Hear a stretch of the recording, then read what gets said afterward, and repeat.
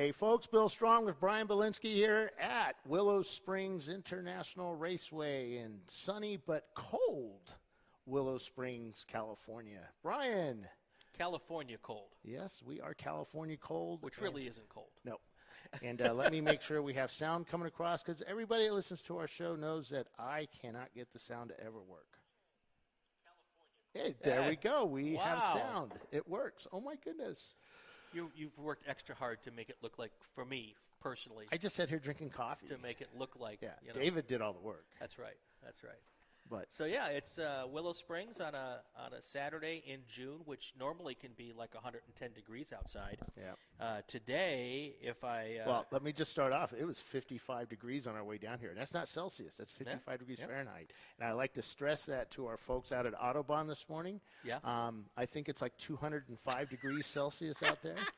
Well, it is currently 63 degrees, and the high today is supposed to be 76, which is unheard of. I would like to stress that I have a hoodie on right now. Yeah. It's that cold. Yeah. Yeah.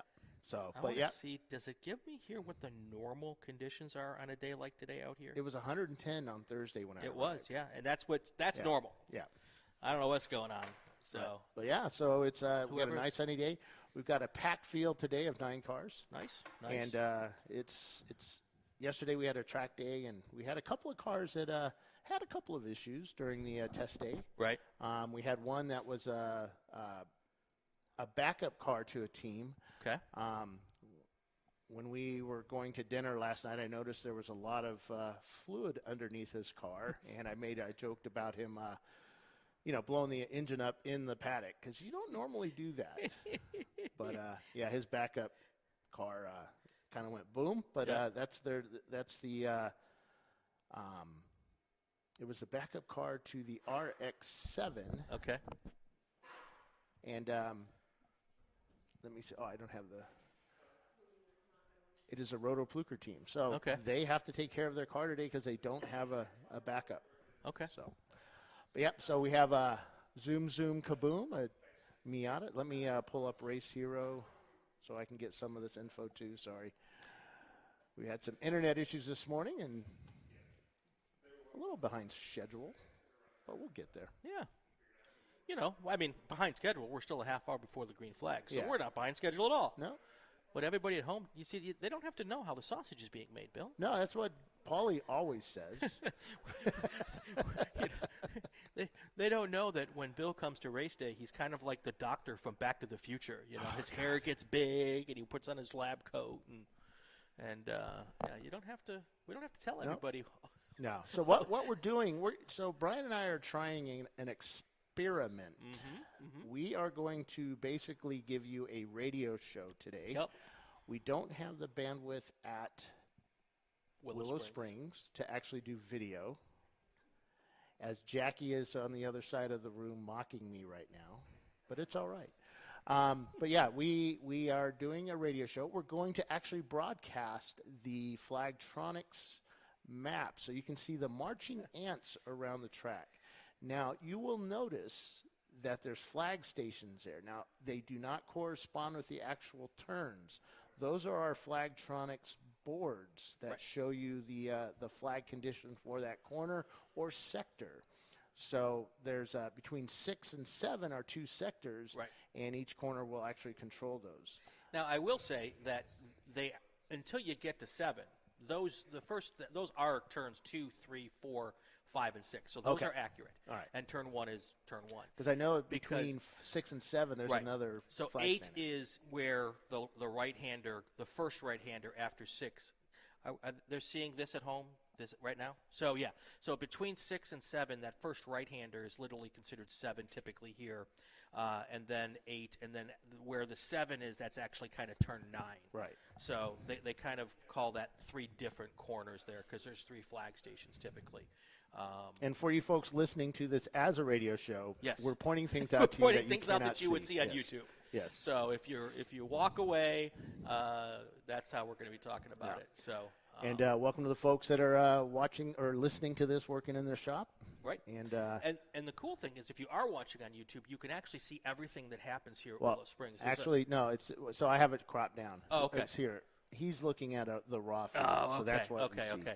So don't do it right now because we want you to stay listening to us. Yeah. But you can Google Maps Willow Springs and see all of the different tracks that are here. There's a couple of drift tracks. There's a figure eight. There's a autocross course, and then there's the streets of Willow. And you can't really see it on the Google Maps, but there's also a hill climb course here too, which is just a bucket full of fun. Is that the Horse Thief Mile? That's the Horse Thief Mile. So the cool thing about that is a couple of years ago, Chelsea Vickery and I showed up a little early, and I'm giving her the tour, and there's a whole bunch of TV crews up there. Come to find out, that was our Maxxis commercial was being filmed up there. Cool. And and now that I know what it looks like, I start watching some of the tire commercials or car commercials, and you see, that's at Willow Springs, because we're not all that far from Los Angeles. No, a lot of stuff gets done here. A lot of, if you saw Ford versus Ferrari, a ton of Ford versus Ferrari was filmed here. Yep. Because actually, back in the day, this is where Carroll Shelby did a lot of his stuff out Yeah, here. they did testing here. They did testing at Riverside here. and here. And at what is now Ontario Airport. Yep. They did a lot of, because they had, I thought that was a mall. Well, I think they actually did it they worked out of a hangar at Ontario Airport.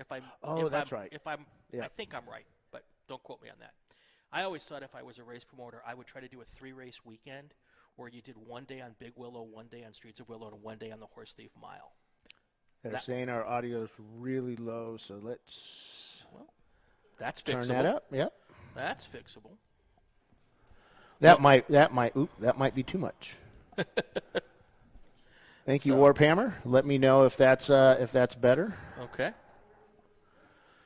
So we're about 24 minutes or so before the green flag flies, and I know you guys are really diligent about making that thing start at 9 o'clock. So yeah, yep. Cool. And we're having some bandwidth issues right now. There we go. Yeah. So maybe.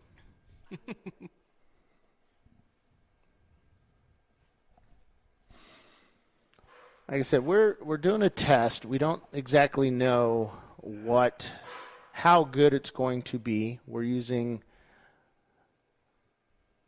that looks all right. Yeah. But yeah, we don't know what the bandwidth is like and how many frames we can do. So we may actually have to come in and out of this to fix some things and as we go. So remember, this is a learning experience for us. Something I've always wanted to do because there's some tracks that we go to that we can't really do much of any show from, and I know folks are always asking, why can't But there's always a way. Yeah, we think. This seems to be a good compromise, especially if it works. This will be a really good compromise if it works. So I suspect this is a situation that you run into on not all of your tracks, but some of your tracks where the bandwidth is. Because a lot of racetracks do not make the neighbors upset are out in the middle of nowhere where they don't like to put cell phone towers because nobody needs them out here. No. Well, and that was a thing years ago. It just wasn't needed. Yeah. So, but, and it also is determined by, who is the cell provider where you're at and whether you have the right Wi-Fi phones to use with that hotspot. So, but we'll see how this works, and maybe we'll get it all set up so tomorrow will be perfect. So they said the sound's good. Sounds good. Yep. We have our chat program up on YouTube. Please let us know what you think there. Ask us questions, and we'll be able to get you answers. We were going to have Dana Morrison up here in the tower, but this track is a little different, so we've had to move him out down. Not we, but he has moved down to another part of the facility. And right now we are up in timing and scoring, located with Dave Fowler, who's our timing and scoring folk. And it's Brian and I up here in the tower. Woohoo!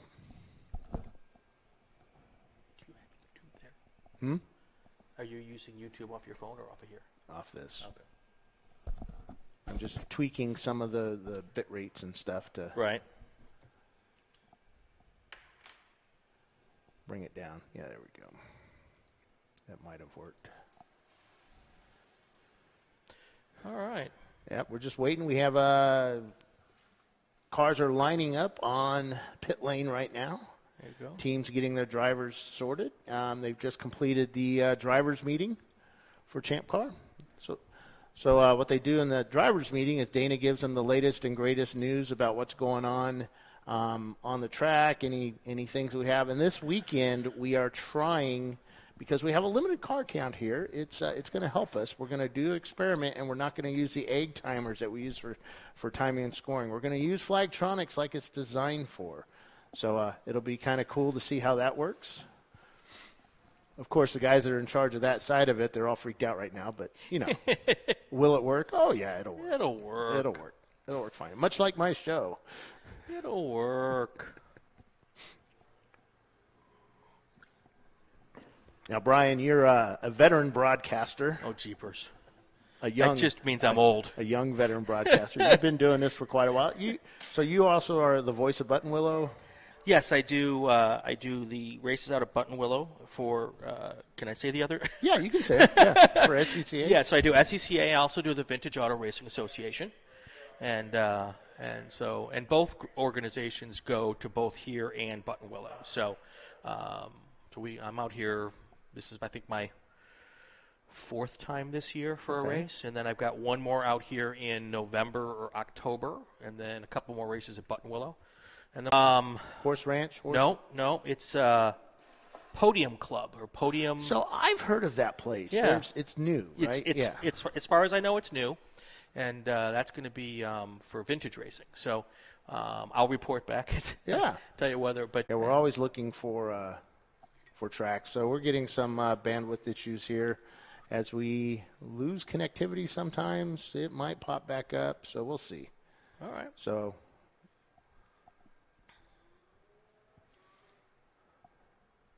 Like I said, but yeah, you've worked with big major studios or networks. I did 30 years off and on at both network and local television. So all of the only big networks I haven't worked for are ABC and Fox. But I've done a little bit of time with some and a lot of time with others. And then at the local level, I've been in Wisconsin markets and in Virginia. That's how I.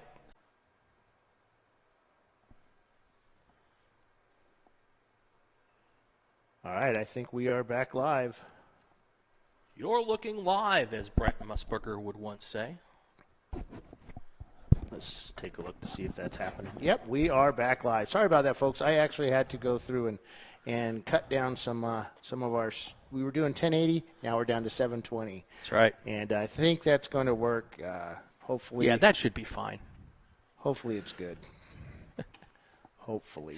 A little bit of inside baseball. When I did this, I did the same thing, and I had 1080, and it was not working. And I did 3 hours of YouTube searching to figure out what the settings should be, and I found this guy who I think is like Swedish, and he had a YouTube thing, and he went through all these. If you use my formula, it'll absolutely work 100% of the time, and it was funny as heck because of his accent. But I put the numbers in, and sure as heck, solid stream after that. So.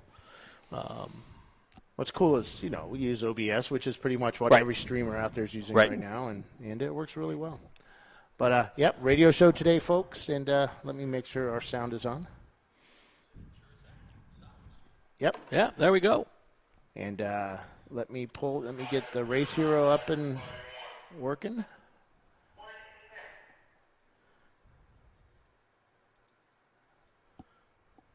Autobahn is going on right now. We've got right now the Dirty 30 Racing, and their BMWs in first place. There's Nosy and Mazdas in second. Buzzworks 2002 BMWs in third. Premium Dudes in fourth. They're 2 laps. They're almost 3 laps down. 4 laps down. That's interesting. They're 2 laps down. I thought Premium Dudes would be up front. Stay Focused in fifth. Two Brothers Racing and the Mercedes in sixth. TR Motorsports, the Tire Rack guys, they're in seventh. Milan in eighth in their +2 car. Maximum Efforts Mazda in ninth. And 45th Parallel Motorsports in 10th place. There you go. They're 70 laps in, just past the 2-hour mark. They're going to go 7 hours today, 7 hours tomorrow at Autobahn. So lots of fun out there. I saw Paulie put up a post on Facebook today about how much he loved Autobahn. So that was one of those. I grew up probably 2 hours from there, but that Autobahn came in after I moved out. So one of the few tracks in the Midwest I don't have intimate knowledge of. So no stories about me at Autobahn. Thank God. Lots of other places. So it looks like Hall & Oates is, I think that's 721. No, 721 is a Team Honda Research West. They have been picked for our pole position today, and they pulled their Honda Civic up to the behind the pace car as the cars are lining up right now to head out on the reconnaissance lap. How many laps do you guys do for reconnaissance? 42. 42 reconnaissance laps? No, just one lap, make sure everything's working, come back in, and next lap we go green. Okay, all right. So right now we don't have timing and scoring. Once that comes up, we'll have timing and scoring up hopefully for you guys. And remember, a lot of this is bandwidth dependent at what we can send out to the internets. And the priority is the actual race itself. Secondary is the folks watching. And we know you guys are important. We know you're important. There you go. Yeah, it's... All right. So this is the time when you've got couple of guys in the cars or gals in the cars getting ready to start off, and then you got a whole bunch of people in the pits with their butterflies in the tummies until they have to get in the car the first time to do their first stints. So for an 8-hour today, how many drivers usually for an 8-hour race? Is it 2, 3, 4? Usually the minimum is 2, but usually you'll have guys with 3 to 4 drivers. Right, that's what I figured. For a couple of reasons. You spread the fun, and then you spread the pain, which is what comes out of your pocketbook. Yeah. Well, there's a lot going on with, with driving, especially when right now we don't have the issue, but a lot of times you'll have the issue of the heat. Right, exactly. And we have a new team out here, student teams, and they're new. And like they were doing the test day yesterday, the HPDE. And one of the things that they commented on was that one guy was like, I feel really nervous. And I'm like, well, it's just get out there and relax. Don't throw up in the helmet. That's always bad. Actually, throw up in the helmet. Don't throw up in the car because that's even worse. It's especially for the other drivers. Yeah. So it's all right. Let me. So our drivers and teams now are taking this reconnaissance lap. They're just coming out of turn 2, heading up towards turn 3. And we can see them on Flagtronics. Is it working? It does not appear to be. It used to be hung up. Oh, now they've moved a little bit. Yeah. All right. I think we've got an issue with our antenna up there. There you go. Ooh.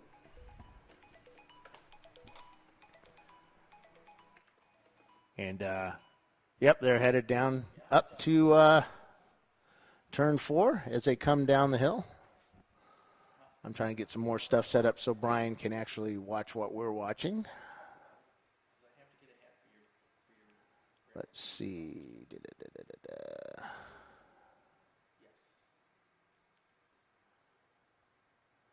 Yep, we are 1.5 laps away from going live here, or going green. 1, 2, 3, 4, 5, 6, 7, 8 cars on track right now.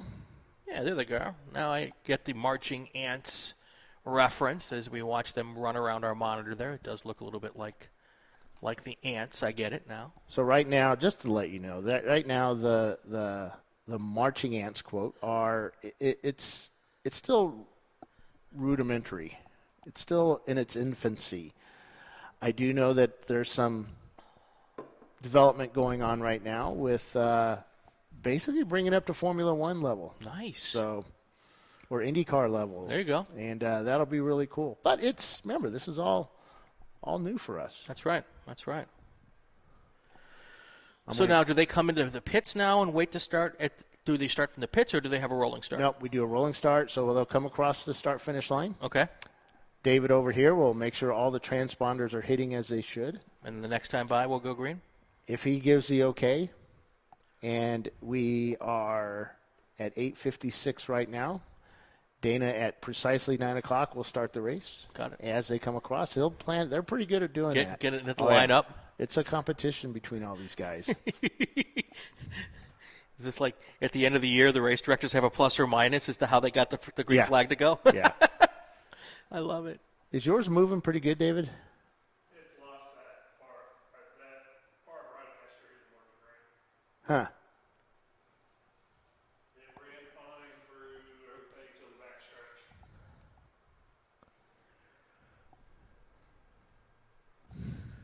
Well, and the good part about Willow Springs for us, because we got to talk about it, is that we can see probably 90% of the racetrack from where we're sitting here. We've got one building in the way from this location, which is not too bad. That we can see. We have a broadcaster on the other side of the track there, but it doesn't seem to be hitting. Hey, Charles Coleman, how you doing, buddy? Welcome to the show. We're doing a full audio program today with some marching ants, hopefully.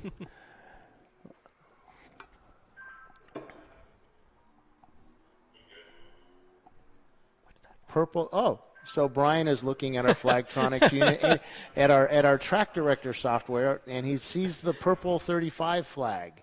So basically, that's a virtual pace car. We don't use it at this track. Okay. There are some tracks that we use it at. One would be VIR. Okay.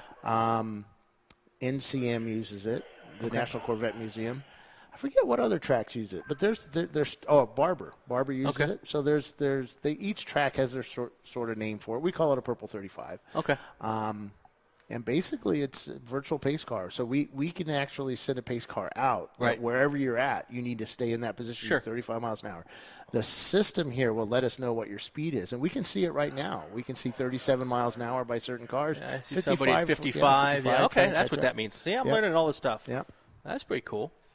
And so we can see what your speeds are under and right now that might not be accurate because we're having some issues with looking at that.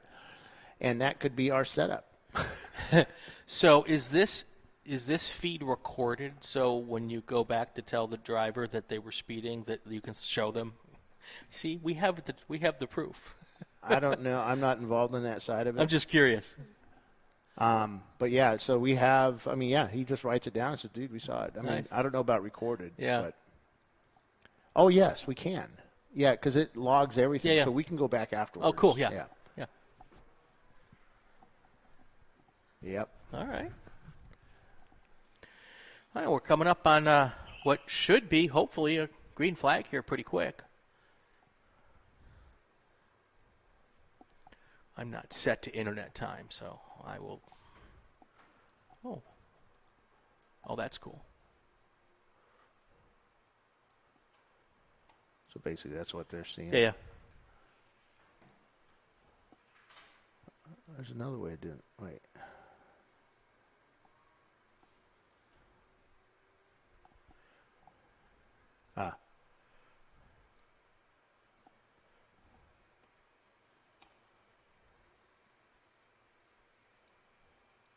Oh, I see what I did. Okay.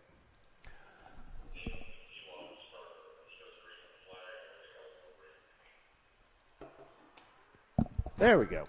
Oh, there we go. Wow, I can take off my... Let me go back to that. Sorry. That's okay.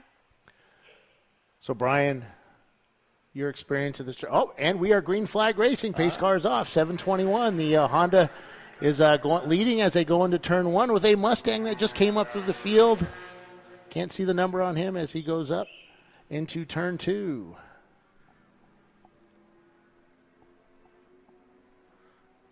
There we go. Figure by the end of tomorrow I'll have all the cars memorized. Yes. And history says by tomorrow we may only have 3 cars. That could happen. That is absolutely possible. It's endurance racing. That is true. We were talking to a lot of teams yesterday. It was like, hey, there's not a lot of cars here. So you could, teams that normally wouldn't win a race. Right. Because, they just. That's right. It's hard. Racing's hard. They may do quite well here. As they're going up through the top of the hill, there's a lot of elevation change here. I would say 500 feet or so. Yeah, I'm not good at making that guesstimation, but I'm sure that there's somebody smarter than me out there who would know that. Yeah, when you're coming out of 2 and going up towards 3, 4, that is a climb. And if you have a low-powered car, it just kind of feels like a trudge. Yeah. But then when you get to the top and go downhill, it's a lot of fun.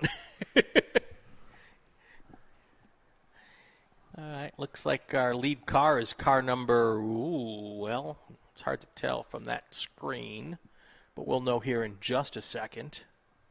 Oh, you don't have the... I'm looking on the Race Hero for the feed here, and I don't see... Not yet. He'll get... Oh, he'll try get that race, up going yeah, at some try point. Race Monitor. Oh, Is that usually... Oh, Okay, he hasn't got it yet? got okay. it. So, but Yeah, at least this one you can see the car numbers. Yep.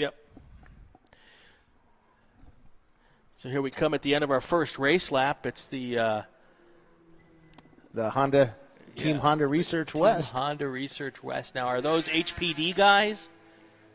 I think they're just they do experimental stuff with Hondas. Okay. And they... Yeah, because we are in Honda performance development country out here. Yep. Just about not even a half hour from here, up in the Santa Clarita Valley is where the HPD headquarters is, and that's where all the HPD, the Honda Research Park or whatever. Yeah. I think so. I don't know. So I was just curious if this was how they go play and have fun. So I know some of you guys are coming on for the first time, and just to let you know, we don't have any video this weekend. This is just basically a radio show. We'll explain to you what's going on with the race here at Willow Springs International Raceway out in California. And, no in-car cameras, no track cameras, because we just can't do it.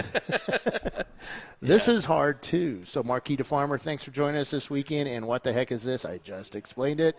It's a radio show with myself, Bill Strong, and Brian Bielanski from Inside Champ Car joining us this weekend as we talk about Willow Springs and the race. We have 9 cars started this weekend, and we have Zoom Zoom Kaboom, Team Honda Research, Tangerine Dream, Roto Pluker Racing, Renegade Motorsports, Petroholic Racing, Knucking Futz, Hall & Oates, Fetterhound Motorsports, and I don't have that in the system right now. It's one of our school teams out of Bakersfield. And that is not the correct order, by the way. That's just the order. Just the, yeah. I actually forgot to start the race on our system. Can we do that now? Yeah. Oh, cool. So we'll be a little behind as they go. That's okay. There's a lot to do, man. I know. And since I'm a noob, I don't know what to tell you. Did you start the system? I don't know what to tell Bill to do. So maybe I could just hit the flag and just put us under red flag while I get this going. This broadcast will be. This is the how important is Paulie broadcast, because all the things that Paulie does that you don't have to worry about. Stop. Don't want to give him too big a head. Is that what you're telling me? Yeah, he's over there just laughing. Look at Bill, just messing things up. At least the sound's working. Well, the sound is working. Absolutely. So. Yeah, Tim Elliott, thanks, guys. Charles Coleman, thanks for joining us this weekend. Lots of good stuff going on here so far, and we haven't spread out too far. We got 2 cars who've kind of started to move away just a little bit here. They're coming down through turn 5 at the moment, heading to turn 6. That's kind of a rhythm section here. Once you kind of figure it out, it's just a quick right, a quick left kind of thing, and you can, depending on how fast your car is, you can also kind of straighten that section out. So it's just a tiny little left and right. It looks bigger than it is from a distance, but if you look at an in-car going through that area, it's just a little left or a little right and then a little left. And it can be really fast if you've got a car that's hooked up. So I am going to make this bigger, guys. I know that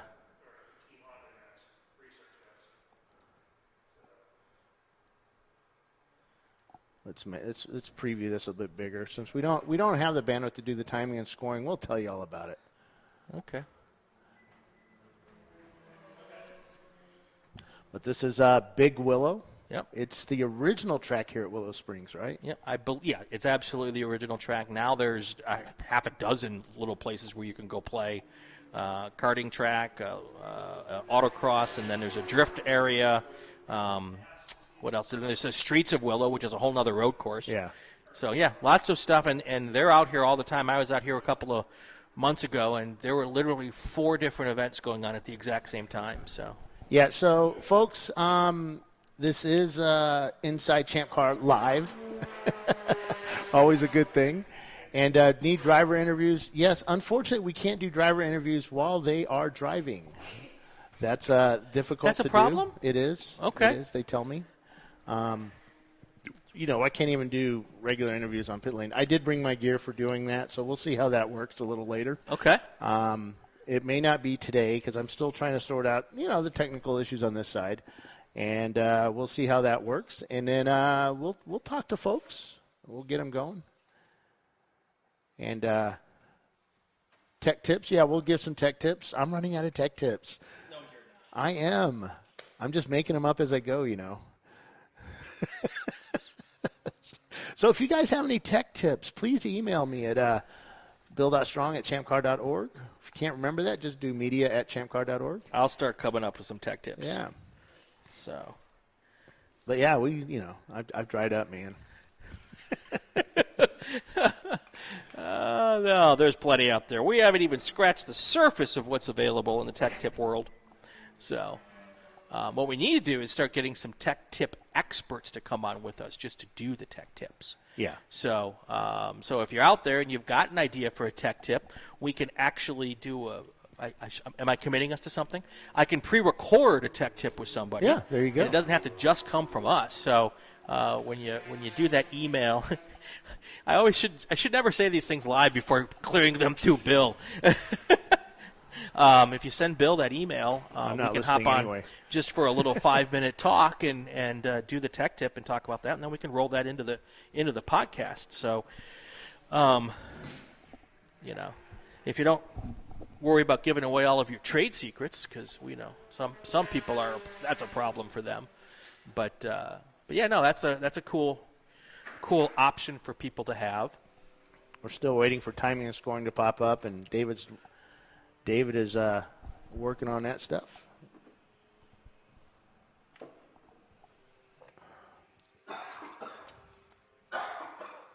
As my battery's going dead here. Oh, got to fix that problem.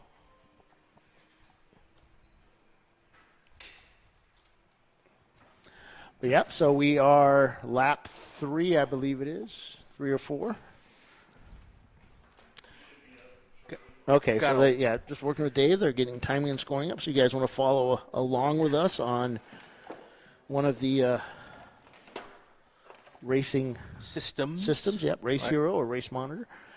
And remember, Race Monitor, usually we on low bandwidth tracks we don't really have issues with, and so we end up basically just using that. But we'll try the other one as well. Does Race Monitor have a web-based system like Race Hero does?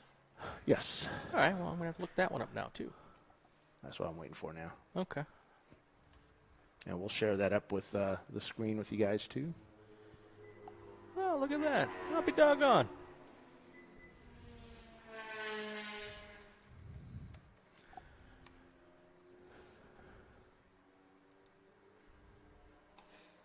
Autobahn. Yeah, we got Autobahn still up and working. Yeah, I've been looking at the Autobahn race up on Race Hero, and like I said, we said a few minutes ago, they just crossed the 2-hour mark. The Dirt E30 Racing is your leader there, with There's No Z and Mazda second, Buzzworks third. So there's your top 3 there, and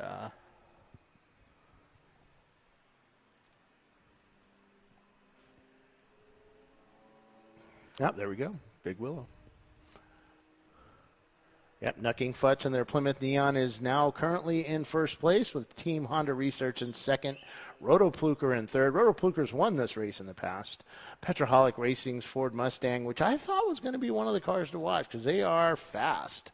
They were pretty fast yesterday in the test sessions. sure. Tangerine Dreams Honda Civic, and they're in fifth. Zoom Zoom Kaboom is in sixth. Renegade Motorsports in seventh. Fetterhund Racing in eighth. And Hall & Oates in ninth. And this weekend we have no EC cars. Everybody is classed. Yep, definitely. 6 laps in, and 6 laps and a long ways to go. Are we done yet? Are we done yet? Actually, we're not getting any hits from Fetterhund at all. Okay. And the Hall & Oates Ford Mustang is They've only done 4 laps. The Renegade Motorsports, that is a Chevy Cavalier from the Bakersfield College of Automotive Engineering. That was my first car as a kid. A Cavalier? A Cavalier. Now, is that the Z24 Cavalier, or is that just a regular old school 2.0? It's a 2.2 liter. Okay. So it's front wheel drive, and it's an automatic. Cool. Yeah. Yeah. Yeah. A lot of automatics starting to appear in Champ Car. Is that because of just a lack of? I think it's a lot of different things. Yeah. It's what the teams are getting, and there's a less, with younger folks, Sure. especially at school, it's a little easier for them to get out and not concentrate on using a stick, which most of them don't use. Right. I asked, who's driven a stick? Everybody kind of raised their hand, and there was some guys that were like really slow with it. I said, who drives a stick every day? Yeah, nobody. And 2 guys raised their Okay. hand. So it was Okay. like, okay, that's. Well, and we're getting to the point now. You can't buy a car with a stick. I mean, only the really higher performance type cars, and it's hard to find a Honda with a stick these days, or any of those cars. So, the curiosity for me is going to be with that is how much beating can you put on these CVT transmissions? Yeah. And this will be a great test bed for that. So, yep. Nuck and Futz Racing and a Plymouth Neon. That's your race leader right now. Then you've got your team Honda Research West is in second. Roto Pluker Racing. That's a Mazda. Is that a Mazda RX? Which Mazda is that? Does it say here? I think they're all RX-7s. That's an RX-7. Okay. I don't think we have anything. We don't have any Miatas here this weekend. No, we do have Miatas. Okay, I was going to say that. Which one is it? There's the orange, the white and orange Zoom Kaboom. That's a Miata. Yep. I'm like, I don't think I've been to a racetrack in the last 20 years that didn't have at least one Miata at it. Right. Yeah, the Zoom Kaboom Miata. That's in 6th place. So.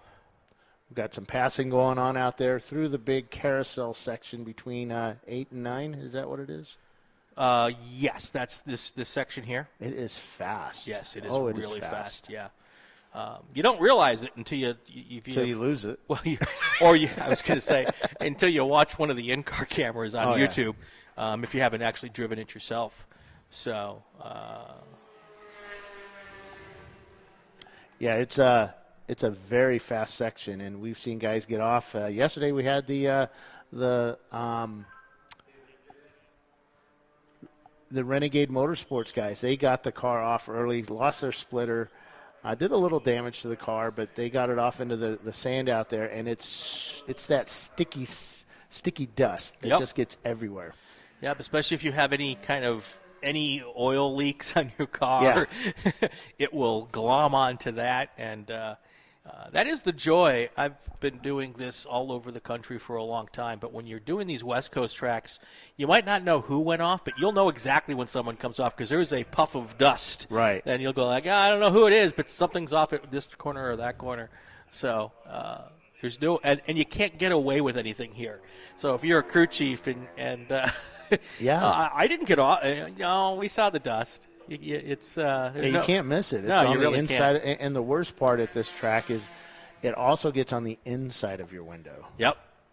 So, and those are things crews have to think about during their services. Everyone thinks about taking out the glass cleaner and hitting the outside of the window, but every couple of hours you should take your feather duster. Oh yeah, that would be great if they actually had a feather duster. Yeah. Well, some teams do. They have some sort of not a feather duster, right. But they do something like that. Something on a stick. A Swifter on a stick. Yeah. Swiffer, actually, a Swiffer might do pretty well. Yeah.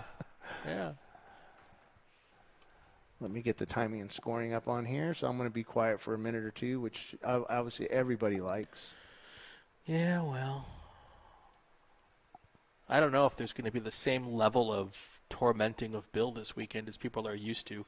If you need me to torment him a little bit more, you can put that in the chat, and I'll be happy. Yeah, I'm not going to let you read the chat. Well, that's the problem is I can't read the chat. So give me a minute. Bill's smart with this. He's not letting me, not giving me access to that yet. So, all right, there's the. I'm going to screw this up at some point. The Nuck and Yes, that's all right. Oh, boy. We RPG. Okay, I will do my best. This is not rated for, you don't have this set up rated for kids, right? No, Okay, no. good. So the Knuck and Futz Plymouth Neon just crossed the line. Right behind them, only less than a second behind Team Honda Research. So still early in the race. Plenty of time going on. We've got 7 hours and 44 minutes left to go. Already counting down, Bill. There we go. So they're having fun out there, though. They're heading up. Those two lead cars that are heading up the hill towards turn 3 and 4, and now they're actually starting to get to the lap traffic. So it will not be long before they're hitting up some more lap traffic here. I already have one car. Well, I don't know if they're lap down or if they're just that's the way the timing and scoring loops are going at the moment. But those lead cars are coming up on the back of one of the white cars here. I think that's the Renegade Motorsports 2005. That's the Cavalier. I have a feeling that's where they've got their sights set at this point in time. Well, I just figured out what I did wrong. Here they come down onto the main straight, coming off of turn 9, which would be turn 7 if you're watching the screen here, or at least the Flagtronics number 7. Here comes your leaders. They're actually catching up to a Mustang. That's the Petroholic Racing Ford Mustang that they're coming up on. Just as they come into the first turn, we'll see if they get to make that pass here going up the hill. Kind of surprising that Mustang doesn't have a little bit more speed in it, but they're actually, the leader is going around the Mustang on the outside going into turn 3. That is that only happens if you have a lot more speed than the car you're passing. That is not the typical fast way to make a pass here, but they both got it done going on the outside between 3 and 4. Now they're heading up to, or between 1 and 2, I should say. Now those two cars are heading up the hill, and there's another lap car that they're about to go around. I'm guessing that's the Roto Pluker Racing Mazda, just by looking at the timing and scoring loop here. They're going to take over that car as they head towards turn 5. That's a hard spot for them. Yeah, I don't know what that noise is, by the way. I don't either. I know I'm not doing it. Now they're going to make that pass on the back straight. There's a little dog leg in that back straight, so it's not really a back straight, but essentially it's a straightaway. And they were able to get that job done. So Knuck and Futz and Team Honda now a whole lap ahead of the entire field, it looks like. If I'm doing my math properly. We'll know for certain when they cross the start-finish line here, if that's the case. There they go. Timing and scoring is up on the screen there, folks. Unfortunately, it's not going to scroll for us today, but as you can see, we don't really need it to scroll. Yeah, that's true. That's a good point. And and my thought is, if you want your fans to see you on the timing and scoring screen, you got to get to the top 10, and then, that's the best part about it. Oh, that looks nice. There you go. There we go. So I've given Brian the ability to see what you folks are seeing. All right. We should get Ray Frank to do our tech tips, which would be pretty cool because a lot of folks like Ray's accent. I don't know why, because I hear it every single day from folks. But because where I live, if Ray and I live in the same area, Virginia. There we go. Your leaders again going up through turn 4 all by themselves now.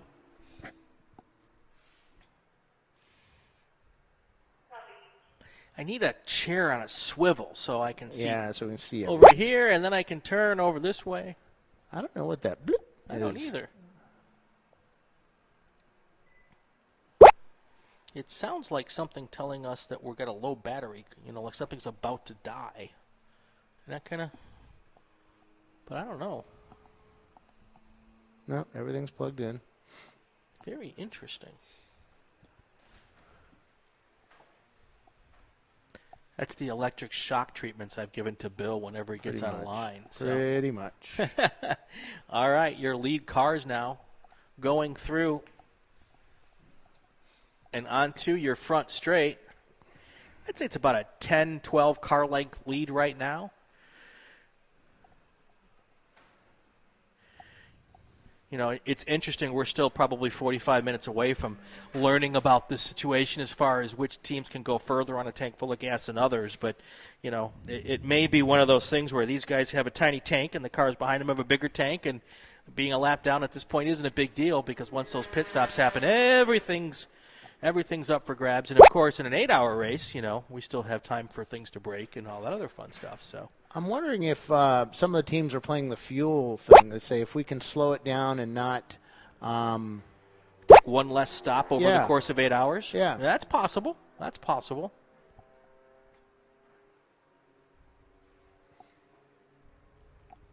I mean, that's how you win these things. Absolutely. And it's interesting because obviously they're not sharing their strategy with us. No. So it'll be fun to see what. But they should. Trying to see which. What are these two? They don't do anything. Well, these are the outs. Oh, those are the outs. Yeah, okay. that's just special effects. We want to do special effects. Do you want to do special effects? No, well, we can do.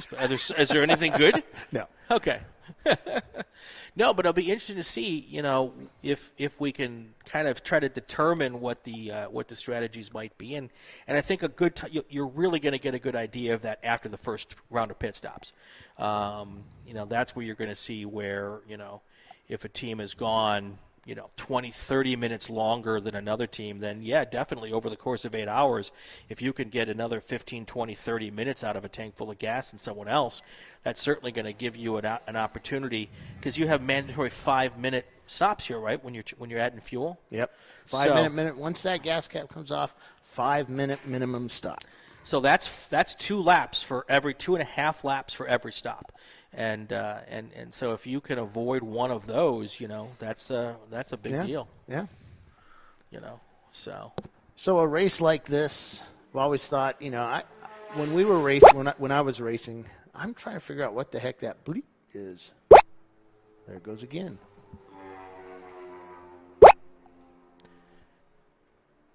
Oh, wait a second. That was.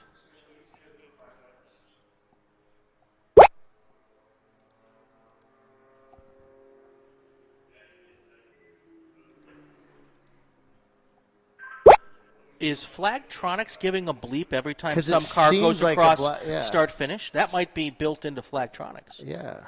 It sounds like every time someone's crossing. Let me just keep an eye out here. You don't want me to be your tech engineer for anything, but let's see if we can troubleshoot this. And it feels like it might be tied to a little audio cue that we're getting every time a car crosses start-finish line. Which is, after 8 hours, would probably drive us batty. But we'll see what we can come up with here. Here comes a car now onto our front straight here. These are your leaders. We'll see if... enable sounds. Let's turn that off. How about we disable... but actually leave it on so we know what it is for this... Actually, I just turned it off. Okay, so let's see what happens here. Nothing there. All right. Nothing there. Okay, maybe you just fixed it. Enable sounds. I've turned it on now. Let's see what happens. Yeah, your crack tech team here. Or is it your tech team on crack? Exactly. Oh, something happened. Nope. Oh, you turned it back on. I turned it back on. But nobody crossed start finish. Oh, no. They're in the sectors. Oh. All right, so turn it off. Maybe we've just solved it. We get bored later on. We'll just turn it back on for grins. All right. So the 2 cars that just crossed are close enough where they're having a little bit of fun. So we've got this two-car group at the front. That's the Nuckenfutz Plymouth Neon and the Honda Research. Is that a Civic that we're watching there? It's a Honda Civic. It's a 2012 SI. Then you got 2 other cars that are kind of racing close together. That's the Roto Pluker Racing Mazda RX-7 and the Petroholic Racing Ford Mustang. Those 2 guys, or guys and gals, I'm not quite sure who's in the car at this point in time. But those folks are having a good time. And racing close enough where they're actually still racing. And there's a mentality in this endurance racing, Bill, that you got to think about. While you're maybe intrigued or tempted to race the car in front of you, you are in hour 1 of an 8-hour race. So, it looks fun and it is fun, but trading back and forth could be a recipe for disaster. And you got to remember that there's probably one or two other drivers waiting to take the car over. You don't want to put the car in a ball here in the first hour. So just to let you guys know, what you're looking at is our Flagtronics unit. Now, mind you, I have a unit that we're using for the show. Okay. That doesn't give or doesn't allow us to interact with the race because something about don't let Bill control the race was something really important to do within the programming. I don't know why. I don't get it. I do. I like to press buttons, yes. Yes. So, yeah. I like everything that's blinky. Yeah, I need to go on a pee break. I'm just going to hit this red button right Exactly. here. Yeah. Exactly. So, yeah, they don't allow my unit to do anything. And the building that we are in is the timing and scoring building. Right. And it's got this nice window tint on it, which is sort of metallic-y and makes it look really nice. So, unfortunately, we're having an issue with where we can put this antenna that I use for the race stuff. Okay. And I'm not able to, there's some blockage. So we're not seeing turn 2 and 3 as cars go through there. And kind of there's a blockage on the other side. But that could be a few other issues as well. We may have some issues. And we'll take a look at it by the end of the day. We can't do it during the race. But Sure. But still, nonetheless, I mean, it's a pretty cool system. It's a pretty cool system. Race control has a better system over there that he won't let me tap into because he's smart. Yeah, Exactly. They're all smart. Exactly. They're all smart. Well, I think it's more experience. Past performance sometimes is indicative of future returns. So I have a feeling. I'd like you to stop using big words. Indicative. I have to look that up. Bill has a track record. Is that down to your level? I do have track records. Exactly. For the most last place finishes in ChampCar. Pretty much. That is the record we're talking about, right? Most broken axles and hubs. So Nucking Futz with their Plymouth Neon leading this race. Team Honda Research West over in second place. Roto Pluker Racing hanging back in third place. Petroholic Racing in fourth. Zoom Kaboom in fifth. Tangerine Dream in sixth. Renegade Motorsports in seventh. And Hall & Oates down in eighth place. I can't see if anybody's on pit lane, but it does not look like it. Renegade is on pit lane right now? Oh, they're behind in the paddock. So because they're now 6 laps down. So that's one of those situations. We have someone here who might be able to go and find out what's going on with some of these cars. Oh, that's right. We might have to put our tech support person to work. Wait, is that me? No. Oh. No. So Brian brought his daughter with us, and we'll send her down to. She's watching a movie. So the temperature's slowly going up. Hopefully it doesn't get anywhere past the mid-80s today. Wind is supposed to be an issue this weekend, or at least today, not necessarily tomorrow. And so so they're down in the last garage.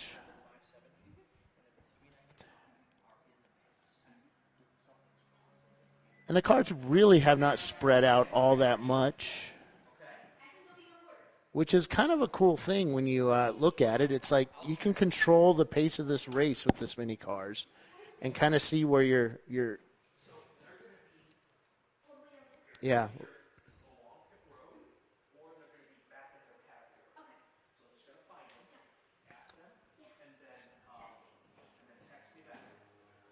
Yep.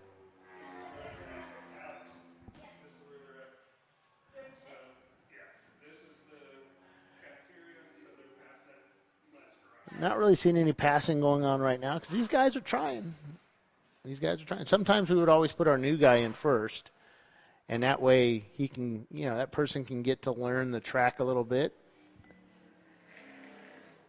And this was a good weekend to try your new drivers out because there's not a lot of traffic, and you can concentrate on the racing side of it instead of keeping your car alive and off somebody else's, bumper or fender. If you guys have any questions about Champ Car, please post them up in the comments. Please like and subscribe to Champ Car. And we are going to break for commercial. Hopefully, we'll be able to hear the commercials that Paulie has made for us. And, so we'll be right back after these messages, folks.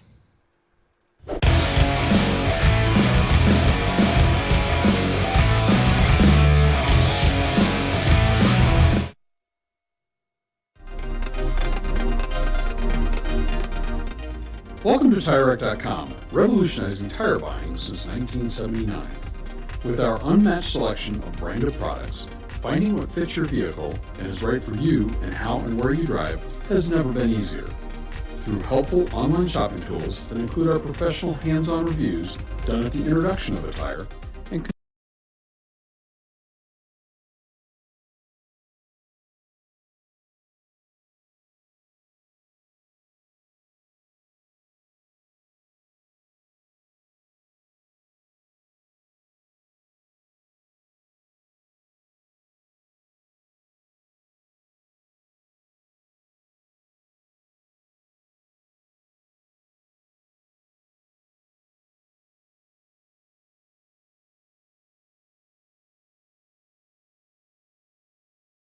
Free next day delivery. Getting the job done just got easier. Discovery Parts is a veteran-owned racing and safety equipment company.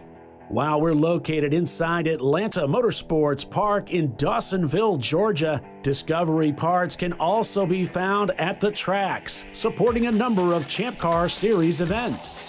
We take pride in being a reseller of the best of the industry to Champ Car teams and drivers. We know racing, love racing, and look forward to tomorrow to even more racing. Visit us at discoveryparts.com. RVA Graphics and Wraps is a full-service design, signage, digital graphics, and wraps company located in Richmond, Virginia. With over 20 years of experience, RVA Graphics and Wraps offers premium signage options for your business. We are dedicated to offering our clients best-in-class service in all aspects of graphic design and application. For more information, visit us on the web at rvagfx.com. Lifeline USA is a leading manufacturer of onboard fire suppression systems. Lifeline's continuous commitment to research and development ensures that we supply the most innovative and cutting-edge products available. Used by the majority of the world's motorsport championship-winning teams and constructors, Lifeline has a proven history of success. Lifeline offers a complete range of fire suppression systems for all budgets and needs, and we continue to push development and limits on both extinguishment materials and our patented delivery systems to make the race car environment almost as safe as sitting on your sofa at home. Every kit has been designed for a professional and simple installation. For more information and to purchase your Champ Car fire suppression system, go to www.lifeline-fire.com. Located in Northeast Ohio, with 40 years of combined experience, Money Shift Racing knows how to deliver performance and safety, offering everything you need to get your vehicle and drivers ready for race day. From safety equipment to full engine assembly and repair, in-house fabrication, 3D design, and rapid prototyping. Money Shift Racing. Performance done right. Frozen rotors from Diversified Cryogenics deliver increased performance and a higher level of safety, while significantly reducing braking system costs. So to tell you a little bit about the durability of this product. So we have seen an incredible extension of the life of our brake rotors using frozen rotors. We've gone from brake rotors every other weekend to 6 weekends on one set of brake rotors, and I think they can go farther. The durability has been amazing. And it's been a fantastic season, and man, a lot of that is due to the way our car can brake on those frozen rotors. For more information, go to frozenrotors.com. Come on, road. Do your worst. We'll be at our best. Engineered to meet or exceed original equipment performance, exclusively at AutoZone.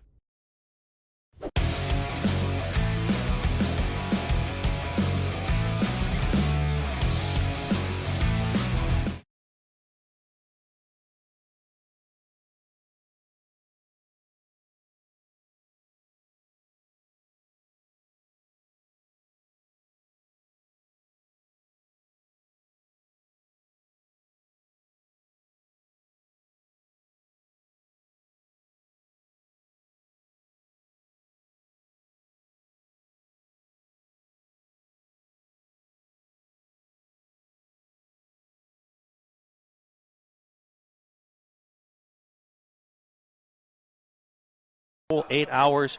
Right now, your race leader is Nuckenfutz in the Plymouth Neon. Second place is Team Honda Research, Honda Civic. Then you got Roto Pluker Racing in the RX-7. Fourth place is Petroholic Racing, Ford Mustang.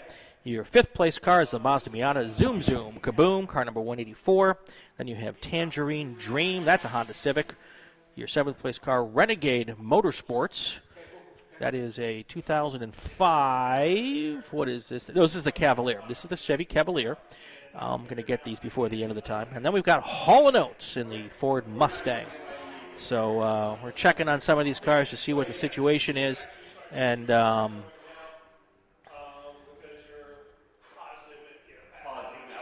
we're showing the Hall & Oates Mustang. I think they had a lot of points, so they're having to make those points back up. Got it, okay. Was that Hall & Oates that they're talking? Yeah. So they came up here trying to figure out why they had so many laps down. And we don't. Oh, right, the right. transponder's not working. So. It's working, it's just, it won't, race monitor and stuff doesn't show negative numbers. Oh, okay. Right. Okay. So the Renegade Motorsports is the car that's in the pits, I think. So thank you for the help on the commercials there, folks. Didn't get to test yesterday because we had some we had no internet. But now we're getting reports that one of the teams' brake lights might not be working, but the team is saying no, they're just coasting through the corners. They're not using the brakes, trying to stay off of them. And that would explain why there's no brake lights. I mean, why use them if you don't have to, right? I mean, well, if you're using your brakes, you're not going fast enough, right? I mean, they call it the coward pedal for a reason. Right. I mean, is it possible that they have brake lights and they're just not using the brakes? Yes. I mean, that would be my thought. My brake light's fine. I'm just not using the brakes. Don't need them. This is a fast track. It is. It is. And it's a lot of fun. I think there's a lot of guys and gals who really enjoy coming out here because of the history. Yeah. I mean, it's just an iconic racetrack, and so much has happened here. But it's just a ton of fun. You don't get a lot of elevation change in Southern California on these racetracks, and you definitely get that here. So I know that's something that they enjoy doing. Yeah, it's funny when you talk to the locals here, and you hear them talk about the hills and the flowing and it's like, oh, we have that too out there, but I forget that it's pretty much flat. And driving out here, when we look east, it's as flat as could be. I mean, right a couple of miles away is Edwards Air Force Base, where they would land the space shuttle. That's right. That's right. And as flat can be for as many miles as it takes to land a space shuttle. Which is like 87 or something. Yeah, it's a long way. Yeah. But and here's the problem, though, that comes with having all the flatness is that when the wind blows out here, it blows hard. It'll affect the cars, but it'll also affect the visibility because this dust starts kicking up, and there have been times when it looks like you have fog rolling in. It's really crazy. So.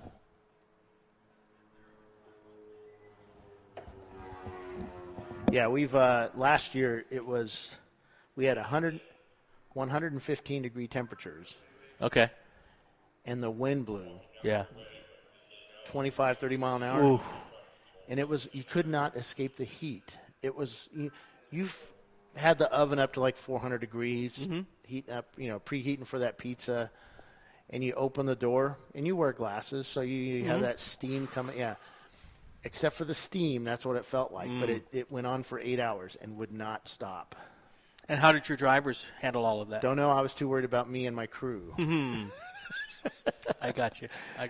Our timing and scoring folks are up here in the air conditioning, all nice and cool and stuff, saying, why are they passing out left and right down there? No, it was tough. It was a lot of wind, and we had to basically keep an eye on each other. Yeah, that's what it's all about. We did a whole tech tip on that. Yeah. So we should I should keep a log of the tech tip so that when we talk about it, we can say, if you want to go back to the episode with. But that's work. I know that takes a little more planning than I have in me.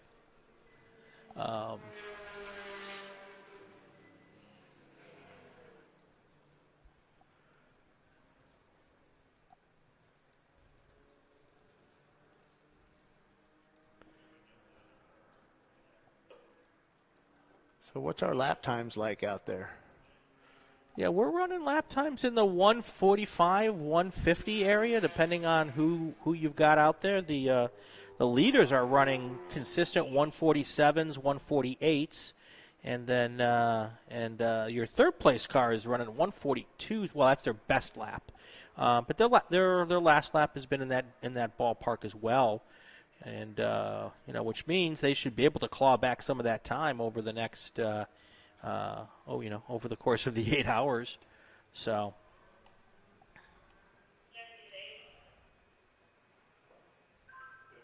yeah, that RX-7's really moving along. So we'll see. It won't be long if they keep doing that they're going to be able to catch that lead duo there. So.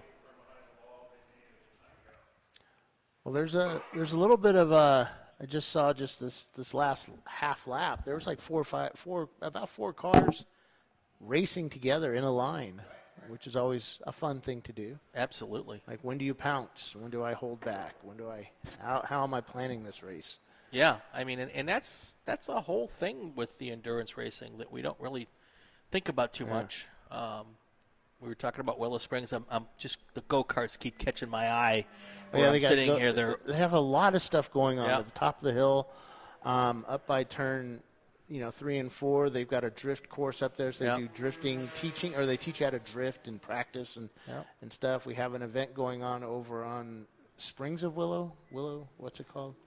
Streets of Willow. Streets of Willow. Yeah. And yesterday we had Horse Thief Mile at the top of the mountain here. They were doing some filming up there for something. They had a chase car with another car up there. Chase car was a truck with a camera on it and doing some fun stuff. And, of course, we're down here on Big Willow, the original track here. Those of you who are familiar with Willow Springs and are looking at our flag station numbers, don't fret. We know that 7 is really 9. And, these are just just have them labeled this way because that's where our monitoring stations are. So. Yeah, for the Flagtronics units. And I can go in. I just tried changing them, but I don't want to mess this up. Gotcha. Well, we're still learning. I'll whip Bill into shape for tomorrow, so we'll try to get him up in the right numbers tomorrow. So, but and we're in constant contact with the Flagtronics folks as we as they're running a race.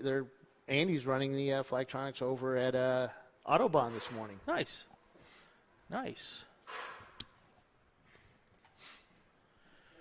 And this track is run clockwise. Yep. So car number 395, Renegade Motorsports, the Chevy Cavalier, had to go back to the paddock for some kind of repairs. And they're back out right now as they cross the start-finish line, and they are taking turn 1 right now. There we go.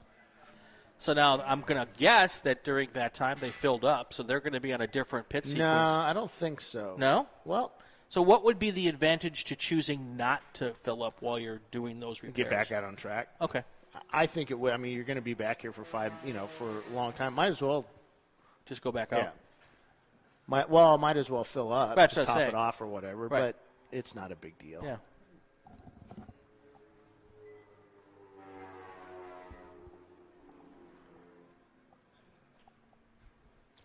All right, we're 45 minutes in. Not a whole lot of change in the running order, although things do seem to be closing in some of these cars. Right now, you've got Team Honda Research just took the lead. Yep, you see them. They passed them going into 3-4 complex up there, and they just, I want to say dive bombed, but he made an authoritative pass. Authoritative pass. There we go. Using those big words again. So Honda Research now in first, Nuckenfutz in second. Then you've got Rotopluker Racing in third and Petroholic Racing in fourth. Zoom Kaboom still fifth. And that third place car, the 37 Rotopluker team, they're running 3-4 seconds a lap faster than the lead cars. So one of two things I want to see is now that Honda Research has passed Nuckenfutz, are they actually faster, and will that give them a chance to pull away? And if that does, then Rotopluker is going to have to step on it a little bit more. But if they're still running in that 43-44 range, having three seconds a lap difference, the Rotopluker guys are going to catch up really fast. And we'll have a 3-car race here. Got Scott Mann from Zoom Kaboom just come in here and step in. How you doing, Scott? Good. Absolutely. We can put a microphone on you. because then we don't get to hear your pipes. There we go. So Well, let me set up another mic, what I actually. can do is His I can dulcet share the same tones. microphone. We just can't share the same spit, right?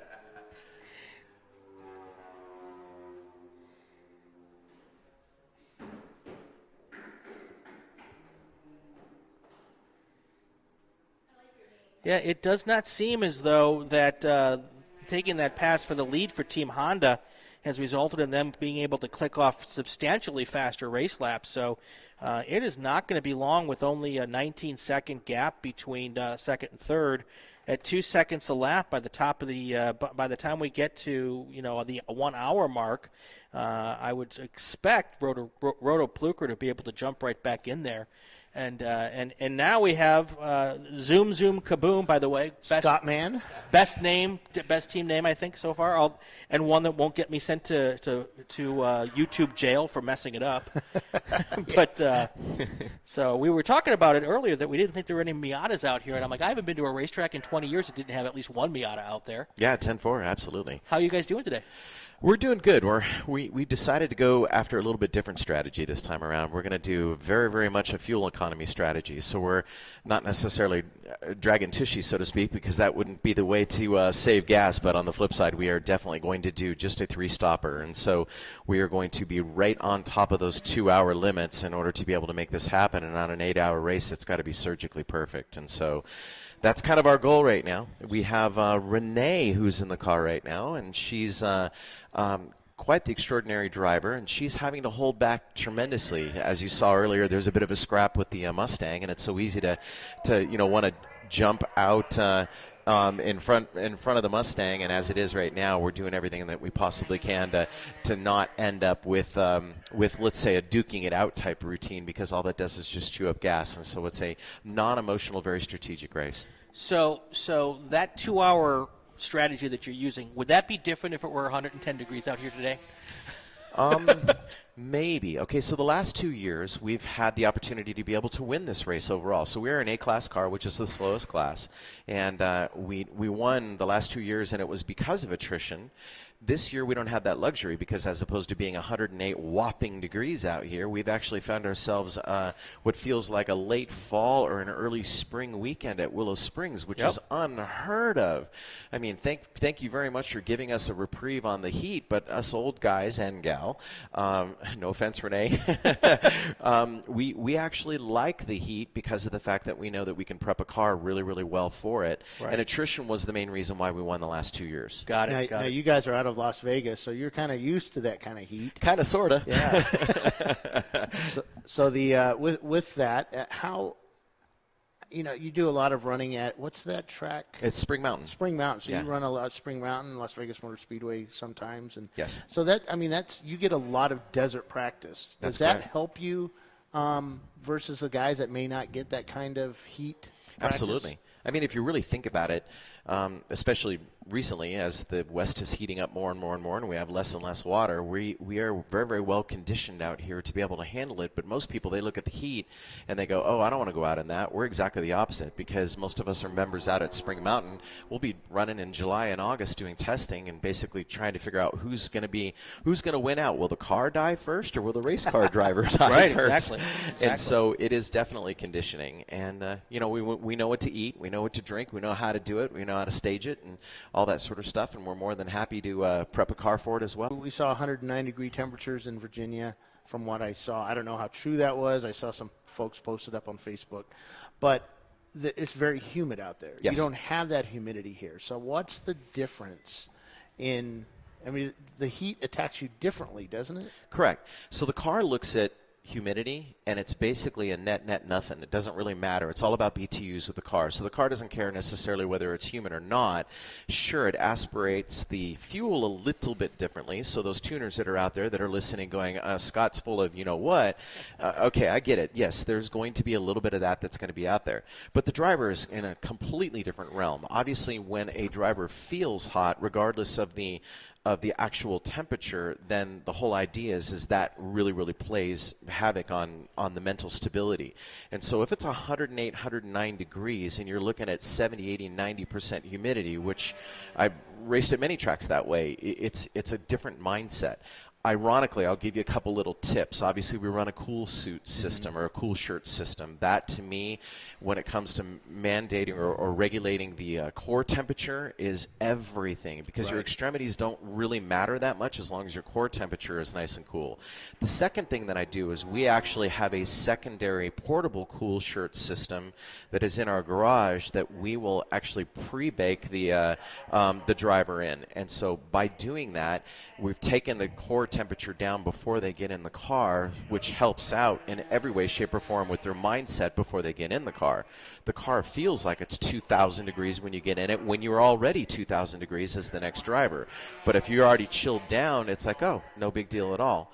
And then last but not least, we cycle the cool shirt system so that we're not burning up the ice in the first hour.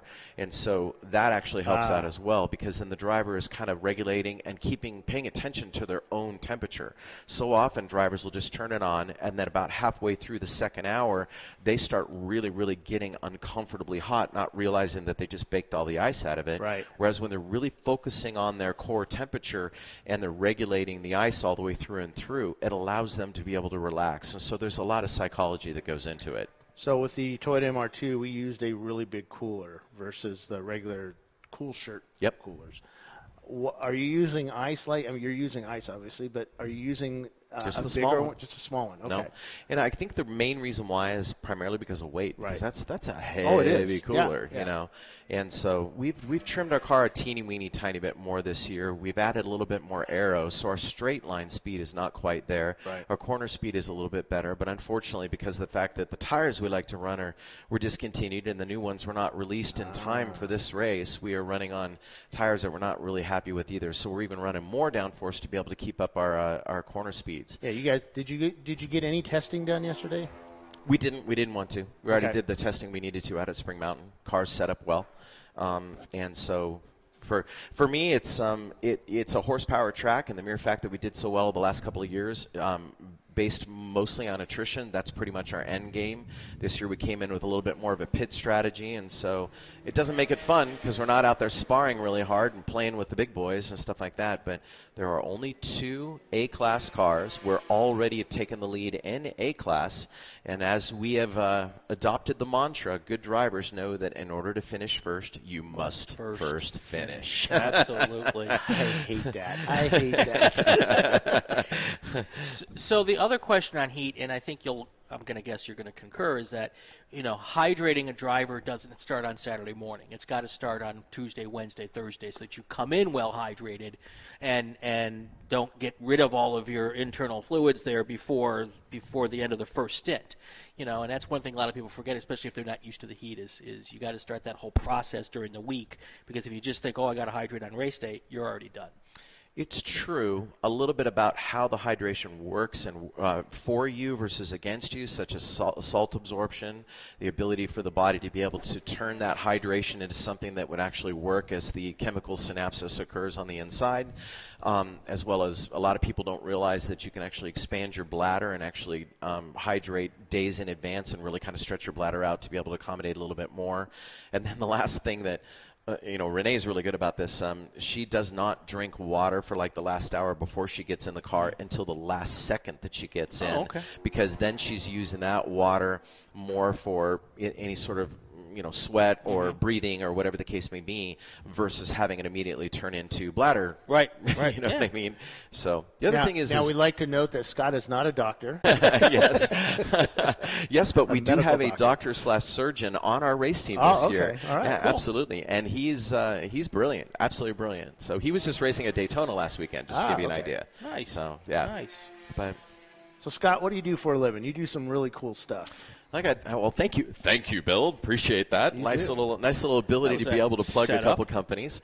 If anybody's close to your computer, one of the first things that I would love to introduce to the world is a new trailer concept that will hopefully eventually, if we can afford it. Trailer. Yes, the Stacklight trailers. That is the coolest thing. That's my invention. That's my company. And Wait a second. STACK. Where's my credit card? I'm going to have to give you. Yeah, I'll take it. So it's Stacklight, STACKLIGHT or LITE. Both of them work. StacklightTrailers.com. 2-car trailer. two-car carrying trailer. So in other words, a primary trailer with a backpack on the back. For those racers, I felt that, the wife trailing in behind the big diesel pusher with the enclosed trailer, and she's having to drive her whatever GT3 or, whatever, something like that behind the husband. He's kicking it up in the diesel pusher, and she's the one that's riding around on 500 or 600-pound springs, and she hates it every single time she has to commute to the track. I went, that's just not cool. That's just not cool at all. So for the husband and wife, for the two-car Miata race team, for the drifters, for even the off-roaders, because we are doing a Stack Light Max, and we're in the process of developing that so that we have the ability to be able to accommodate two side-by-side four-seaters on the Stack Light, as opposed to a great big long triple axle trailer, which makes the entire rig over length, which people are cracking down on big time. Yeah. That right there is the big answer. So stacklighttrailers.com, as well as my other company, Renegade Hybrids. Yep. Renegade has been around now for 40 years, and I'm proud to say that that it's chugging along really nice. For those folks that have ever heard the name before, Renegade Hybrids is the company that does all the V8 conversions to Porsches. So, everybody goes, wait a second, hold on. Ding, You ding, are ding. the devil. Yeah, yes, I know. The Antichrist has now entered the building. Absolutely. Now, we do all the V8 conversions, like the LS conversions in Porsches, everything from the old 914s, old 911s, all the way up to pretty much current day cars. So all the way up to 997s, we'll say, and we are starting to look at potentially doing some 991s. And so Caymans and Boxsters, 944s, 28s, 911s, 914s, so on and so forth. Please check us out. So why haven't we had him on the podcast yet? We're getting there. Okay. There's just a lot of people. Just a lot of people. I'm on the waiting list. I've got a list. yeah, waiting list. By the way, I was a broadcaster for 30 years, too. Well, you've got the pipes for it, so. Yeah, one time, the first time I interviewed him, I held the microphone, and and he just took the microphone from me, and I'm like, dude. There you go. It makes your job easier. You get a respite. Got a snack, got a drink. Good stuff. Yeah. So the stacker trailers, can you put? I'm trying to think of what the two biggest cars you want to take to the track. Can you put two Corvettes on them?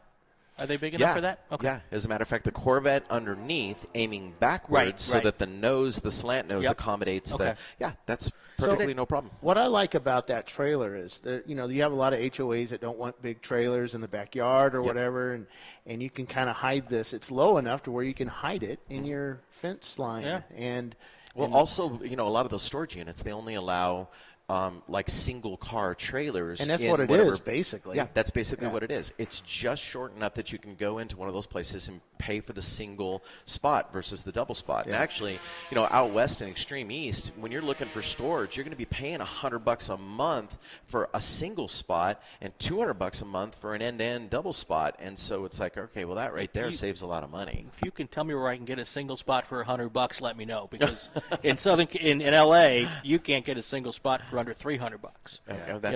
So does it fit in a one slot of a two-car garage? Can you still put another car in the garage next to it?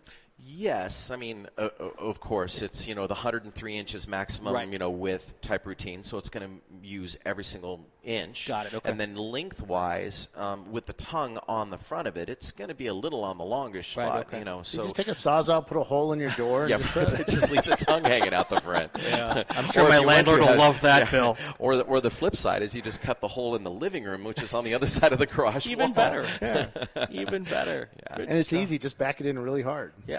There you go. Exactly. Well, and keep in mind that it's 2,500 pounds. Yeah. And so the nice thing about that is a half-ton class pickup truck, like my Tundra, which I've got a 2019 Tundra. It's got the V8 in it, of course. It's got a 10,000-pound, 9,900 and whatever it is, towing capacity, stuff like that. Has no problem hauling two cars on it. That's awesome. We're not talking about putting two Sherman tanks on it. I mean, that's a different situation. This is really built quite a bit for the motorsports industry. Or one of my most favorite things is the snowbirds that come down from Canada. Oh yeah. They get to the border with their Toyota Camry and their golf cart on one of those great big long trailers, and they've got their diesel pusher that they live in for 6 months out of the year. And at the border, they're saying, no, you're over legal limit. And so this trailer makes it considerably shorter. So they put the golf cart on the backpack and the Toyota Camry underneath. Life is good. Yeah. And so, I mean, that was really the first intention for this trailer. Sure. Because I started hearing about all of these triple axle, great big long trailers that were for sale just north of the border. You can go pick one up for like 5 cents. Right. And I'm like, why? And then I did the research, and away we went with the napkin idea, and so on and so forth. It's interesting because you see triple semis being pulled all over this. But they have a commercial driver's license to be able to drive it. And they're not allowed in at least 50% of the states. Yes. Like Okay. California, Yeah, not a chance in heck. No, they don't do triples here, but they do doubles. Yeah. Yeah. Yep. The triples are, we see them in Vegas, but then of course once you get outside of like Utah up into other states, and because Utah and Nevada allow it, but don't allow it in other states, and so you see them offload the triple, go back to a double, and it's, you know, it's like, what would be the point? But I guess they see it.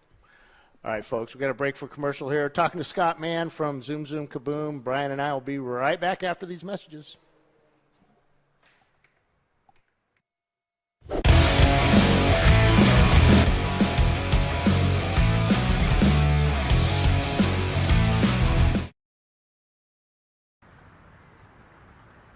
I probably need new tires. You do. What if they sold tires online? We do. We're TireRack.com. They could offer lots of tires We have so many tires. and help you find the right tire. It's called the Tire Decision Guide. Oh, and they could ship them to a nearby mechanic. We shipped over 7,000 independent recommended installers.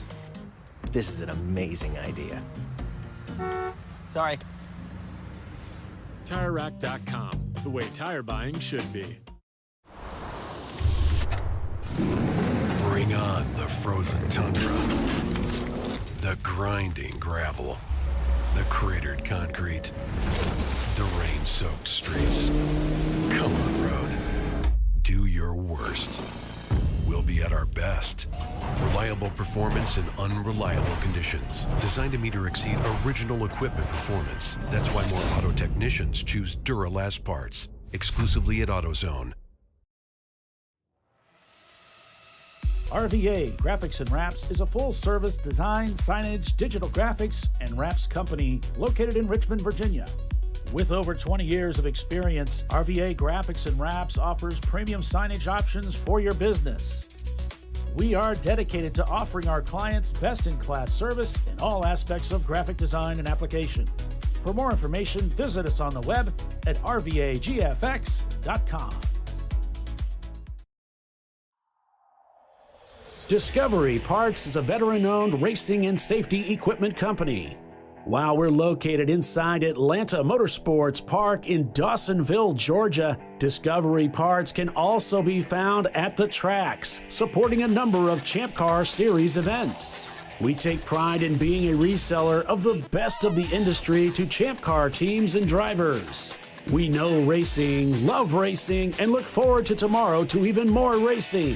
Visit us at discoveryparts.com. Lifeline USA is a leading manufacturer of onboard fire suppression systems. Lifeline's continuous commitment to research and development ensures that we supply the most innovative and cutting-edge products available. Used by the majority of the world's motorsport championship-winning teams and constructors, Lifeline has a proven history of success. Lifeline offers a complete range of fire suppression systems for all budgets and needs, and we continue to push development and limits on both extinguishment materials and our patented delivery systems to make the race car environment almost as safe as sitting on your sofa at home. Every kit has been designed for a professional and simple installation. For more information and to purchase your Champ Car fire suppression system, go to www.lifeline-fire.com. Located in Northeast Ohio, with 40 years of combined experience, Money Shift Racing knows how to deliver performance and safety, offering everything you need to get your vehicle and drivers ready for race day.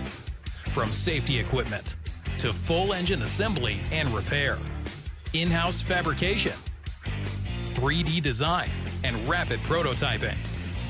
Money Shift Racing. Performance done right.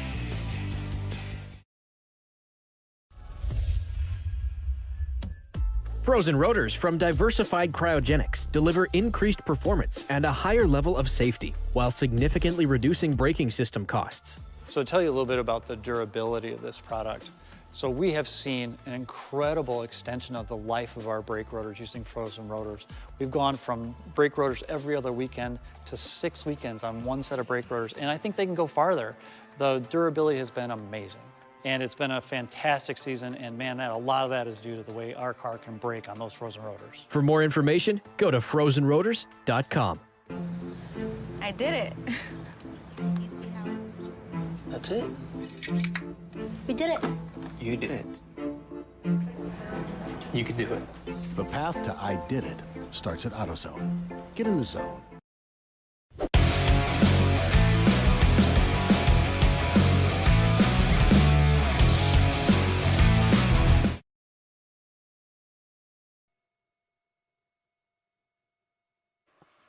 All right, folks, we're back here at Willow Springs International Raceway. I am Bill Strong. Brian Bielanski is joining us this week, and as we do a radio, audio-only show with a little marching ants going across the track here, we've got Team Honda Research. 1 hour into this race, we've got Team Honda, or wait, how many hours are we in? I believe, where's my clock?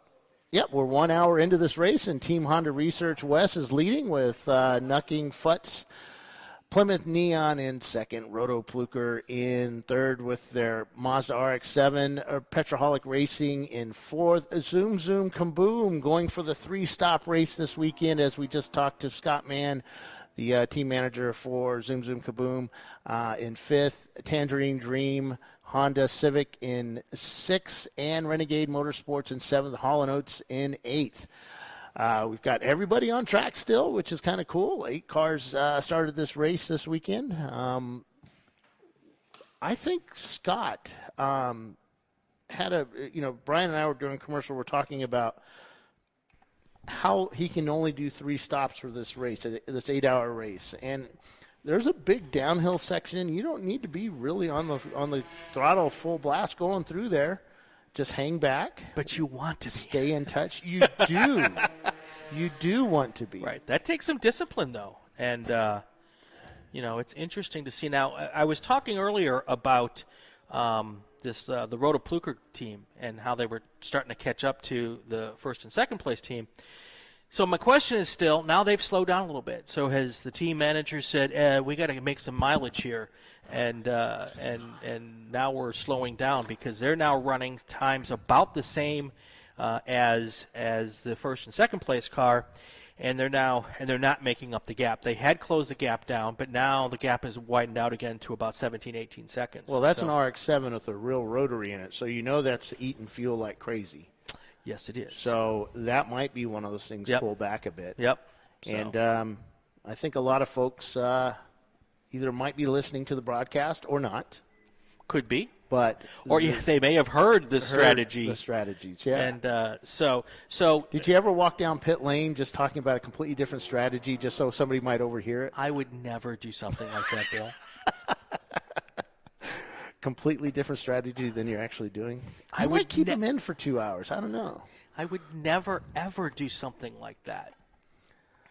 Maybe. Yeah. Be sure to like and subscribe to our channel, folks, so you can get notified of when we go live. And we won't spam you or anything like that. So is there any chance Scott told us completely not what they're doing? And possibly. In that same vein. Scott's a trip. I don't think Scott would. I'm pretty certain that's because he's won here by attrition. That's true. I mean, some of these guys at the end of the day, these cars, this track is, I want to say this track is easy on cars. Right. But the heat is not easy on cars. Yeah. And towards the end of the race, the drivers are getting a little tired. The heat's starting to affect them. Mistakes are made. Pretty much sounds like my life.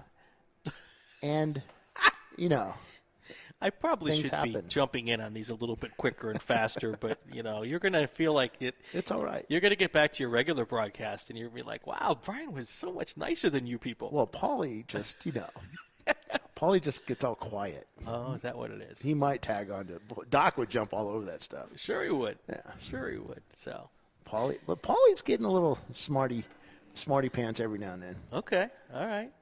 Hopefully they've got some nice warm weather out there in Autobahn. So last year we did this. We had Autobahn going on. It was 70 degrees out there for those folks. Yep. And this year, it was 114 here. I'd like to say that they're in the hundreds, I think. Okay. And we're not. Okay. Yeah. Which is nice. So if the Zoom Zoom team is looking to try to get to 2 hours, and we're at an hour 12 right now. Does that mean that we should start looking to see for teams starting to come in and make their first set of pit stops here in the next 15, 20 minutes? Maybe. Okay. I don't know if I'd like doing that at the start of the race, but I was never our team, the guy that would just do all the strategy. You weren't the strategery guy? No, I don't do the math well. Okay. I always just take it to 2 hours, as close as we can get to 2 hours, and we could never go to 2 hours. I mean, we probably could, but it was close. Usually about 150 or something like that, I'd bring the guys in. Well, and now that I've said that, it looks like that Nuckenfutz and Team Honda may be in pit lane right now. They are right now. They're putting fuel in. They're looking at the tires. Okay, so Roto Pluker has taken the lead here. That's the RX-7. Nuckenfutz and the Team Honda Research, your first and second place cars, they've both come into the pits at this point in time. Well, they're not fueling, or are they? So they can't change tires while fueling, right? No, you can't do any work on the car while fueling. Okay. You can only put a driver in. So, but you don't have to wait till as long as the gas cap's closed, even within that 5 minutes, you can go and start working on other stuff, right? Yeah. Okay. It looks like they might be fueling, but I can't tell. The sun is reflecting. Yes, they are fueling. Okay. The Honda team is fueling. Okay. Yeah, I've got reflection coming off the window, which is kind of blinding me, but. And then the next car. Oh, wait. No. Here's the Honda research team because they were parked at the Honda place. Yeah, so they've just come back out. That was definitely not a 5-minute pit stop. No, they just did looks like a driver change on the 721. Okay. So they're doing quick driver changes, but they're able to go out for. Yep. Only 5 minutes if the fuel cap comes off. Right, okay. So does that mean that they can go 215, 230 before they have to add fuel? It is a Honda Civic. Yeah, well, it still seems like a lot to me. But hey, what do I know? Don't those get like 40 miles to the gallon? Not when you're racing them. There we go. Now it does look like, is Nuckenfutz still in the pits? Yes. Okay. Yes. They're over there. Looked like they were looking at the right front of that car, just past the Honda tent there, Yep. Brian. You're right. There is a glare, a perfectly placed sun glare. Yeah, and you can't see the car very well. All right. Only when they walk in front of it.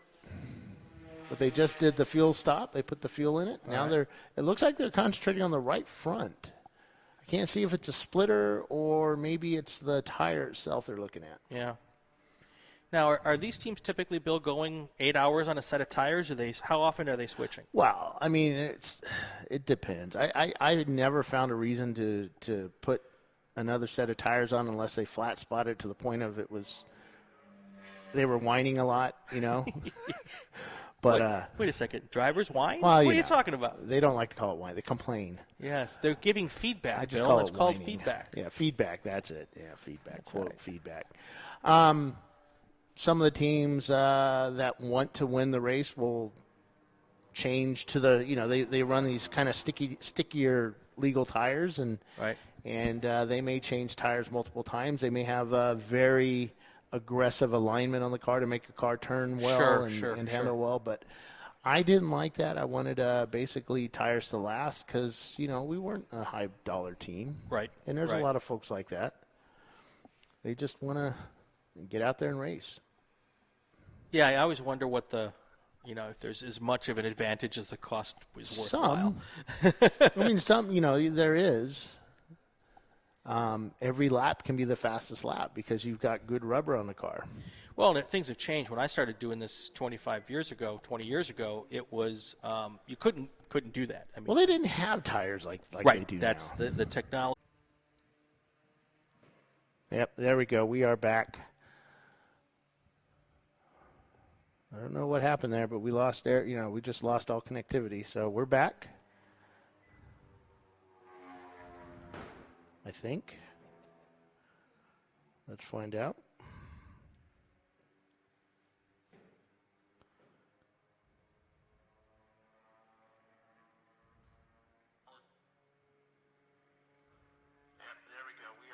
Yep, there we go. All right, just want to make sure that. Yeah, somebody's logged into our network here and kind of brought us down a bit. David, if we bring you down a little, let me know, please. And we are back here live at Willow Springs International Raceway in sunny but rather cool Southern California. It really is a Chamber of Commerce weekend out here. You know, in June, it is not untypical to be well above 100 degrees here at Willow Springs. And the fact that we are out here and it's, I think it's below 80 at this hour, and I don't think it's going to get much above 80 today, which is pretty much a dream come true when it comes to Willow Springs. Yeah, it's supposed to get up to 70, hot and steamy 76 degrees at Willow Springs today. Which is good. Yeah. Yeah, tomorrow it'll be a little bit warmer. Should be less wind tomorrow, though, so that's a good thing.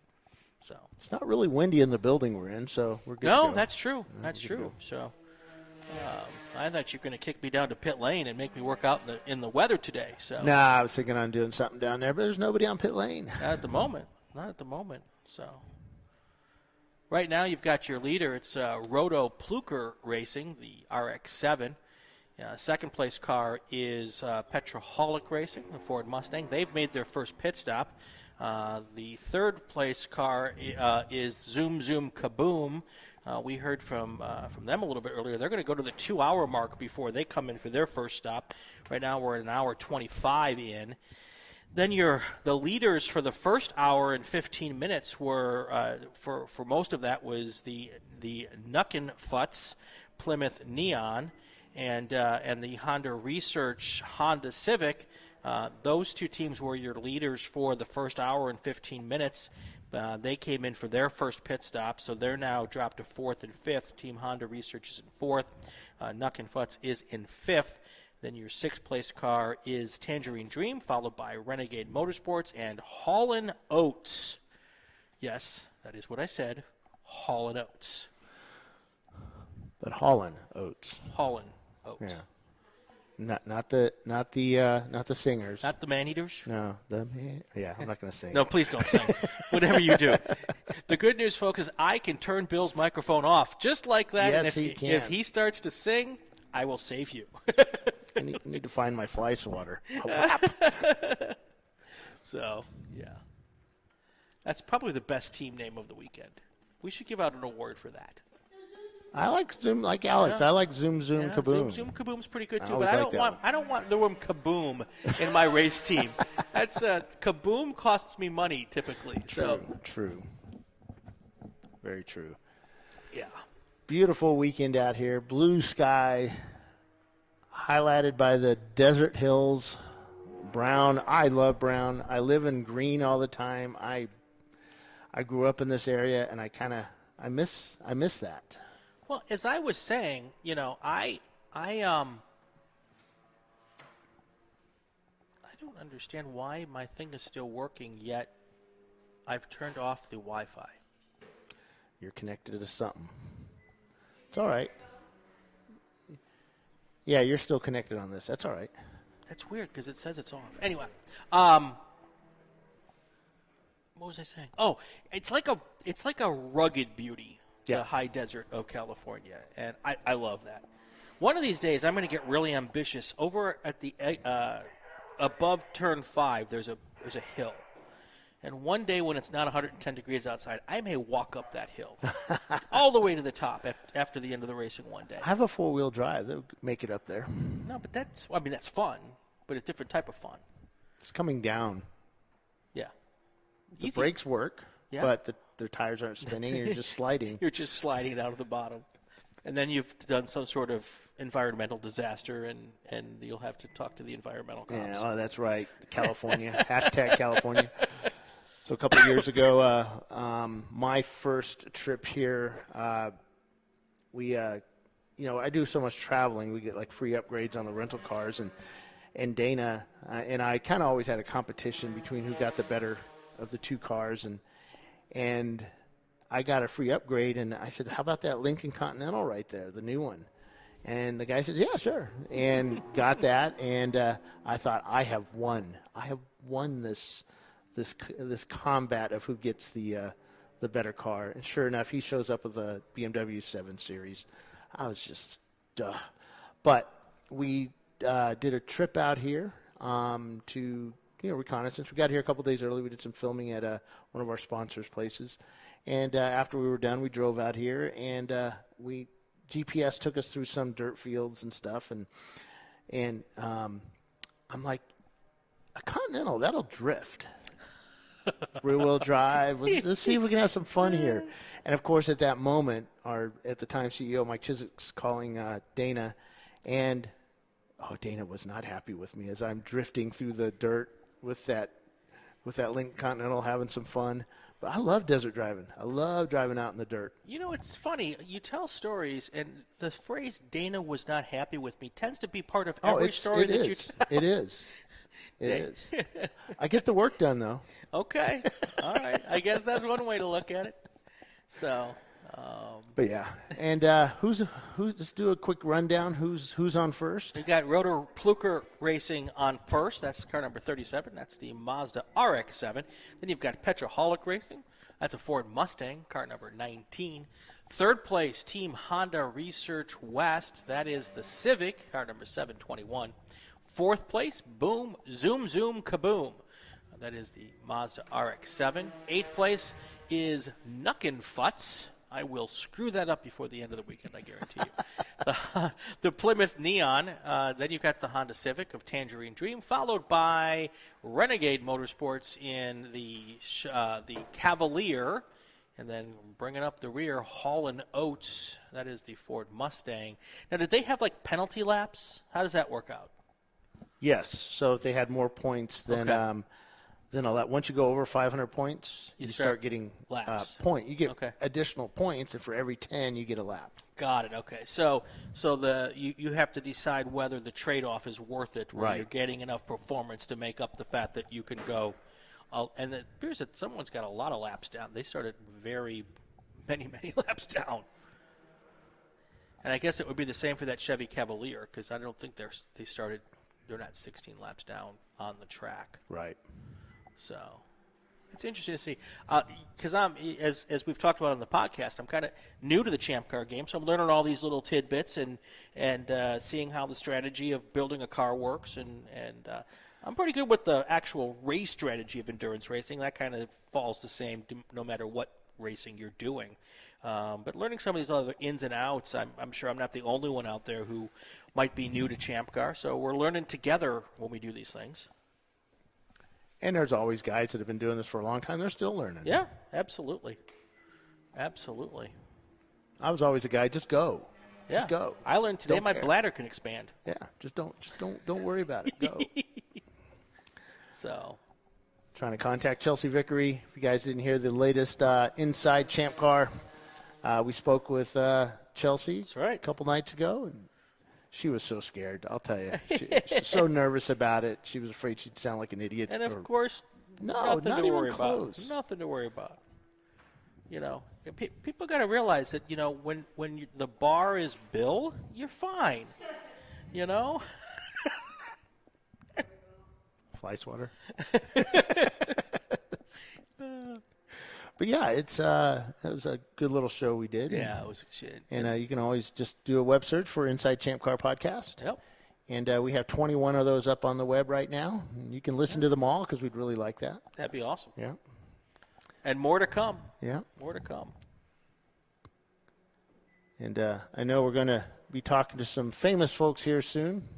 Just don't know exactly when, but soon. We had one of our racers go to Le Mans, actually did pretty well over there, finished the race. A couple of racers, actually. Ben Keating actually won the race. Ben races with us. He's got a couple of yellow Hondas. His dealership guys will bring that car out sometimes to our 24-hour races. And Ben did really well at the 24. Finished first place in class, I believe it was. Wow. And then, of course, Bill Riley with the Ferrari. Saw an article yesterday that they were a little bit down on speed to the factory cars. It was a privateer Ferrari entry. But they were happy with the preparation of the car by Ferrari. Sure. And clearly they're not running the Formula One team because they're not happy with the preparation of their cars. Yeah, don't know. I haven't watched Formula One since I've been on the road so much lately. I just haven't had time to catch up. When I get home, I will. There you go.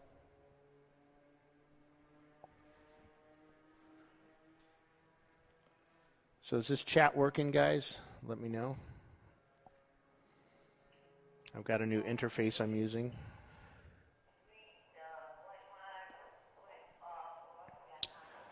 So also got to have a race going on in Autobahn over in Illinois.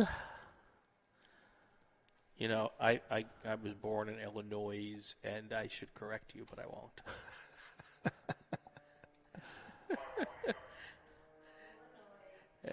Yeah, and I moved to Wisconsin when I was young enough that I can pick on Illinois, even though that's where I was born. So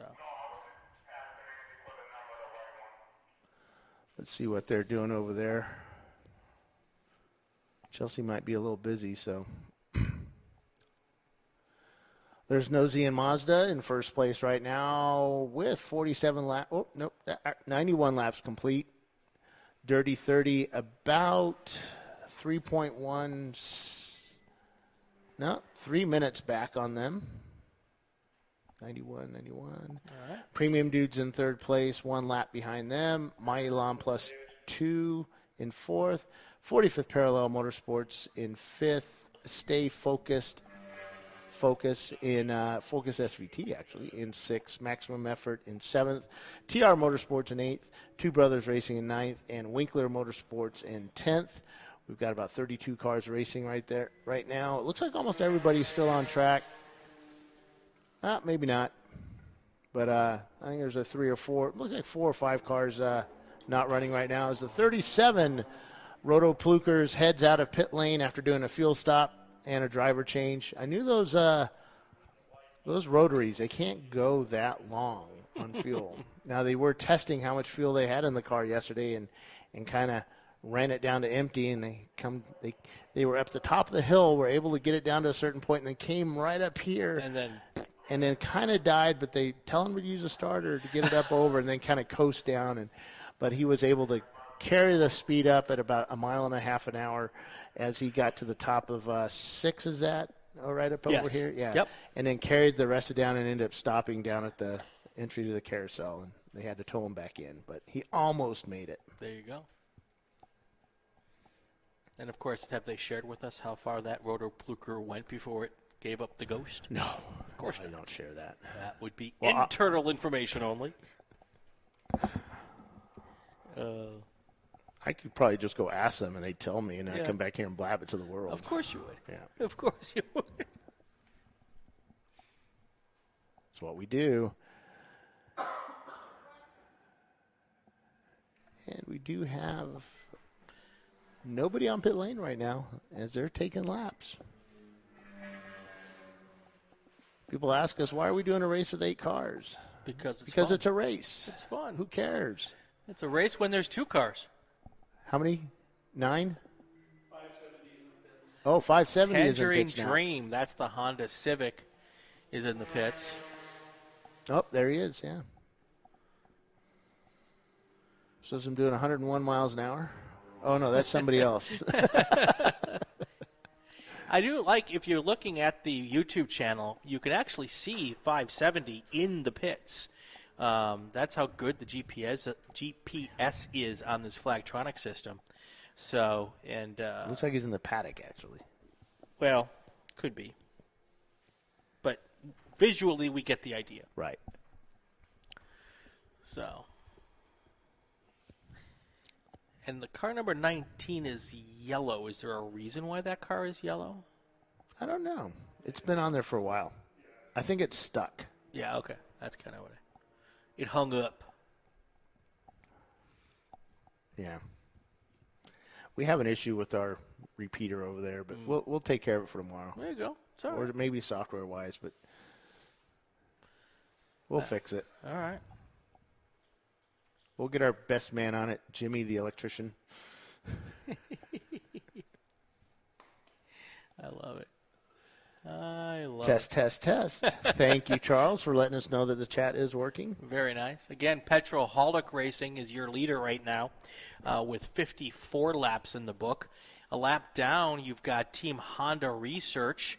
Petrolholic, I don't believe, has made a pit stop yet, so that's why they're in the lead. Yeah. Zoom Kaboom is in third. Also not a team that's made a pit stop. They're planning to come in about 20 minutes. Then you've got the Roto Pluker Racing and Nuckenfutz. They were your race leaders for the first hour and 15 minutes of this escapade. And they came in and have done their first pit stops. They came in at about the hour 15 mark or so. And then we'll be keeping an eye on that. The 7-Eleven car, that is... which car? Oh, that's Hall & Oates. They're heading back out to the racetrack now. That looks like that would make sense. That big Ford Mustang with the V8 probably doesn't go that far on a tank full of gas. But they made it to an hour 39. I think he... or is this their second stop? He went to accelerate out. I think he had it in the wrong gear. Oops. Had to drop it down to the first gear. Didn't light him up like I like to see. But, it is a Mustang, and you don't want them seen taking out crowds of people. Yeah, that's true. That's true. So, what's the most popular car in Champ Car, would you say? Chevy Vega. No, I'm kidding. Yes, you are. Because I would think that you Miata and BMWs. Okay. Yeah, they're pretty much E30s, E36s, and the Miata of all generations. They're just good, reliable, out-of-the-box race cars. I think I want a V6 Camaro. I think there'd be some gas mileage. No? I want to, unless it's a 300 horsepower V6. I drive when I'm not doing this. Yeah. I'm driving for Bliss Racing, and they have a 350 Camaro, an 88. Yeah, and I absolutely love that car. I think that might be what I. Wait, turn four's waving. I think that was your Mustang. That was the Hall & Oates car that was coming really slow down the hill. Yeah. And doesn't look like it's fully up to speed. That may be what Turn 4 was waving for. I mean, new guys. It could be a new team. Could be. Now he's going through the, on the straightaway. So you have a lot to see. Those corners up there are pretty blind.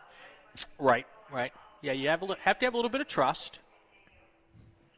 And he's really picked up speed now. So let's see if he can make the corner. Well, there's another car coming. I think it's sort of a decreasing radius turn right there. Let's see how he takes it. And he did have a car that is coming up on him really quickly and has made the pass as he comes around turn 9. Coming across the start-finish line. And the 41 Neon makes a pass on him in the braking zone into turn 1. The Mustang did pull away from that Neon a little bit on the straightaway. That is a little demoralizing, though, when a Neon passes you in a Mustang. No, well, the Neons are pretty quick. What's for me demoralizing is when, my buddy Troy Trulio passes me in his MR2. I think you have some Troy issues. It's like daddy issues, but different. Troy is not my daddy. That's why I said, but different. Wait, I'm waiting for him to comment. I hear a lot of comments about how you need to keep trying to keep up with Troy, and it appears that Troy is faster than you in just about everything. No, he's younger. I just gave him a really cool little engine to put in his car. He's had some issues he's had some engine issues over the last 5 or 6 races, and actually trying to get it going. And so we got him a good engine, and it's 3.5-liter V6. Nice. And hopefully we'll be able to race that at VIR coming up in December. Now, is that for the MR2? Is that okay? Yeah. Okay. You and your MR2s. That's what I do, man. I know. I like that mid-engine. I know. The other one I'd love to put out here is a Fiero. Yeah, Fieros are pretty cool. That could be fun. I had one of those, too. A lot of people don't know. Troy and his dad used to do a bunch of parts for the Fiero, the Trulio intake manifolds. Okay. And they were kind of famous for their intake manifolds and some other parts they did for the Fiero. And, yeah, his dad had a really badass V6. Yeah. Like an 80, I think it was 87. I was talking about the Camaro. The one of the reasons I was picking the Camaro is there's so many parts out there, and lots of crate motors are easy to come by and all that kind of stuff. And when you're building a car for endurance racing, that's a good thought process to have is, because you're going to be replacing parts and the availability that's out there. And there were so many of those F-body type cars out there. So. Well, that Mustang, Hall & Oates, as they came down the front straightaway here, you could hear him kind of try and heel and toe, and I think he was a little bit off. It's okay. It's okay. Learning today, racing tomorrow. Hopefully. Hopefully. Hopefully. You get those RPMs mismatched. Timothy Elliott says, I was passing Mustangs at Road America in my slow rabbit. Oh, of course. Were they in the pit? Oh.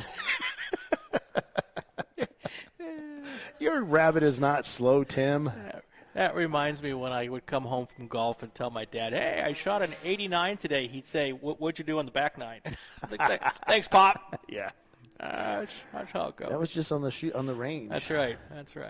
Petroholic Racing, Ford Mustang, your leader right now. Team Honda Research, second. They are 2 lap back. They're a lap back. Also, so you've got three cars that are a lap back right now. Team Honda Research, Roto Pluker Racing, and Zoom Zoom Kaboom. Zoom Zoom Kaboom's the one car in that group that hasn't made a pit stop yet. Then you've got the team. You've got Nuck and Futz in 5th, followed by Renegade Motorsports, Tangerine Dream, and Hall & Oates. Oh, we got a car that kind of went off at 3 going up the hill there. Let's see. They had a moment.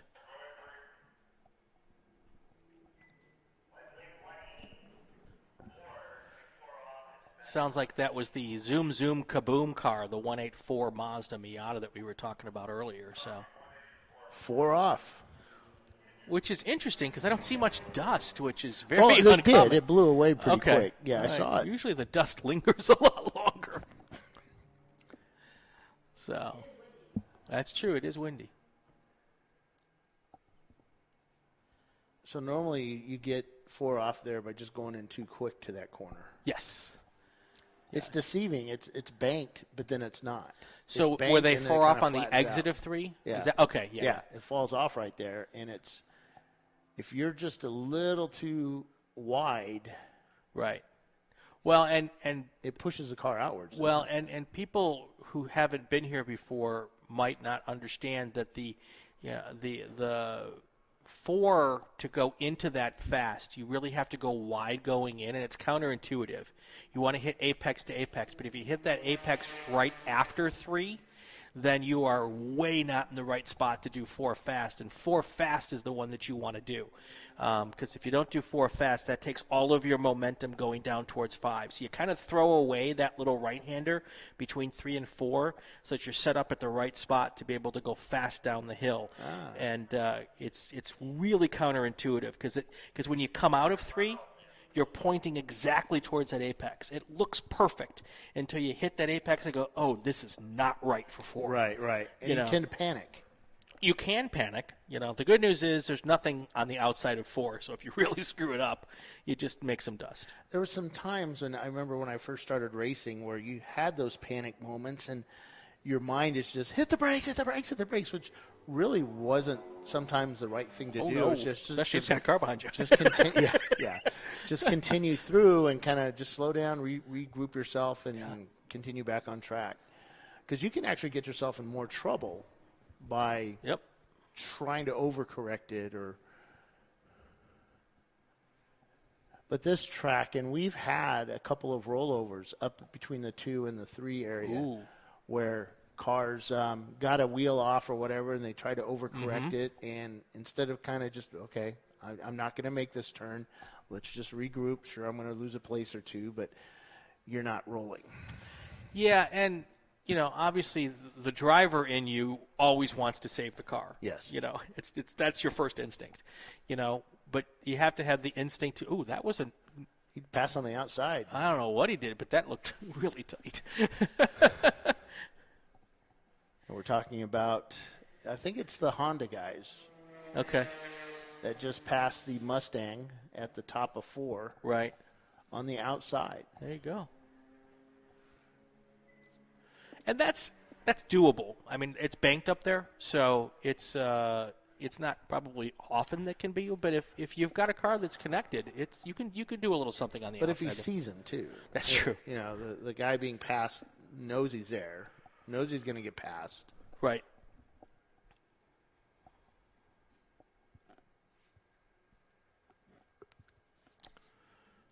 Which is, it makes it easier. Yeah, absolutely. So, and Tim, thanks for the props for the podcast with Chelsea. Yeah. And she's very entertaining. I don't know about me. Brian's very entertaining. Oh. Again, I don't know about me. But it's not about me, man. It's about our guests. Exactly. And those amazing I think tech our guest tips next that week is Bill Strong. Oh, really? I think. Nice. Nice. We should get people on there to interview us. That would be fun. Bob Varsha. The next week, I believe we're going to have the Tire Rack guys on. Okay, good. Bob Kobayashi. Okay. We were going to try and get him on this week, but my travel was there's a couple of fires going on in Arizona, and I had to kind of take the long way around, which kind of messed up my hotel's selection.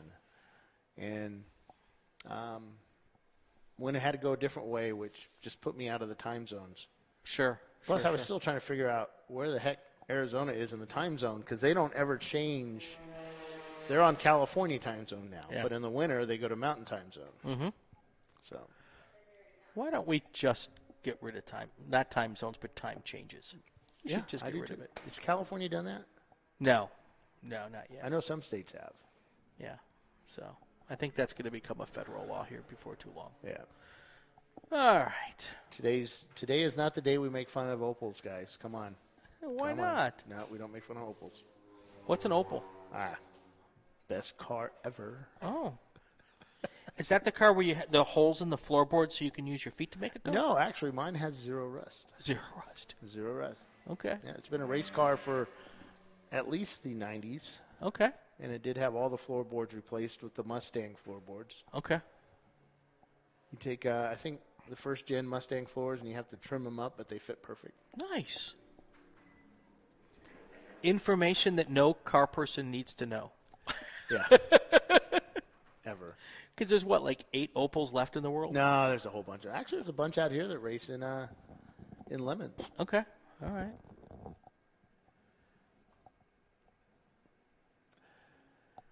So we've had I shouldn't say it because that'll jinx us. I won't say it. You mean no flags? I was going to say we've had a relatively clean first 2 hours of this race. There you go. Announcer's jinx. How to get fired. Exactly. Sorry, Dana. No, I already did it earlier, so everybody got all mad at me. Dana's now doesn't like me. So have we had any yellows yet? Yeah, how to upset the race director. Exactly. So. I think that's a newer driver in the Mustang coming down the hill there.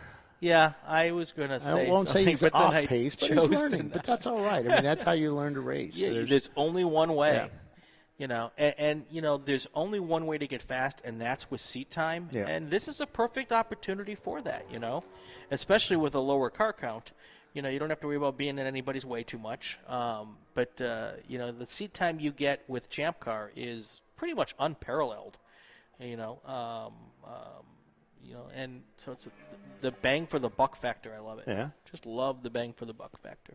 So Tim Elliott's saying the turtle is ready, as is 2 idiots in the garage at Sheboygan Auto Helpers for the 24 hours of Nelson Ledges, or as we like to call it, the longest day of Nelson. He's just double checking everything before they load it into the trailer. And that's always a good thing. And, of course, once you get to the track, you double and triple check again. So, the Sheboygan folks, they get the best coverage when I'm involved if they send me some bratwurst. That's the way you make the announcers happy. I love going to Road America for the brats. That was just that's right. Yeah, the best. The best food up there. The double brat.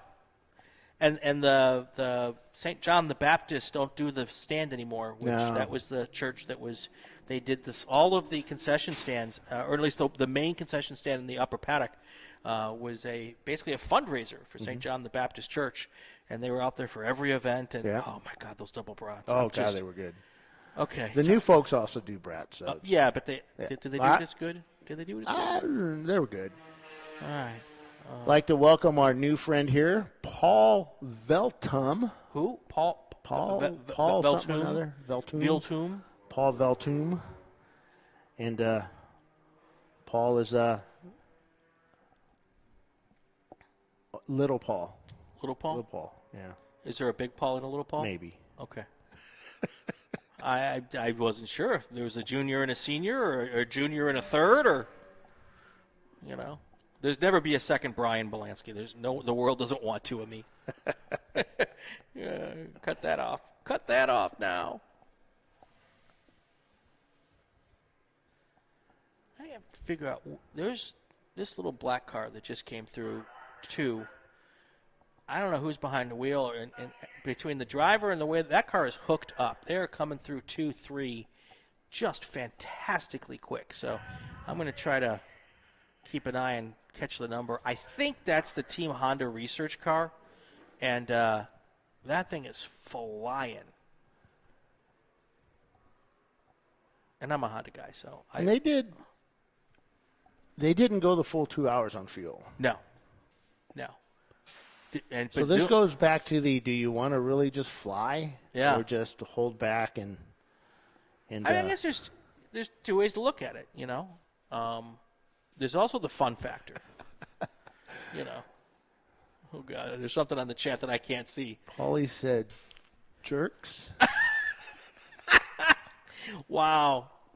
Oh, Paul's working right now, so we can't talk to him. Okay. I was going to try and call him. So is Paul at Autobahn or? I don't know. Okay.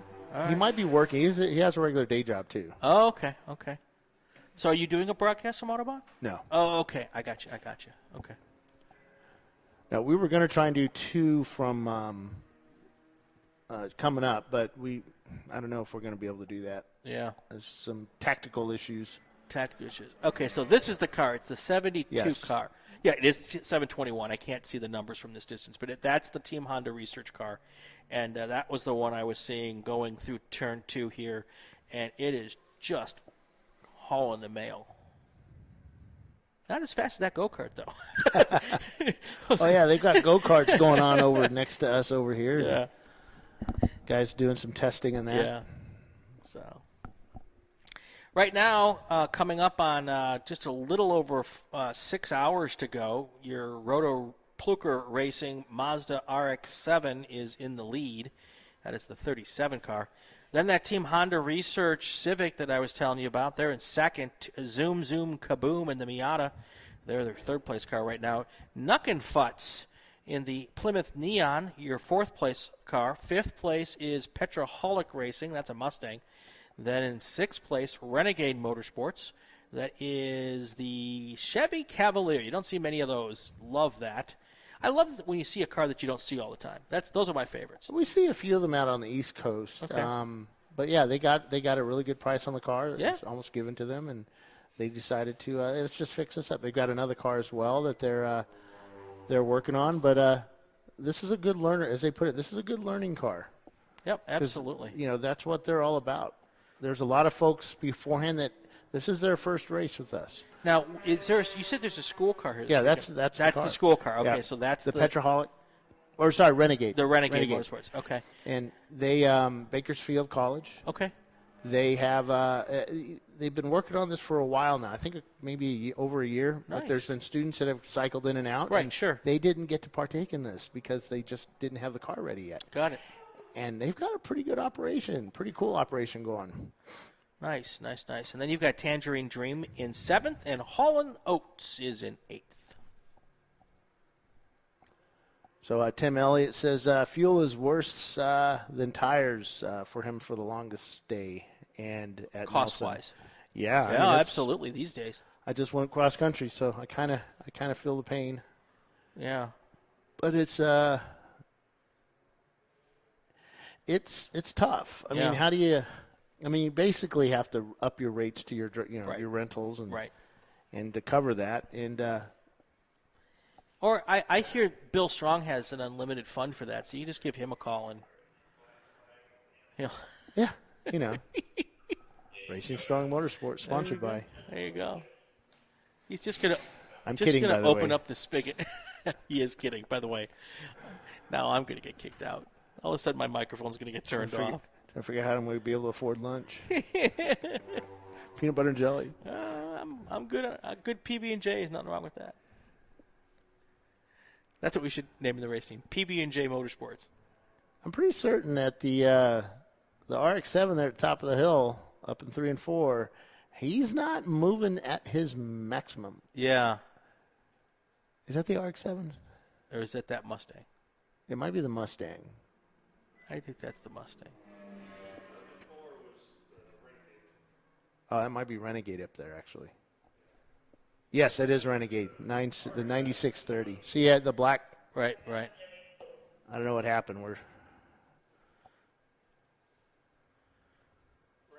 asked for a courtesy black flag. Okay. So Renegade, so we can give, with Flagtronics, a courtesy black flag. We can black flag everybody. Right. But we can also do cars, singularly. Right. So what is the purpose of the courtesy black flag? They don't have communications with the Got car. it. So the team has asked us to give them a black flag. Yeah. Got it. Okay, that makes sense. And they saw the black flag and went, crap, what did I do? And they slowed down. That's exactly that You don't happens do that. so You much. slow down when you get to pit in. I understand that, but your first they're new. instinct is But like, they're new. what did I do? We had a team recently that came into pit lane, and he's like, why did I get black flagged? And we're like, we're not getting it. And basically what it is, when we go back to green from a yellow, right, it flashes green and then turns off. Oh. So he thought as soon as it went green, it went black. And so he came in, and once we figured it out and explained it to him, he's like, oh, I feel like an idiot now. Got it. So what I find really crazy is that the flaggers here have no sunshade. Yeah, I don't understand that. It's I think part of the problem might be is the concern with the wind out here, and just pulling those things down. I mean, why don't they just make? I get because it's money, right? But why don't they just make little shelters for them out there, right? Or do they just do they want them to have an escape route, and maybe putting a shelter out there is not the best thing to do? Yeah, I don't know. Funny story though. Back in the day at Mid Ohio, there was no shade for the flaggers there too, and everyone complained about it. Like, why? Because Mid Ohio is a gorgeous racetrack. It's got all the facilities and amenities, and they're like, why would you build this beautiful racetrack with all these amenities but not give anything to the flaggers? Well, it turns out that when it was first built, it was built by Jim Truman, who was of the Red Roof Inn fame. That's where he made his money. And either his wife or his daughter was part of the project. And they thought that, whoever it was, thought that the flagger huts would be ugly on television and just banned them. We're not going to have them. Oh, is that why they just stood out in the road or out in the You grass? just stand there on the grass with whatever, and there was nothing. And eventually I think they've changed it now. But yeah. Well, I don't think it's very sad. So a couple of years ago, we had an event here, and we had a flagger issue, and I went out and replaced the flagger. And I'd flagged before, but nothing like this. Mm-hmm. First of all, it's hot. Yeah. Second, it's hot. Yeah. Third, it's really hot. And there's no sunshade. Mm-hmm. And it's the dust, and people are giving you the number one sign as they come by every lap. And I'm just thinking, okay, red or green, which one do I show them? The black, Well, I think my last count is I have almost 200 weekends as a flagger. Mm-hmm. There's a reason why I'm a former flagger. Because it's hot. Yeah. It's hot. And sometimes it's wet. And sometimes it's wet and cold. That's the worst. Yeah. So, I give mad props to all the flaggers out there. I used to do it. And it's a great seat, folks. If you want to get up close and personal, it's the best seat that doesn't have a steering wheel in front of it. So, but it is hot sometimes. So Tim Elliott's talking about he has about 120 gallons of super unleaded. Right. I would always fill up. I had two 55-gallon drums, little plastic drums that we would use, and those would be filled for a 24-hour race, along with every fuel can I had, which was another, I want to say 45 gallons of fuel, and almost 200 gallons for a 24-hour race for our team. Now, did we use all that? No. Right. Especially if we spend a lot of time in the paddock replacing hubs or whatever. Sure. But yeah. So I'm looking out for. Oh, there's some cars on pit lane. That might be the Honda that we were talking. No, that's Zoom. Is that Zoom? Yep, that's Zoom. Okay, so they've done their stop. They were way down at the other end of pit lane, so I didn't see it. But now they're coming down to do their quick check, and we'll see if they get held because they went too fast. Not too fast, but they were fast enough to not use up the 5 minutes. And we do have a speed limit on pit lane, which is 20 miles an hour. Really? Yep. Wow. Doesn't matter what track it is, 20 miles an hour. 20 miles an hour at Road America takes you, 2 or 3 hours on the GPS. I was going to say, at Road America, that pit lane's about 4.5 miles long. Oh, wait, that's the length of the track. All right. Well, it's pretty much, it's close. Zoom, kaboom, back out now. So they got to that pretty much that 2-hour mark like they said they were.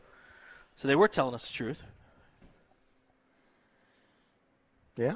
And that, even with that stop, that's only dropped them back to 4th place. So they don't need to come in until 1:05 for the next 2 hours. Yep.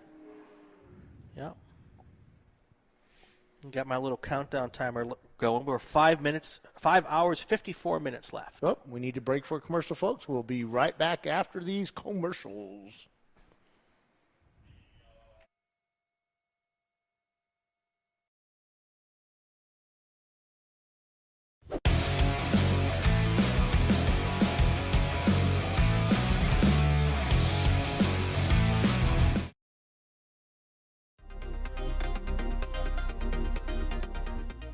Welcome to TireRack.com, revolutionizing tire buying since 1979. With our unmatched selection of branded products, finding what fits your vehicle and is right for you and how and where you drive has never been easier. Through helpful online shopping tools that include our professional hands-on reviews done at the introduction of a tire and consumer reviews that give real-world feedback over the life of the tire, you can make the right tire choice and find exactly what you need. And if you prefer to talk to someone, our tire testers, our sales team, are available on the phone. And that's how we get you the right tire for you and your vehicle for where and how you drive.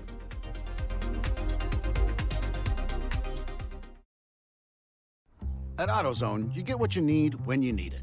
Got a today job? Pick it up free same day at your local AutoZone. More of a tomorrow project? Order as late as 10 p.m. with free next day delivery. Getting the job done just got easier. Discovery Parts is a veteran-owned racing and safety equipment company. While we're located inside Atlanta Motorsports Park in Dawsonville, Georgia, Discovery Parts can also be found at the tracks, supporting a number of Champ Car Series events. We take pride in being a reseller of the best of the industry to Champ Car teams and drivers. We know racing, love racing, and look forward to tomorrow to even more racing. Visit us at discoveryparts.com. RVA Graphics and Wraps is a full-service design, signage, digital graphics, and wraps company located in Richmond, Virginia. With over 20 years of experience, RVA Graphics and Wraps offers premium signage options for your business.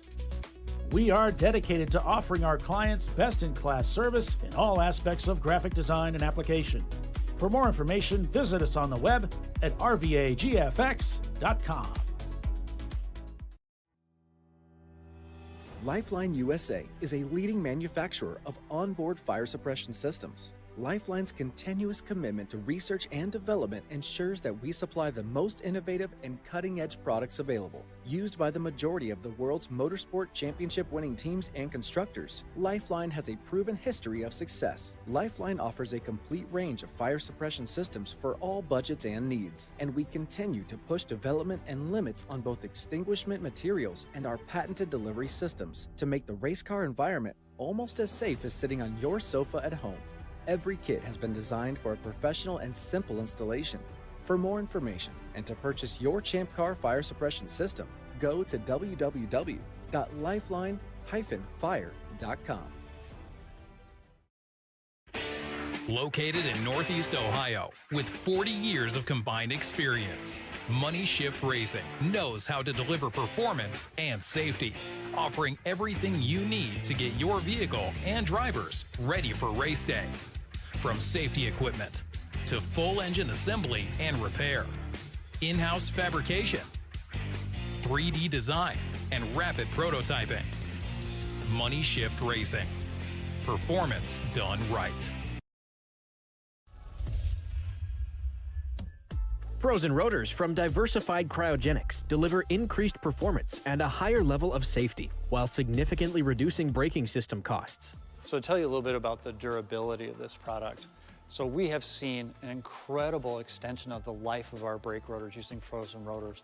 We've gone from brake rotors every other weekend to 6 weekends on one set of brake rotors, and I think they can go farther.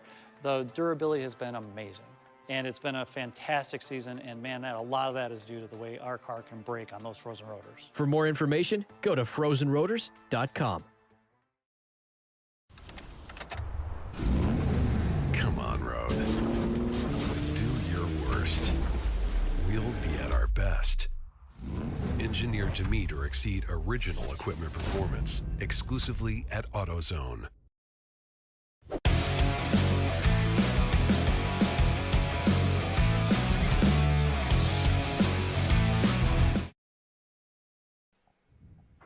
Welcome back to the Champ Car Endurance Series 8-Hour Enduro at Willow Springs International Raceway. Brian Bielanski here, along with Bill Strong, bringing you this weekend's races on a radio-only-ish broadcast. We don't have any video because we don't have the bandwidth for that out here. But that's good. We're still doing a little fun stuff here. You'll be able to see how the Flagtronic system works, which is a lot of fun. I'm learning a lot about that. Our leader right now, Roto Pluker Racing. That's car 37. Of course, Roto is for Rotary Mazda RX-7. Second place car is 721 Team Honda Research. That car has been fun to watch today. That thing is really hooked up. Then in third place, we've got Nuckenfutz in the Plymouth Neon. Fourth place car is Zoom Zoom Kaboom. That's a Mazda Miata. In fifth place is Petraholic Racing. That is a Ford Mustang. Then we've got the school car from Bakersfield College. That is a Renegade Motorsports. It's a Chevy Cavalier. Seventh place right now. Hall & Oates, they've gone up to seventh. Tangerine Dream has dropped down to 8, so we've got a little switch in position there. And so we're keeping a close look at that as well. And that's what we got at the moment, Bill. Woohoo! There you go. I'm just watching the cars go up and over the hill here as they come down. I wish I was out there. Well, you know. I brought my gear. So if anybody out there wants is tired of listening to Bill, put him in a race car for a stint. Or 6. So do you have your gear at every race, right? You never. No, I don't take it to every race. Depends on what I'm driving. Okay. I try to, but it's a lot. You know, because you have your suit and helmet and Hans and boots and everything, and it's just a lot to bring with you. Tote around. I got to get a new suit. They're expensive. They are. So I have to figure out a way to get a suit sponsor. That's always a hard part. I got to do a trade out for the podcast. So let me see if we can get Chelsea on the line. Oh, give us an update from. I'm just going to call her. Oh, okay.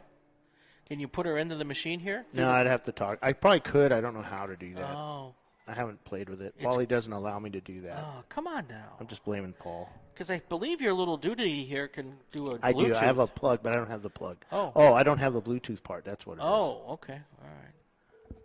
So it's one ringy dingy. Hello, Chelsea. We are live on air. How are you guys doing out there? Got back out on track from our quiet hour. Oh, that's right. Yeah, we have a quiet hour both days, so we were down. Well, we have a connection issue. Yeah. We have a quiet hour here, too, because there's no bandwidth. There's no. It just goes in and out. It shows 5G, but it's only 1. Oh, there you go. There you go. All right. So earlier in the race, we were talking about the cars out here. And most cars were doing laps of about 143, 144. The Roto Pluker racing car. Well, here she is. She's back. Sorry, I lost you. Yeah, we have some connection issues out here. So you had your quiet hour. Now you guys are back racing. Yep, we are back racing for the rest of the day.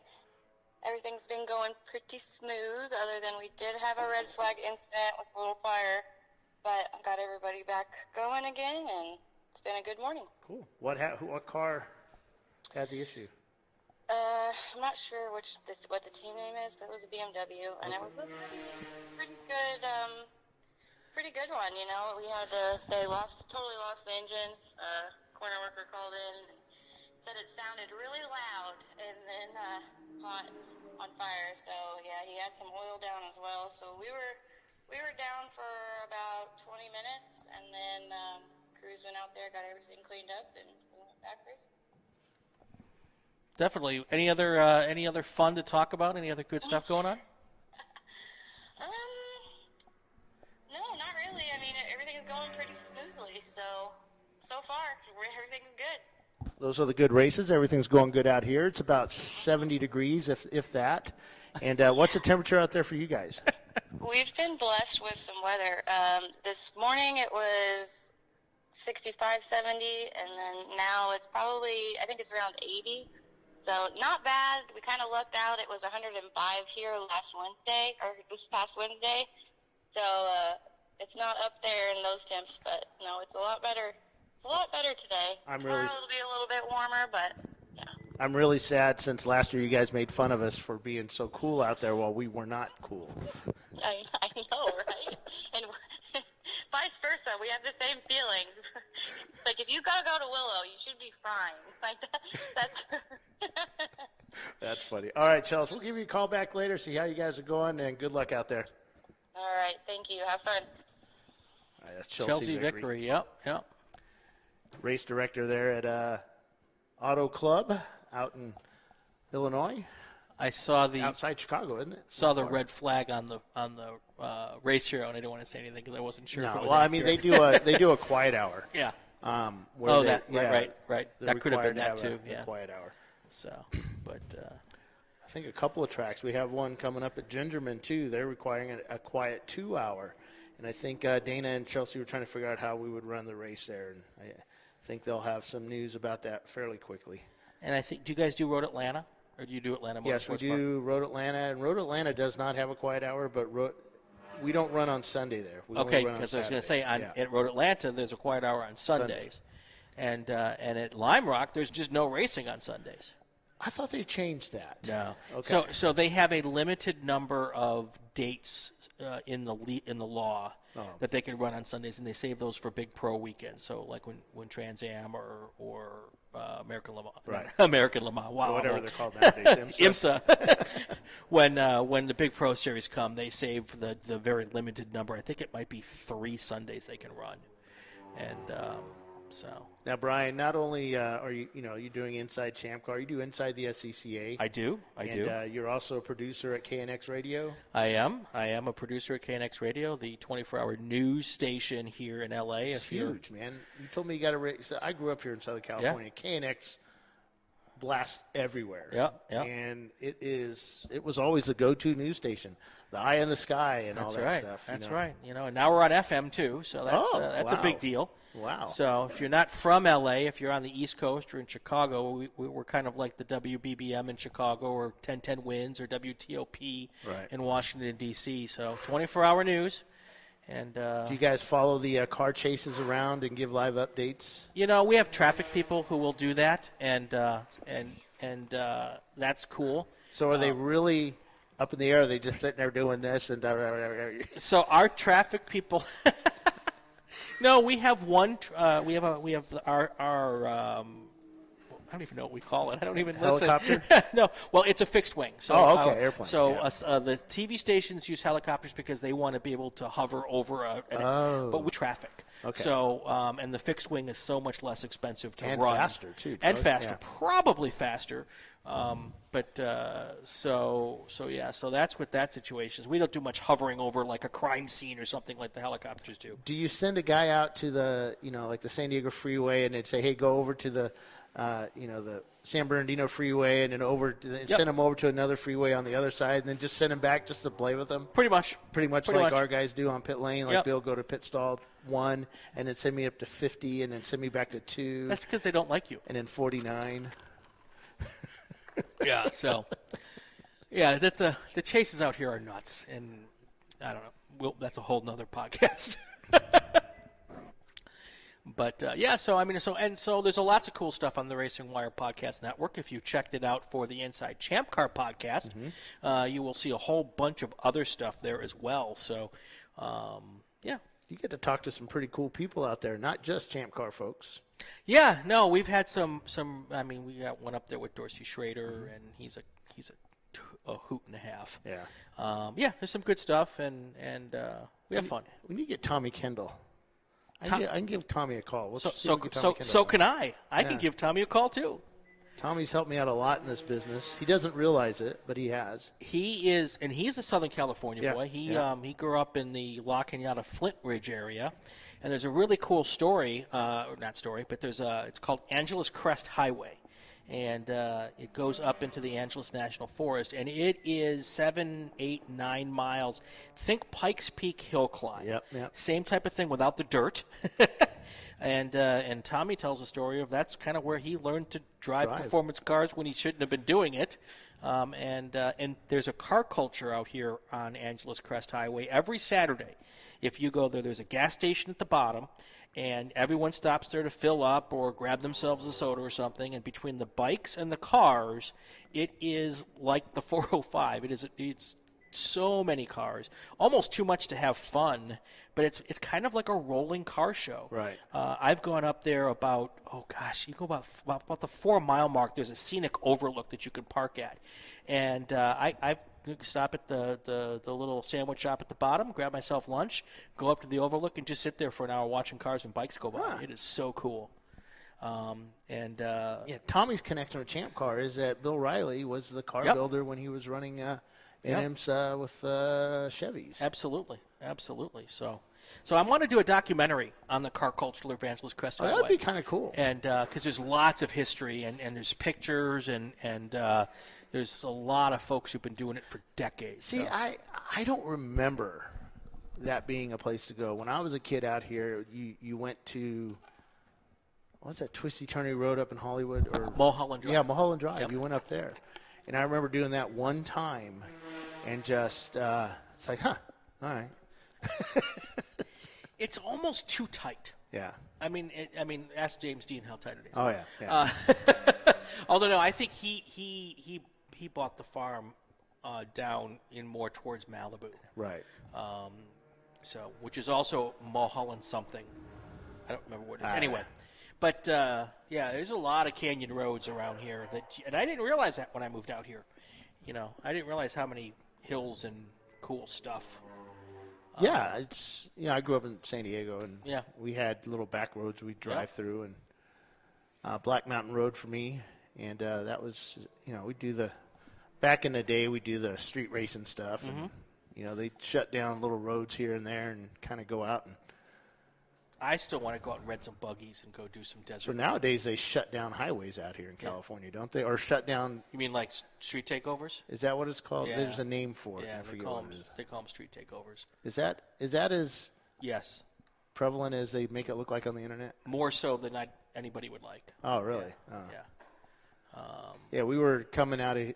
I was leaving the track Thursday after dropping off all my stuff, and some boys in 2 motorcycles were standing up on their seats, kind of doing wheelies all the way down in front of us. And I'm thinking, God, if he falls off, he's just going to be lubricating the underneath of my pickup truck. It's crazy when you see that on the freeways out here. Yeah. So who's on first? Still the same, Rotopluker up front? Rotopluker Racing, your 37 car. They're in your first place car. No. Oh, actually, Nuck and Futz took into third place when Zoom Zoom Kaboom pitted. Right. So that makes perfect sense there. So here's my thought process. Zoom Zoom Kaboom is going to go catch up a place every single stint. And if that's their strategy. Yeah. So when they started the race, they were running in 5th.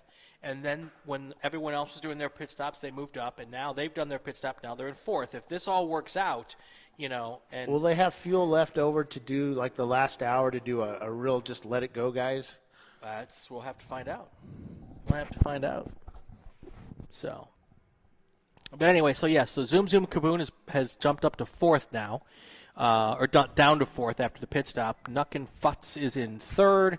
Then you've got the Petroholic Racing guys and gals in fifth. Sixth place is Renegade Motorsports. Seventh, Hall & Oates. And eighth is Tangerine Dream. Woohoo. Who what? Yeah. Here, Brian, you talk. I have to cover for timing and scoring. No problems. I can blather on with the best of them. So we are now, what are we in? We are 5 hours, 35 minutes left in this race. So Roto Pluker Racing, again, as I said, is your leader. What we're looking at here, folks, if you're actually watching on the stream, we've got our Flagtronics marching ants. This is pretty much real time. It's a GPS-based system, and we're using that for timing and scoring this weekend. It's now mandatory for the cars in Champ Car to have the Flagtronics system, and it's really cool. We've got one of the little doodads right in front of us right now, and it's something that the drivers have in the cockpit. And right now it's showing green because we're under a green flag condition. But what the drivers see in the cockpit changes as the flag conditions change. And it can even change at the actual corner that is a different flag. So if they just start throwing a local flag at turn 3 or 4, the flag condition will change on the Flagtronics beacon and light in the cockpit of the car. And it's a great little tool to be used. It doesn't replace the flaggers. The flaggers are still out there, and they can trip the system right from their flag stations. But it's really pretty cool what they're doing with the electronics. And, of course, it allows us to have this GPS feed that we're seeing where we can see the cars in pretty much real time. So you've got the car number 41 here. That's the Nuck and Futz car. And that was just coming across the turn start-finish. It should pop back up on the screen here in car number 37. Or at turn 2 here.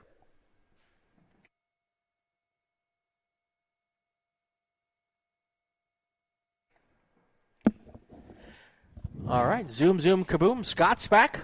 How are we doing? Walking into the studio, interrupting everything. That's all good. That's all good. So it looked like you actually weren't trying to throw the other teams off by giving us a fake strategy. You did go to 2 hours. We did. We were wondering if you were telling us the truth, and that you were going to come in at 1:30. But actually, because we feel so confident about the strategy, this is the first time ever in my entire life that I told the truth about a racing strategy. I love it.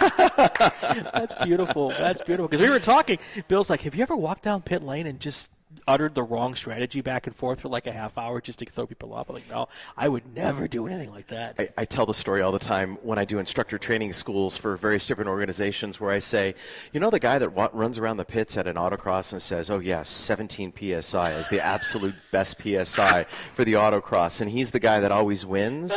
It's so funny because everybody, they drain their air all the way down to 17 PSI, and he's still running 28 to 30, and he kills everybody, and everybody goes, gosh, that guy's so good. Tires are coming off the bead. Yeah, right, exactly.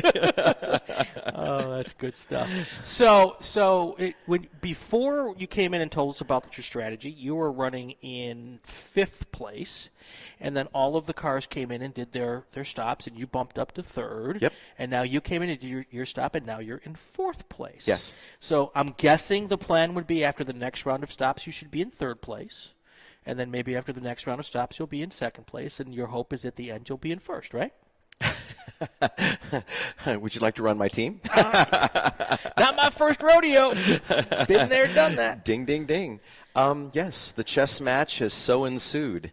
I'm looking at a potential checkmate in about, 5.5 hours? Yeah, I think you're hoping to have a checkered flag in front of you in 5 hours and 31 minutes. There you go, 5.5 hours. There Perfect. Yeah, it's It was something that I had figured out way in advance of this day, and we are, keep in mind, running a stock fuel tank. We are in A class. So we are running a 12.7 gallon, because we looked it up. Yes, that's correct. We were running a Mazda Miata in an NA with a 1.8 liter engine. We have declared every single point. As a matter of fact, because of the rules change this year, we're actually sub 500 points. And we didn't add anything to make it up to 500 points. The car was good. The package was good. We're running Spec Miata Bilstein shocks, coilovers, a little bit of aero, nothing too terribly major, and nothing creative or cheaty or anything like that. And so they say. Well, yeah. Well, let me tell you the other thing. In order for us to get the fuel economy, we had to back the timing off a tiny little bit. So we're actually running a little bit, not necessarily on the too conservative side, but we're not trying for fast lap times. We are trying for the least amount of time spent in the pits. Well, and that also should help you with your reliability, too. 100%. Because you're not going at 10/10, you're going maybe at 9/10. That's correct. And because we're 25 degrees cooler than past years that we've been here, literally 25 degrees cooler, we are making a little bit more horsepower, which means we are chewing up a little bit more gas. Right, okay. And so, so my driver right now, his name is Mark. He's actually calling me on the radio. I'm going to hang up the cans for just a second. All right, while he's doing that, I'm going to give you the rundown here. Roto Pluker Racing is in first. Team Honda Research West. That's your second-place car. Nuttenfutz in the Plymouth Neon, your third-place car. Fourth place is Zoom Zoom Kaboom. That's the folks we're just talking with here. Petraholic Racing is in fifth. That's a Mustang. Then you've got the Chevy Cavalier of Renegade Motorsports in eighth. Seventh place is Hall & Oates. That's a Ford Mustang. And Tangerine Dream is your eighth-place car. I want to know that they've got a Hall & Oates album playing inside the car in number 711. If they're not, I will be sadly disappointed. So yeah, and we are at the just past the 5.5 hours to go mark. 5:28 left to go in this race. And everything's going really well out here. It's a beautiful, beautiful day at Willow Springs. It is not uncommon for us to have temperatures well above 100 degrees here in June. Today, right now, it's 11:30 in the morning out here on the West Coast. 73 degrees outside. It is fairly breezy. I can't see a flag from my location here, but it is fairly breezy outside. Oh, let me see here. I'm being pointed out a flag. Yeah, no, tents are blowing around, so it's still pretty breezy out here. But other than that, this couldn't be better. It's supposed to get up to 76 degrees today, so all good there. Got about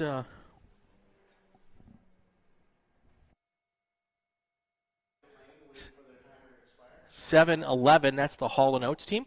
They have completed their service for their car, and they're waiting for their 5 minutes. So every pit stop that includes an fuel has a 5-minute pit stop here. So if you get done in 4.5, you get to roll down to the end of pit lane and wait for the timer to go off, and then you get to go out. So that's exactly what happened. 7-1-1, the Ford Mustang back on the track now after their pit stop. So they were able to take their second pit stop at 2 hours and 30 minutes, which is about right because I think they came in about 1:15 last time. And there were several other cars who came in right around that 1:15 mark. So we should be seeing some other cars as well at that point in time coming in, I would say, within the next five minutes or so, if they're all staying on that same team strategy. So Hall & Oates is out, and if I'm looking at things properly here, they won't lose any space because Tangerine Dream is 10 laps down from Hall & Oates. So there's pretty big gaps there between 6th, 7th, and 8th. So Hall & Oates came in and did their service, and no issues at all. Scott's back with us from Zoom Zoom Kaboom. Everything good with the driver? Yeah, actually doing really good. His biggest concern is that we have to maintain a certain lap time in order to maintain our fuel window. And so he wanted to know the lap time and what his target is. He's now fallen into that nice little window, and it's really good. We're also kind of prompting him not to downshift for a couple spots, just to, try to conserve a little bit of gas. And by the way, we helped, as they broke down and limped into the pits, we helped to push Tangerine Dream back into their garage about 30 some odd laps ago. Super, super nice people, but it looks like they may be out for a good portion of the day, if not longer. And they are the only other A-Class car, so providing that we can hold it together and they don't get back out again, we may actually have an A-Class trophy. And by the way, you guys have the coolest trophies on the planet. That's cool. That's cool. So making the number here, in Formula One or an IndyCar, when you hear guys trying to make fuel, on their dashboard there's actually a number that they're trying to hit, a fuel economy number.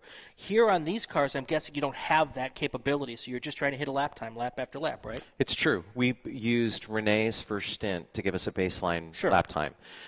We have a good fuel level gauge that we calibrated, and so as opposed to it being a stock gauge, it's one of the only aftermarket gauges on the inside of the car, and so we know when it's reading really, really low that we're on fumes, so to speak, and so that's kind of helped out as far as that goes. And then we take the extra time. We'll burn that 5 minutes to make sure that we are topped all the way off and that there's no air in the tank right up to the filler, and so that works out to our advantage. Again, if you're a 3-stopper versus a 4-stopper, that 5 minutes on a track that you're doing sub 2-minute laps, I mean, that's 2.5 laps. Yeah, absolutely. That's huge. Absolutely. And so anybody with a third-grade math experience would be able to, reverse engineer that and say, well, then let's get good gas mileage and do a 3-stopper. That's where we're at. The only thing that would take us down would be, let's say, for instance, Mark, who's in the car right now, were to actually pop in, faster lap times and run out of gas just 10 minutes or 5 minutes before, because that's the problem. We start coming in early, then we can't match that 2-hour window plus 5 minutes. So actually we have a little bit of a slush fund. But the other thing is when we're filling hot on the pits, we really can't get that last quarter of a gallon in to make a difference. We did with Renee. That's why we ran her the entire 2 hours. But like Mark, we'll probably have to bring him in at 1:55, and he's an incredible driver too. So it'll be a boring day because the car has maybe 5 to 8 seconds a lap faster in it. Right. Yeah. So, but again, we're holding it together by keeping the speeds and the wear and tear on the car down. Absolutely. Absolutely. What else are you doing in that 5-minute pit stop? It's a Mazda Miata. It shouldn't need much. Are you doing anything? Well, we're petting the squirrels. I mean, really. No, driver's change, which Champ, because you guys are so incredible about allowing us doing a driver's change during fueling. Of course, your fuel rules are very, very precise, and we adhere to them very, very well. But as opposed to waiting to do anything to the car, not even touching the car with an exception of fueling, we can actually do a driver's change. And so that really works well. But you're mandating the 5-minute pit stop, so quite frankly, we can crank out a pit stop in 2.5 to 3 minutes, and so the other 2 minutes we're standing around with our thumbs up our backside. Now, this particular last stop was not a good example of that, and one of the main reasons why is we're all running exactly the same helmet, and because of that, our comms and everything like that, volumes, the whole 9 yards are exactly the same. That actually helps out really well, and the problem is Mark forgot his helmet connector, basically the umbilical that goes between his helmet comm and the car. And at first we were going to leave the one that Renee was using in there. The problem is we also, to make sure that we never lose comms, we tape the umbilical to the helmet, and having to undo the tape on her helmet just to switch it over, it was faster for me to run over to the garage and grab it.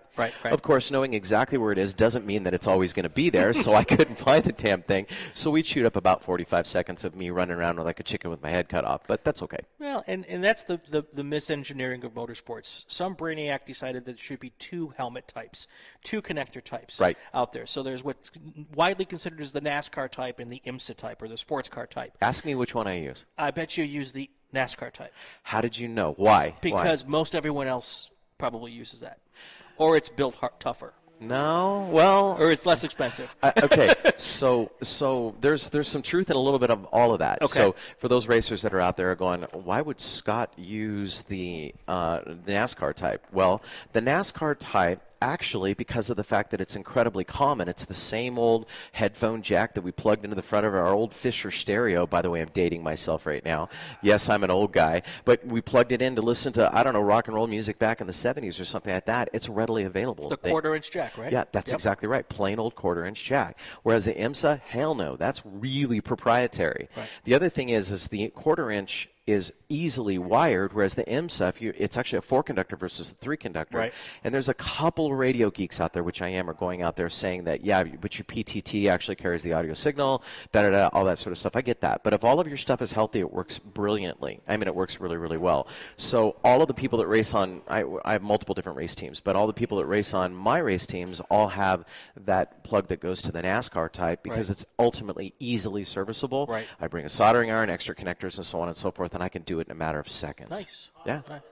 There you go. I was just going to say, Team Honda Research on pit lane now, and we are at the 239 mark, so they're not getting quite as good of fuel mileage as you guys are. Ding, ding, ding. And so we're going to – this has been fun because now we know the strategy for your team, and we'll have something to talk about for the next that's part of the reason why I came hours. up. I mean, unfortunately, the car count is a little bit low because it's been steaming hot out here for the last 2 years, and I can understand why people – they're braking. It's quite an investment, to basically launch a motor because it's 108 degrees. Who would have thunk it that it would have ended up being, such a beautiful, wonderful weekend? Right. And so the car count's not down because of the fact that Champ Car is doing anything wrong. It just happens to be, it is bloody hot out here normally. Right. So. Team Nuck and Futz just came on pit lane as well, and they were a lap ahead of you. So if they're going to take 2.5 laps for a pit stop, here's going to be that leapfrog we talked about earlier. Ding, ding, ding. So you guys will now probably, if nothing else happens, you'll end up in third place here, and that's how you'll probably circulate for the rest of this stint until the next set of pit stops. That's what we're hoping. And the hood is up on the Honda, I'm hearing, so that's never a good sign.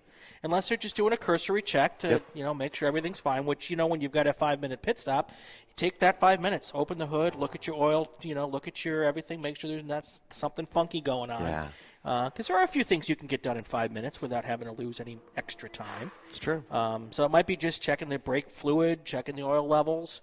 Hopefully you're not bleeding off brake fluid, but hey, anything's possible. Or there could be a problem. Who knows? Absolutely. So. Well, I think they are actually running boost. Okay. And if they're doing that, turbos inevitably, people, it's free power, basically. Yep. You just spin those suckers harder, and that's a lot more moving parts. I love turbos, no question about it. It's free power. It's atmospheres, living on another planet, basically, with the turbo. But the bottom line is they're also, depending upon how they're built, they can be relatively unreliable. Yes. And so they certainly help in the heat with regards to being able to make a lot more power because NA normally aspirated engines just don't make the power and the heat or the elevation. So I just watched the Roto Pluker team just come through turn 5, and that was the quintessential tank slapper. A little to the left, a little to the right, a little to the left, a little oh my god, and they got it back together. I have no idea. That was like 4 moments in one 2-corner combination. You know what I call that? I call that a biohazard. Because you know exactly what's occurred. We're going to have a clean up in aisle 2 after that one. Exactly. So the other interesting thing, and this is what you're going to need to follow, is stuff exactly like that. Yeah. Because the concentration level of some of these drivers will start to fall off. Mm-hmm. And that's a big thing with us. We're really, really focused on that. And so I'm glad you brought that up. I'm glad you saw that. It is the chess match. There you go. All right, so 721 Honda just went back out, and the Nuck and Futz team is still in the pits. When you guys come by next, you should be in third place. Yay. There you go. All right. There you go. Very good. Thanks for joining us. Absolutely. Wanted Come to come back up. anytime you want. I am going to do a little bit of a bruising on Bill. Uh-oh. He's not. I'm actually in his his cans right now. His headset. Yes. Bill apparently was talking to my girlfriend and said, "So how many times did it take for you guys to stop on the way from Vegas out to Willow Springs? Did Scott have to actually, because I'm getting old, you know what I mean?" And she told me about that, and she said, "You just take a big swing at Bill when you've got those cans on." So there you go, Bill. I heard that. I had to stop 0 times. Bill's got a prostate the size of a watermelon. And he's got to stop every 45 minutes. So. Well, and he looks like he's 12. He's got that blankety-blank-eating grin on his face. We're not allowed to say shit, right? No, we're probably not. Okay, all right. We're probably not. All right. All right, very good. Thanks for having me. I appreciate it. Come on back All anytime. Right. Sounds good. All right, so we are now, what are we at here? We're at 5 hours and 16 minutes left. I know Bill's got to press a button here because I think we have to take. Oh, yeah, 20 minutes to go. Okay, cool. Let's do a rundown here. Roto Pluker Racing is still your leader. Team Honda Research is in second. There is the 41 Neon. The 41 Neon. Team Nuckenfutz is in third. Just came off of pit lane. I really thought that Zoom Zoom Kaboom would have taken over third place here. Interesting. So we're watching the lap times, Yep. and the Roto Plukers, they are at the limit of that car. Like you said, did a little tank slapper down here. Yeah. He almost did one at turn 9 down there as he came out. Came out just a little wide, didn't hit any dust or anything like that, but he is pushing that car hard. Okay. Yeah, I mean, that was an oh God moment. I mean, that was so impressive. Well, impressive that it did it, and more impressive that they didn't completely loop the thing. Which is a little scary up there because they're blind. We can see them clear as day, but when you're in the car, you can't see around some of these corners up there. Just got word from my pit reporter that the Team Honda Research car, a routine pit stop. They did what they needed to do, got out in 5 minutes, and they're ready to go. Good. But yeah, Roto Pluker, man, he comes out at 9, and he's right up against the outside edge of that track, and it's just at the limit. There goes Zoom Zoom Kaboom as they cross the start finish line. And they cross the start finish line and go into third place. There you just as I had said.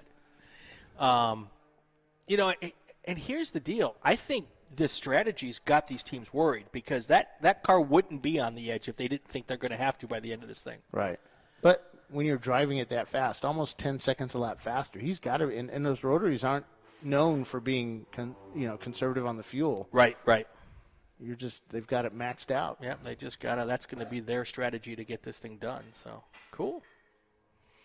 So now. Oh, Tangerine Dream. Went back and visited them. Yep. As soon as I walked up to the car, you could smell the oil, head gasket. So they've almost got it back together. They've got a new gasket underneath. They were about ready to plop it down on top of the head. 2 people holding the head up in the air while another one puts the gasket on, and looks like they've done this before. Let's hope they have a torque wrench. Yeah, they did. They did. Good. Yeah, that's just all wives say. You don't need all that. Just torque that baby down. That's like good and tight. When the gasket starts squishing Squeezing out, you've gone too far. Yeah. Oh no, you're perfect. So that's great, and that's the cool thing about what we're doing here is they get it together today. They're 55 laps down now, so they're not going to win. But you never know, though. They'll be back for tomorrow, hopefully. That's true. We could have the big one, and the big one will take out most of the field. And 7 cars could be, and there could be just 1 car at the end. Yeah, we've been there before. I think we had a race with 5 cars in it, Midwest somewhere, and I think at the end they had 2 cars going. There was just this, you can go ahead and win this one, and we're done. Yeah, when there's only 1 car left, you just walk down to the team and say, "Are you okay if we just end it?" Yeah. Let's just start drinking beer. Nothing wrong with that. Nothing wrong with that. I don't know if the Nelson Ledges test days include in the entry. I'd have to look at the SUPs. Most likely, I believe the Nelson Ledges test day is sponsored by the track. Okay. So. So if it's sponsored by the track, that means that you have to pay the track to do it. Got it. Okay. All right. Haven't been thinking about that one much lately. I've done some stuff with it, or some advertising for it, but. Yeah, I got to think that maybe I think wrong, but if I'm getting ready to go for a 24-hour race, I don't want to do the test day. I don't like doing test days before any race. I spend so much time getting the car ready. Right. And then they do the test day. Now I need to inspect everything again. Right. Well, especially in a 24-hour race. Because, they spin off somewhere and they don't tell you. Yep. Yeah, why are all these rocks in my radiator, guys? Well, that's one thing you have to worry about quite so much out here is there's very few pea gravel traps out in the West Coast. Yeah. Those are everywhere on the East Coast. Just chaparral out here. That's right. That's right. Well, I mean, yeah, you can go off the track here and you can go like 6 miles before you hit anything, except for maybe a cactus. Or a mountain. Or a mountain. That's right. Yeah, but that'll slow you down. You won't go that far. You won't go that far. Well, you know, and at Nelson Ledges, you know, if they come back in with something stuck in the intake of the car, like, I don't know, tire, you kind of know where they went. That's true. That's true. Hey, Fred, wondering if you're listening. We'll be there soon at Nelson Ledges. Always good to talk to Fred, and he's the track manager up there at Nelson Ledges. Yeah.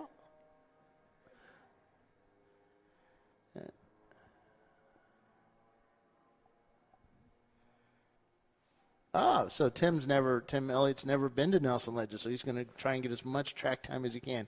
Yes, that's always a good thing. Well, you know, and here's the idea. If you got the opportunity to do it, do your test day in a different car. Yes. So you don't, because you know, 24 hours on any car is wear and tear. Yeah. You know, so if you have another car that you can do that in, at least, especially if you're a new driver who's never been to a track, that's a great idea. There's a tech tip for you. What's nice is at Nelson Ledges they'll do a night test.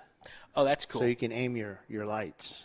That and I'll be honest, you know, I don't know how many people regularly race at night. So that's where a test is probably Not worthwhile. Many. We only do one or two 24 hours a year. So that's really a good decision to test in that situation is get everybody, you know, 30 minutes, 40 minutes in the car. And so they get their bearings because things look different. They come up at you so much faster.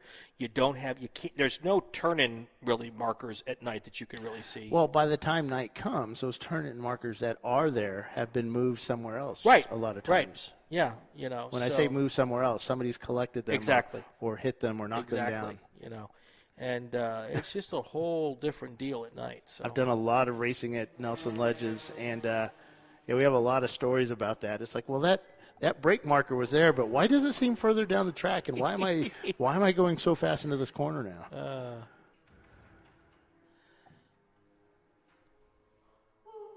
All right, so while Zoom Zoom Kaboom has moved into third place, they're on the same lap now as the Nuck and Futz team. So, you know, we'll have to take a look here because Zoom Zoom Kaboom is circulating at about 148s, and then the Plymouth Neon is circulating at 143. So at 5 seconds a lap right now, the gap is 35 seconds between third and fourth. So we'll see if they're able to catch them before the next set of pit stops. But this leapfrog is kind of fascinating to me. I just saw Tim say my thoughts exactly, and I think Turtle is up for it, but I read that as Tuttle is up for it, and I got surprised that Tuttle would be doing a 24-hour, which would be kind of fun. Brian Tuttle, I challenge you to do the Nelson Ledges 24. That's always a good time racing with Tuttle and his crew. They'll be doing some races at the end of the year here. I talked to Brian on the phone here a couple of weeks ago, and he said needs to get like 3 races in to qualify for the national championship at Indianapolis, and he wants to do it again. So how do you qualify for the national championship? Race. Okay. How else would you qualify for the national championship? You're going to make me break out my rule book. No. Can you give me the Reader's Digest condensed version, the Cliff Notes version? Oh, my God, just like working with Paul. What's that? It's like working with Paul. You guys are all like demanding and stuff. I'm setting you up to provide wonderful content to our listeners. Paul does that. I say, hey, man, you should talk about this, and you should talk about this or that. And I'm just sitting there minding my own business, and all of a sudden, hey, Bill, so you want to talk about this? And I'm not prepared because that happens a lot. I try to go as obscure as possible to see you tap dance. Yeah.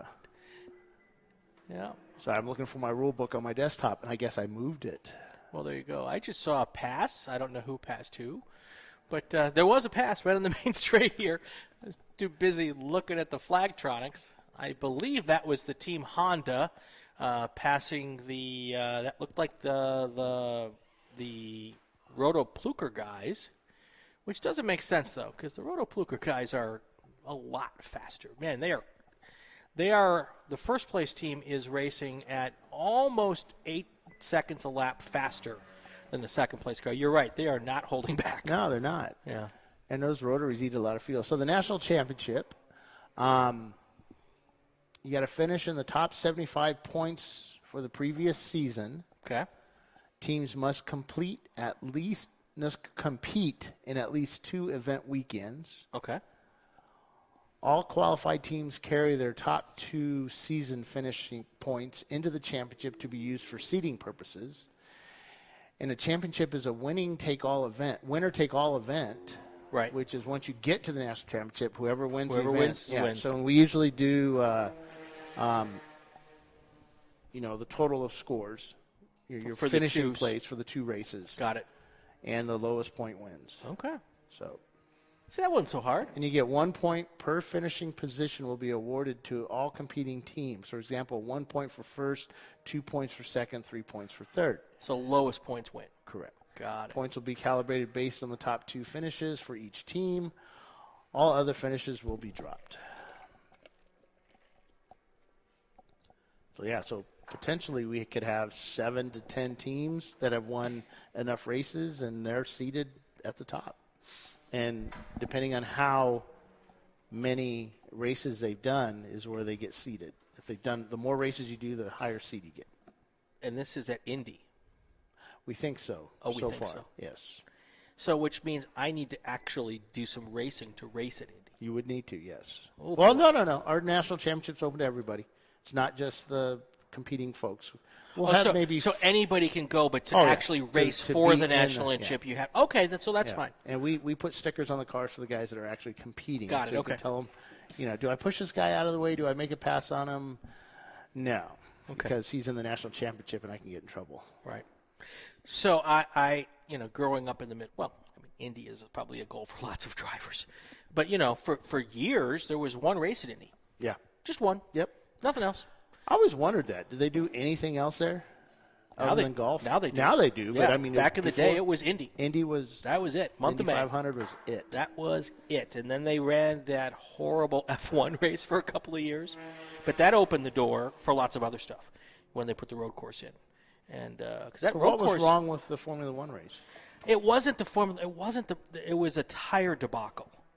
So Bridgestone brought I knew horrible about that. tires, Yes. and half the teams chose not to even run on Right. race day. And I I think think it was 6 cars. Started. Yeah. And Schumacher won it, and it was just, and they never came back, and it really had nothing to do with the track. Right. It was awful, but that opened the door for then IMSA came and ran on the Brickyard 400 weekends, because that was the second race that ever ran at Indy was the Right. Brickyard 400, and then and now the Superbikes runs there, and you guys run Yep. there, and SCCA has run there, and now when you grow up, like me, I'll never race at Indy because I'm not an IndyCar driver. Well, now that door's open. We did our broadcast from there, and that was the coolest thing ever. Though I was really upset. Paulie and Doc and Tiffany didn't let me into the broadcast booth. I had to stand outside. Yeah, well, there's a reason for that, Bill. I mean, I bathed. But your They head's told not me. big enough to get through the door. It was, I said, "Let me in, guys," and then Let they'd me send in, me let to me one end because that's a really long pit lane. Mhm, They'd send me to one end, they'd send me to the other. And Doc would just giggle every time he said, "Bill, go to pit stall 48. Bill, go to pit stall 2." And then Tiffany didn't know how to use a radio, and I don't want to crack on Tiffany, but I will. Okay. Yeah, she couldn't use a radio, so she'd press a button and let off and tell me something, and it's like, hold the button down. She'd do it again, and I think she was just totally messing with me. And, yeah, it was frustration. I tried to do the, what's that game Semaphore? you called that you – Oh, charades. Charades. Yeah, I suck at that game. So I tried to do that. That didn't work out. Doc just made fun of me the whole time. Good times. Roto Pluker just slowed down to a 141. Still 5 seconds a lap faster than the second place car. So, just a lot of fuel. Yeah. I mean, how do you tell a racer to slow down? It's not easy to do. It's like I said, not in the DNA, but it can be done apparently. And we'll see if that strategy plays out well for Zoom Kaboom. So they should have just one more stop, right? Yeah. Because if they go to 2 hours, their next stop's going to be at I can't do the math. And should be around 1 o'clock. And when we finish on when's the end of this race? 5 o'clock? 5 o'clock. Yeah, so at 5, we stop it. The first car comes across at 5 o'clock. Okay. We never extend it. It's right. what the finishing time is. That's it. There you go.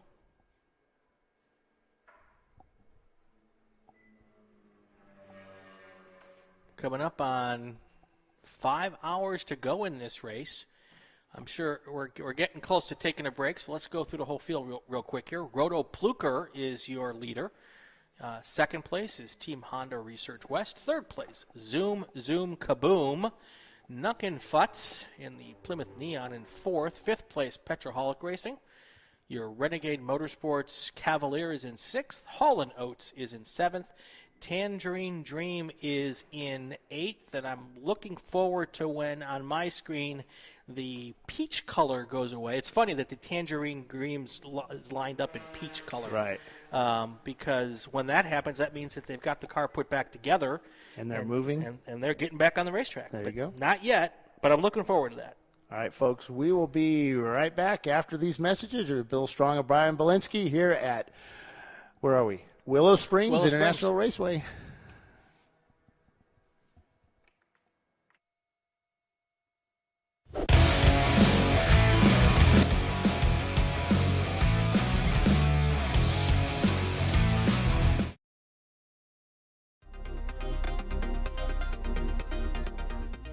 Welcome to TireRack.com, revolutionizing tire buying since 1979.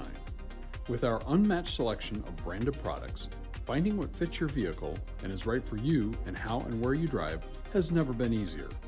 Through helpful online shopping tools that include our professional hands-on reviews done at the introduction of a tire and consumer reviews that give real-world feedback over the life of the tire, you can make the right tire choice and find exactly what you need. And if you prefer to talk to someone, our tire testers, our sales team, are available on the phone. And that's how we get you the right tire for you and your vehicle for where and how you drive.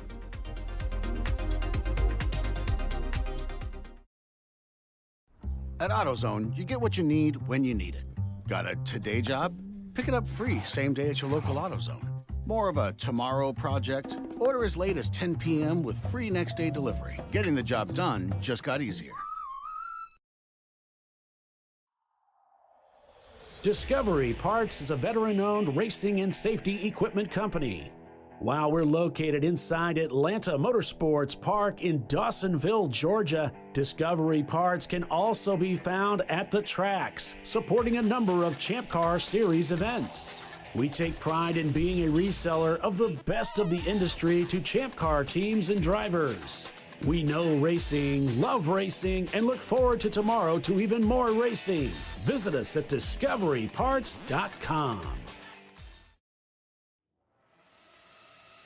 RVA Graphics and Wraps is a full-service design, signage, digital graphics, and wraps company located in Richmond, Virginia.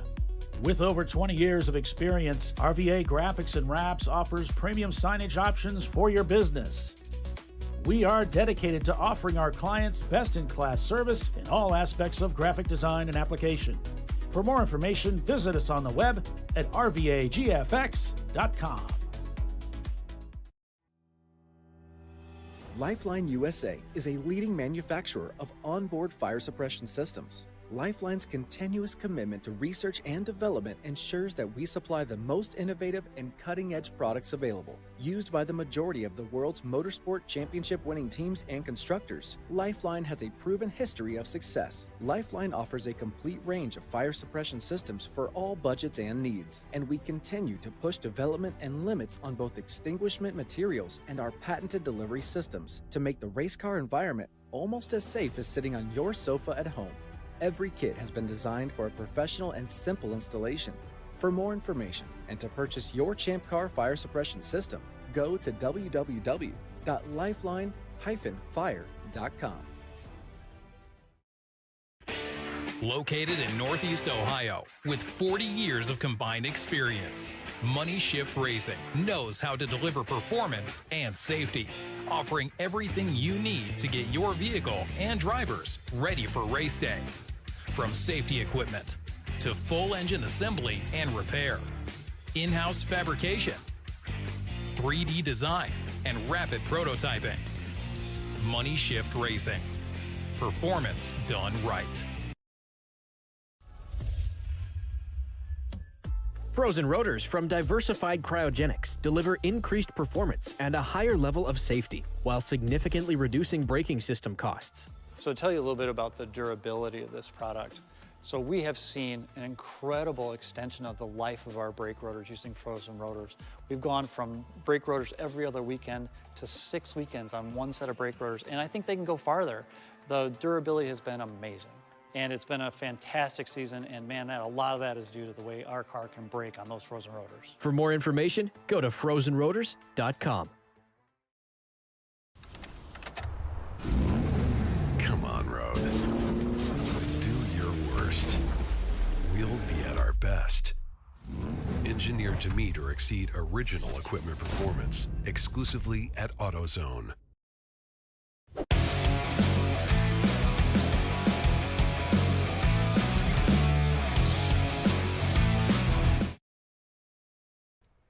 All right, we are back at Willow Springs International Raceway for the Champ Car Endurance Series. This weekend we are doing an 8-hour race. Today is it 7 tomorrow? Is that what it is? I keep forgetting. 8 and 7. 8 hours today, 7 hours tomorrow. We've just crossed over the 3-hour mark, which means we've got 4 hours, 55 minutes to go. Right now, Roto Pluker Racing is our race leader. Car number 37, that is a Mazda RX-7. And then our second place car is Team Honda Research. That's the Honda Civic. And then I think it's 2012 Honda Civic. I got to roll this down. And yeah, 2012. Then we've got Zoom Zoom Kaboom in a Mazda Miata. Fourth place is Nuckin Futz Racing in a Plymouth Neon. Your fifth place car, Petroholic Racing. They are driving a Ford Mustang. Sixth place is the Chevy Cavalier of Renegade Motorsports. Then you've got seventh place is Hall & Oates, another Mustang. Tangerine Dream is a Honda Civic. Had some major mechanical problems. It is in the paddock. I understand they're putting a new head on the car, or a head gasket. And as soon as they get that back together, we're hoping to see them come back and come back with hopefully 3 or 4 hours to go, and still get some good seat time for the drivers out there. And then, of course, we're going to do it again tomorrow. So if they get the car put back together today, we will do it again tomorrow. If you're watching the stream and not just listening to it, you're seeing our Flagtronics little track map here.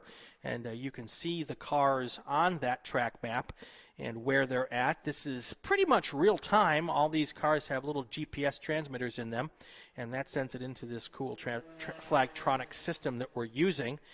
So you can see, if you're looking at the top of the screen, that's car number 37 coming down the hill from turn 4, and 41 is there as well.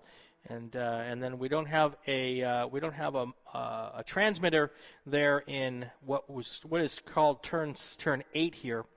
So we don't pick the cars back up until they get onto the main straight. But it's a pretty cool system, and that's what we're using here for our timing and scoring, and we're showing you that this weekend. No video this weekend because there's not a ton of cell service out here, and that's how we get a lot of our video. So from the corners and from the car. So we're doing a kind of a radio-only broadcast. Kind of something new for Champ Car and a bit of an experiment, and hopefully it works out and y'all enjoy it. And then on some of the other tracks where we can't do video, that could be something we'll do in the future as well. So 3 hours and 7 minutes in, 4 hours 52 minutes to go. Still a long ways to go. Starting to see some of the fuel strategies play out. We've had the guys from Zoom Zoom Kaboom come up here and tell us what they're doing. They're trying to get to 2 hours for every pit stop, and if they can do that, then they're going to do one stop less than everybody. And in theory, at least in their theory, they're going to hopefully be there to be right there at the finish to take the win. So we will see. So far, at each end of each stint, when the cycle of pit stops have gone through, they've been able to go from from 5th to 4th, and then now from 4th to 3rd. So their theory seems to be working. We'll see if it plays out all the way to the end. It's that little strategery thing that we all enjoy when it comes to endurance racing. And a big part of the sport is coming up with that right strategy, is, when to go hard, when not to go hard, when to save gas, when not to save gas. So that's pretty fun as well. So we should be seeing them come back in now for their next set of pit stops here in about 50 minutes. And we'll see if they can get all the way to that 4-hour mark before they come in. If they come in much too early there, then they're going to have to throw out that strategy and make an extra stop, which kind of blows up the whole strategy altogether. So.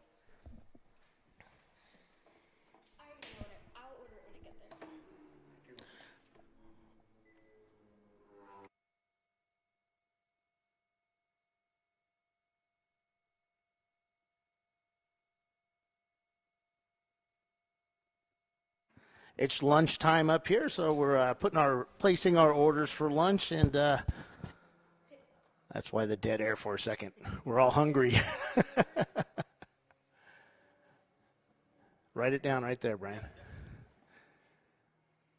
And so blue sky still. It's actually warmed up a bit. I just went outside, and it wasn't as cool as it was earlier. It's heating up a bit. And I probably spelled chicken Caesar salad incorrectly because, it's all foreign and stuff.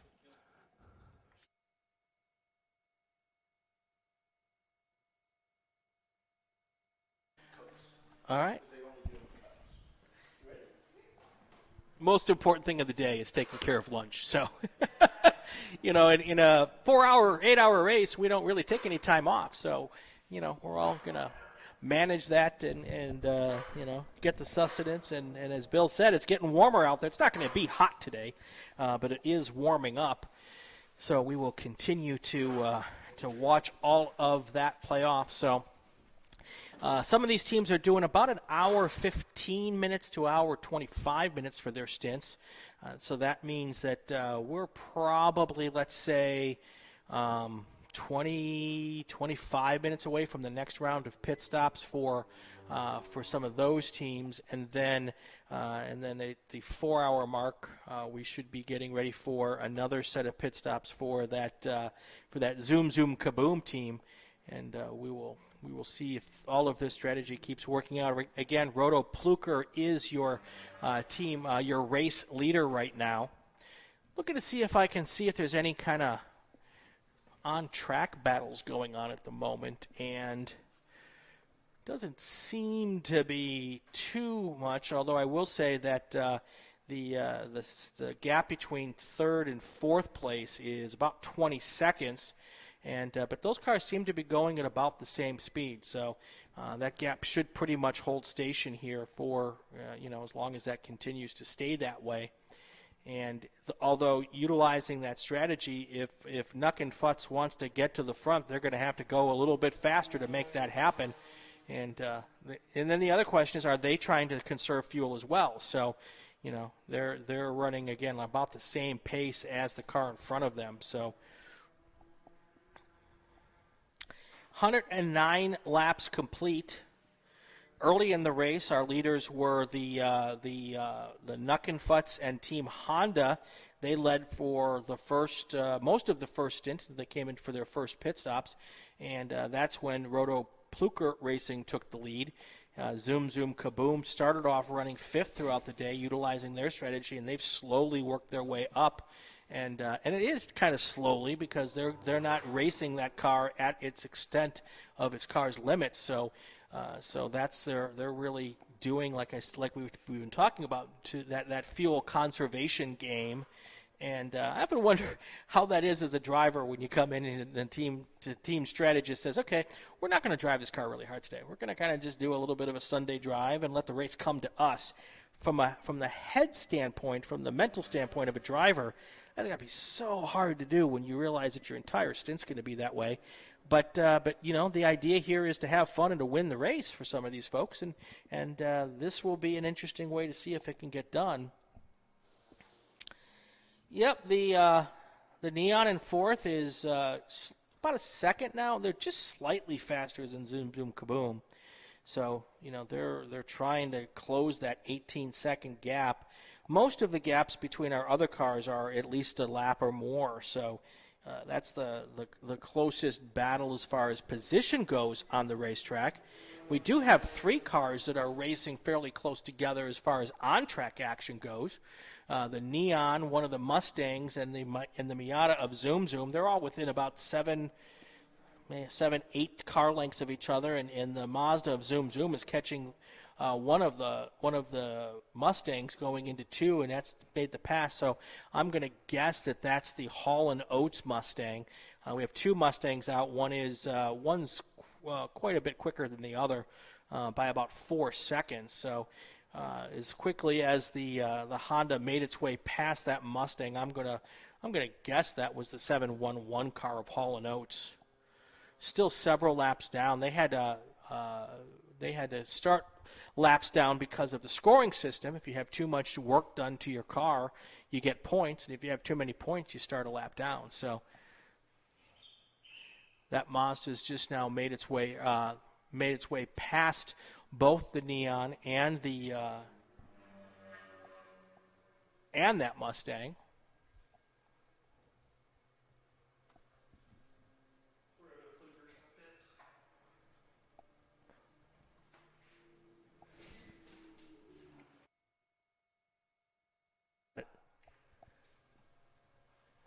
Your leader has stopped for its regular service. It looks like Roto Pluker Racing.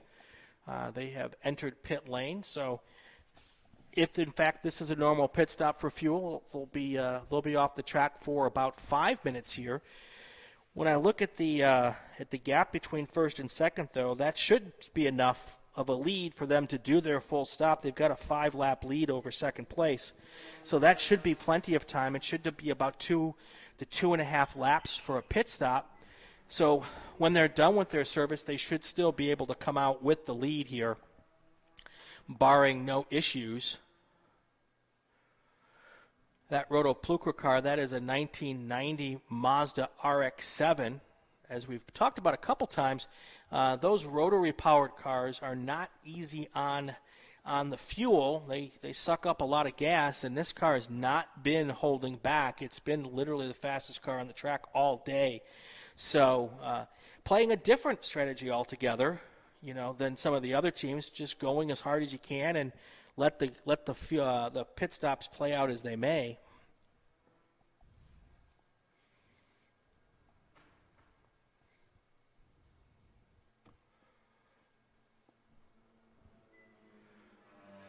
So as we watch these laps click away while the 37 cars in the pits, Team Honda Research in the 2012 Honda Civic should be probably 2 laps back once Roto Pluker comes out of the pits.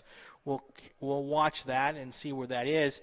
And that also means that the Zoom Zoom Kaboom teams and all the other teams will be able to make up a couple laps as well, all playing into their strategy as this works out. So if you're watching the Flagtronics screen that we're showing up on the YouTube, this is what we're seeing right up here in race control. And it's a really pretty cool system to watch because we can see pretty much real time where the cars are and as they come across a line. So that was the car number 184 that just crossed the line. And you can see that pretty much right in the middle of the screen. That's the Zoom Zoom Kaboom car. Now the next car that come up here is the 37 car, I believe.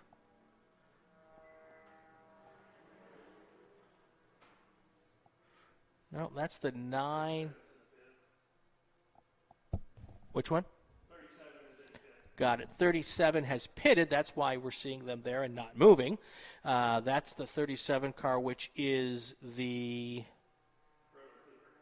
Roto Pluker. That's the one. I always scroll down, not realizing, that might be the first place car. Anyway. Still watching these laps click away. Looks like we're coming up on about the 2.5 minute mark for that pit stop. Again, we have mandatory 5-minute pit stops for any car that's getting fuel. So if you come in just to do a check or whatever, or a driver change, you don't have to sit for 5 minutes. But once that fuel cap is pulled off, then you're stuck for 5 minutes whether or not you need it. So, and that's a safety feature that tries to keep the teams from having to speed through a pit stop where there's fuel involved, because that's really, I'll be honest, probably the most dangerous part of an 8-hour race is whenever that gas cap is open and fuel is flowing. That's where you can get into a little bit of trouble if you're not careful. So by putting that 5-minute time limit on the pit stops, there's no reason to rush. There's plenty of time. You should be able to refuel the car in pretty much half of that 5 minutes. So there's no reason to rush through it. And you're able to do other work on the car while you're fueling. So again, no reason to rush the fueling there as well. And that's how we can try to get through these races with the least amount of danger when it comes to fueling and pit stops, and do things as safe as possible. Because in the end, we want to have fun, we want to win trophies, but we all want to go home as well. So that's what we're doing that. So so the team Honda in second place was 5 laps back, and they are able to come in now 4 laps back, and Roto Pluker's back out on the racetrack.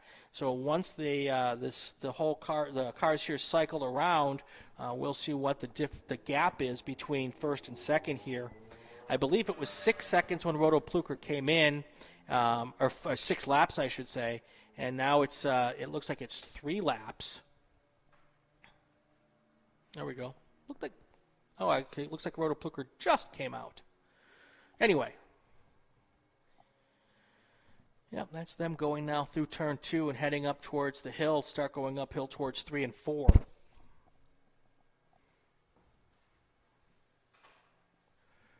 So for those of you who've not had the opportunity to come out here to Willow Springs, once you go through turn 2, it's basically an uphill ride up until you get to 4.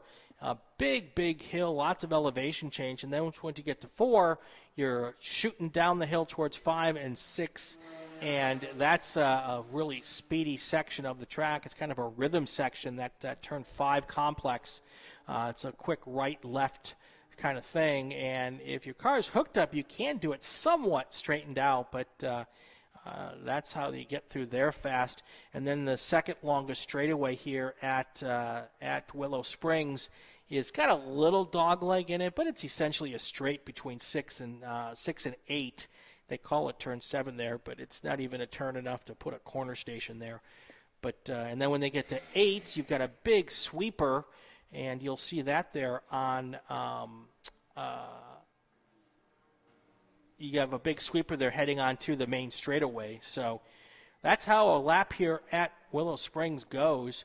That sweeper section's a lot faster than it looks. I mean, the first corner, turn 8, you can pretty much do that flat out with maybe just a little feather, and then you don't really get on the brakes until you get towards turn 9, and you don't really get on the brakes a whole lot there either. So a lot faster than it looks when you're just looking at a track map, but that is just really, really quick there.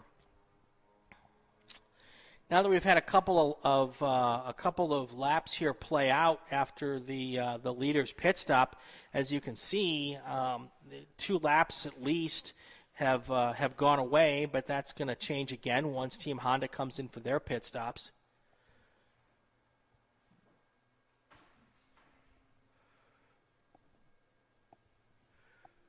We're at the 3 hours and 22 minutes into the race, 4 hours and 38 minutes left. So we're coming up on the halfway point here, not too long down the road, literally, not figuratively.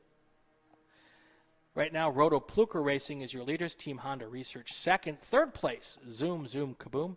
Nuckin Futz, that is a Plymouth Neon, that's car number 41, is in fourth. Petraholic Racing in the Mustang is in 5th. Renegade Motorsports is your 6th place car. Holland Oates is in 7th. Tangerine Dream is in 8th. They're working on putting that car back together. You know, when you're this far down on Saturday, it really makes no sense to rush putting that car back together.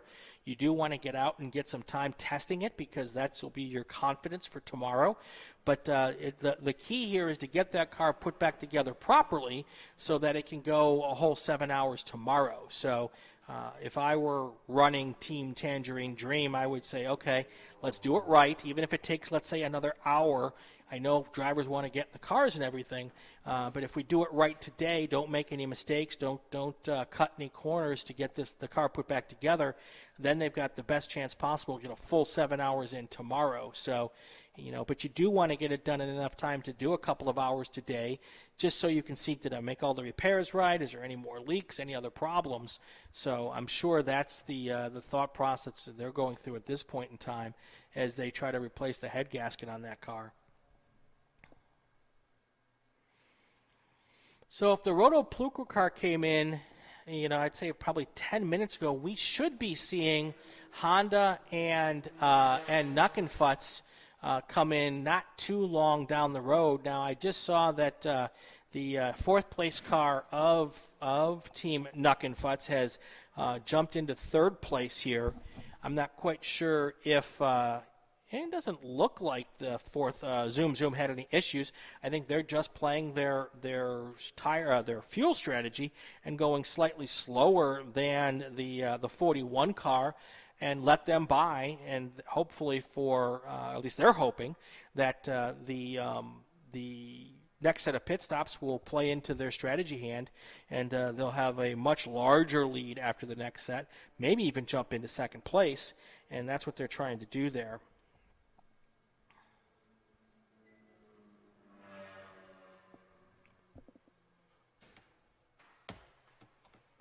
Roto Pluker continues to circulate in first. Team Honda's in third. Knuckenfutz, the Neon, is in third. Team Honda's in second. Knuckenfutz is in third. Zoom Kaboom fourth. Petroholic Racing is in fifth. Renegade Motorsports is sixth. Seventh place, you've got Hall & Oates, and eighth place, Tangerine Dream.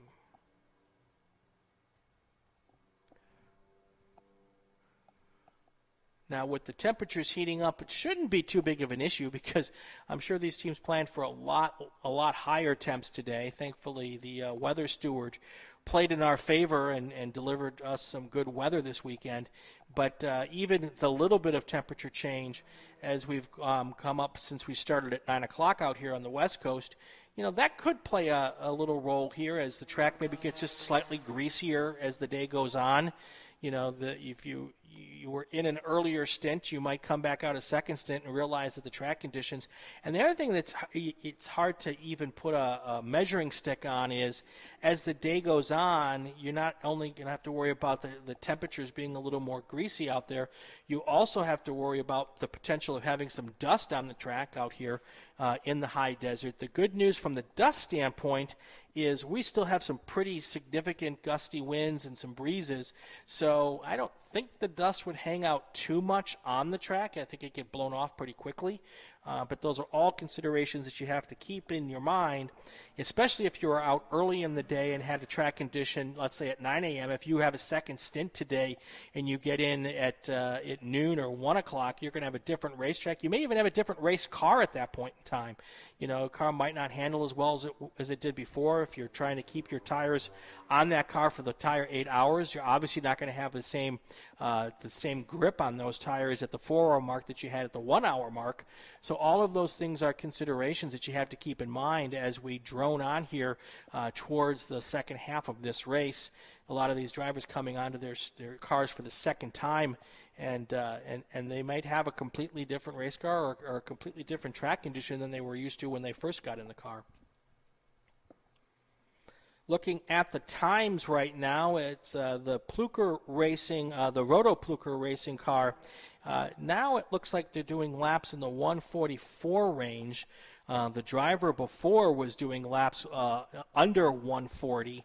So I'm not certain whether that is a strategy to try to save some gas at this point in time, or if that's just a difference in driver and one driver is more experienced and has a lot more laps under their belt than the other. But definitely not only is it a little slower, that first place car is actually circulating slower than the second place car. Now, keep in mind, the second place car is 3 laps down from the leader. So, this could be, hey, we've got a 3-lap lead. There's no reason for us to push at this point in time.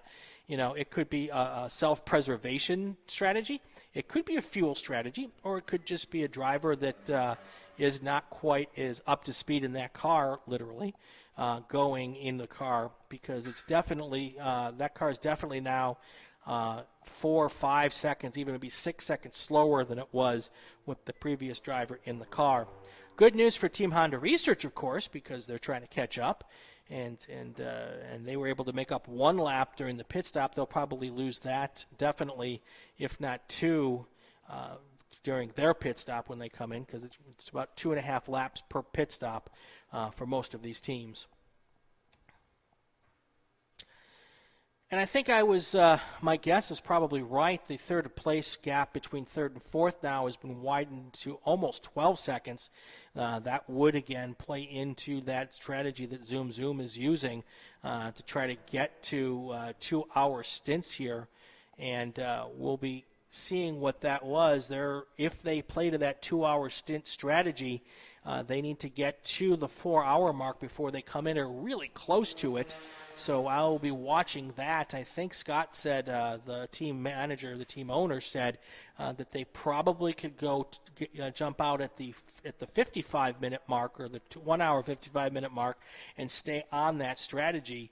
But if they come in much shorter than that, then they may have just picked the wrong strategy here. But we'll see. Seemed like he had it all pretty nailed down, and he was pretty open with it. So I think there's some confidence there. And, of course, there's still nothing to say that we won't have, a full course yellow at some point in time, and that will help with the fuel strategy as well. But that helps everybody with the fuel strategy. But we'll see how this plays out. Still a lot of time left here.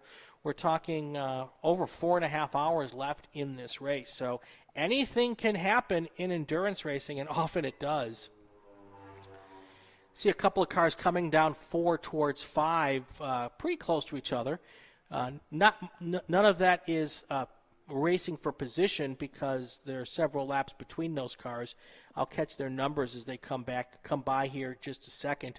They're now going down the back straight, heading towards the turn 8 and 9 sweeper section. Once they come by, I'll know exactly which 2 cars there are, and I'll tell you a little bit more about them as well.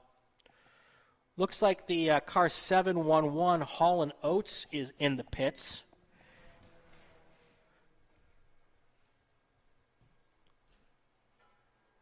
And I can't see that from here, but yeah. That's what the computer's telling me anyway. Oh, they went back to the paddock? Okay, good to know. We'll have to send our pit reporter down there to see what that's all about. All right, so the 2 cars that just came by that I was telling about, that was Zoom Zoom Kaboom and Renegade Motorsports. Those were the cars that were going through turn 4 and 5, nice and close together. The Zoom Zoom Kaboom guys just drove past Renegade Motorsports going into turn 1, and they will now push themselves up towards that top of the hill section again.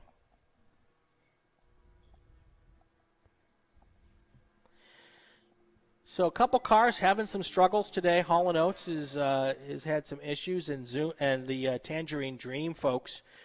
We knew about the Tangerine Dream car. That's the car with the blown head gasket, I'm told. I'm going to try to find out what the situation is with Hall & Oates. That's a Ford Mustang.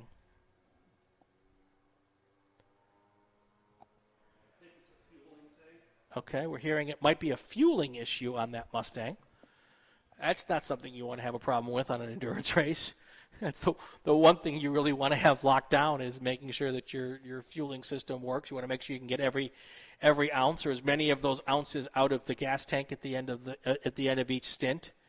Especially when you have these 5-minute pit windows, you want to make sure that you can get every ounce of gas out before you have to come in, and because an extra pit stop is 2.5 laps. So, Roto Pluker Racing still in first place. Again, they've slowed down a bit. They were circulating right around 138s on the previous stint. Now they're circulating in the 144 range, which is at least last lap exactly the same, within about 7/10, 6/10 as the second place team, but that second place team's 3 laps down. So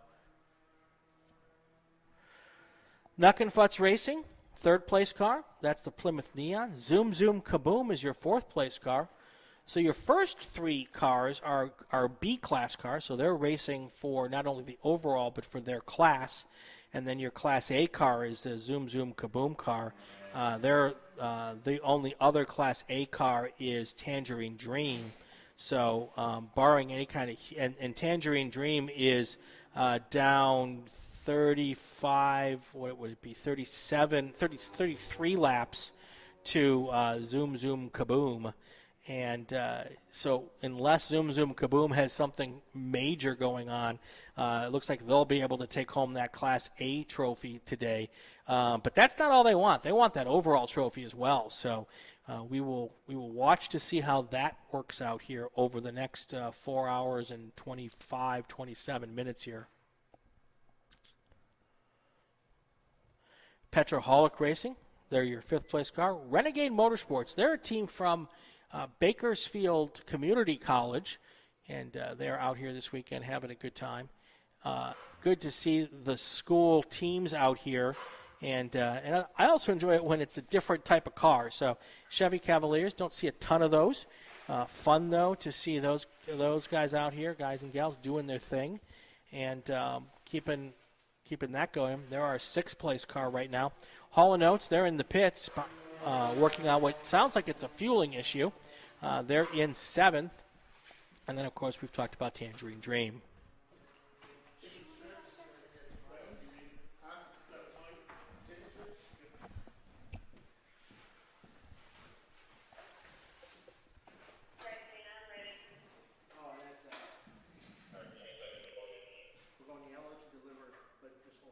Okay. Ah.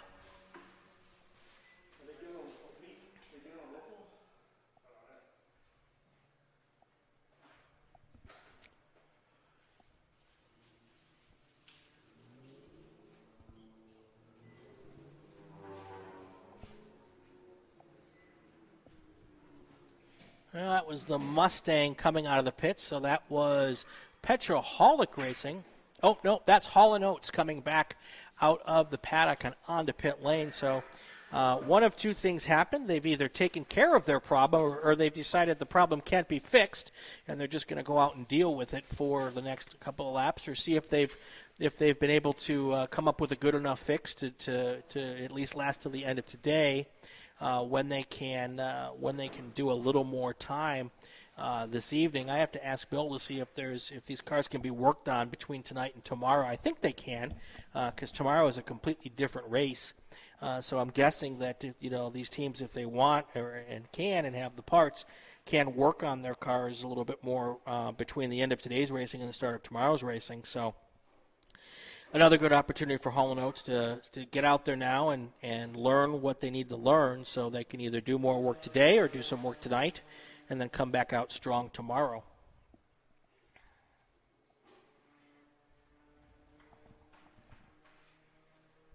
Coming up on that time here where we're going to see whether that Zoom Zoom Kaboom strategy is still holding strong. They need to get to the 12:55 here on the West Coast.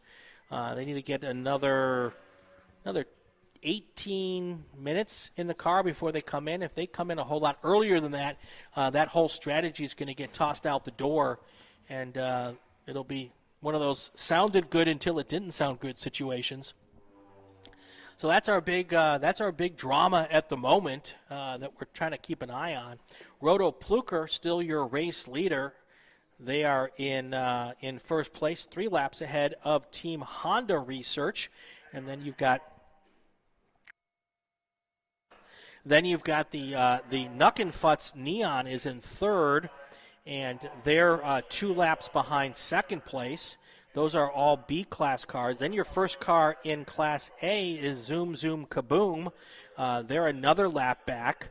again, working on that alternative strategy, followed by Petroholic Racing, the Ford Mustang. Renegade Motorsports is in sixth place, and Hall & Oates just crossed the start-finish line here, and it's too early to tell whether or not that car's back up to speed. They need to get one more. Their outlap was there. Local yellows displayed while the pace car goes out to deliver lunches to the flaggers. Got it. So the pace car is about to go out. We're going to have local yellows covering that pace car. Since we are a little after 12 o'clock, this is our opportunity to run some food out to our flaggers on the corners. It's the way for us to do that without actually going full course yellow or even red flag to stop the race. So it'll be probably 2 laps of this situation for them to be able to make their way around and get everybody their lunches. And then we'll go back to a full green track and keep going on, because you know, those folks on the corners, they shouldn't have to go 8 hours without eating any food. So we've got the pace car now getting to turn 2. Looks like they're slowing down and dropping off whatever lunch is for those folks. And there's 4 stations or 5 stations they've got to stop at to get everybody taken care of today.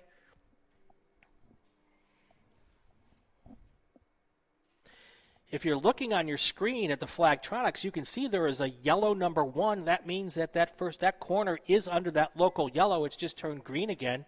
Now the second corner station, that one should go yellow to cover, and it just did. Look at that. I had a premonition. I'm like the great Swami.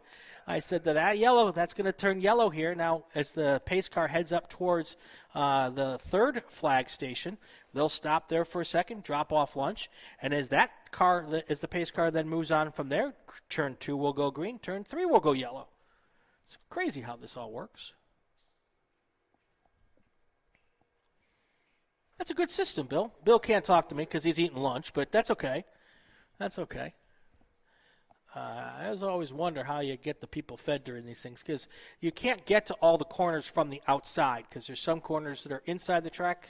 Most corners here are inside the track, so you can't get to them from the outside. Actually, now that I'm thinking about it, I think all the corners are inside the track. I don't think we have anything on the outside. There's some that are on the outside. That one that you just stopped at was outside. Okay. Oh, yep. Turn 3 is on the outside. Forgot about that. So 3 is now yellow. This is like the most fun we've had all day calling these yellow tracks. Something to talk about. Something to talk about. Wait to see if Jackie can pass anybody. Yeah, there are days when the car with the most lead laps is the pace car. We don't want that to happen.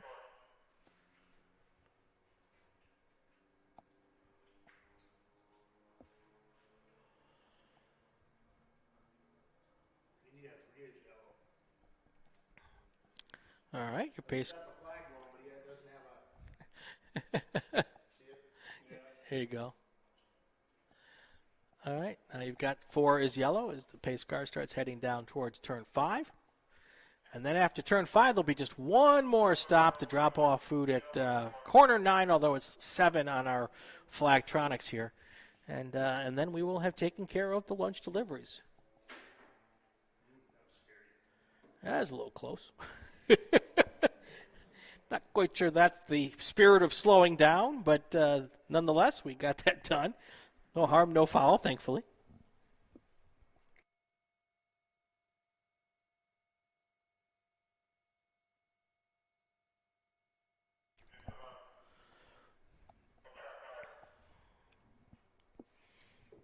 All right.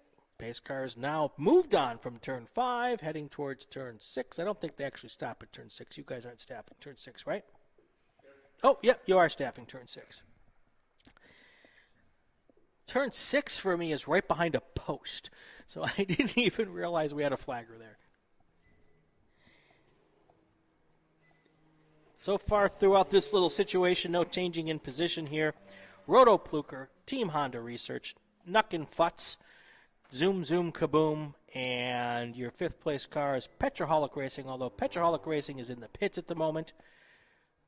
And that all that timing works out, folks, is we'll be looking at this, the pit windows from the first stop. This is exactly when you would expect these cars to be making their second stop when you look back to what they did the first time.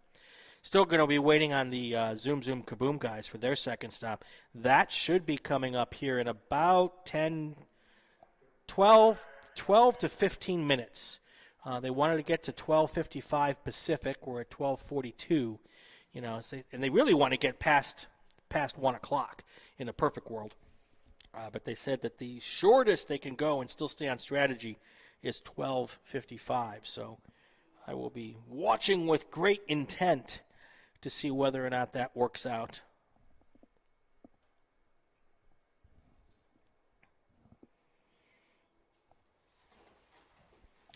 It does seem to me that all of the cars are moving. Well, we've got some yellow flags out here, so that's why our lap times have slowed down just a tiny bit. Not a lot. We'll see once the pace car comes in, but it's not uncommon that over the course of an endurance race that you're running a little slower laps as the day proceeds. Your tires aren't as good as they used to be. Your drivers might not be as good as they were in the first stint. So seeing those lap times go down just a bit are not at all unreasonable when you look at what's going on. So still under a yellow flag condition we're at 7 on our screen. That's turned 9 as they finish delivering lunches here. Yep, and they're just finishing up now. The corner workers will be able to man their station and eat their lunch. Being California, there's no flies out there, right? I don't think so. And with the wind, even if there was, they wouldn't be hanging around. We were driving here this morning, and we saw a bird literally flapping its brains out, but not going anywhere. Trying to move. Trying to move. It was pretty funny. Yeah, wind's died down a little bit. I mean, Okay. it's still there, but of course, now it picks up again. I won't say anything else. Shh. Right. Yeah. All right. So questions being asked, why don't we have any track cameras? Because we don't have the infrastructure here at the track to do that type of show. So we're doing an experiment this weekend where Brian and I are basically doing a radio show and just sending a basic, feed across with the standings and the Race Hero standings. Or is it Race Hero? Yeah, Race Hero. And with the marching ants from Flagtronics. So Brian's going to step away and get some lunch while I'll feed you all kinds of false information and lies and stories about today. Now, we doing pretty well out there. Talked to Jackie. She said everything's going pretty well out there with these guys, and it's all about strategy. They're working hard to beat each other on pit lane, basically. Our team's allowed to work on their cars between today's race and tomorrow's race, yes. There's these weekends, the 8+7s are operated as 2 separate races. So you have 2 times that you can win trophies. Always fun.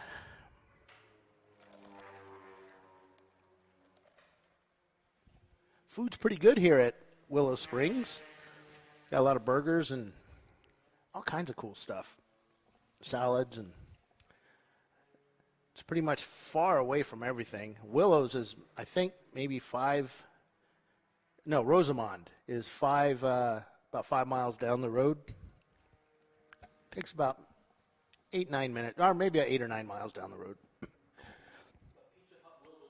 Yeah, Pizza Hut will deliver. Didn't know that. But cool little place out in the middle of the desert, high desert. Edwards Air Force Base is just to the east of us. Edwards is where the big, what was that? The greatest, what was that movie called? The Astronauts. No, that was a Sturgis movie, but that was the Magnificent Seven was something else. But the space race, follow the space race. Forget what it was called now. But we've been talking about it all day. But that was filmed here. It looks like they're doing another film sequence here. There's the camera car with a big boom is being towed up towards Horse Thief Mile.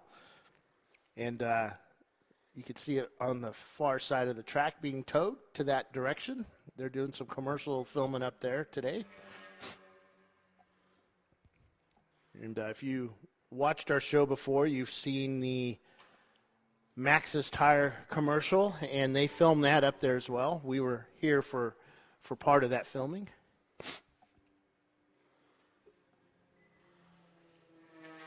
It's got a little warm outside, which means it's gotten a little warm in here. Nobody else is complaining about it like Bill. We can open up a window maybe.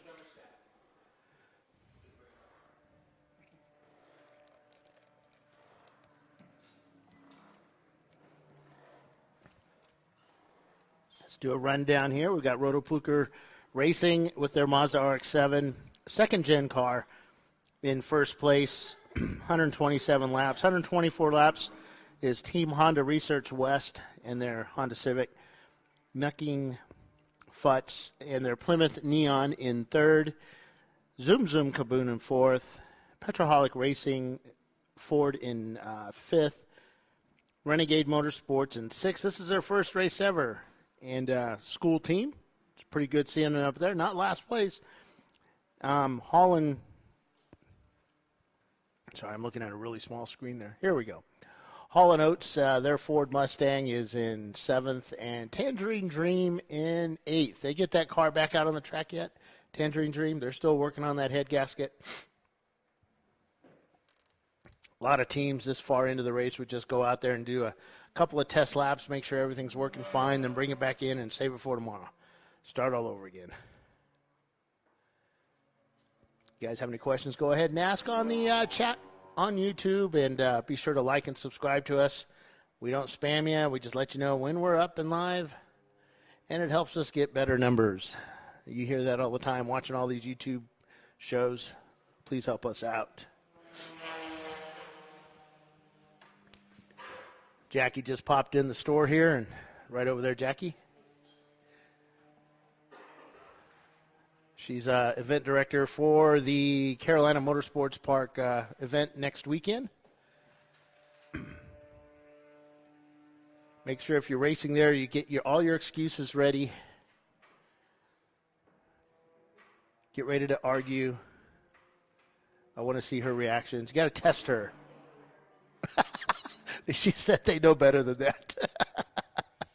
Jackie's normally used to that kind of stuff, working pit out, listening to all your excuses as to why your gear's not on properly, or, black. You work black flag too, haven't you? Yeah, she's done some black flag, and so she's heard all your stuff. She's also a teacher, so she knows when to be quiet and just let you yak. So teams are pretty much spread out here on the track. Don't have too many cars racing. I see 2 going up the hill right now, nose to tail. Looks like the Honda Research car, and I can't see the other one. The Hall & Oates is trying to catch up to them as well.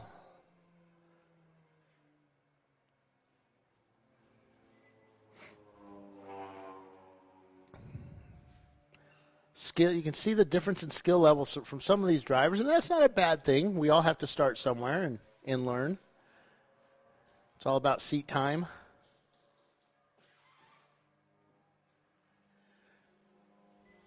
$12:51 local. About 9 minutes before the top of the hour. We're going to start. We might see teams coming in here.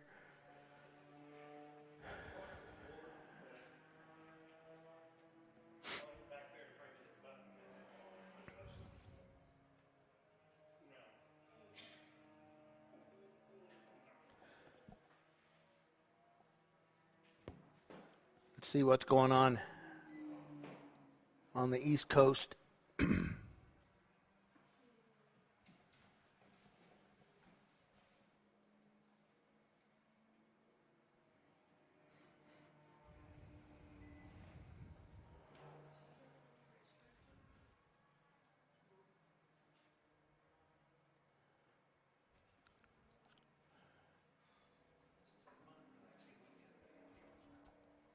All right, I'm going to be offline here for just a second, folks.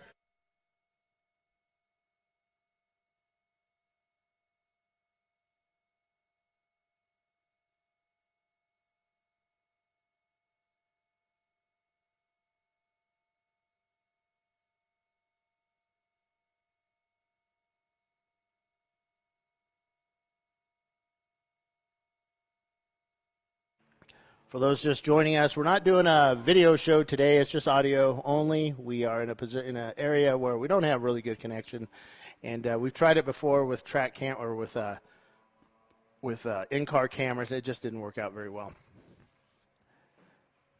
You could see part of the track, just not all of it.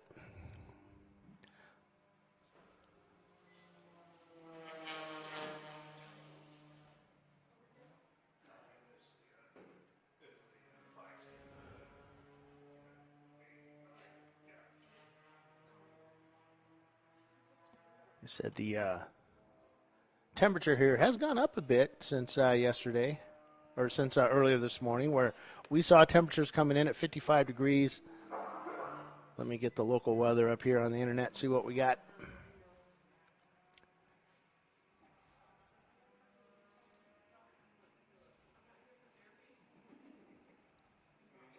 Roy Rosamond.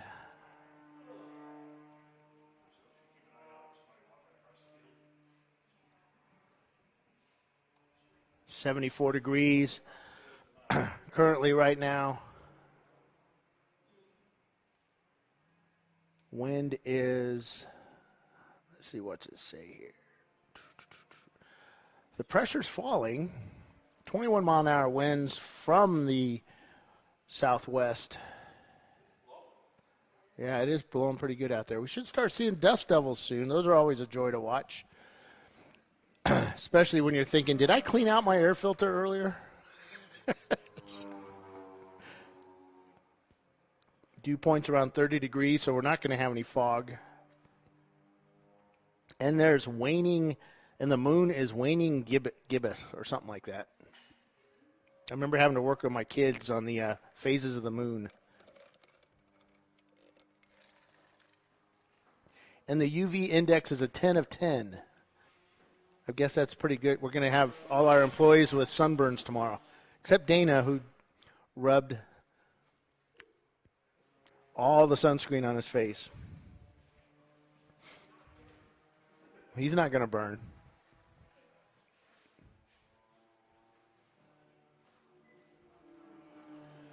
Well, he's kind of, he worked on a boat too, so he knows. He knows. He's going to know.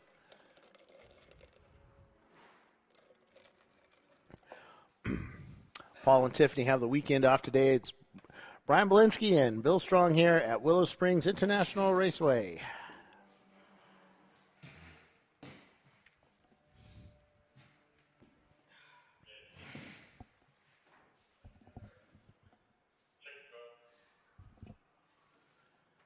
$74 degrees outside. It's getting warm. I see no clouds on the horizon or on the radar. Though I do see some clouds way off to the horizon in between the mountains. That's called smog. Oh, that's smog? It might be. Yeah. What is directly to the west of us here? Is that Carmel? Oh, no. That's way north. Oh, that's way north? Yeah. If you really go west, it's basically Santa Barbara. Oh, okay. All right. That's a long ways west. So, can we see it if we climb that mountain right there? I can see Russia from my backyard. Thank you for setting me up for that.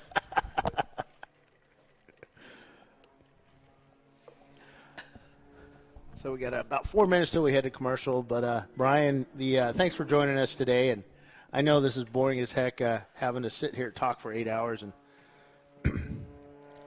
well, it's better than a root canal. It is. I know. No, this is fun stuff. I know our 6,000 fans listening right now. Wait, do we have? How many zeros did you add? Tens of tens.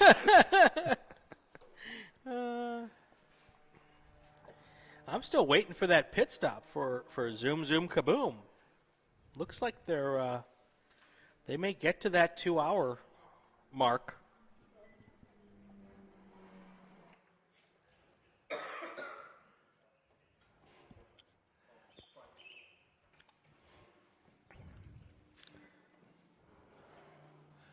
Hear that Mustang come flying down here.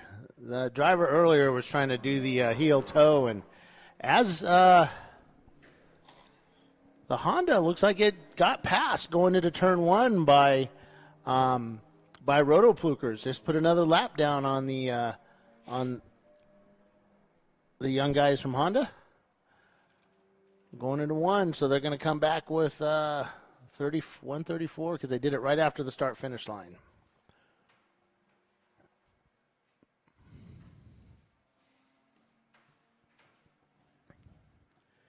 And he's just pulling away from those guys going up the hill. Put a car in between them, or trying to at least. Rotopluker trying to catch the Renegade Motorsports Chevrolet Cavalier. Oh, sorry, no, that's the Mustang. That's the, which one's a Mustang? The Hall & Oates. Got a lot of horsepower in that car going down that straightaway, but Rotopluker looks like he has a head of steam going up. Looks like he might catch him going into the turn. Into turn 9. All right, it looks like... Or 8. Knuckenfutz is in the pits. Yep. And he makes on the inside, he makes a pass on the Mustang, drifting outside as he comes down into turn 9, takes that car right out to the dirt. Shoots back across as the Mustang comes into pit lane. The big zigzag going on down there. That's a lot of work to get around a car that just yes, went in the it pits. was. Oh, no, the Mustang stayed out. That was another car that went into the pits. All right. Oh, zoom, zoom, kaboom. Yep, zoom, zoom, kaboom. And they made it to right on time. Made it right on time. That's about as good as it gets. All right, folks, we are going to step away for commercial. We'll be right back after these messages once I find my screen. There he goes. We'll be right back, folks.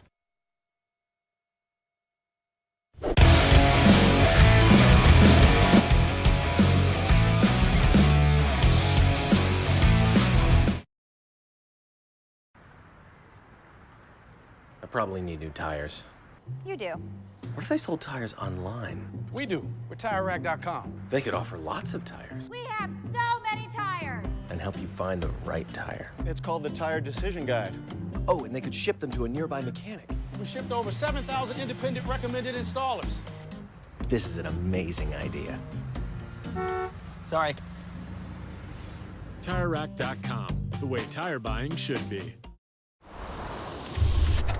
Bring on the frozen tundra, the grinding gravel, the cratered concrete, the rain-soaked streets. Come on, road. Do your worst. We'll be at our best. Reliable performance in unreliable conditions. Designed to meet or exceed original equipment performance. That's why more auto technicians choose Duralast parts. Exclusively at AutoZone. RVA Graphics and Wraps is a full-service design, signage, digital graphics, and wraps company located in Richmond, Virginia. With over 20 years of experience, RVA Graphics and Wraps offers premium signage options for your business. We are dedicated to offering our clients best-in-class service in all aspects of graphic design and application. For more information, visit us on the web at rvagfx.com. Discovery Parts is a veteran-owned racing and safety equipment company. While we're located inside Atlanta Motorsports Park in Dawsonville, Georgia, Discovery Parts can also be found at the tracks, supporting a number of Champ Car Series events. We take pride in being a reseller of the best of the industry to Champ Car teams and drivers. We know racing, love racing, and look forward to tomorrow to even more racing. Visit us at discoveryparts.com. Lifeline USA is a leading manufacturer of onboard fire suppression systems. Lifeline's continuous commitment to research and development ensures that we supply the most innovative and cutting-edge products available, used by the majority of the world's motorsport championship-winning teams and constructors. Lifeline has a proven history of success. Lifeline offers a complete range of fire suppression systems for all budgets and needs, and we continue to push development and limits on both extinguishment materials and our patented delivery systems to make the race car environment almost as safe as sitting on your sofa at home. Every kit has been designed for a professional and simple installation. For more information and to purchase your ChampCar fire suppression system, go to www.lifeline-fire.com. Located in Northeast Ohio, with 40 years of combined experience, Money Shift Racing knows how to deliver performance and safety, offering everything you need to get your vehicle and drivers ready for race day. From safety equipment to full engine assembly and repair, in-house fabrication, 3D design, and rapid prototyping. Money Shift Racing. Performance done right.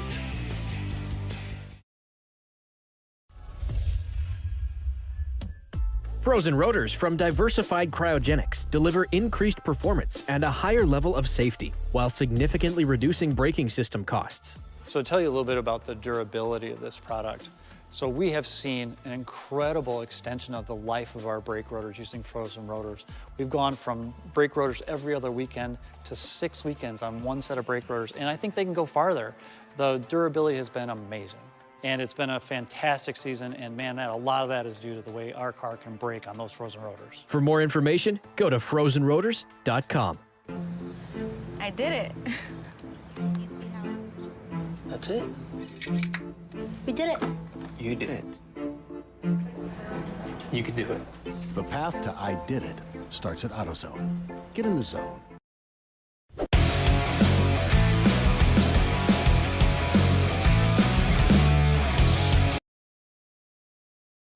Hey folks, we are back here at Willow Springs International Raceway with Brian Bielanski and Bill Strong calling the shots here.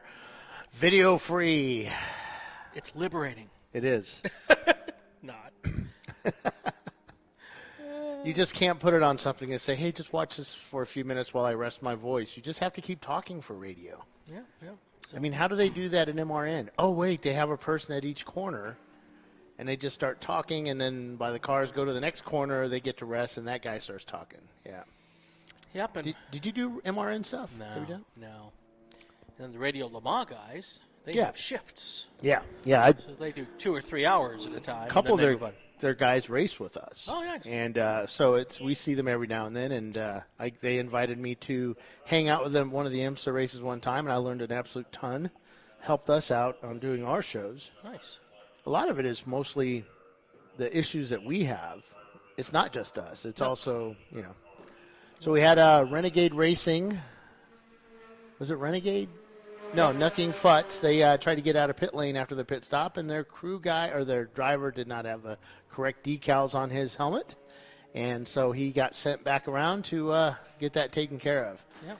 That allowed Zoom Zoom Kaboom to move up into third place. They just completed their pit stop and are back out on track and just completed their first lap after being out. So, the strategy.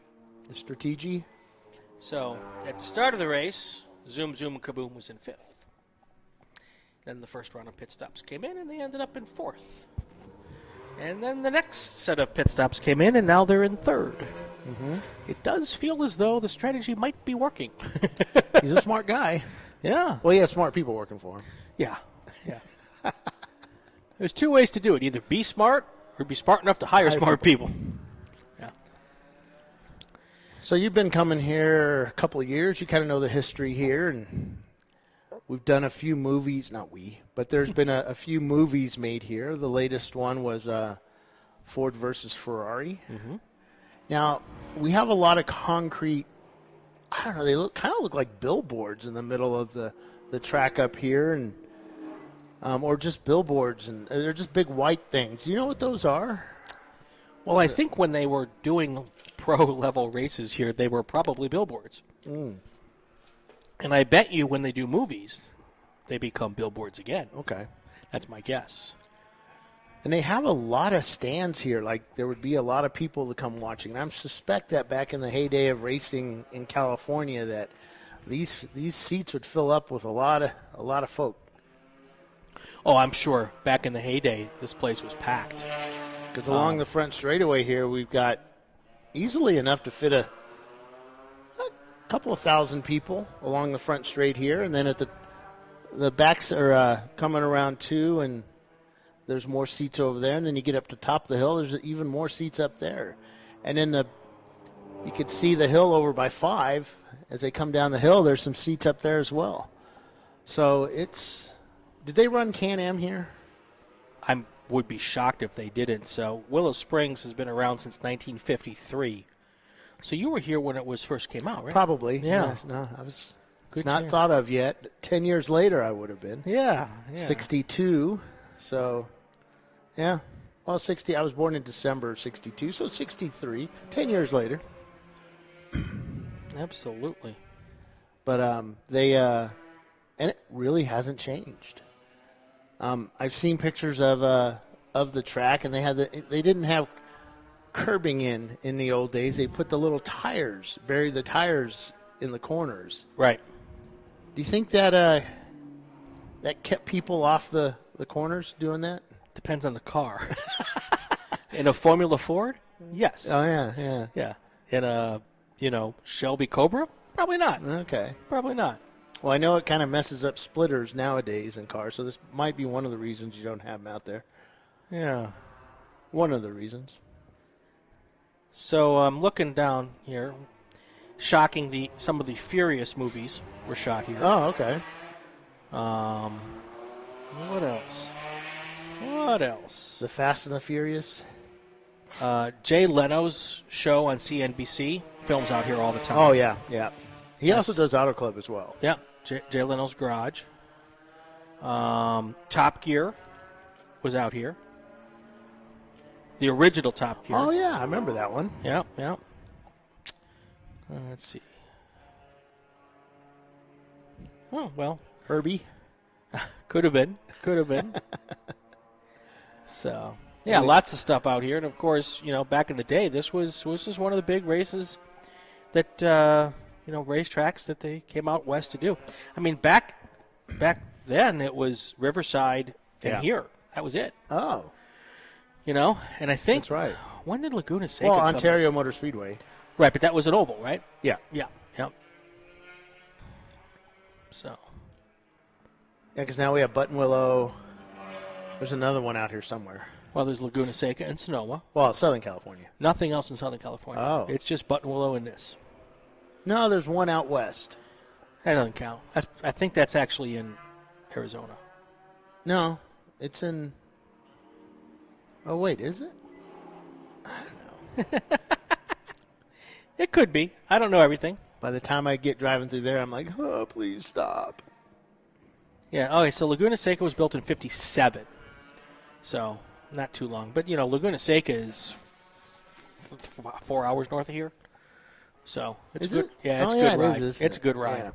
So, and it's there's no good way to 4 get hours. there. That's a good ride. That's how long it takes me to get groceries at our grocery store. Nothing's down the road where I live. That's because you take a horse and buggy. Yeah. All my project cars don't work. There you go.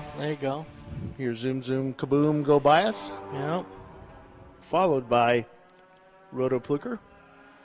All right. So looking at this system here, the way this works out is it does look like on the next round of pit stops.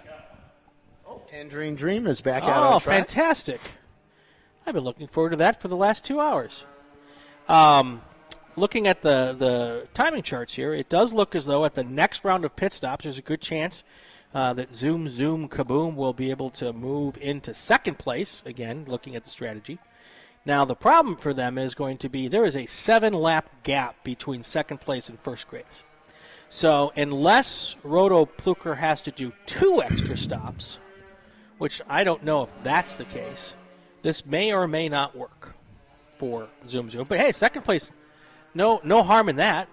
Well, history has shown that Rotopluker does pretty well up until a point when they don't do well. Okay. They have sometimes reliability. Maybe. Tires. Okay. All right. So, brakes, that kind of stuff. And they've been pushing hard pretty yeah, they quick. have. Yep, no question at all.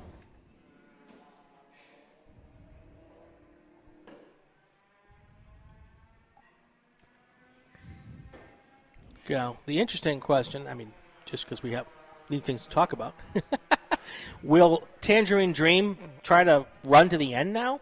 Or are they just going to do this as a little, maybe half-hour test session? I don't know. There's a lot of times, just get the guys out there, get them some seat time. Right. Don't push the car too hard. Just break that head gasket in. Don't break the head gasket. Yeah. Get it moving a little bit, and let's see how the car does. Maybe do some tweaking on the alignment or suspension or whatever, and get ready for tomorrow. Test day. Use it as a test day, yeah. Yep. In actual racing conditions. There you go. And the temperatures tomorrow will be a little bit warmer today, but not too much, so it'll be a decent representation of what they're going to find tomorrow. Yep, they just completed their first lap, Tangerine Dream. As that VTEC kicked in as they came into the braking zone.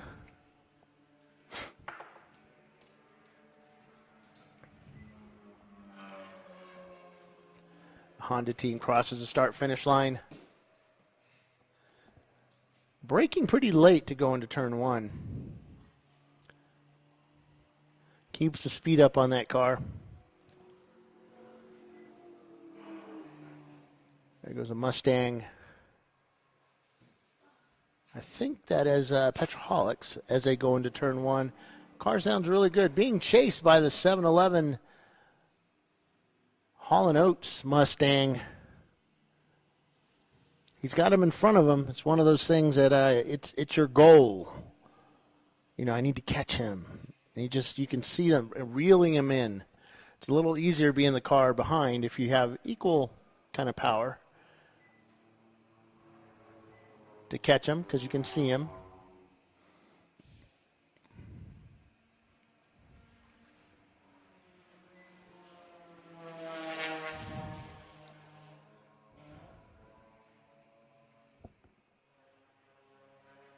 We talk about zoom, zoom, kaboom, trying to move up in the pack, but, they can lose it too. There's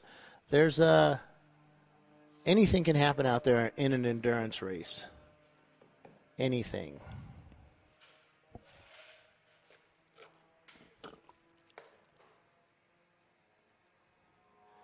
For you folks just joining us here at ChampCar.Live, the radio edition, we are here at Willow Springs International Raceway for an 8-hour Enduro. We had 8 cars start this morning. I think we have 8 out there right now. Tangerine Dream bringing up the tail end. They just got that car back out after blowing a head gasket.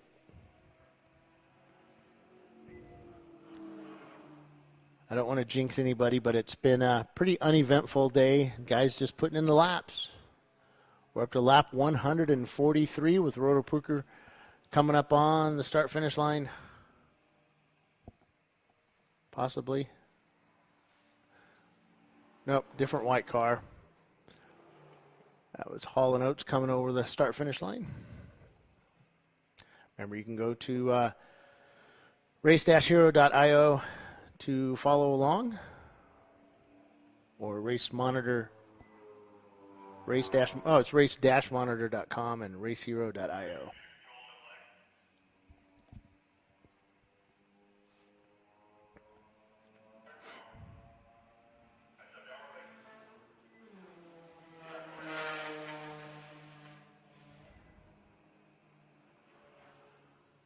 Flagger asking if he could step away. Got to give the flaggers a little bit of break every now and then. They are sitting out in the sun. This is one of those tracks where the corner workers don't really have any cover. They find shade where they can, which is very, very little, especially when the sun's straight up in the air.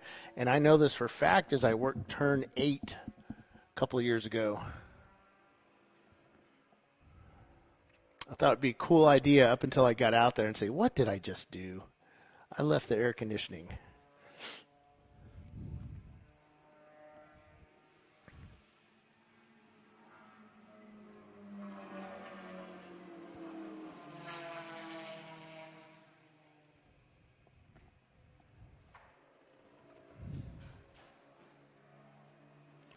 Nope, those are real cars going by us. I cracked open the window a little bit to get some air flowing through here. Got really hot. So you're listening to the real sounds of Willow Springs International Raceway.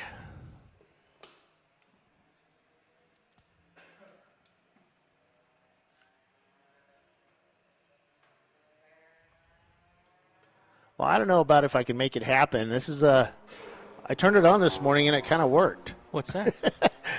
Marquis the Farmer says you got to give Bill credit. He can make it happen without all the bells and whistles that Paul uses. Yeah, but don't say that too loud. Paul will say,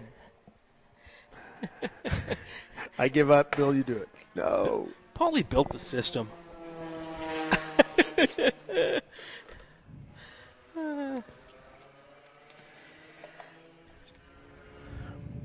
I've always wanted to do a little radio show to see if we could do it. You know, because like I said earlier, there's tracks that we go to where we just don't have the facilities, and it's, you know, with our sponsors, you know, paying good money for this stuff. It's, you know, advertisers and that.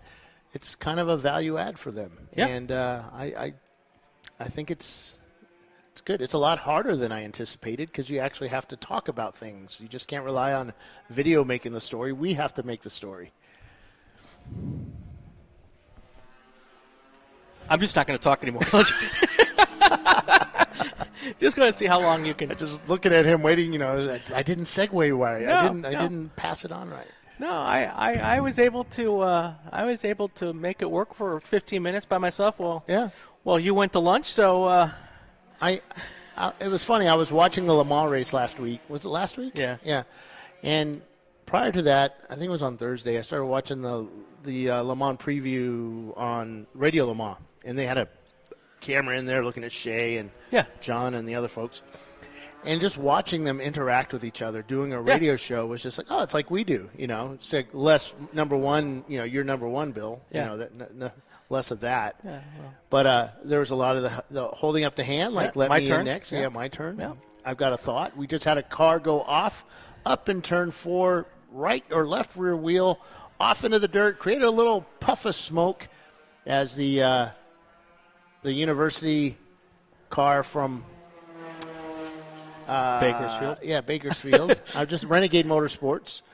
He got the left rear off into the dirt a little bit, but he had traffic around him. I think he might have been trying to let them by instead of doing his own race, get into a position to where, okay, now you guys can go. Yep. That's kind of how you can get yourself in trouble. Just run your race, and they'll get around you if they're faster. So, you know, Bill, I have a list. I don't know. Do you use lists? Yes. So I have a list of when I'm going to the track. You know, I need to have this box and Right. that box, and I keep everything in boxes. So I don't have to, like, if the box didn't get touched from when I left, it should all be there when I leave again. You think. So, right. But normally I'm calling sprint races. Right. So they're 25 minutes, maybe 35 minutes. And I said to myself before this weekend, I got to take my egg timer so that I can have my countdown. Oh. Guess Yeah. what I forgot? Your egg timer. My egg timer. So did we, but that's a different story. So that's why you're using it. You forgot the egg timers. Shh, don't let anybody know. Not me. So I'm using I brought everything I was supposed to bring. I'm using my phone, and we're 3 hours and 38 minutes left. And I also said to myself today, I got to take notes when teams come in for their pit stop. So I haven't taken any of those notes. Yeah, I have people that do that for me. So normally in the races. Oh, what you're saying is I'm slacking. I'm supposed to be doing that for you. I get it now. I didn't give an expectations list. Clearly, you did not. So I'm going to start taking my notes now, at least for the second half of the race. I live my life a quarter mile at a time. I've seen that in a T-shirt. Yeah. Right. And just wing everything, buddy. Yeah. Ranked right up there with 200 miles per hour till you see God, then hit the brakes. Yep. Yeah. Oh, my God. Yeah. We said, I'm doing 200 miles an hour. Yeah. It's all good stuff. It's all good stuff. So Yeah, I actually, everything I have is boxed. I still go through every box before I leave for a race because you never know, something might have got taken out, somebody forgot, or somebody saw something and, I need that, and it didn't get put back right. So I've learned. I've got all the list of what's in each box. I pretty much know what boxes I need to take to each track. Right. So yeah, I have my partner in crime. It's like they know. Don't put anything in boxes. Yeah. So they leave it on the table, and I go, okay, boom, boom, boom, boom, boom, boom, and yeah, it's just I haven't. My wife just moves things.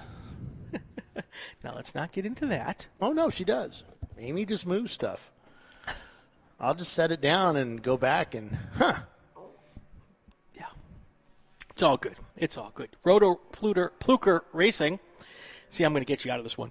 Is your race leader right now. Team Honda Research is in second. Zoom, zoom, kaboom. Working the fuel strategies, moved into third. Petroholic Racing is moved to fourth. So that lack of having the proper sticker has cost Knuckenfutz a position. It's just a matter of time. I know. You're going to mess that one up, and I can't wait. I have my finger on the button. Is there a button? No. Oh, dang. Do you have a sound effect you can make?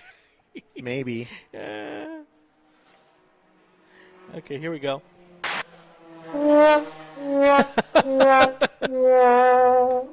Oh, God, it's only a matter of time. Renegade Motorsports is in sixth. Hall & Oates, seventh. And then Tangerine Dream back on the racetrack after replacing a head gasket. That's not an easy fix. No. But they did it in less than 3 hours. Yeah. So that's pretty good. Good for them. So they're out there collecting some laps, trying to learn a little bit here as we head home. So Marquis the Farmer says that we should do our next radio show doing it in Wolfman Jack style. Oh. I say no.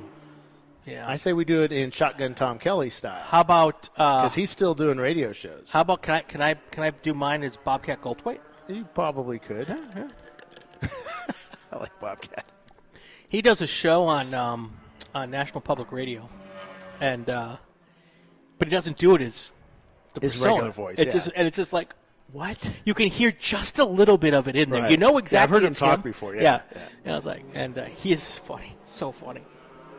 But all right, so that looks like that should be Hall & Oates. Yep. Heading back out there. So. Yeah, Shotgun Tom Kelly works out of Los Angeles. He worked in a bunch of the L.A. radio stations, but in the 70s he worked for KFMB in San Diego and KGB and a couple other stations. And right. He was the Wolfman Jack. Yeah.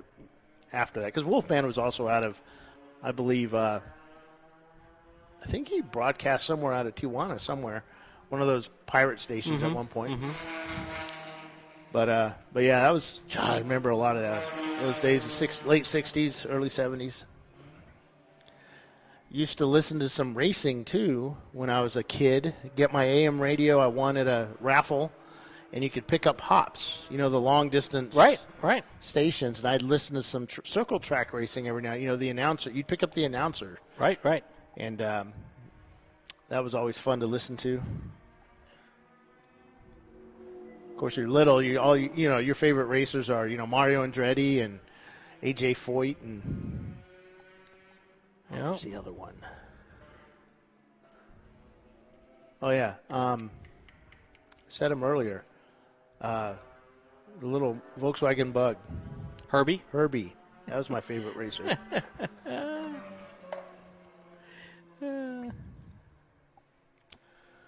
Yeah, we'd probably get a copyright violation if we did any of the Wolfman Jack stuff. Right. I just think we have horns, Oh, we're going right downhill, folks. Straight down into the tubes. Don't you remember the DJs that would do all that? Yeah, crazy stuff. Sometime when we're not live on YouTube, I'll tell you a story. Back in my stupid college DJ days. So did you do sports reporting with 29 or just I did one sports report. I did a feature on Ben King. You know Ben King? Oh, yes. Yeah. Ben's a great. Well, then he was a great kid. Yes. He was a keeper, wasn't he? Or no, wait. Bicyclist. Tour de France. He's from. When did he do that? He just retired. So he's like 36 now. Oh, so he's still young then. But Yeah. he was okay. That would have been in the late 90s. No, I didn't come to Charlottesville until 2008. Okay. And I didn't start working at the TV station until 2012. Okay. No, 2011. So right in that area. By then I was at. Oh wait. No, that was the early 2000s that I did a lot of work with NBC 29 with the university. Right. We were doing a lot of like book shows and stuff like that, where these movie stars that were writing books would come in and. Right. So we get the latest young lady that as they come through, NBC, the small stations get their year in or 6 months in and try to move on to the bigger stations. Yeah, that's what that station is meant for. When you're in market 230 or 210, that's where everyone gets their start. Yeah. And it's cool because as a now kind of reaching my elder statesman in the business kind of situation, I get a real sense of pride in seeing the kids who were at my early stations or early in their careers, who I may or may not have had a tiny hand in telling them something that might be worthwhile, are now, I got one of them is at WUSA in Washington, D.C. Another one is another one of my interns is with ESPN.com.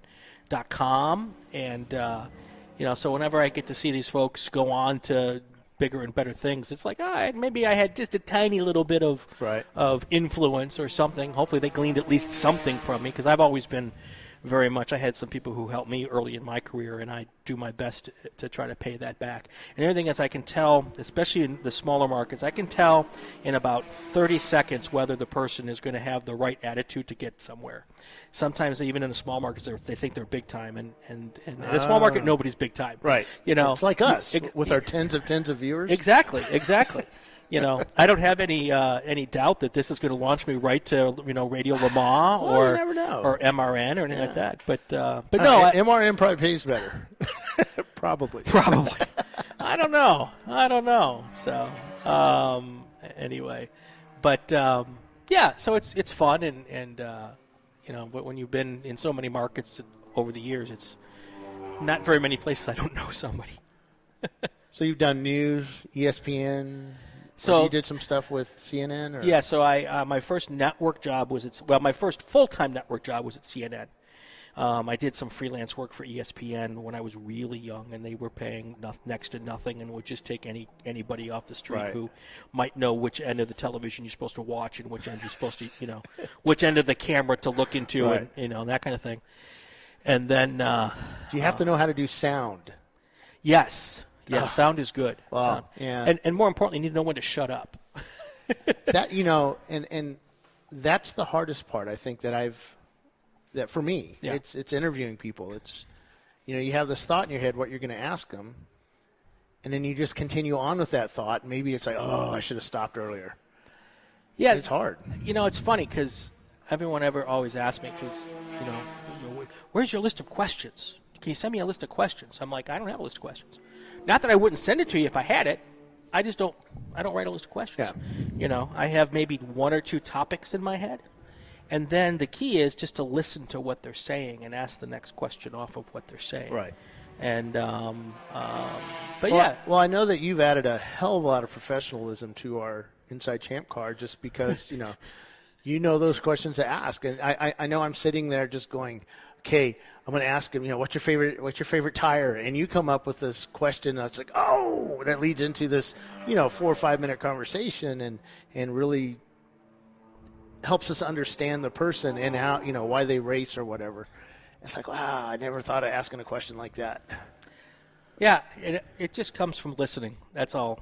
It's the only thing I know. It's everyone's like, what's the secret? I'm like, I just listen. Well, the hard part on pit lane was it was hard to listen because it's so noisy, and sometimes you can't monitor Right. Those, the feedback. So a lot of times you could see facial responses when they were finished talking. Sure. And you just go, yes. So how are your tires doing? Not knowing that they just answered that question 2 seconds ago.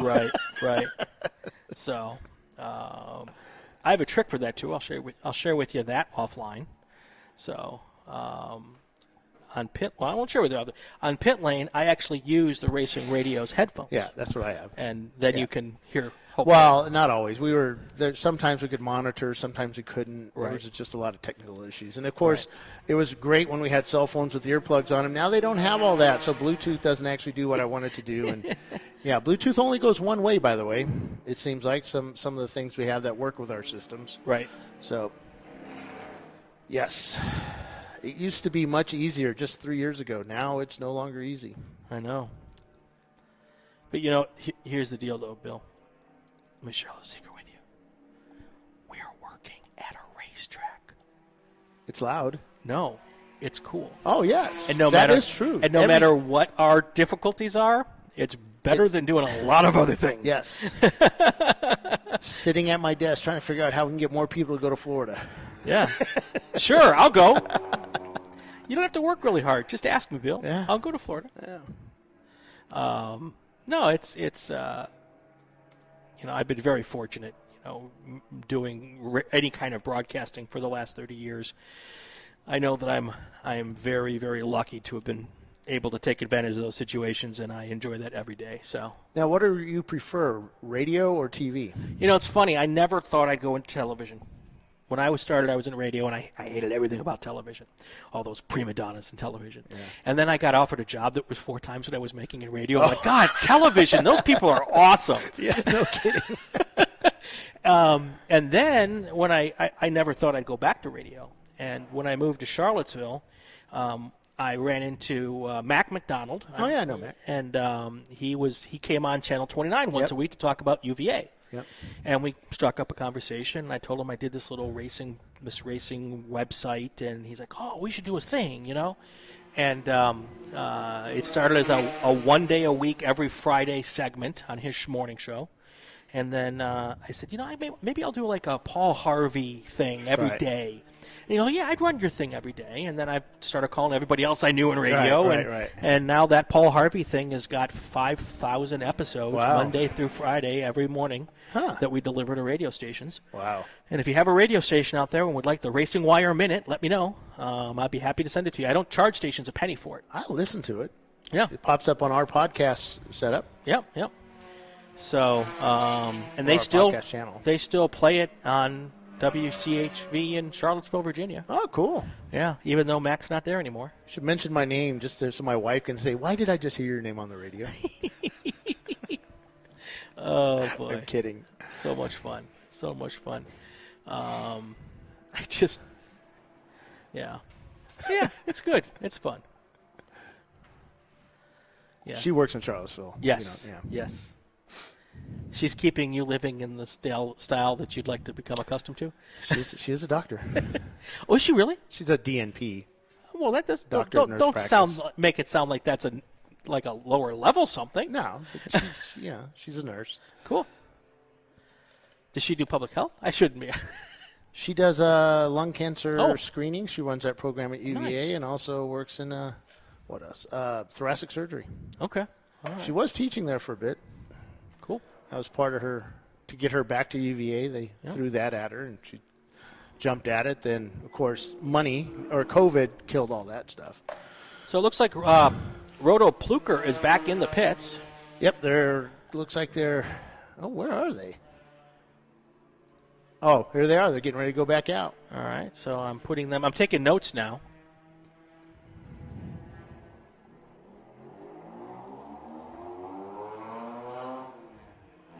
The cars are a little louder because we have the windows opened up, so yeah, it's not like they're loud.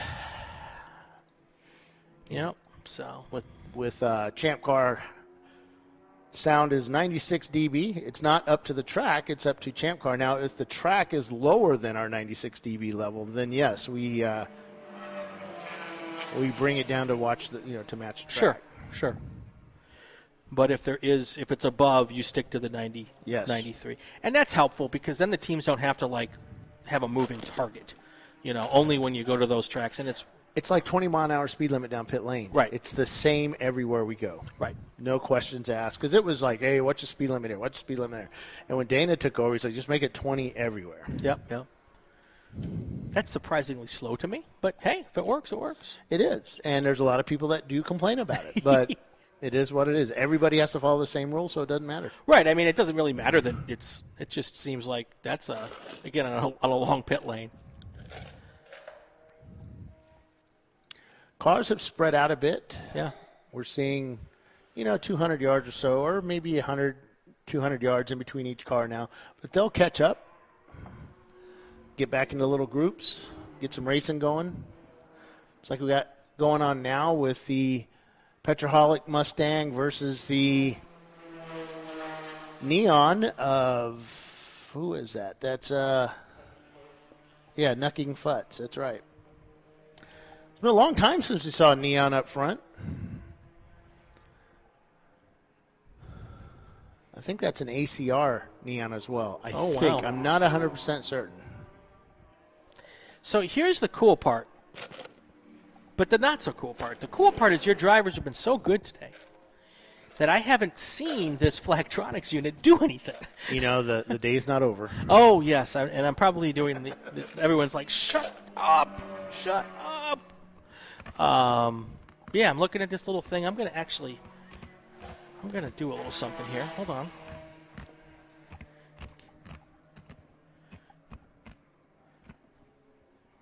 Bill's chewing ice. Sorry. That's okay. I'm going to take a little picture here. Yeah, we have Flagtronics unit in my package of tools that we use here in Broadcast Central. That way we can see the local, or not the local conditions, but the full track conditions. Right. Outside of using the Flagtronics Race Director software. Previous to that, it was kind of nice to see it.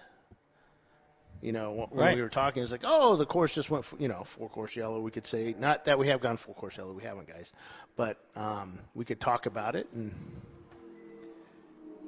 give us talking points.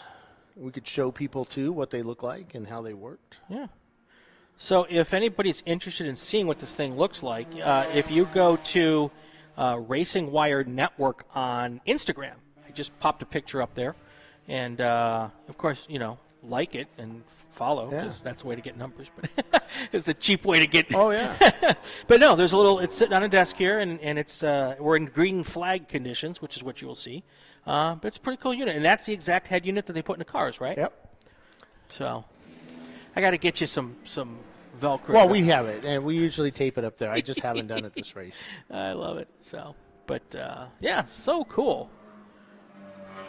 See, with our we're looking at the same screen. If the folks are watching this show on YouTube, right, we're looking at the same screen as you are, and so we can see when the flag conditions change. Right. So, the corner workers can do it. Our timing and scoring and race director can also change flag conditions, either individually. Like a corner worker needs to go use the facilities, he can walk off his station. We can still control his station from here. Right. So, and the rule is whatever the flag or the Flagtronics, whichever one's is safer, use that one. Right. Okay. So, yeah. And if it's still showing green and you've got a car tumbling in front of you, I don't know. Maybe I'm going to follow that yellow that's being waved dramatically. Yeah, definitely. So it seems like the safer bet. So the team seemed to have slowly, as the day gone on, slowed down. The Roto Pluker team at one point was racing at about 138 seconds a lap. 138, 137 or something like that. Yeah, they were down there. Different drivers. That could be. Yeah. It is. It's different drivers. Well, it's different drivers, but we've got different conditions. The cars are different now than they were 6 hours ago. True. The tires are different now than they were 6 hours ago. The track could be a little more So you greasy. go back to that Roto Pluker. That guy was putting down some scorching laps compared to everybody else, and all it takes is him to use those tires up. That's right. And boom, it's the next guy in the car just doesn't have the oomph. Yeah, to finish it up. Yeah, yeah. The other thing I was talking about when I was trying to fill time when you weren't here, I was getting everybody's lunch. You know, and you've done a lot more actual behind the wheel endurance racing than I have. You know, when you get out of the car, you have this in your brain how the car is driven when you were in it. Then you get driver number 2, driver number 3, maybe driver number 4 goes, and then you get back in. Okay. And in your head, the car is where it was when you got out last time. Not always. Well, but that's what your head thinks. And then you get back in 4 hours later, and all of a sudden your head's thinking the car is going to be one way, and the cars might be different, and the track might be different too. I don't know, because I know. I've been doing this long enough. I know the car's never going to be the same. The tires are going to be, that right rear tire now is just slipping all over the place. It's just, I don't know. But the people who are good at this can adapt that in 1 or 2 laps and realize, okay, this is how the car has changed. Yeah. You know, and that comes with experience. And sometimes, Well, a lot of times, too, I've gotten in a car, and it's like, oh, there's a serious issue here. It's different. Right. It's way different than it was earlier. And then the question is, why is it different? Mm-hmm. Okay, back off. Make sure nobody's around me. Right. Why is this car different? So then I start doing different inputs and maybe kind of feeling seat of my pants. I'm a seat of my pants driver. Right. I can feel where I'm going. I can usually tell, okay, I'm hearing a vibration. Okay, it's back here behind me. Right. Okay, what is that? Is that the diff? Is it the drive shaft? Is it the end of the transmission? What is it? And this happened to me at VIR with the Bliss Racing Camaro. Okay. I got in the car, and it's just not right. I'm just like, what is up here? Come to find out, the end of the transmission has this mount, and the bolts had come out, not from the chassis, but from the transmission. And so the transmission was swaying just underneath swaying the chassis. in it. So it was doing some really funky. It felt really weird and was making a noise, like clunk, clunk, But it was circular. I could hear it, circular, a rotational noise. Right. So they fixed it, went back out, and sure enough, I heard this clunk as I'm coming out of turn 5, shifting, and it felt weird. And, of course, it feels weird on a really fast part of the track as you go to make a left. It's a kink at the top of the hill. NASCAR, I think they call that. Or not NASCAR. I forget what they call that one. But it's which like, track? VIR South. Oh, yeah. Okay. It's before you go into Oak Tree. Go down. It's that top part there. And the car just did this weird shift on me, and it's like, oh, this is going to hurt. And I brought it back. But it's like, guys, I think that thing just fell out again. And sure enough, the bolts did, and they found out later that the bolts were the wrong size. So they put the proper size bolts in, and boom, done. And it happens. Yeah. I mean, there's a lot going on at a race. Absolutely. And they put the right size bolts in, and boom, the next driver in there breaks my time. And of course, then that was the last you're stint. bad. Of course, yeah. So, no, it was still fun. It was a good time.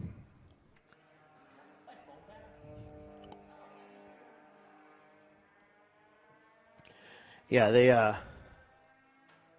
I can be so forgetful at my young age.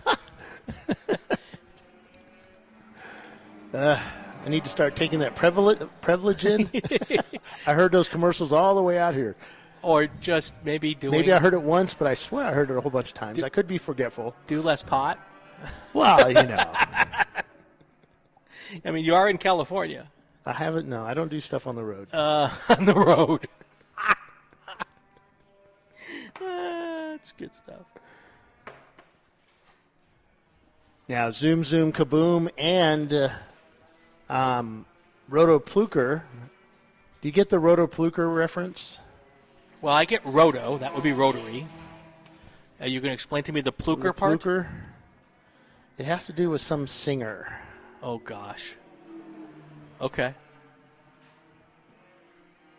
And I forget his name. While you're looking it up, Roto Pluker is your race leader. Team Honda Research is in second with a 6-lap lead right now for Roto Pluker. Zoom Zoom Kaboom is 3 laps down from the second place car of Team Honda Research. Fourth place is Petroholic Racing, and the fifth place car is Nuckin' Futz. Oh, you found it. Yeah, I can't talk about. You can't this on talk about it. Oh, okay. Yeah, it's a. No, let's just leave it go. It's a Joe. What was his name? 7th place, Hall & Oates. 8th place, Tangerine Dream. So, and Tangerine Dream, they've got down to a 149. So they're faster than Renegade Motorsports right now, and right in the same range as Hall & Oates and Nuckenfutz. So they would be in that hunt if they didn't have to go and spend that time in the pit. So looks like they got things sorted out. It's a Frank Zappa song. Yeah, okay. And it's, Okay. Cyborgs and all kinds of stuff. There you go. That's all I'll say. You guys can look it up if you want, unless you're under 18. I'm going to get home and my wife's going to be like, "What?" Oh, she's not listening. What did you tell Alex? Anyway, nothing at all.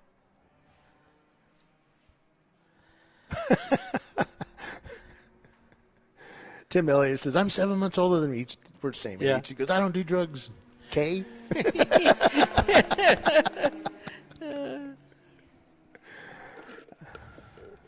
I don't do illicit, illegal drugs. Exactly.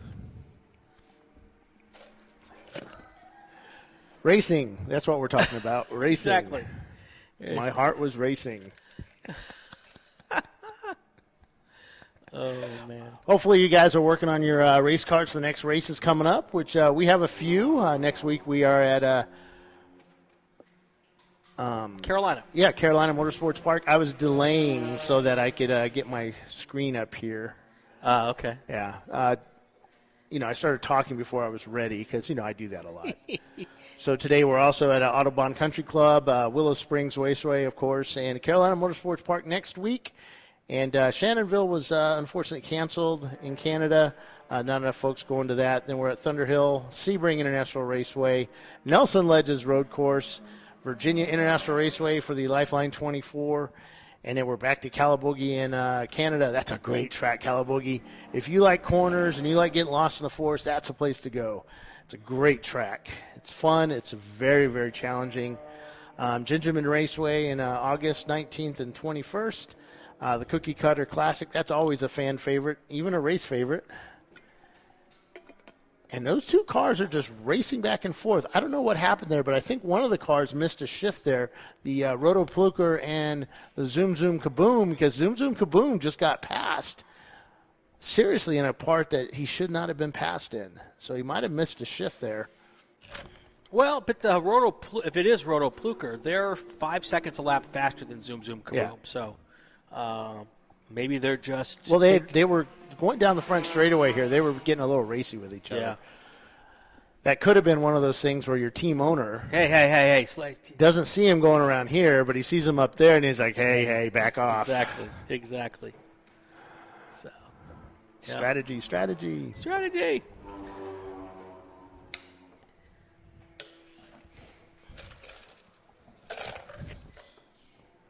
So, yeah, we're all kinds of places racing. Take a look at our schedule at ChampCar.Org. Top of the screen, you can see events calendar. If you're on your phone, do the hamburger menu. Just click on the hamburger. Let me show. Brian's looking at me all funny. Hamburger. Click on the hamburger. What is that all about? So it's how you do the. Let me click out of this real quick.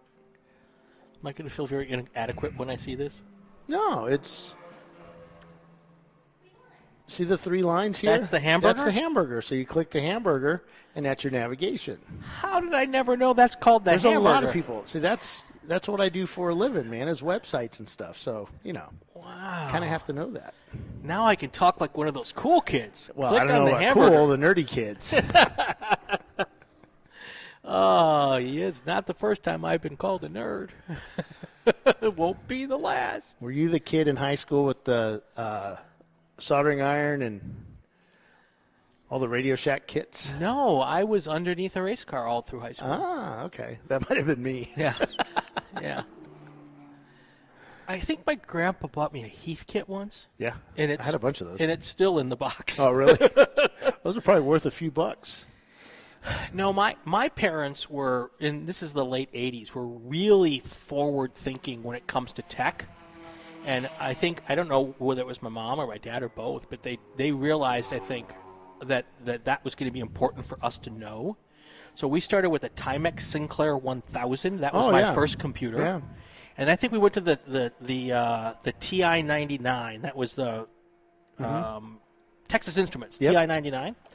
And then we got our first PC, and it was the Tandy 1000, the all-in-one with the head, and it was a TV monitor. It was a TV, literally a TV was our monitor.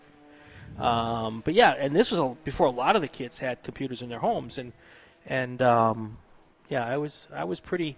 I didn't think about it then. I just thought, well, it's cool. I got a computer. Hey, we should call Chelsea up. Yeah, we should. Check out there at Autobahn Speedway this weekend and see how they're doing out there. That's in Joliet, Illinois, I believe. While we're waiting to get Chelsea on the phone, Roto Pluker Racing is your race leader here out at Willow Springs. Team Honda Research second. Zoom Zoom Kaboom third. Petroholic Racing is in fourth. Nuckenfutz fifth. Renegade Motorsports is in sixth. Hall & Oates is in seventh. And Tangerine Dream is in eighth. She might be busy. Yeah, doing a race directing thing. I just hear excuses. Premium Dudes are up by 3 laps against Dirty 30. Nosy and Mazda in third. TR Motorsports moved up into fourth. They're about 6 laps back from the leader. Mylon Plus just crossing the start-finish line now at Autobahn. Two Brothers Racing in sixth. Winkler Motorsports moved up into seventh.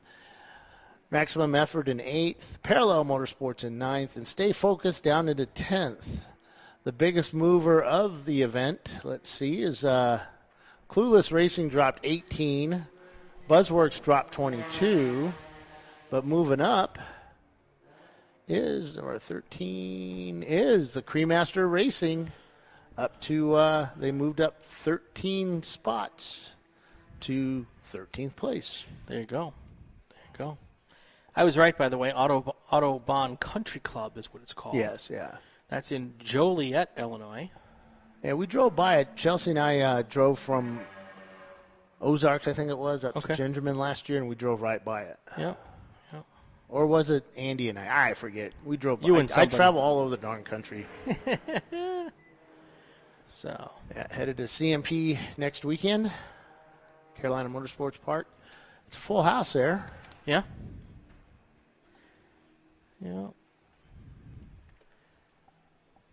Still 3 laps between, or 7 laps, I should say. 6 laps between first and second. And think they can catch them? Got to have a problem.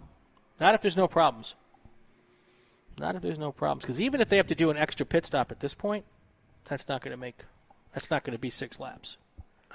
So we had a race like that one time at Charlotte where we had a 9-lap lead up on everybody. Right. And I should have, once we got up to a point, it's like, all right, back off. Stay even with them. If they're doing 255s, you do 255s. Just stay with them. Right. It's good stuff. But, yeah. And I think that's what Rotopluker should do, not just sitting out there just putting down 138s or whatever they're doing now. And yeah, just find the second-place car and follow 140s, him. Yeah. Just follow him. Yeah. Or catch up to him, just stay right behind him. Yeah. Oh, yeah. And he'll sit there thinking, and he might make a mistake. And I think this track you could do that in. Some of the larger tracks, it's harder to do. But you can see everybody at this track. Yeah. And we only have 8 cars out there, which helps a lot. So it's easier to figure out which car, to do that with. It's nice because you get up into turn 4 there where the 570 just popped up, and you can look down and see the cars kind of going around the carousel. Mm-hmm. It's pretty far away. Yeah. I mean, it's a good mile down that way. And it's, the track doesn't look all that big on GPS, but it's big. Yeah. Well, it's a big track. 2.5 miles. So, and it's cool because, and that's actually a decent strategy because that'll also, if Roto Pluker would choose to do that, would give them an idea of how much longer they can go on a stint if they're not going Right. crazy trying to go fast. And that could be used for a future race strategy down the road. But what's nice about the 8-hour is that Right. you can see what everybody's strategy is and kind of play on Right. that for Sunday. You can see, Right. okay, these guys are only going, an hour 55, and they never went 156. How do I play against that tomorrow? Right.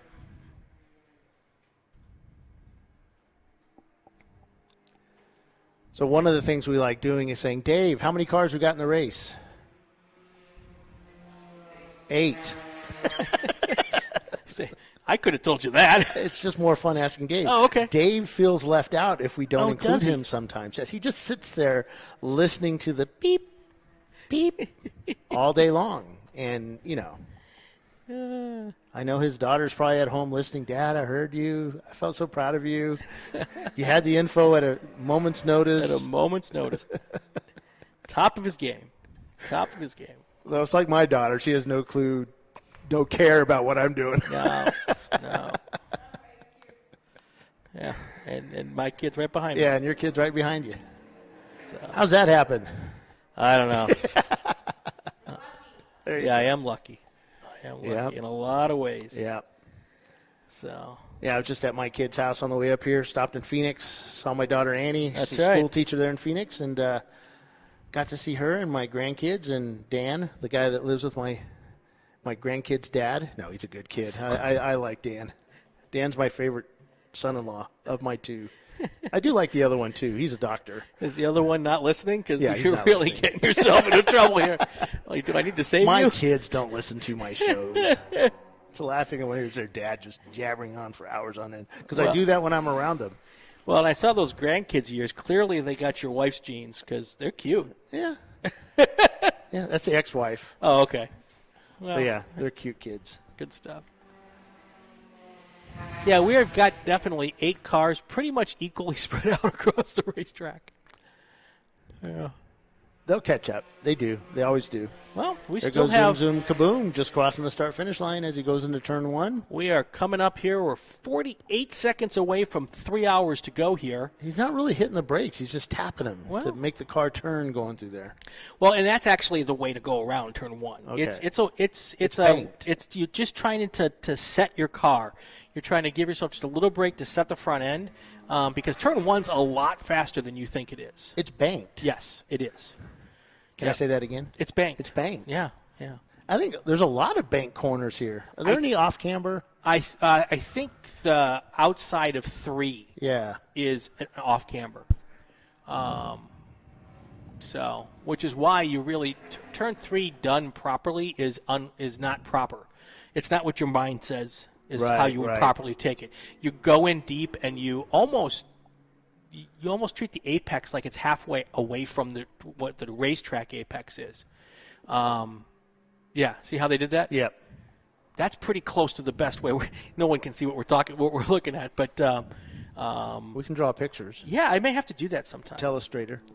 Can you get me a telestrator? Oh, I want a telestrator, Bill. Please, can I have a telestrator for Christmas? Paulie has it, and he won't let us play with it. Oh, why not? He says we'll just draw things. Yes, of course we will. Of course we will. We'll just draw Richards everywhere on the track, and, we can't do that. We're not allowed to do that. Oh, I want a telestrator for Christmas. Mommy, please. Yeah, Paulie doesn't let us have all the good stuff. I'm like, dude, I'm doing a show next week, so, hey, can I borrow this plug-in? No. We're going to have to work on Paulie. He'd let me. He'd trust me to do it. You, He'd trust me to do it. Not me. Not me. That's funny. Pretty soon I'm going to ask for a turducken to hand out after the race. A who? A turducken. I don't know what that is. Oh. It is a chicken stuffed inside a turkey, and inside the chicken is stuffed a duck. Yes, I have It's a turducken. Yeah. And it's what John Madden used to give out after the Thanksgiving Day football games. Ah, okay. And John Madden was the king of the telestrator. Right. See how I'm molding that together? Yeah, yes. So. All right, folks, we will be right back after these messages about turduckens. They're like, thank God, go to commercial now. All right, folks, we'll be right back after these messages from our sponsors.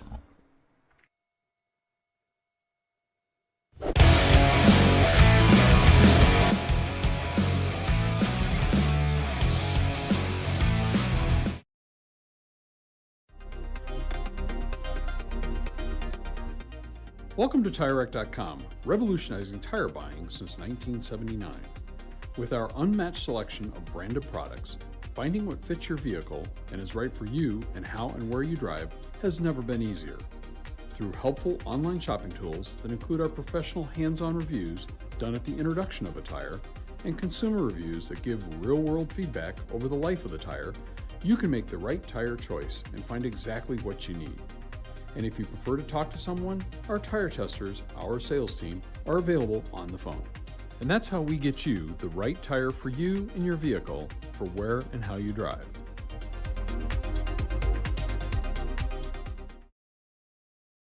At AutoZone, you get what you need when you need it. Got a today job? Pick it up free same day at your local AutoZone. More of a tomorrow project? Order as late as 10 p.m. with free next day delivery. Getting the job done just got easier. Discovery Parts is a veteran-owned racing and safety equipment company. While we're located inside Atlanta Motorsports Park in Dawsonville, Georgia, Discovery Parts can also be found at the tracks, supporting a number of Champ Car Series events. We take pride in being a reseller of the best of the industry to Champ Car teams and drivers. We know racing, love racing, and look forward to tomorrow to even more racing. Visit us at discoveryparts.com. RVA Graphics and Wraps is a full-service design, signage, digital graphics, and wraps company located in Richmond, Virginia. With over 20 years of experience, RVA Graphics and Wraps offers premium signage options for your business. We are dedicated to offering our clients best-in-class service in all aspects of graphic design and application. For more information, visit us on the web at rvagfx.com. Lifeline USA is a leading manufacturer of onboard fire suppression systems. Lifeline's continuous commitment to research and development ensures that we supply the most innovative and cutting-edge products available. Used by the majority of the world's motorsport championship-winning teams and constructors, Lifeline has a proven history of success. Lifeline offers a complete range of fire suppression systems for all budgets and needs, and we continue to push development and limits on both extinguishment materials and our patented delivery systems to make the race car environment almost as safe as sitting on your sofa at home. Every kit has been designed for a professional and simple installation. For more information and to purchase your Champ Car fire suppression system, go to www.lifeline-fire.com. Located in Northeast Ohio, with 40 years of combined experience, Money Shift Racing knows how to deliver performance and safety, offering everything you need to get your vehicle and drivers ready for race day. From safety equipment to full engine assembly and repair, in-house fabrication, 3D design, and rapid prototyping. Money Shift Racing. Performance done right. Frozen rotors from Diversified Cryogenics deliver increased performance and a higher level of safety, while significantly reducing braking system costs. So to tell you a little bit about the durability of this product. So we have seen an incredible extension of the life of our brake rotors using frozen rotors. We've gone from brake rotors every other weekend to 6 weekends on one set of brake rotors, and I think they can go farther. The durability has been amazing. And it's been a fantastic season, and man, a lot of that is due to the way our car can brake on those frozen rotors. For more information, go to frozenrotors.com. Come on, road. Do your worst. We'll be at our best. Engineered to meet or exceed original equipment performance, exclusively at AutoZone.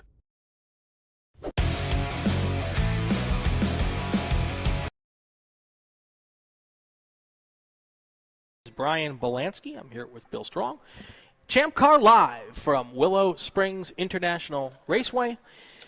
An 8-hour race today, 7 hours tomorrow, so we're going to do this all again tomorrow. So if you're enjoying this, and I hope you are, you'll be able to come and help us out with that and listen in. Right now we got 2 cars in the pits. Roto Pluker Racing is in the pits. Also Hall & Oates And we just crossed over the 3 hours to go mark, 2:53 left here in our 8-hour race today. It feels like just like 5 hours ago we started this. Oh my gosh, yes. and if you're riding along here with car number 37, Roto Pluker, and if you're not seeing the same picture we are, shake your phone upside down like an Etch-a-Sketch, and it might come up. No, you're not seeing anything. We are doing a radio show today. It is audio only due to the infrastructure here at Willow Springs, lack of internet. There is some internet, but not a lot. I think Los Angeles takes all the internet. It just goes south. As the Renegade Motorsports crosses the start-finish line going into Turn 1, they've got a bunch of new guys that have never been on a racetrack before. So it's kind of cool. They did a little test race yesterday, or test session yesterday, got the guys in the cars. But some of these guys, this is their first wheel-to-wheel action where people are coming up on them without point buys, that kind of thing. Yeah. It's just go at it. But that said, everyone's played like good boys and girls in the in the sandbox, and we talked about this earlier, because we have a little bit lower car count. That's a good time to have new guys and gals on the racetrack. It gets them a chance to get in, get a nice little rhythm, not have to worry about fast cars breathing down their neck all the time. I put my son in the car on old tires on a freezing day, rain. Did you not like your son? On VIR. What did your son do? North in a race field of 67 cars that were super fast. Right. And we hadn't really run our car in a couple of years. He did really good when he was not spinning. No, he did really good. He did make a lot of mistakes, but it's a lot of mistakes you're going to make. And even as the 711 Hall & Oates Mustang leaves pit lane, going through the gears, that big V8, which is a small block V8. I don't know. But, my son just had never raced before, and it was really funny listening to him talking all kinds of smack to me about how he was going to – he learned a lot that day. He did good, though. Some guy came up to me and asked me, he says, was that you in your car? And I'm like, oh, no, it's my son. What'd he do? He goes, no, he did great, man. He goes, he's coming up at the top of roller coaster, and that car was so sideways, and then I just heard it rev to like a million. And he said, it just straightened right up. And I laughed. He goes, yeah, he knew he was gone. And I laughed. I told Ian, he goes, yeah, Troy had told him that if you get the rear out, instead of lifting off, punch it, like you do in a mid-engine car. Yeah. And he did. And right then and there, he understood how he should drive the car. He did a lot better after that. But, of course, there's 70 other cars on track, and that's one of those events where you're like, oh, God, what happened? There's more chances of him getting in trouble there than there would be at this track here. Right. Good times, though. Absolutely.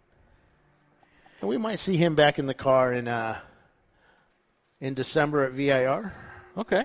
Either a car or he's going to be helping. I think Troy and I are going to be running the MR2 at VIR on a north course, and Ian might help us out. Though he does work for RVA now. RVA Graphics and Wraps, those Isn't guys. that like racing for the devil? Well, that is one of my bosses, Justin. But yeah, it's like, tell Troy, if Justin's in front of us, we don't beat him. We bump him. Oh, really? No, I didn't say that out loud. Justin's a big guy. He'll come over and... The unwritten discussion. But yeah, it'll be fun in December. I already talked to Dane about it. He gave his approval. He said, you're not going to be up in the tower with me, right? And I said, well, yeah, I'm racing. And he goes, good. Go. I bet you Danny let you race every weekend. I bet he would. Remember, I work 5 days during the week. And then I work on the weekends, too. Wow. I know. There's a lot of people that do that. Yep. And you're working at a racetrack. I'm working at a racetrack, correct. So is it really work? I'm surprised you don't have to pay them to do this.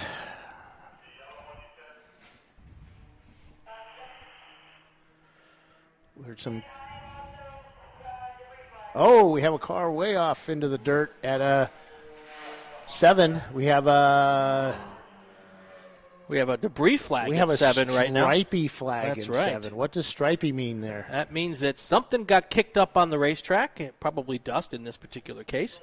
And the drivers coming into 7, which is actually 9, need to pay attention because it could be a little like slippery. Car number 37, maybe. Okay. And that's a Rotopluker. Oh, well, see, now we talked about it. You got to have some clean laps. And there they are. Doesn't look very dusty. No, but look at all the schmutz at the back of that car. Yeah. There you go. Well, they burn oil gas. Okay, that's true. That is true. So, and they had just come in not too long ago. They came in only about not even 10 minutes ago. So, a new driver in the car, maybe got a little more sideways, adventurous than they should have. I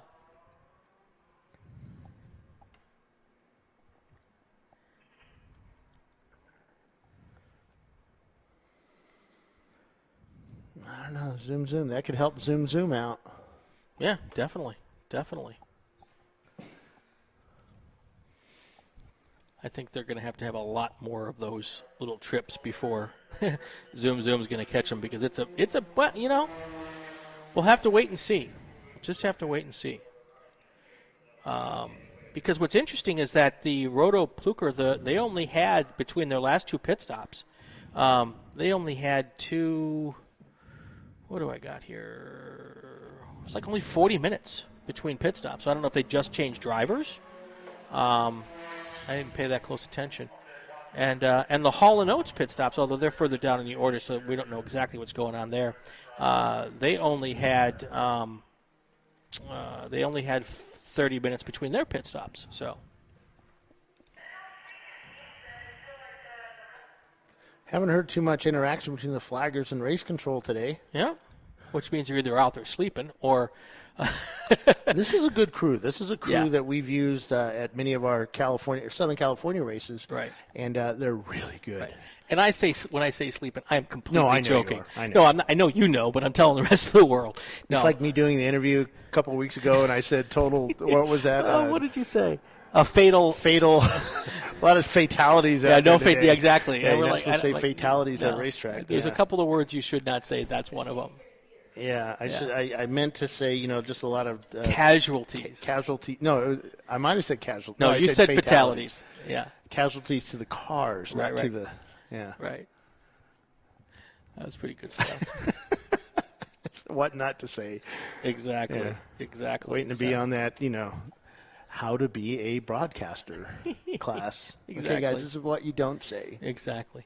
You're the case study, the anti-case study. So. There goes zoom, kaboom, boom. Yeah, and Petroholic Racing is now in the pits. So that is, now that I'm trying to keep an eye on the pit stops here. Okay, they've taken off the flag at turn 7, so most of the cars have seen it. Or it's cleared itself up. Yeah. Well, as windy as it is today, if it's dust, it probably didn't stick around very long. So. But if you get off over there, it's so fine that it gets in everywhere in your car. Yeah.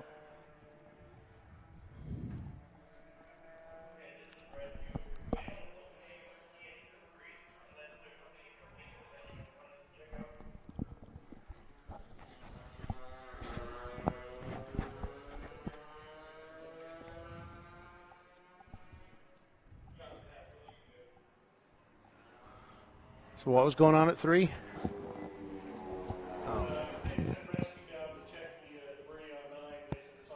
Oh, okay. Okay.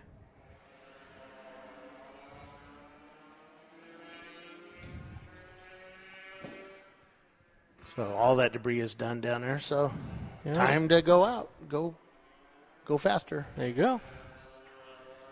So Rotopluker's really slowed down a lot. 147 there. Well, that was, I think, they're on their lap because they had to stop at the pits after going, or they did stop at the pits. For 147. They had a 240 something lap. That must have been the lap where they went off. Yeah, in 147. They're just trying to clean out their Sparkos. I mean, it may be another driver that just doesn't, Yeah. Got a new driver. Got a get used to the car, and like you said, everybody else has abused it. So now I've got to figure out why the tires are square. And what's that noise? You hear more noises in the car now than you would at the beginning of the race. Absolutely, no question. No question.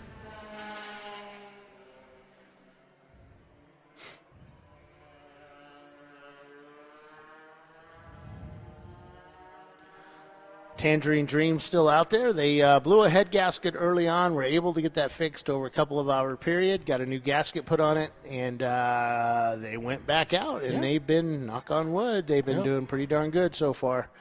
150 laps. Their fastest would be a 145. Yeah. You can tell though that they're taking it easy because that 145 lap was on lap 26. I'm guessing before the head gasket.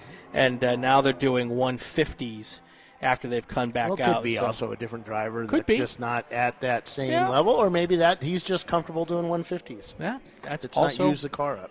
Also possible. Or the directive has been, we want to race tomorrow, so let's not do anything stupid today. Yeah, which would make perfect sense at this particular time. So, yeah.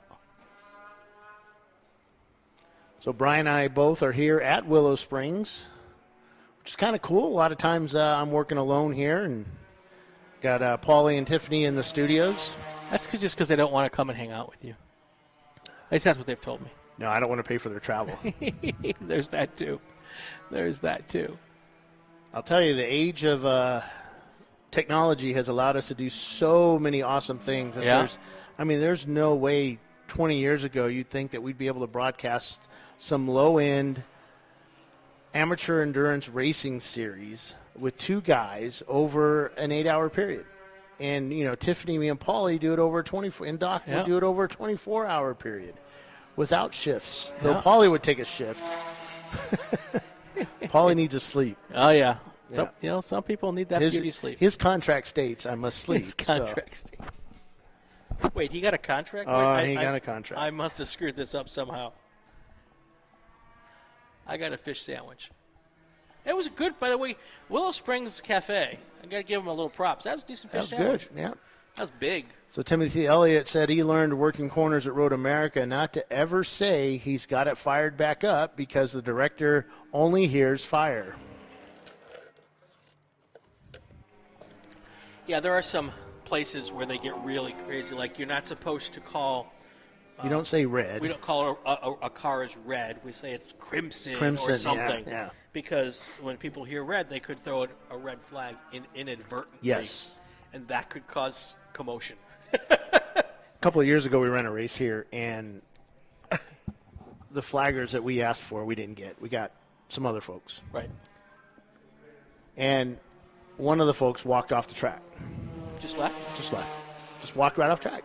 I'm at pit out, looked down. It's like, whoa, there's somebody walking across the track. She was in a safe place by the time we saw her. But it's like, we don't have a flagger down there. So I got sent, I volunteered like a dummy to go out there and work the corner, turn 8. And I get out there. It's like, okay, I only have 2 flags, a yellow. And a blue? It might have been a blue flag. It might have been. I thought it was something else, but maybe a green flag. That was it, a yellow and a green flag. First of all, why would I have a green flag out there? And we had an oil down on the track up here in 5. And I heard Chelsea come over the radio, we may need to go red flag. This is our private channel. And I'm thinking, now how the heck am I going to do this? It's like, very, very careful. Do I just hold up my phone like I'm at a concert, with a red bar on it, Just stand out there. Just slow down. Stop. Don't do it. Yeah, we've done some. There's been some crazy things at some of these tracks that have happened behind the scenes. Make for a good book. First thing we do, check our flag bag. Make sure we have the right number of flags. Yeah, we didn't hire that company back the next day. We have the folks that are doing our race now. We didn't know they actually were from this area. We had used them down further south, but he was here the next morning, ready to work, and it was awesome.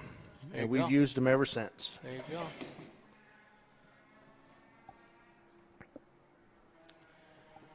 Are we done yet? No. Looking at the clock, 2:38 left. We are coming to the home stretch, though. For some of these teams, I think there's going to be just maybe one pit stop left. I know one team who's hoping for that to be the case. And I know there's one team that's hoping that a lot of the other teams have 2 or 3 pit stops left. Yeah. So, and it just happens to be the same team.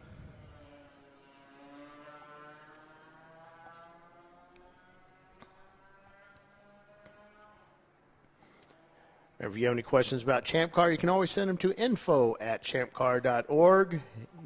We race pretty much all over the country. If we're not racing in your neighborhood, send an email to info@champcar.org with the track you'd like to see us at. Remember, we do road racing. We don't do circle tracks, and we don't do dirt courses or off-road courses or Bajas or what other? Score super trucks. Scores, no super trucks. But, we are Trophy sports cars. Yes. And when we say sports cars, we mean cars like Cadillac and, Corollas and Mustangs, Camaros, older Corvettes. We won't allow your circle track car to come out unless it's like a street stock and it's been converted over to a proper street car, converted back to a street car with a cage. So basically that's what our rules are: a cage in a street car, street components. Any performance parts you add onto the car are extra points. Right. That can go to your total overall starting position. Because technically, if you've got all these extra performance parts on your car, you should be X amount faster than a car that's stock. Technically. Doesn't always work like that. Right. A lot of folks ask us, why aren't we seeing Mustangs up front, or why aren't we seeing Camaros or Corvettes winning these races? Well, we do sometimes, but for the most part, they use a lot of fuel. Right. And with that 2-hour pit window, some of these smaller cars can go a lot further on fuel than the big V8. So they have to put in that extra pit stop. Right. So what? You only do you can do really fast pit stops. Well, in our series, you can't. It's a 5-minute minimum. Right. If you pop that gas cap off, even if you don't take gas, if you pop that cap off, it's 5 minutes. So I'm thinking in the back of a Civic hatchback, I can put like a 400-gallon tank. You could probably put a 40 or 50-gallon tank back there. Unfortunately, our rules state that you can only have 2 gallons over stock.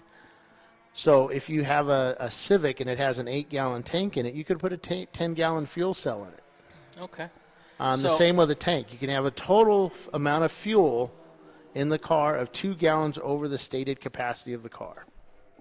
So I'm really good with Photoshop. I can make that manual say it's got a 35-gallon tank. We have multiple sources that we use. You guys are too smart. We've been doing this a long time, man. Okay. All right. So. All right, Brian, stop talking about that stuff, please. Oh, wow. Okay, I'll stop. But I have some ideas.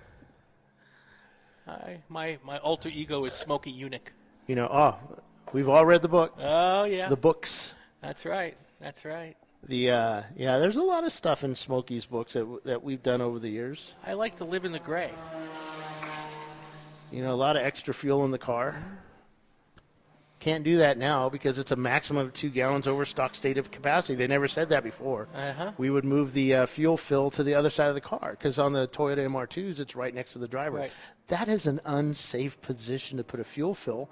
I'm trying to put it in a driver because we can put it in a driver when you're fueling.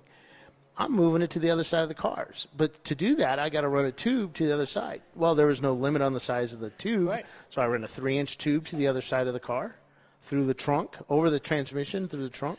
It was protected by a cage, a roll cage back there. So in case we backed it into something, which we had a couple times, it doesn't move. It doesn't affect the fuel thing. And so that actually put in an extra 3 gallons of fuel into our car. Nice. Were we cheating? No, because it never said we couldn't do that in the rules. And we're not like the SCCA where they say, or even you can only do this to your car. Right. We don't do that. It's like we tell you what you can't do. Right. But if it doesn't say you can't do it, do it. That's like when our board of directors starts doing, making the rules, which they're doing now for next year.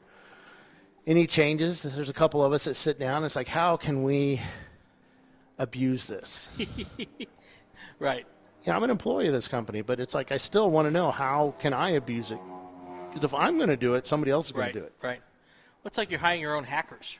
Yeah. To try to find where the problems are with your system before someone who, At least you can be proactive, and that's something we've been caught off guard in the past, and it's kind of nice to be ahead of these guys. Sure. We're not. We're not all that smart when it comes to this stuff. We try to be, but, we don't know everything. And some guys will tell us online, they'll send us an email saying, hey, if you do this, this is what I'm going to do, instead of actually doing it. It's like, I never thought of it that way. Yeah. But what if we change this word? But I still like the fact that we can play. Right. Give them a little room to figure it out. Of course, there's the guys that look at the rule literally, and that's what they do instead of. Right. Living in the gray. Yeah, I like the gray. I like the gray, too. It makes racing fun.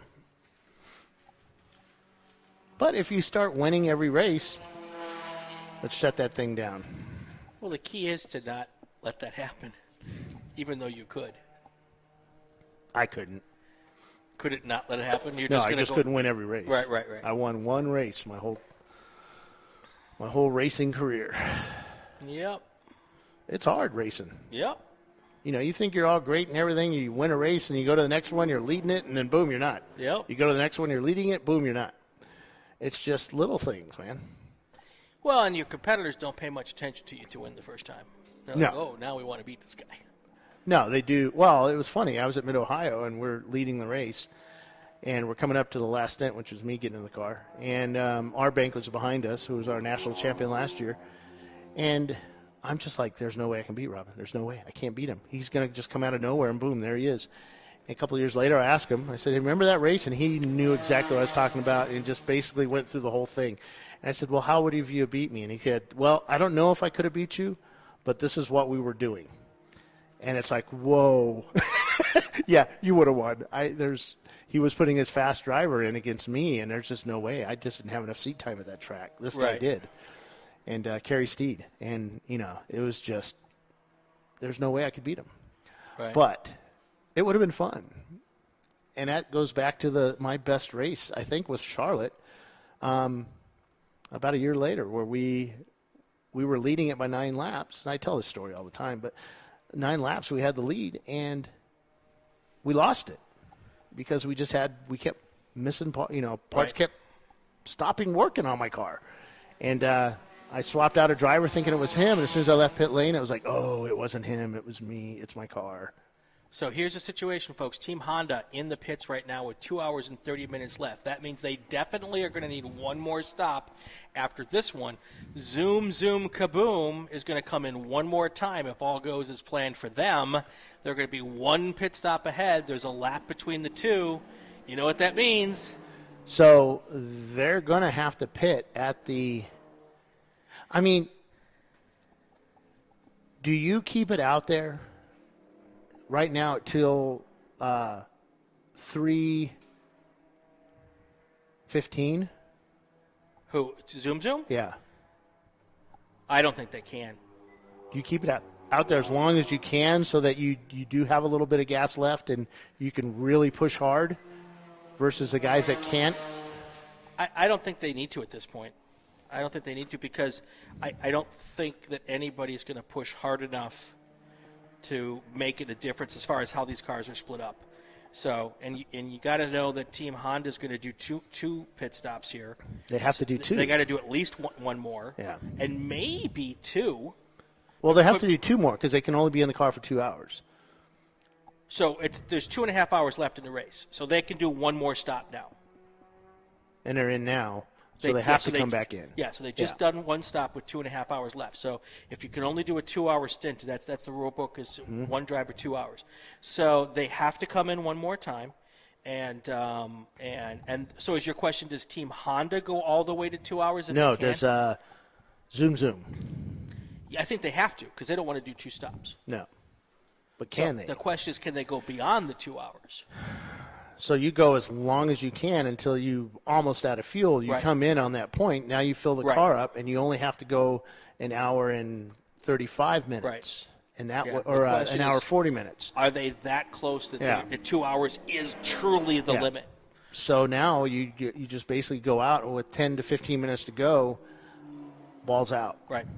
Well, we're going to wait and see. We're going to wait and see. That's why we're doing the race.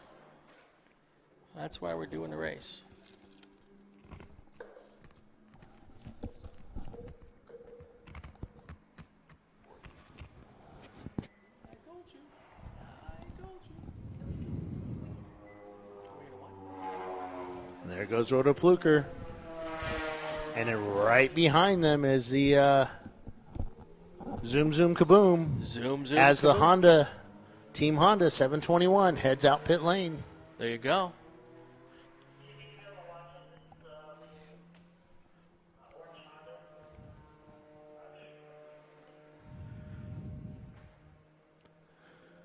It's going to be fun. Yep. So we're going to be talking with the TR Motorsports guys here at Inside Champ Car next week. Very nice. Very nice. Bob Kobayashi and TJ, forget his last name.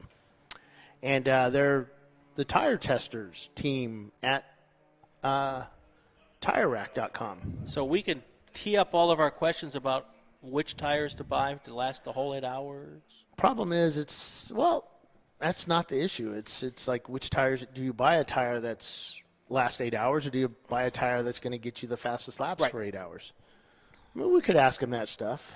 Well, because because you have 5-minute pit stops, it's all money. It's what you can afford, and is it worth it? Do you get that much extra by going with 2 sets of tires or 3 sets of tires over an 8-hour period, or however long the length is, versus whatever the longest lasting tire that will get you to? I didn't have a lot of money, man. It's like, let's just run the tires we had. Yeah. If they're used, they're used. If they're new, well, great. We try to save the new ones for rain races. At least one set of new. I'd start out with 3 sets for the year. Okay. And how many races would you do with 3 sets? 10 to 12. And those would be like 8-hour Yeah, races, or 10 to 12 weekends? Yeah. Okay, so you're actually doing 2 races a weekend at 8 to 10. And sometimes we use the same tires for the whole weekend, the Durezas. Yeah. I still like those. Yeah. We weren't the fastest car out there a lot of times. The times we were fast, they were always on new tires, which Right. told us that new tires were really good to use. And in the rain, new tires were always a choice. All right, Tangerine Dream's back in the pits. Hopefully this will be a regular old pit stop and not one of those where you have to go back for 3 hours. But I'm looking for them. Oh, nope. They're Head there in the back up. pits. They're doing fuel. Cool.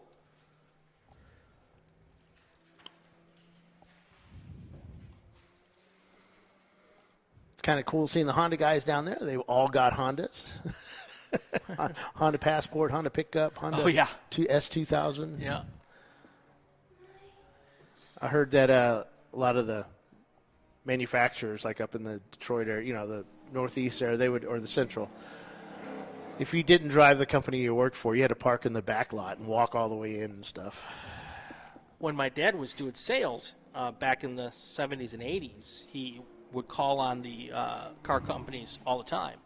And the only real rule that he had was he's got to drive an American car, because if he were to drive a Japanese car or something up on the lot, he goes, I'm not certain that I'd have wheels left on a car or whatever.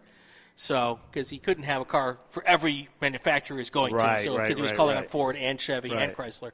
But just as long as it was something American, it was fine. Yeah, my stepdad was a machinist with Turbo Mach in San Diego, IAM, International Association for Machinists, and he was the same way. And when I bought a Toyota the first time, oh my God, I'd never heard the end of that one. And this was back in 84, 85, and he was, he was really upset about me buying that car. Yeah. It's like, Dad, do you tell them you race a Honda? Oh, no. Good times. That's right. That's right. World's changed a little bit. Now the Fords are made by Mazda, and Not anymore. Well, they were at one point. Partners. Yeah. Now it's you know, a lot of the stuff was made in Canada or Mexico, and the Japanese cars are made here in the States using foreign parts. Yep. But I think all cars are made in the States using foreign parts now. That could be true. That could be true.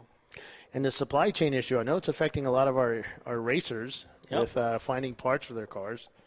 I bet. You know, let us know in the comments section. Are you having a hard time finding those bits and bobs that you would normally have no problem getting for your race car? Yeah, anybody who wants someone to look for parts on the West Coast for, let me know. Yeah. I charge a small finder's fee. There you go. There's so many. Just outside the track here, there's a little, I want to say a junkyard out there filled with Mustang, you know, early 70s Mustangs and a whole bunch of El Caminos and what was a Ford? Rancheros? Yeah. Yeah, I think they were all Rancheros, actually. I remember Ray Frank, we drove through there. He was all like, ooh, look at all the cool cars. And they're all rust-free. Yeah. Per se. Surface rust. Mostly rust-free. Yes, they're not East Coast cars. Yeah. There's no salt damage. Exactly. Yeah. Exactly. Does this snow up here? Not here, but there are times when we come in February or March, and I can see on the tops of the hills, you can still see snow. Yeah. That's the cool part. You know, I grew up in the Midwest, and people ask me, why'd you move to California? I'm like, well, because I can swim.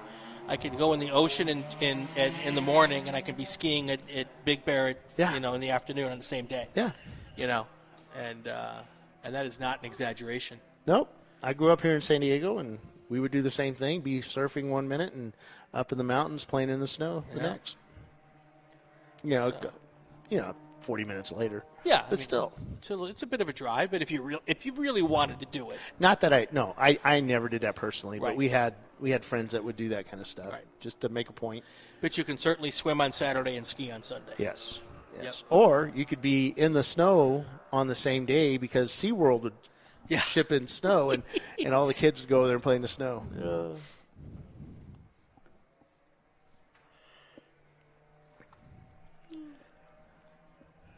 Roto Pluker Racing is your leader. Car number 37. They have a 5-lap lead over, hey, guess who's in second? Zoom Zoom Kaboom. They currently have a 12-second lead over the Team Honda Research cars, and that's a car that has to make another pit stop. And in addition to Zoom Zoom Kaboom, who's just going to make one more. So yeah, I mean, this could be working out for them. That's the Zoom Zoom Kaboom strategy, is to do one less pit stop than everyone else, or maybe even two from some teams. Honda Research is your third place team.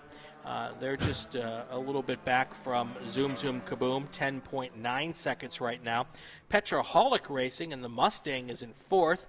Nuckin Futz in the Plymouth Neon, they're your fifth place car. Sixth place is Renegade Motorsports. Those are the students from Bakersfield College.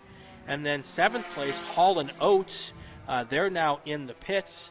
And then there's the number 570 car, Tangerine Dream, who had some early race problems. They were in the paddock for a couple of hours switching out a head gasket. They're back out there now. So looking in the background, I see some other events going on here at this Willow Springs race arena. I mean, they've got a lot of different tracks here, and I can see some big black SUVs up on the Horse Thief Mile drifting. Oh, yeah. Up there. Yeah. Big SUVs drifting, and that's always fun to watch.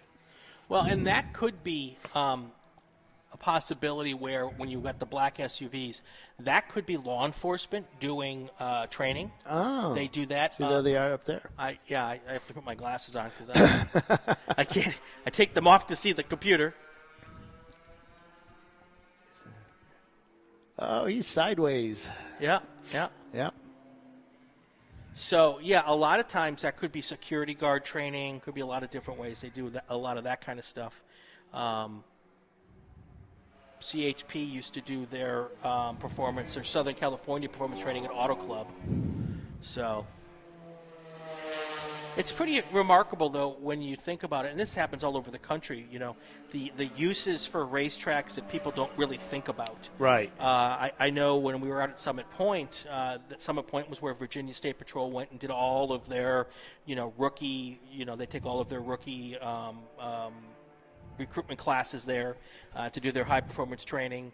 A lot of the federal government agencies, your Secret Service would go there, FBI, any of those law enforcement folks. So Summit Point was the place of choice for that kind of thing. Yep, that's right.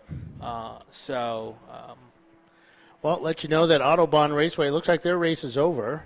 Okay, who's our winner? Premium Dudes. Premium Dudes. There's no Z, and that's a Honda-powered BMW. There's no Z in Mazda, or the No Premium Z Dudes? in Mazda. Oh, no, they're still running. Okay. Yeah, they should be, 2 hours behind us. So they should be coming up on their – they should be done in about 30 minutes. 30 minutes? Okay.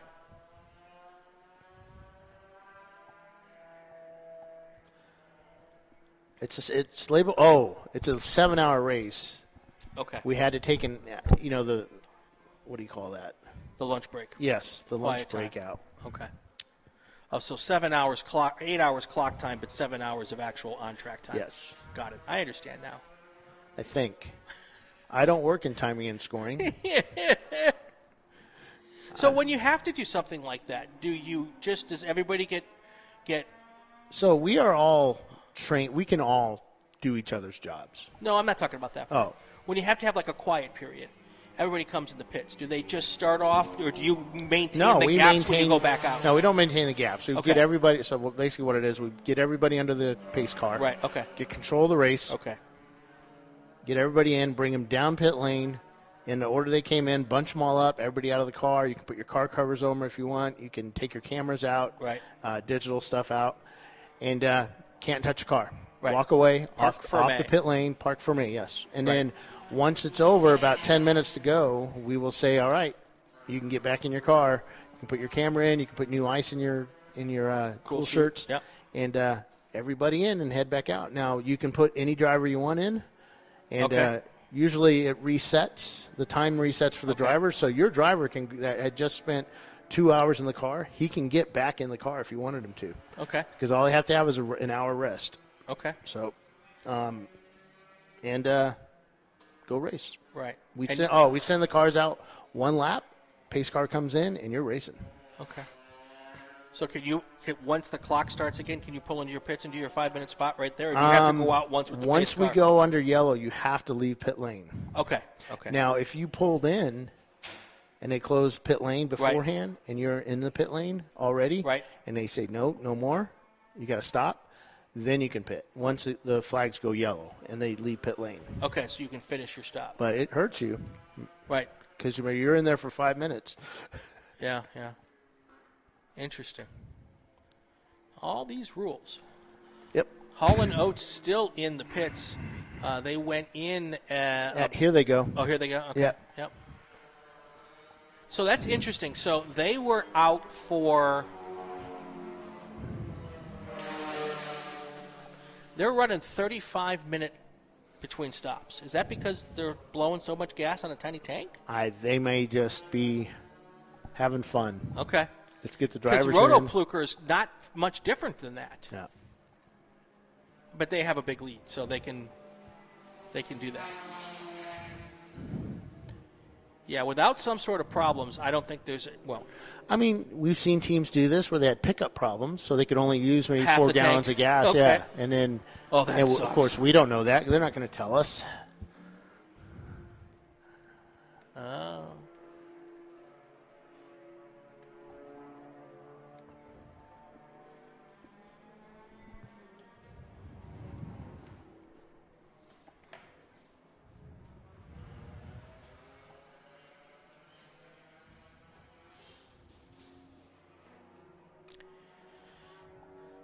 All right, we are about 14 minutes away from seeing whether or not the zoom, kaboom fuel strategy is working out, at least from the having to do just one more stop standpoint.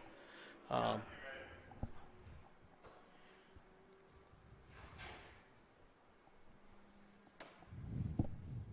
nothing happened. Thought something might have happened. listening to the track radio. Yep. So I wonder how far past the 2 hour to go mark, zoom, zoom, kaboom, has to go. I would go to as- be able to just, but I mean, how far do they have to go past it to just be able to put the hammer down and not worry about fuel anymore? I don't know. Remember, their maximum is 2 hours. So when did they come in last time? They came in last time right at the 4 hour to go mark. Okay. So they should be coming in At again right at the 4:05, so they can stay there. So they can so stay four- in yeah. 5 past the hour because that's when they left. Right. Or whenever they left. So if they got to, let's say, an hour 45 to go, is that enough where they can go an hour 45 without having to conserve fuel and really go after it? Yeah. I don't know. Well, it depends on when they left pit lane, remember. Right. But I'm just wondering, what is that? Oh, how is he thinking? Right. You know, what's the actual number where if they get to this number, they don't have to conserve any more to the end of the race? And I'm guessing they're not going to share that with us. We've seen teams that, they do that. They release a guy with 10 minutes to go. They said, oh, okay, I think we have enough fuel. And let's put down some fast laps, guys, to see what you can do. And then all of a sudden, 1 lap to go, they're puttering out. Yeah, we've seen that too. Yeah, absolutely. We should know, though, once they finish this pit stop, if they do go beyond for 1:55 to go. Right. Let's say they go 5 minutes or 10 minutes, and we look at the times. We should know if they're able to open it up a little bit more.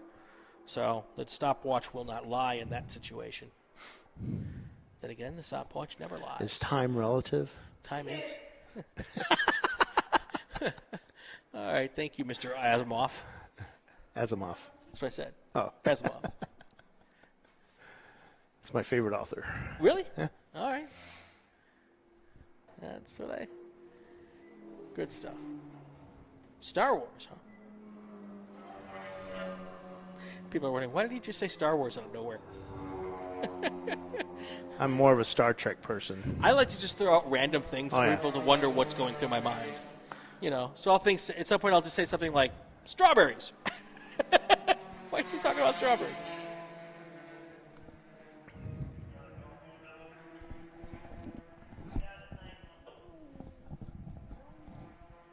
All right, I'll be right back in just a second.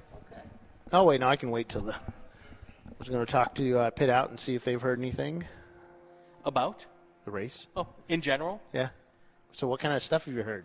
Do they come up to you and say, yeah, hurry up, I need to go, because, secret. That's right. Secret. I've got a secret. Sticks. Yes. Good job. We were talking about Foreigner on the way up. That Foreigner 4 album. You could listen to that start to finish. Yeah. Yeah, I was way older for that. My Foreigner's first album was big when I was a senior. Wow. All right. Junior. That was a junior in high school. Nuck and Futz in the pits. That's not going to be their last stop either. Let's see. Let's put them in here. Let's see what they're doing here. See, I'm getting all technical on us now. 2:10. 2 hours and 10 minutes to go. That's the stopping time for Nuck and Futz. So I'm pretty certain they're going to have to make one more stop too. Paulie's loving this. Why is that?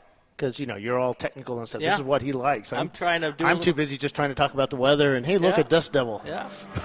So, yeah.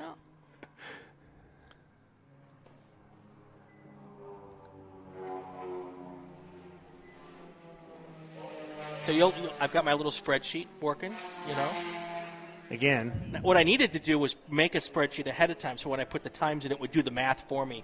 I didn't think ahead enough. Maybe if I don't have too many adult beverages at dinner, I'll do that tonight so I can make the spreadsheet count the time for me. Oh, see, my tech guru can make that spreadsheet for me.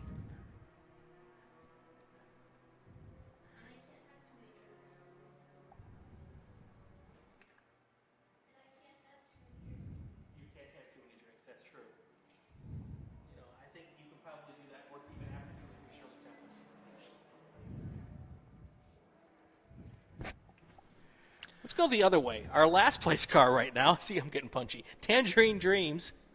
7th place, we've got Hall & Oates. 6th place is Renegade Motorsports.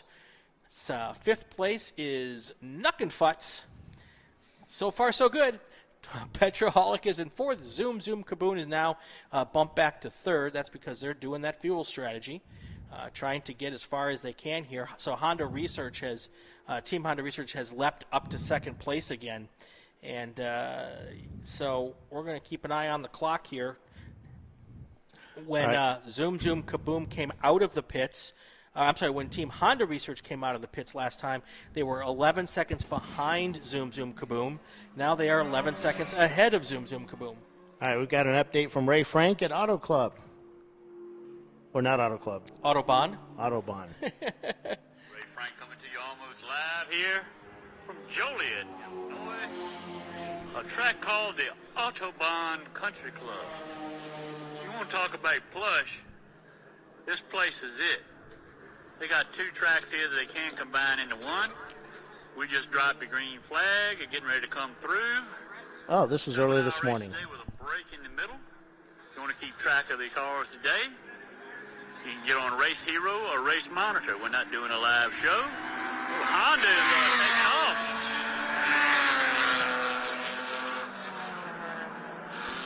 So that was this morning. I thought that was live. Right. We only play Ray live. It's the Okay. only way you can do Ray live. Ray's a good old boy from Virginia, Petersburg, Virginia. Oh, yeah. I know Petersburg well. Grew up in the car business and painting cars and fixing cars. He owned a body shop, still has one, and fixes a lot of racers' cars. Working on RVA Graphics and Wraps car that they wrapped around, that they played ping pong with at the Ozarks here a couple weeks ago. And that car was pretty bent, and sounds like Ray may have saved it. So have you wrapped a car? Have I wrecked one? Wrapped. Wrapped? What? No, but I can wrap. No, I have never. I have helped. Yeah. I have helped wrap parts. Just think where we're going to be at two hours to go tomorrow. See if you did a 24. We're only 8 hours into this. I would hope we'd have more help for a 24. No. Yeah, so it's one of those things where, no, I haven't, because it's hard. Well, the question I was going to have is... My voice went real high there. It is, because RVA is one of our sponsors, right? Yes. So, and maybe that should be a tech tip episode, is, what's it cost to wrap a car? What are the advantages? What are the disadvantages? Because that's something I've always thought about doing, and I'm always wondering, is it just a lot easier just to paint it one base color and put some stickers on it? Or is wrapping economical in any way, shape, or form? Because you can get some really cool stuff you if you do a can wrap. I mean, I just go to Lowe's, Right. buy the safety yellow from, not Krylon, Rust-Oleum in a gallon. I pour it into my little airless sprayer, my Wagner power sprayer. Do it yourself? I pour it into that, put some hardener in it. I learned Okay. to do the hardener, and I can get that at Tractor Supply. Pour that into it and just go, because it's electric. Right. Power, airless sprayer. And it puts a nice thick coat on. Right. Every bug within 5 miles comes to land on my car because it's yellow, but it's all right. That's We can okay. get rid of them later. And Just as long as they don't land before it's dry. Yes. Because then you've got a different... But you put the hardener in, it helps it. Yeah. It helps it. It dries And I basically do it in a. I don't do it in an air or a proper paint booth. I do it in basically in a. What do you call those? A little shelter for a car. Right. Right. So my Civic I built, I went to the body shop guy who was a racer, and I said, "What do you have cheap?" Oh yeah. That is yellow, because yellow's my favorite color. Yeah. That's my color. And I like you. You want a job? I do. I'm in. I absolutely do. No, so, Paulie's like, no, no more yellow people. So anyway, I go to the guy and said, tell me what you can do in yellow that's cheap. And he went in the back and he goes, well, I used to paint Ryder trucks, and I have all this extra yellow. It's already been paid for. I said, I'll just charge you the time. And I said, that's cheap. Yes. And so my car was Ryder truck yellow. Yeah. And looked great. That's a little too bright for me. I like the safety yellow. It stands out in photos really good. Oh, this stood out in photos. Oh yeah, I like that. Yellow and black, Pittsburgh Steeler colors, buddy. Yeah, yellow and midnight blue. Yes. That was the Yep. and of course the number 23. Yep. That's, Mine's 79. That is an homage to both the greatest basketball player of all time and Al Unser Jr. That was his car. Greatest basketball player of all time? Michael Jordan. Who's that? I don't do stick and balls. Roto Pluker Racing is your leader right now. As we come up on the what time we got left in this thing? I don't know. We're coming up on 2 hours and 3 minutes left. So just waiting to see when the Zoom Kaboom team is going to come in. Seeing if their strategy is going to work out. Team Honda Research is in second. Zoom Kaboom is in third. And Petroholic Racing. So we're going to check this out in just a few minutes. We'll have some answers here. Send us to commercial.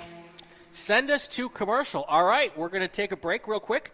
When we come back, we'll have 2 hours, a little less than 2 hours to go here at Willow Springs International Raceway. You're listening to ChampCar.Live. He's Bill Strong. I'm Brian Bielanski. We'll be back in just a minute.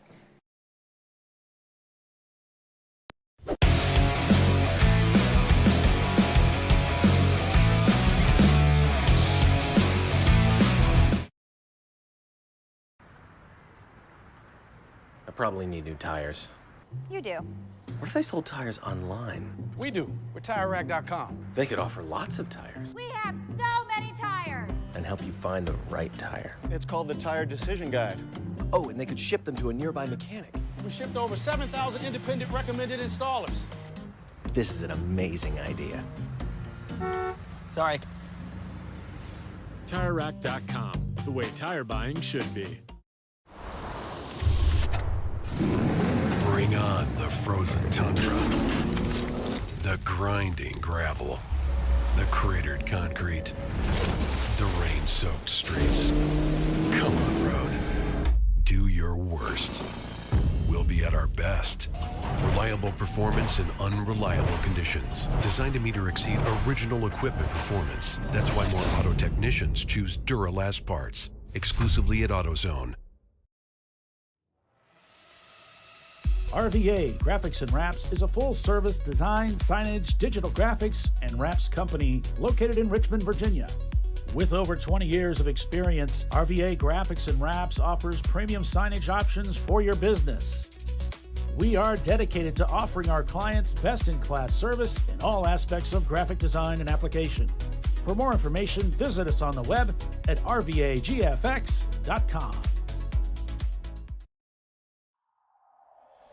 Discovery Parts is a veteran-owned racing and safety equipment company. While we're located inside Atlanta Motorsports Park in Dawsonville, Georgia, Discovery Parts can also be found at the tracks, supporting a number of Champ Car Series events. We take pride in being a reseller of the best of the industry to Champ Car teams and drivers. We know racing, love racing, and look forward to tomorrow to even more racing. Visit us at discoveryparts.com. Lifeline USA is a leading manufacturer of onboard fire suppression systems. Lifeline's continuous commitment to research and development ensures that we supply the most innovative and cutting-edge products available. Used by the majority of the world's motorsport championship-winning teams and constructors, Lifeline has a proven history of success. Lifeline offers a complete range of fire suppression systems for all budgets and needs, and we continue to push development and limits on both extinguishment materials and our patented delivery systems to make the race car environment almost as safe as sitting on your sofa at home. Every kit has been designed for a professional and simple installation. For more information and to purchase your Champ Car fire suppression system, go to www.lifeline-fire.com. Located in Northeast Ohio, with 40 years of combined experience, Money Shift Racing knows how to deliver performance and safety, offering everything you need to get your vehicle and drivers ready for race day. From safety equipment to full engine assembly and repair, in-house fabrication, 3D design, and rapid prototyping. Money Shift Racing. performance done right.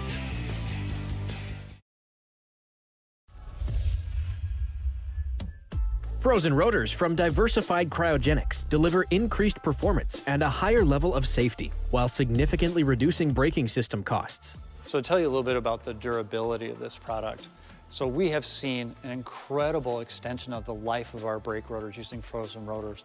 We've gone from brake rotors every other weekend to 6 weekends on one set of brake rotors, and I think they can go farther.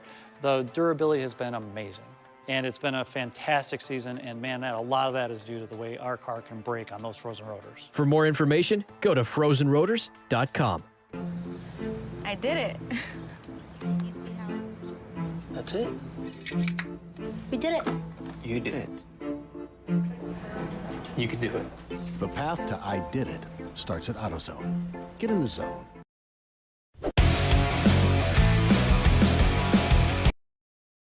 Brian, we got some news. Zoom, zoom, kaboom in the pits here, doing their final, what they hope is their final pit stop of this race, right on their strategy of going 2 hours per stint. And with that said, the cars in front of them are definitely going to have to make one stop apiece. And I think Roto Pluker's got 2 stops that they're going to have to make to get to the end.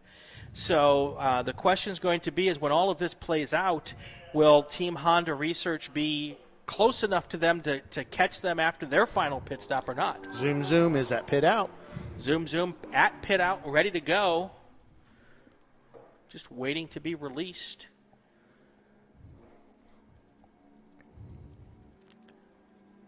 So that's big. It's like, will they make it? And this driver may be a little more heavier on the throttle than the previous driver. So it's, rolling off for certain turns can save you a ton of fuel. Yep, absolutely. And this guy might not do it. Depends. Yeah. Or he might be the best fuel saver on the team, and maybe. So we'll just have to wait and see. Renegade Motorsports also just comes in the pits. Got to give those kids props. This is their first race. They have not had any big problems. Race isn't over. I know. they're many laps down, but they haven't. That's not because of a lack of preparation. Right. It's just because their car's a little slower. But heck, you know what? As I always say, when you complete one of these races, that's fantastic. So that is true. It ain't over till the fat lady sings. That's what my producer in my ear just told me. All right, there goes zoom, zoom, kaboom, back out on the racetrack. So they have to go 1 hour and 56 minutes to get to the end of this race. That is their goal.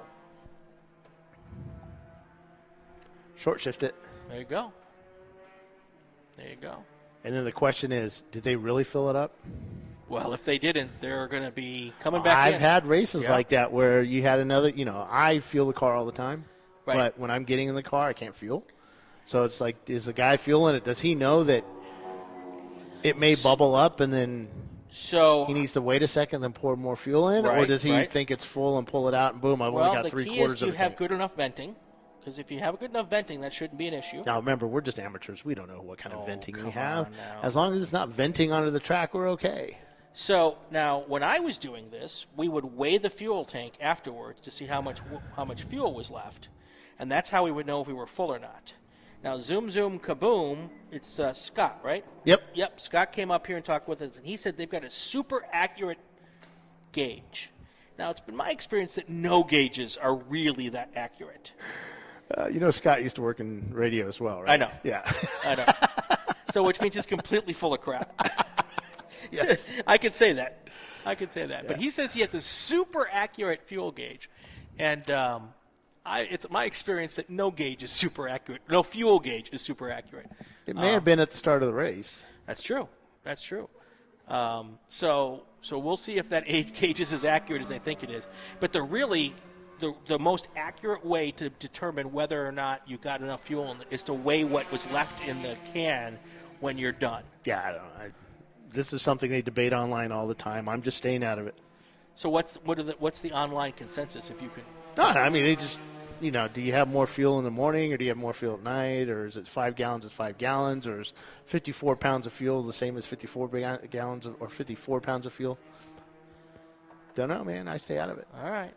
All I right. said something one time, and then I read it, and it's like, oh, that's the stupidest thing ever. Deleted it. And You must get that a lot. yeah, Put a well, post up you know. saying, oh, that's the stupidest thing ever. I am not an educated engineer. I know people that are, and I called him up, and I said, hey.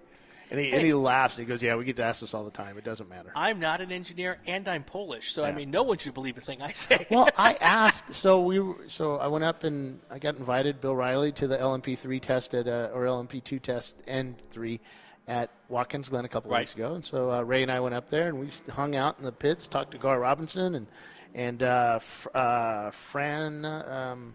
What's his name? He just ran at Le Mans. Well, he runs with Gar. And you know the guys, the tire guy is. Right. He takes the valve cap off the stem and checks the air pressure, puts the valve cap back on. I'm like, why are they using valve caps? I don't like that. I just keep them off. And I asked him, I says, why do you put the valve caps on it? Right.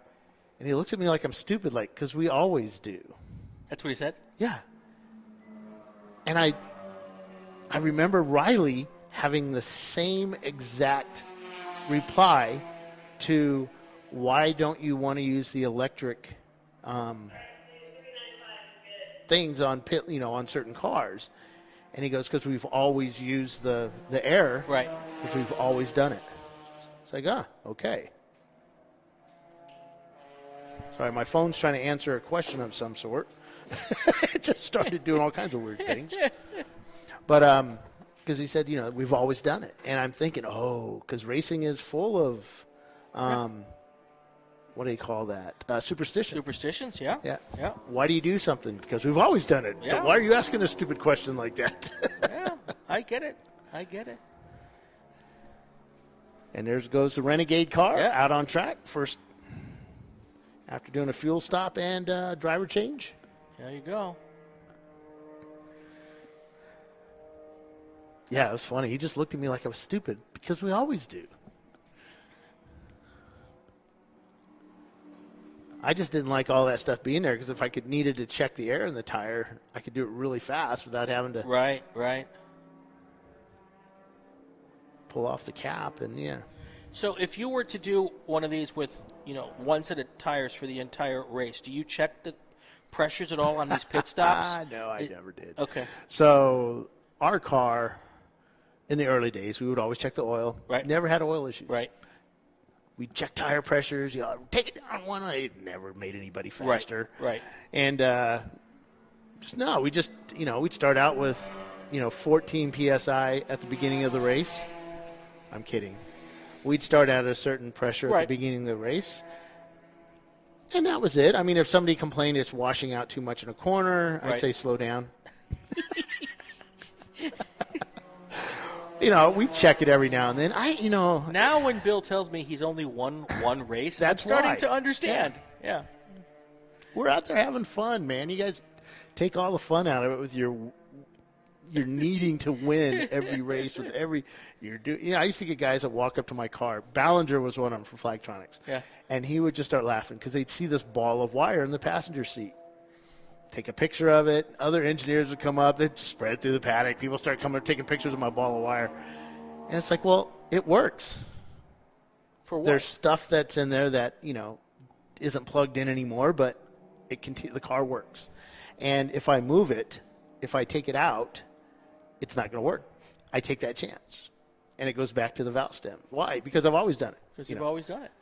Ultimately, it didn't work one race, and Troy made fun of me so bad, so I had to rewire the car. And Mike Helm and I did that over a weekend, and then I went there on a Wednesday. We rewired the car Thursday, and Friday we're at Mid-Ohio. And how did it go through Friday? How did it go through that weekend? We were it was over the weekend, and then it was a Monday race. We led the race up until the hub fell off. Nothing to do with the wiring. Nothing to do with the wiring. The wiring's still the same today. All right. So had you left the wiring and changed the hub, you would have won. I did change the hub. We had some bottoming issues. Okay. All right. But yeah. 1 hour, 48 minutes to go. Roto Pluker Racing's leading, followed by Team Honda Research, Zoom Zoom Kaboom, Petraholic Racing, Nuckin Futz, oh, I'm so close, Renegade Motorsports, and Hall & Oates is 7th. Your 8th place team is Tangerine Dream. And Renegade's coming down the hill, a little slower than normal, but the driver just got out there. Yep. And you know what? He's racing. He is That's right. racing. That's right. I remember Okay. one of the things I would tell the guys, new guys, and you could tell they had that death grip on the wheel. Yep. And it's like, dude, relax. Pretend like there's an unbroken egg between your hands and the steering wheel. Well, we did a race at VIR, and I was driving Troy's car, and Kevin Toulay gets in the car, and Kevin's 10, 15, 20 seconds faster than me a lap. And I'm just like, there's no way. What am I doing wrong? And they had just started using the AIM predictive lap timer, the AIM Solo. Right. And I'd never used one. We were just, we'd already done 2 years worth of racing. Yeah. Just guessing. Uh-huh. And I'm like, why is Kevin so much faster than me? And I said that on the radio, and Kevin got on the radio. He says, all right, this is what I want you to do. Let's do a lap. Did a lap. This is in racing conditions. Right. All right, relax. No death grip. Right. And then he said, just concentrate on certain sections. You can see when it goes the predictive lap timer. Yeah. You can go, it varies. If you're in the plus, you're good. Yeah. Or whatever. Faster, you're good. Yeah. Just concentrate and then work a section at a time. Learn what's the fast line. Take a different line. And it's like, oh, I get this. And boom, I'm within 6-7 seconds. I never got close to him. He's a really good driver, Kevin Toulay. And but I was a lot closer. And a lot of it was just relax. And I just had never relaxed. And so what did I do when I got home? I relaxed and bought me another AIM Solo. Yep. And that was the best performance tool that we ever purchased. And I still use it today. And do you overlay? I did. I have people that do that on our team. Yeah. I like the predictive lap timer. Okay. I can see when I'm going. I can say, okay, I've got fastest lap of the day for the whole race for the first 300 feet. Now, what am I doing wrong the rest of the track? That's what I like doing. I talked with someone on a podcast about the overlays and the use of data acquisition, all that kind of stuff. And, again, one person's opinion, but they said that, if you're just starting out, your better use of your time is to find someone fast and follow them. Mm-hmm. And then where the overlays really come into play to make you faster is when you're within, a half a second or 2 seconds or whatever, right in that, when you're in that sweet spot where you're really close to getting fast, that's when the overlays are really, really helpful. And especially if you can overlay with someone who is exceedingly fast. Of course, we've probably got about 50 guys out there listening that are into data. Right. I just don't have time for that stuff. Right. I mean, you could probably make me a better driver. I don't know. I'm pretty damn good to begin with. As the internet just laughs. I don't need the internet. No, I'll laugh. I try. Yeah. I have fun, and that's all I do That's this really for. all that's important. I have fun. I'm never going to make a living at this. I'm not like Paul Newman. Yeah, he was good. He was good. He started out late in life. He was in That's his right. mid-40s, That's right. early 50s. But he still raced a full life. Yes. Oh, yeah. Yeah. That's what's pretty awesome. So, got a couple cars out here racing somewhat close to each other. Yeah, it looks like we've got pairs. Cars are paired up. Yeah. So the Renegade guys and gals, I don't know what the makeup of the team is. Are they all first-time drivers too? I think so. Okay. This is their first race. Right. I think right. Maybe some of them have done autocrosses Okay. or even HPDEs. But Yeah.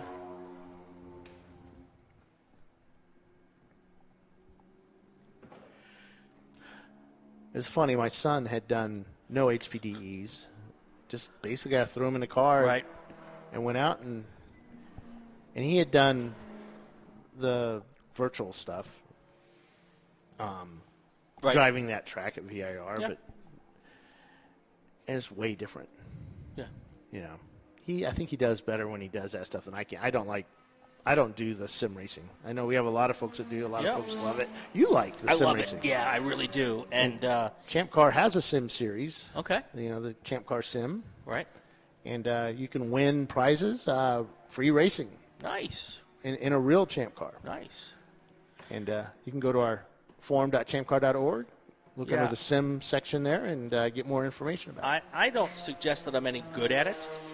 I have a hard time braking because I'm used to being in a car, and it's a different feel now. I've got some stuff to do a brake mod on my sim, which is supposed to make the brakes feel and modulate a lot more like you'd have on a car. And I'm really interested to see if that helps as much as I'm hoping it will. But we have a blast. I did a 24-hour at Daytona.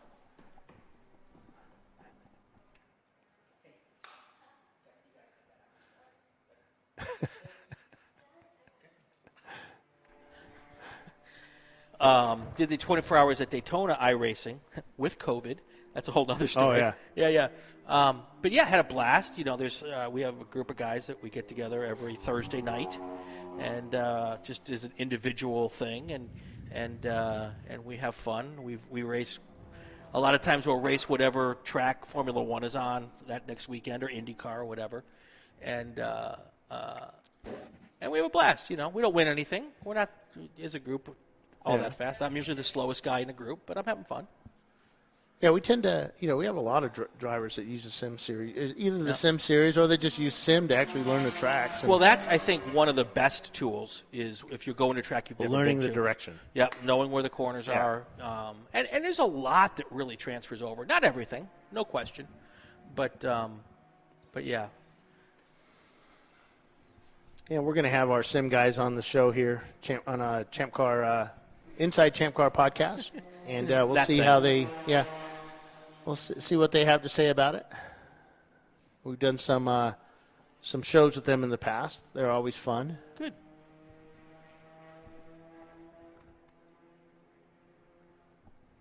So what are we coming up on here?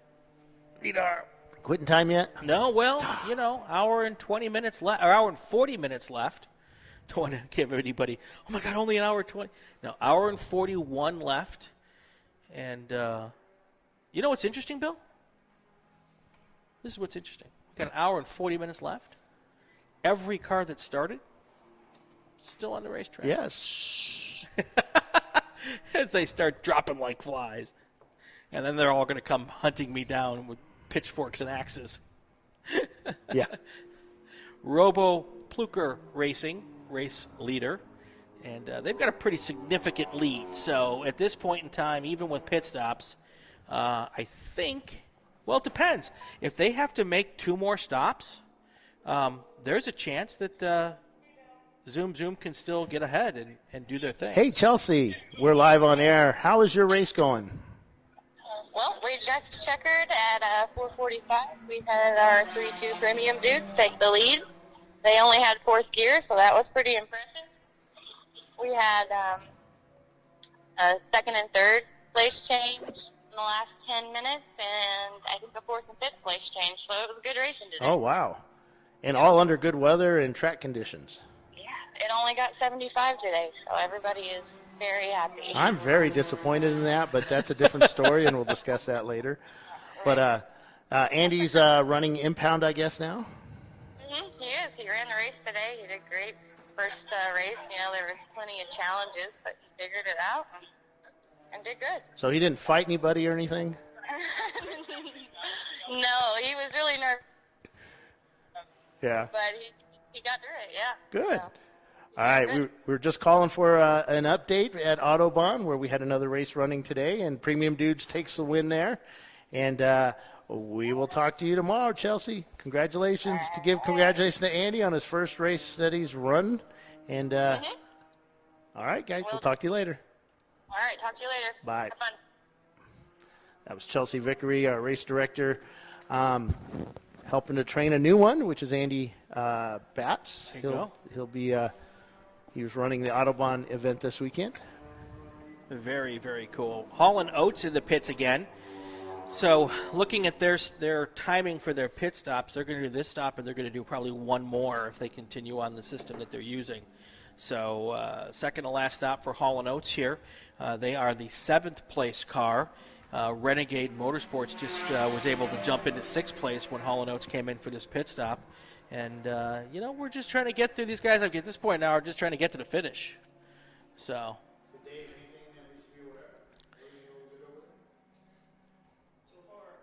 All right, Dave's doing his math over there, making sure everybody's done their proper pit stops and doing the thing that the race or the timing and scoring guy does. You got to make sure everybody's done their required pit stops. Yep. And yeah. So the way this is playing out with Zoom not needing to take, assuming they don't take another stop, right. Team Honda has to do at least one more. And the question is, will they need to do 2? And the other question is, if they only have to do 1, will Zoom be able to take the lead? And if they do, will they be able to hold off Team Honda? Because they probably won't be far behind when they come back after that pit stop. And we just don't know. What we need to do is have our pit reporter go down and check with Team Honda to see if they have to do 1 stop or 2 stops left. We should also check with, I'm not sure if the pit reporter really wants to go down and do that. But no, that's all right.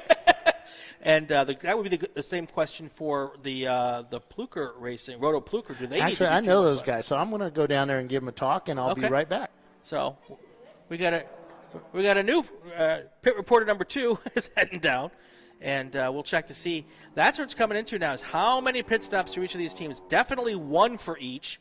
The question is, do they have to make 2 for each? And we will find that out. Right now, it's Roto Pluker in 1st, Team Honda in 2nd, Zoom Kaboom 3rd, 4th place, Petraholic Racing. 5th place is Nutter Futz, and they are the 5th place car. 6th place is Team Renegade Motorsports. Hall & Oates 7th, and Tangerine Dream is in 8th.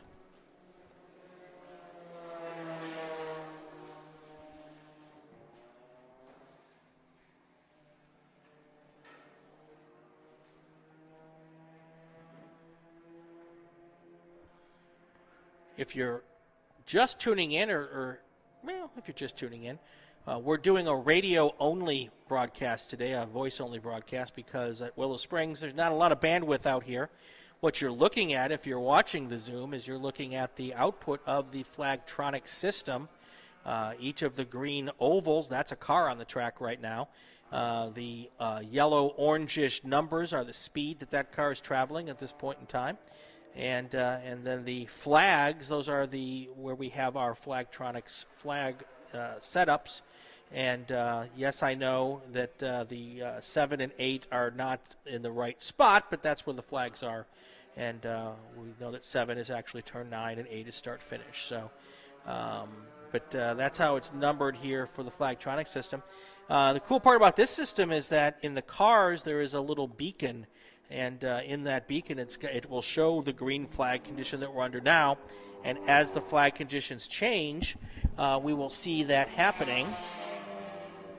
Yeah.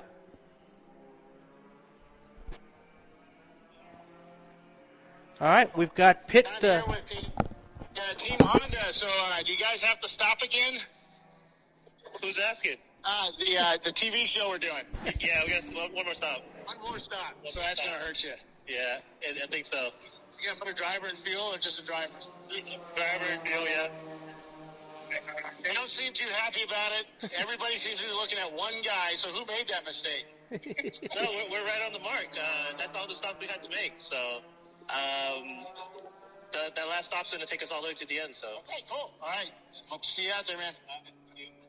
All right, headed down to Roto Pluker to see what they have to say. So give me a minute there. All right, that's Bill Strong down on pit lane checking in with our teams.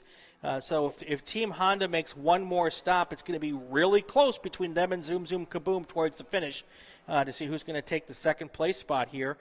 Checking in with Roto Pluker to see if they've got 1 or 2 stops to make. As soon as Bill gets down there, if they have only 1 stop to make, they, without any problems, will probably be able to hold on to the finish. If they have 2 stops, that's when things are going to get really interesting. So making Bill do some running here, and we'll check in with him as soon as he gets there.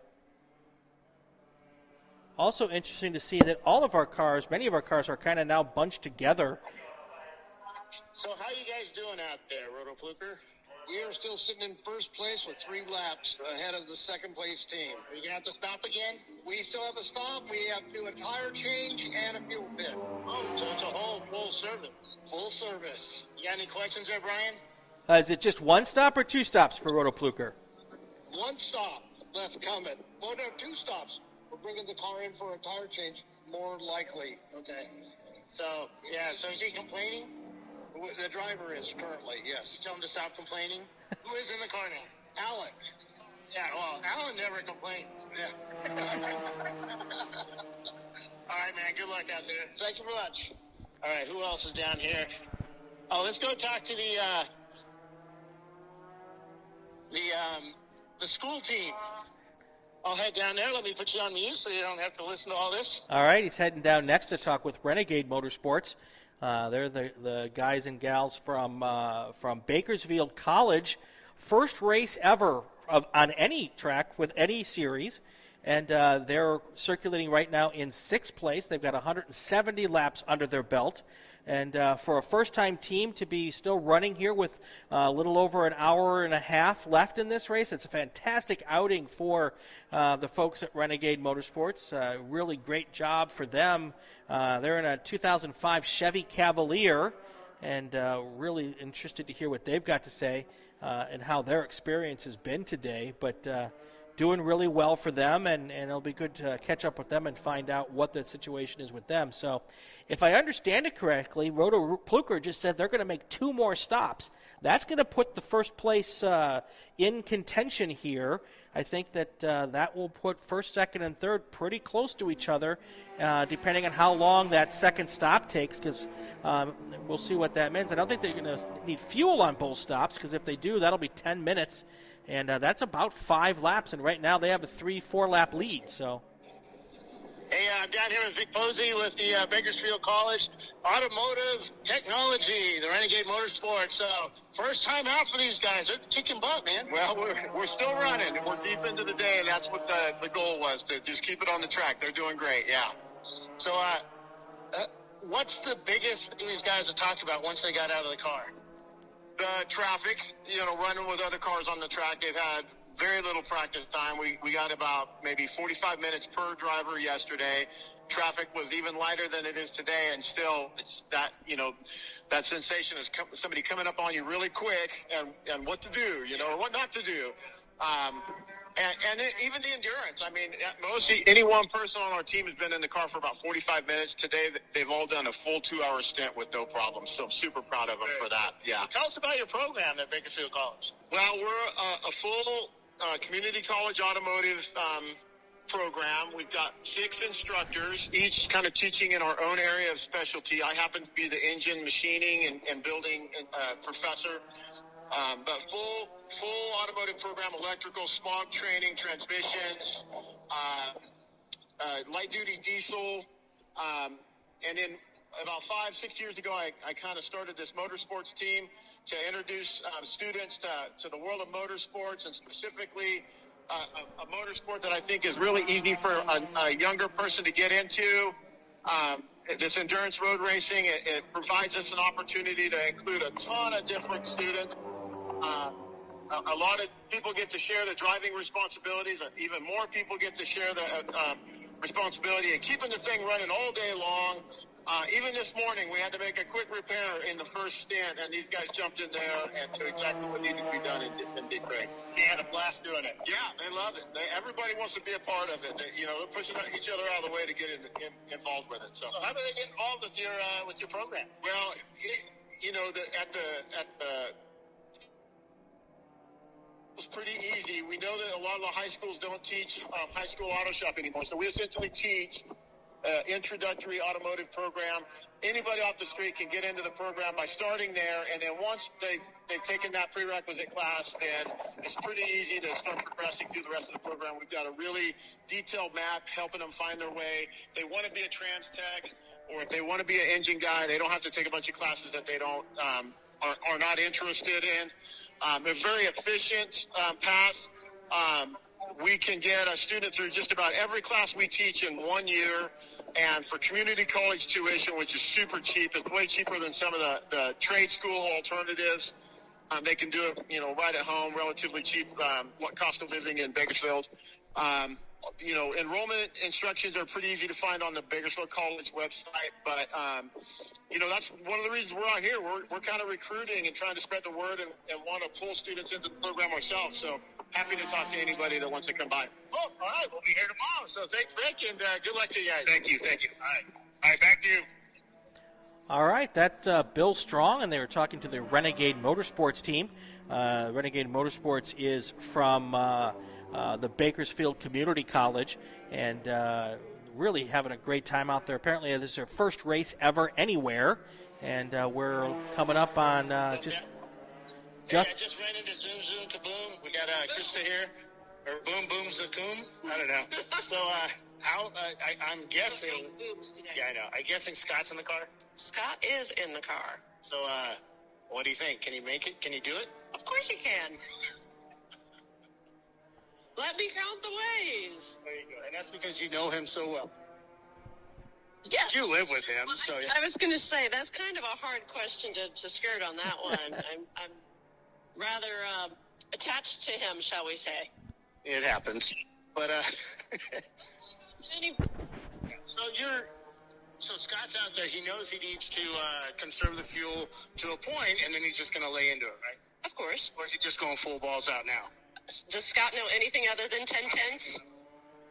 Well, it's at 11 tenths that gets him in trouble. Well, depends on the day, but could be. But no, he's actually being really good right now. We are discussing strategy with the team, and he's doing okay. He's keeping us chatty and informed. But so far, we think that he's doing all right. Let me see if I can talk to Scott as he goes down the back straightaway, maybe. Where are you at, Scott? Believe it or not, turn 9, one-handing it. Coming down the front straightaway. How you doing, Bill? All right, how's the car reacting for you? Pretty good out there? I'm never happy with these tires. I'm really, really depressed that we weren't able to bring them up we wanted to. But the car is stunning. It's just stunning. I love it. Yeah, right? All right, we'll leave you alone. You have good luck out there, buddy. I don't mind the interview. The track is pretty good, too. And we softened up the suspension a little bit this time around in order to be a little bit more compliant for the bumpiness that Willow Springs is all about. Coming up on a little bit of traffic, and I'm hoping that I'll be able to draft a bit and save just a little bit more. That's our fuel economy mode that I've talked about before, Tommy. Roger that. Good luck out there. All right. Back to you, Brian. Tie it up. All right, that was the driver of Zoom Kaboom, car number 84, talking with us while in the middle of racing lap.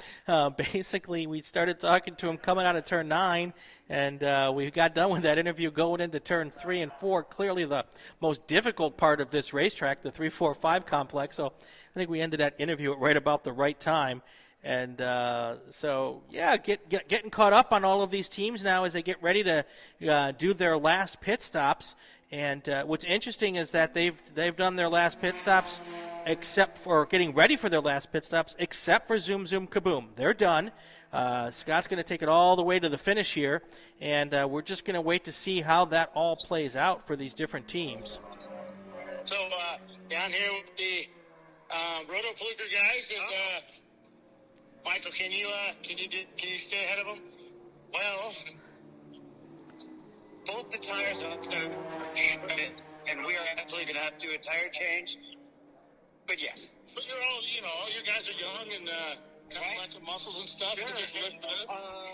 We know we get stopped for fuel, but so does the Honda guys. So I think that'll be a walk. So I know Alan's giving away 6 or 7 seconds a lap to it right now, but I think we're all right.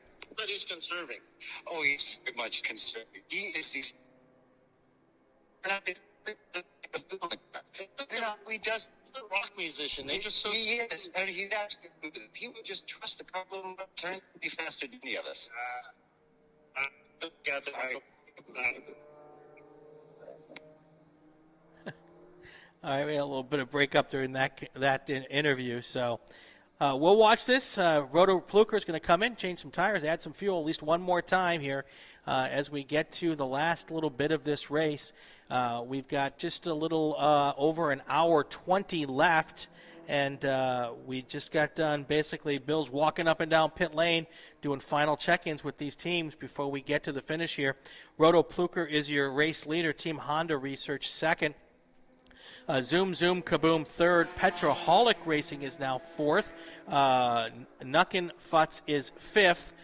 Renegade Motorsports is in sixth. Hall & Oates, their seventh place team, and Tangerine Green Dream, they're in eighth. They're lots and lots of laps down, but they had to stop about maybe an hour and a half or so into the race with a blown head gasket, and they had to go and change that head gasket. They did that, and they've now been back on the track here for a good hour and a half, almost 2 hours. So looks like the repair was done, and we'll see if they can get to the end here. Looks like they'll be fine, but more importantly, they'll be all set and ready to go for tomorrow. And they're turning laps. That Tangerine Dream car is turning laps in the 142 range. So they're actually they could be the fastest car on the racetrack right now, which is really, really impressive, and which bodes well for tomorrow. So that's good to see with them, and we'll keep watching that as we go. Won't be too long now before Honda and Team Honda Research and the Roto Pluker team comes in for that final pit stop probably, and then we'll have a really good idea of what the run to the finish line is going to be here.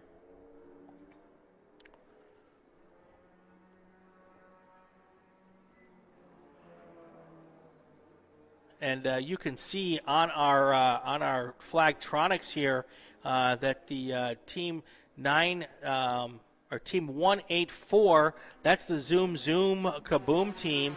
They are going now down towards the turn 8 area, and we see that there. They'll come back onto the screen here once they go through the what's the seventh corner flag on the Flagtronics.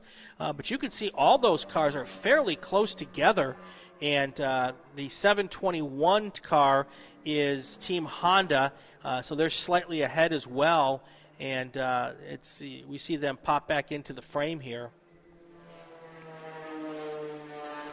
And then Zoom Zoom Kaboom not too far behind. So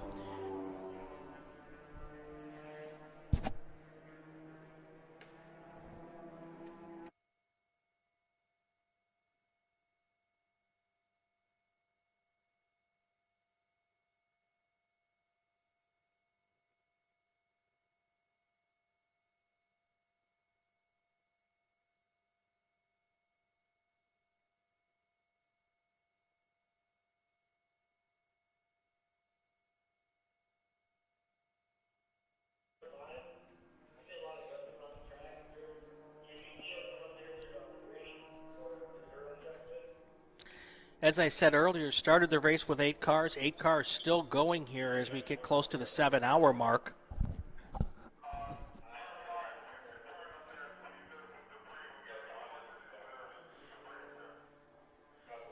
The third place car has made their final pit stop for the day.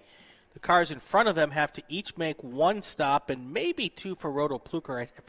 I think I maybe misunderstood what they said earlier, so I'm thinking they've got just 1 more stop too. Because now I'm looking at the time, and I'm pretty certain that Mazda can go, the RX-7 can go an hour and 20 minutes at least on a tank full of fuel. But they also said they want to change some tires.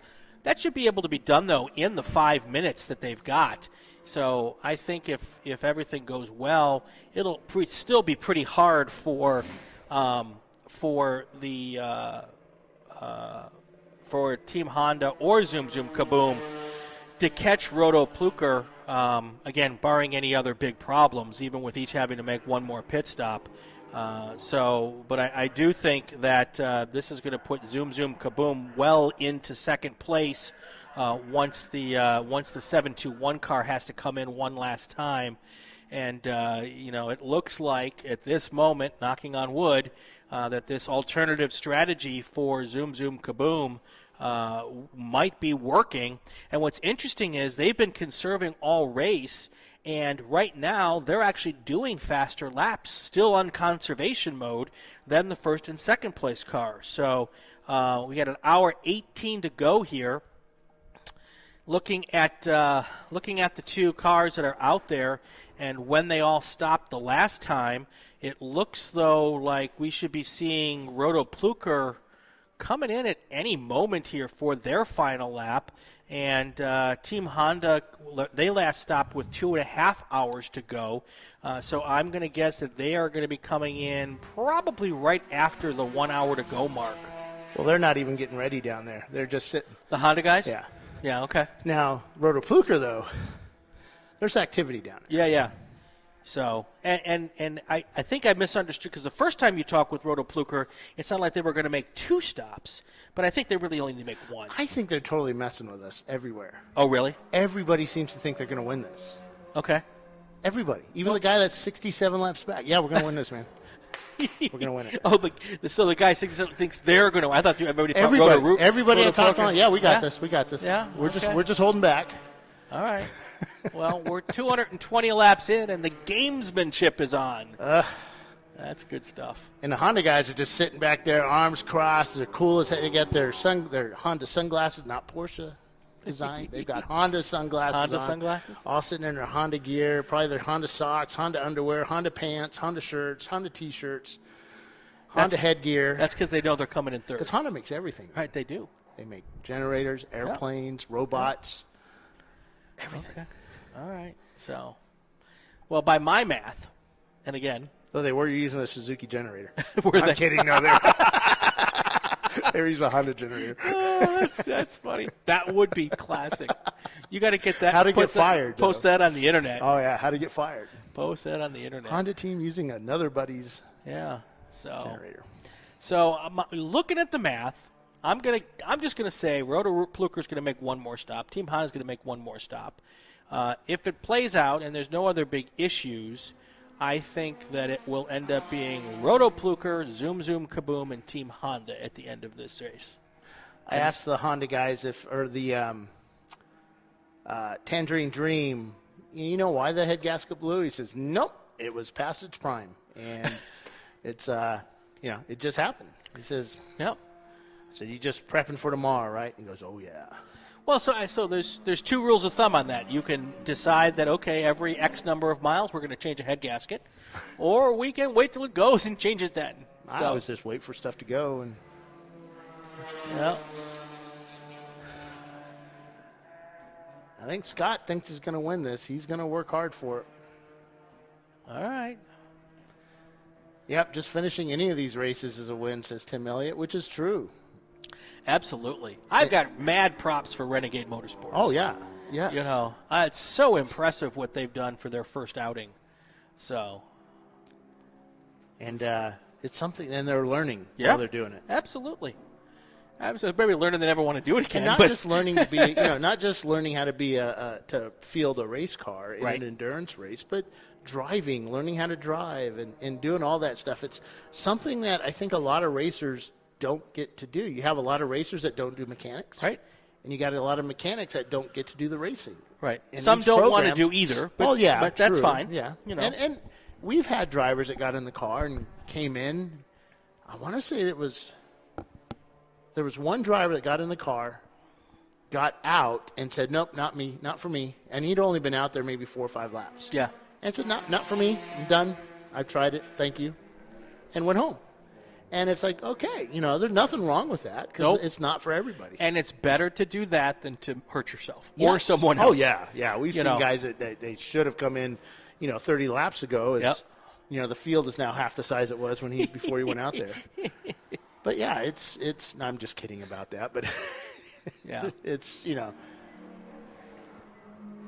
And not to talk about other sanctioning bodies, but we've had racers from other sanctioning bodies that have been doing this for decades and get out there and just make some really boneheaded moves and think it's normal. And it might be in a sprint race, but in an endurance race, no, you don't do that because you're going to be shut down. And we have a lot of folks that have never taken a driving school in their life in this series. And there's a lot of folks like yourself that say, why do you let them on track? Yep. that's what we're about. Well, and that was, I'll be honest, when I first learned about ChampCar and Lemons, and obviously two very different models of how things were being done, but that was my first impression of all of it was, I mean, they're just letting anybody on the track. And I think now you guys have done it long enough to prove that, with the proper discussions and the setup and all of that, that this can be done safely and successfully. And that's why other sanctioning bodies have been lessening and lessening their licensing requirements, because they've got to, they've got to do that, or else everyone's going to come race with you and no one's going to come race with them. Well, I think it's not us. I want to say that for fact. It just wasn't us. No, that's true. You have Lemons that started this whole trend. 24 Hours of Lemons, great group of guys. I started there. I've done 15 races, 17 races or so with them. And it's if it wasn't for them, I would never be where we're at now. Right. I wouldn't be sitting here now. Right. Because without them. Right. And they were really strict. And I think that helped us out a lot. Right. Because if we got if they saw a bit of dust pop up on the track because my valve stem hit a piece of dirt cloud or something, I'd get black flagged. Right. And then have to sit and explain why I went off track. Yeah. And that made us pull back. Right. And sure, you had the guy that went out there that just, but 200 miles an hour into turn 1 and, ended up going to turn 9. And I can't tell you the number of times I've seen someone who's been to, professional driving school A, professional driving school B, do the exact same thing. So it's more about the quality of the people that you're attracting to race with you than it is about anything else. We've had guys come here from other series, NASA and SCCA, and they've been doing it for years, and they've been taught a certain way, and then come to find out that that's not necessarily the way that it should be done with us, and they've learned a lot. They go, and a lot of it, too, was they're getting 2 hours of seat time. Yeah. Whereas in some of the, back when it was only sprint series with SCCA, you got, 20 minutes, 40 minutes? I forget how long those races were. They weren't very long. Well, the actual races are typically 25 to 40 minutes. And, obviously, and they do 2 races a weekend, which they never used to do. Used to be, with the SCCA, you'd run a whole day of practice and qualifying on Saturday, and then you'd run a little bit longer race on Sunday, and that was it. They've adapted that over the years too, so that now every weekend is a double race weekend. Okay. Oh, that's right, doubles. That's right. Yeah. So it used to be a double was a big deal, yeah, and you'd only do it like over a holiday weekend, like it was like the Memorial Day double. And Summit Point would do them all the time. Right. You would do a practice and qualifying on Saturday, and then a race on Sunday, and then a race on Monday. And now I don't know anybody who's not doing a double race weekend every single weekend. It's about seat time. Yeah, it's all about seat time. And I'm paying X amount. I'd like to. I can go race with Champ Car for, $1,500 for the weekend, the whole entry for the whole team, right? And get tons of seat time. Now, I will say there are people I've talked to who just have no desire to go endurance racing. Yeah, they love the sprint format. That's their thing, whether they're being, just stubborn about it or whatever. And here's the other part. And the other part that's good on a sprint format is, you're running. From a tires and an equipment standpoint, you're running an entire season of racing, sprint racing, in one race weekend with Champ Car. Yeah. So you have to do more maintenance on a Champ Car car than on a sprint car. Yeah. So there's also a and cost the costs difference. are higher for tires. Exactly. Whole bit, but there's ways of getting around that. You don't have to win. I mean, most guys in the SCCA, they're not going to win. Right. You usually have the guy. Just like with us, the guys with the most money are going to be towards the top. Not that they're going to win, but they're usually at the top. So so I advocate for doing what was best for you. Yeah. And that's why when I started to work with you guys, I had people say, "Why are you doing stuff with Champ Car?" Yeah, you couldn't believe that we just let what's the qualifications? You got a driver's license? I was, but I mean, just like even now with the podcast and everything, and I'm like, because I think I know there is space for all of us. Yeah, there's plenty of places to go racing. Yeah. And I think that the other clubs, when SCCA was the only club in town, they did it the way they wanted to. They didn't care what the feedback was. And now the SCCA's had to change and adapt, because now there are 10 places you can go drive your car on a race weekend. Yeah, I mean, my job is marketing Champ Car, and sure. I'm out there reading and looking at other series and how they're commenting and how they're reacting to certain things, and I remember reading about the complaints about SCCA. Why can't you do it like Champ Car? Why can't you do it like this? And then you have the older guys that actually went through all the training and paid their dues and did that stuff. I'm sorry? Honda's in the pits. Oh, okay. Team Honda research in the pits. This is the telling pit stop. Yep. This is when we're going to know really what the last hour here is going to look like when we see them come out and see what the pecking order is, and then they're going to wait one more stop for Roto Pluker as well. Roto Pluker is in also, so we're going to know here, Bill, before our next commercial break, and maybe our last commercial break, what the deal is here for these teams and how close it's going to be for the last hour of this race. Yeah, back to the SCCA thing real quick. Yeah. It's I looked at how they're doing it. They were really big complaints about how they couldn't compete with us in that type of thing. And they've, NASA kind of did it. It kind of fell to the wayside, and I don't know where they're at with that. And SCCA has done a pretty good job at what they're doing, and they've got – I like their rule set. Yeah. I don't know if it's going to work. This is for the Enduro series you're Yeah, talking about? I don't know if it's going to work, and mainly because I know – racers now. Right. I've been around them for so long, and I know that, this thing about, we just want you out there having fun. Well, there are those guys, but there's also the guys that want to win, and they'll win anything at all costs. And we have that issue too. So Well, and like anything, I think if they're in it for the long haul, the rule set today won't be the rule set in 2 or 3 or 4 years. Yes. They will learn from it, Yeah. And they will adapt to it. I do like the SCCA that they're able to adapt really quickly. Right. Unlike us, but that's kind of self-inflicted with us. So Well, and I know that the people who are in charge of that program have brought in people with experience with other clubs to help guide them. that a bunch of them raced with us at Watkins Glen. I absolutely know that. Yeah. So And they went to see how Grid Life did their job. Yeah. And they went to see how NASA did Yeah. their stuff. Yeah. And which 15 years ago, that would never happen. Yeah, they'd carry you off the track. Yeah, absolutely. And this is coming from a guy who's been with the club for 35 years. Yeah. I'm as old school as, well, not as old school because there's a lot of people older than me, but I've been doing it for a long time. I have a lot of allegiance to the SCCA, but I love all motorsports. And I particularly love endurance racing. There's just something amazing about going endurance racing. So, all right, so Roto Pluker, and Team Honda in the pits right now. And we're waiting to see how many laps Zoom Kaboom can make up and go ahead here.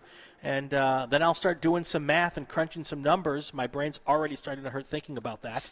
And we'll just have to see which team's got the big enough lead or not as we enter in what will be our final lap of racing here on Saturday. We're going to come out here and do it all again tomorrow for 7 hours. So, and I'll be voiceless in Lancaster at the end of this race tomorrow. It's asked, do you really need a driver's license? Well, when you fill out your application for your membership, you do have to put your driver's license number on there. So, yes. So nobody under 16 is racing with you guys? No, we do have younger folks do it, and they have to have we vet them really well. Right, we do have some karting folks out. Danny, I forget his last name. Kid out of Austin, Texas, or San Marcos. I know he races at Harris Hill. That kid is insanely good. Yeah, and most of them are. I mean, we were at COTA a bunch of years ago, and they were doing it HPDE, and I just remember him driving by. It's like, holy crap, that kid has like a phone book under him. He was like 12, 13 years old, but he's driving a 911 Turbo, a GT2, and giving people ride-alongs in the car. Yeah. And I'm just like, I am just doing everything wrong in my life. Everything. All right, so we're waiting to see. It looks like Team Honda is at the exit of pit lane, and they're going to maybe make it out here in front of Zoom Kaboom. Still waiting on Roto Pluker to see how they're going to come out. But the 184 car, that is Zoom Kaboom, heading towards the sweeper now.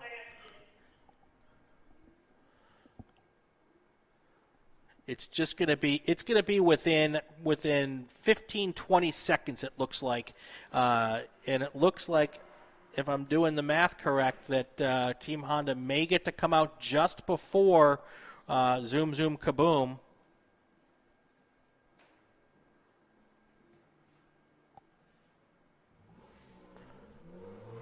they go. And there goes Zoom Honda. Zoom Kaboom. No, that's Honda. Oh, that's Team Honda, right. And there is Zoom Zoom Kaboom. They're going to take the lead or take the second place spot right now going into turn 1. And now we're going to wait to see how far ahead they're going to be able to get because they've got the momentum going in. It's probably going to be 10 seconds maybe. The hood is up on the RX-7. Okay, well, the longer they stay in the pits now, it should be probably 3 more laps that they're going to have to catch up to really make a run at Roto Pluker here as I hit my microphone. You're new at this. Yeah. And I'm looking right now at... and the hood goes down on the RX-7. Down. So it's about a 4-corner lead. Now the question is, can Zoom Zoom Kaboom go, or do they have to still conserve? They have about another hour and 3 minutes to go, and to be able to make it to the end of this race, can they go all out now? Now he's drafting. Zoom Zoom drafting on the car in front of him as they go down the back straightaway. Let's conserve some fuel. That's right. That's right. So right now the distance between second and third is going to be about the distance between coming out of 6 and going into turn 8 here, if you're familiar with Willow Springs. I'll get you the exact time distance once they cross the line here. I'm going to venture to guess it's going to be about 10, 12 seconds. Zoom Zoom just came up to the pit out. You mean Roto Pluker? Roto Pluker, sorry. Yes, yes. Okay. And there they go. And there goes Roto Pluker. So they're going to come out with a good 3-lap lead here to take it to the finish. And here comes Zoom Zoom. And he's going to get him under brake. He might get him under braking as they both go into turn 1. Roto Pluker stays ahead. And he pulled, man. Roto Pluker pulled away big time as they go through. He had to. Something happened as Roto Pluker went into 3. Is that 3 or 2? That's 2. 2, because he slowed down in a huge way. He's getting passed by a bunch of cars. Something's not right on that Roto Pluker car. Because he just came to an absolute stop. And he's not picking up the pace, it looks like. Nope. Oh, he's back moving, up there. He might have had to moving like he was. He may have had to just collect himself. Okay, Yep. Take a deep breath, and they've got a 3-lap lead, so there's no worry here. Yeah. Oh. And Roto Pluker or Zoom Zoom trying to get by the. Is that the Mustang? I can't tell. Oh, no, that was the school team that suddenly slowed. I didn't see the school team going around the building, so they were pretty slow. So that was the school team that came to an almost stop, which actually slowed down a lot of the group there. Right. So that's what you have to do in endurance racing. There's so many different levels. All right, I got to step away for a moment. That's fine. And as I was saying, the gap between second and third now, well, it was at the line a little over 12 seconds. So 12 seconds, and it looks like we have a white flag condition at turn 2 area. I'm not quite sure what the situation with that is. Zoom Zoom just comes by the line. We'll take a look to see how far back Team Honda is. And this will be a good determining factor as to whether or not these two cars are able to, if Zoom Zoom is able to go fast enough and while still conserving fuel to get to the end of this race ahead of Team Honda.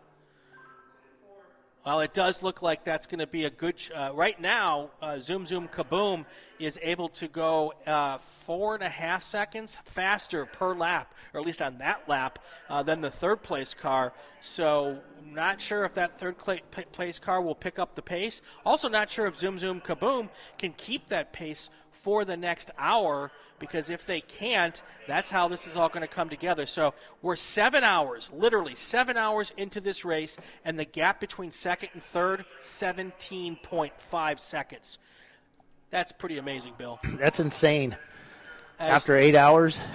7 hours. Or 7 hours? We're 17 and a half seconds between second and third. As long as Roto Pluker doesn't need to stop again, and as long as Roto Pluker doesn't have any major issues, they have a 3-lap lead. So they're pretty well in command of this race. But right now, Bill and I, we're going to talk about the fight for second place here, probably for the next hour. I'm not talking. I refuse to talk. You're not talking? Well, I'm going to talk about it for the next hour. Well, actually, I think we still have to take one more break here. But other than that, we're going to take it for the next hour. Actually, we will do it right now. All We're right. watching the TireRack.com Champ Car Endurance Series here at Willow Springs International Raceway, 8-hour, under the sun. Not very hot outside, but we'll be right back after this message, folks.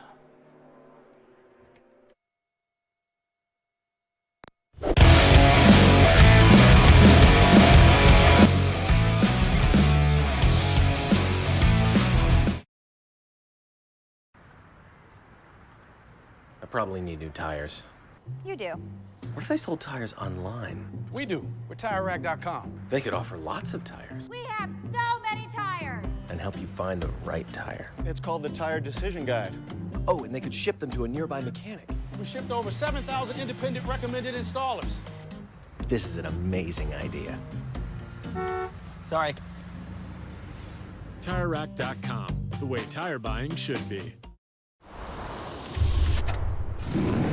Bring on the frozen tundra, the grinding gravel, the cratered concrete, the rain-soaked streets. Come on, road. Do your worst. We'll be at our best. Reliable performance in unreliable conditions. Designed to meet or exceed original equipment performance. That's why more auto technicians choose Duralast parts. Exclusively at AutoZone. RVA Graphics and Wraps is a full-service design, signage, digital graphics, and wraps company located in Richmond, Virginia. With over 20 years of experience, RVA Graphics and Wraps offers premium signage options for your business. We are dedicated to offering our clients best-in-class service in all aspects of graphic design and application. For more information, visit us on the web at rvagfx.com. Discovery Parts is a veteran-owned racing and safety equipment company. While we're located inside Atlanta Motorsports Park in Dawsonville, Georgia, Discovery Parts can also be found at the tracks, supporting a number of Champ Car Series events. We take pride in being a reseller of the best of the industry to Champ Car teams and drivers. We know racing, love racing, and look forward to tomorrow to even more racing. Visit us at discoveryparts.com. Lifeline USA is a leading manufacturer of onboard fire suppression systems. Lifeline's continuous commitment to research and development ensures that we supply the most innovative and cutting-edge products available. Used by the majority of the world's motorsport championship-winning teams and constructors, Lifeline has a proven history of success. Lifeline offers a complete range of fire suppression systems for all budgets and needs, and we continue to push development and limits on both extinguishment materials and our patented delivery systems to make the race car environment almost as safe as sitting on your sofa at home. Every kit has been designed for a professional and simple installation. For more information and to purchase your Champ Car fire suppression system, go to www.lifeline-fire.com. Located in Northeast Ohio, with 40 years of combined experience, Money Shift Racing knows how to deliver performance and safety, offering everything you need to get your vehicle and drivers ready for race day. From safety equipment to full engine assembly and repair, in-house fabrication, 3D design, and rapid prototyping. Money Shift Racing. Performance done right.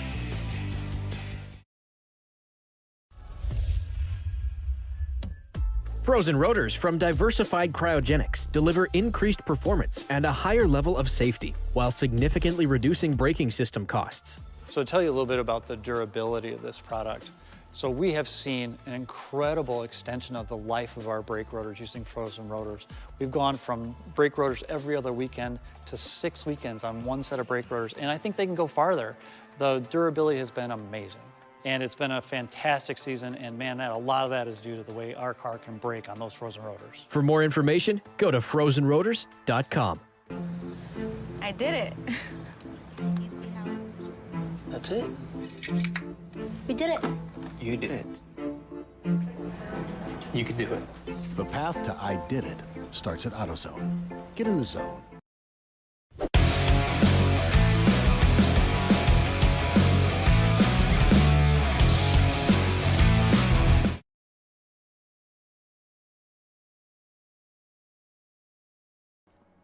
Welcome back. Willow Springs International Raceway.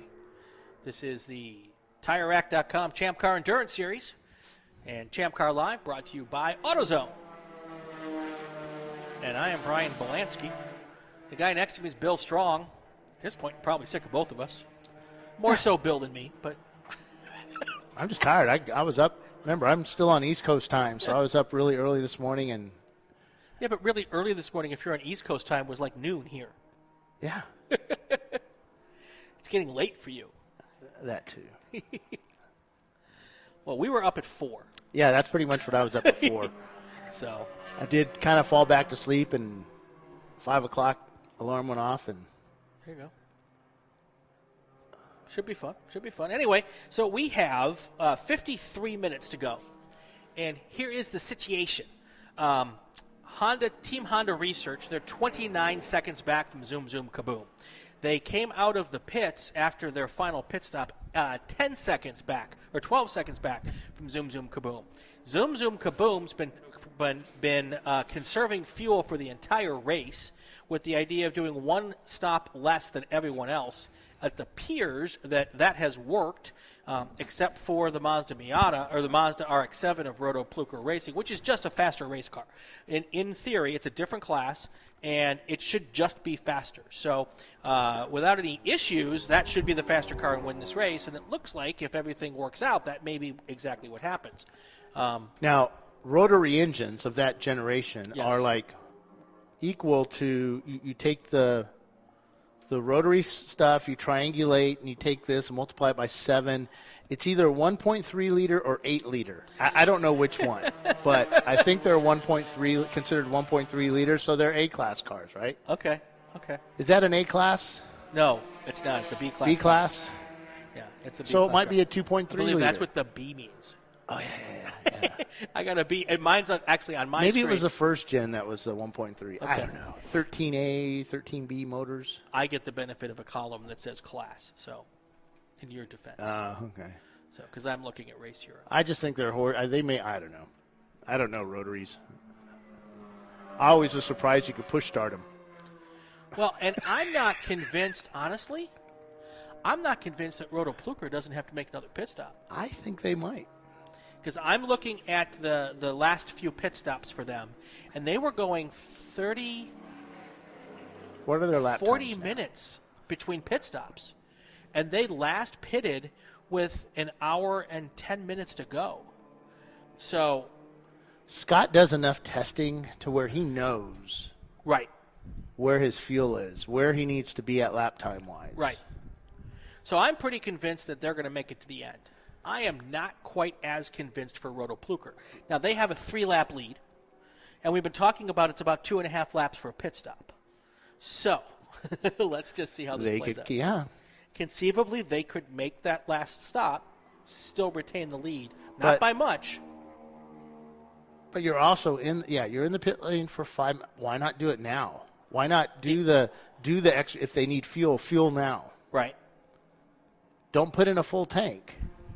Well, yeah. Unless you need that. One would think that that's the idea, is that if they go deeper, then they'll need even less fuel. But you still have to make a 5-minute pit stop, so it really that doesn't fuel's matter. pretty heavy. Right. Yeah, so you'd save yourself some time, or some weight time, lap savings. Yeah, we don't allow splash and dash. No, because you It's still got to wait splash and 5 wait minutes. 5 minutes. Yeah, so there's no real benefit other than weight. Right. For not filling up. So I would, fill up to the point where I knew I was going to make it to the end as flat on the gas as I possibly can, and then sit and wait, which would be excruciating. But then you're also guessing. If you're putting in just enough fuel to make the finish, you're still guessing at how much fuel you have. Right, but you should know if... Yeah, you should, but you don't always. If it's half a tank, you can put in 3/4 of a tank. If it's right. If it's close, you just fill the thing up. Because you say, how much fuel is in it? He says, I have a tank, and you bring it in, and he's sitting there. It's only at 1/4. It's like, no. Yeah, or just fill it. Yeah. I always just said fill it because you never know. And they're in conserve mode too, though. Again, because, one win. Right, and they're also in conserve mode because that RX-7 is circulating at 149 a lap, and Zoom Zoom Kaboom in a Miata is circulating at 143 a lap. So I'm guessing they're in fuel save mode in first place. Rotopluker, it's a 1 point, and as I thought, it's a 1.3 liter. I'm wondering if they have a turbo on it, and that's why it's so fast too. Oh, that could be. Oh, it's because they did a 1.3 turbo in those, didn't they? I don't remember. Yeah, they did the RX-7 turbo. My Turbo ears are 2. just bleeding thinking about it. The Mazda RX-7 Turbo 2. So I'll bet you that's a turbo because that's why it's in B class. The turbo puts you up a class. Okay.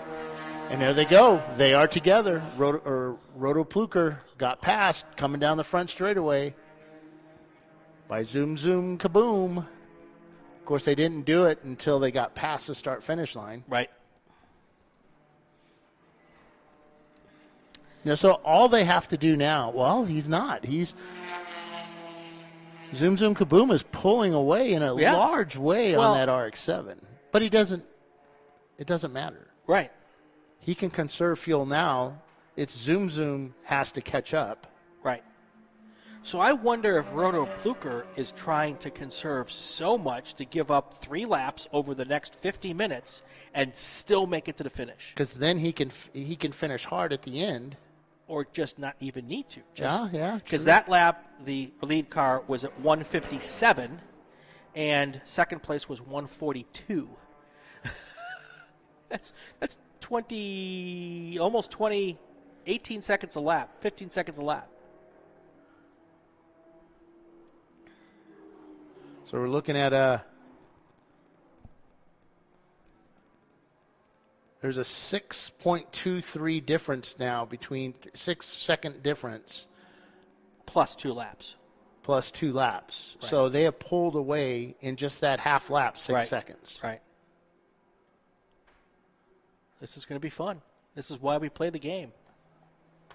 Who knew a phone had a stopwatch on it? I know. I I did. Really cool stuff, these phones. It also has a nowadays. countdown timer. That's how I know that there's 46 minutes and 42 seconds left in the race.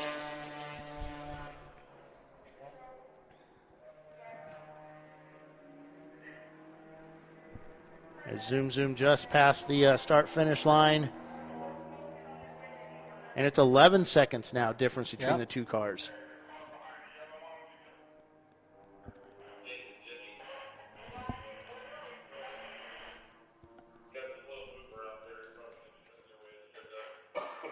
We got a slow mover. It's being reported. Okay. That looks like it might be in the turn 9 area. Yeah. Oh, and there's debris also into turn 9 area. That would be on what we have Oh, 7 yeah, I on can our see him screen. over there. Is it our school team? Which one is it? Knucking Futz. Well, that will be one less team I have to worry about swearing on the broadcast if they go in and are done. Nothing against them, but my Lord.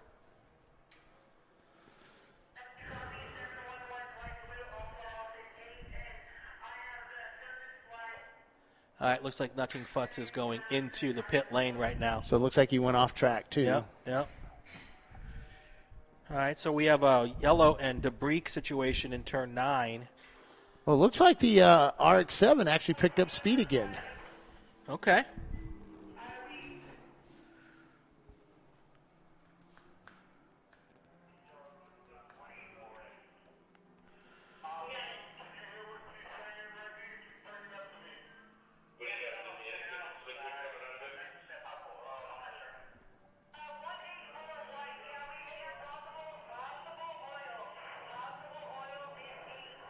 So before turn 8, there may be possible oil on the track. Okay, so let's keep an eye on those cars as they come through there.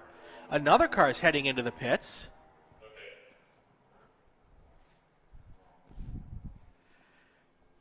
We'll see which car that is. Oh, wait.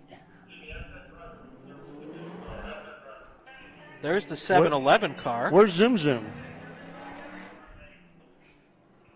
Zoom Zoom should be coming down. I think Zoom Zoom's coming down towards the. Well, no, they were ahead of.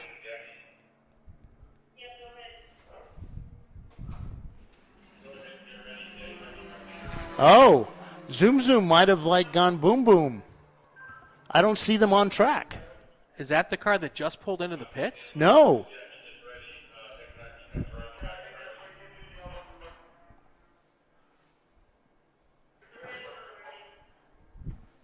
That's them down in pit lane down there. Yep. Zoom Zoom. Full course yellow, full course yellow. That's our first one of the day. And if you're watching on the YouTube channel, you just saw all of the Flagtronics flag stations go yellow. And I have a picture I can show you right now. I'm going to take a little video of this, and I'm going to put it on the YouTube channel. I thought it was flashing for a second. So it does to get your attention. Then it just goes full course yellow. Where the heck is my camera here? And I'm going to put this up on the Instagram.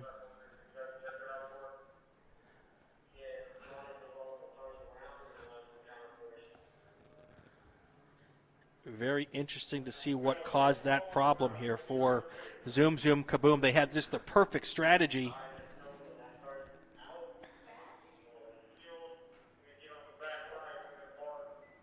Now they're looking at the car. They were washing the window a minute ago.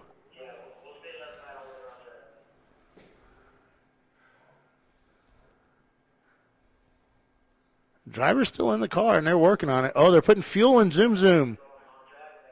Oh, are they just going to try to go hard to the end? Did they see a full course yellow coming?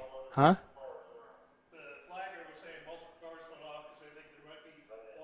Yeah, so they're saying multiple cars may have gone off in 8. So somebody left some oil down. Now it's like, who ran out of oil? Maybe Nuckenfutz. Oh, they are smoking. But they just went back out, didn't they? No, I think they did. They didn't? Not according to my screen here.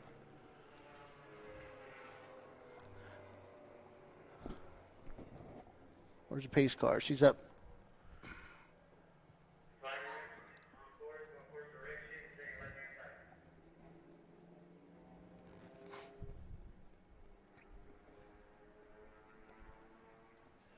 So we've had an incident, our first full course yellow of the day.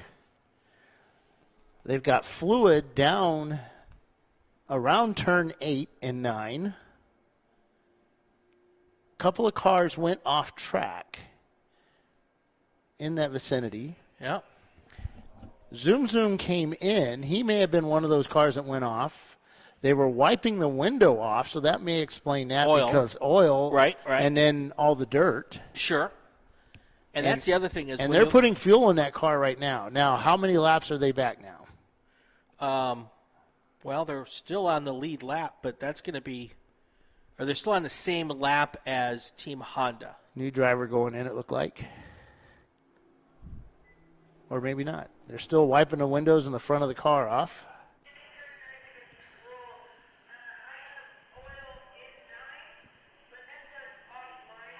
Oil in 9, offline.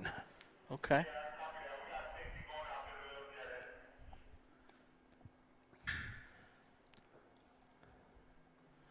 Now so if I see a yellow with a black stripe, now I see a yellow. Oh, because it's in the zone with the. Got it. Okay.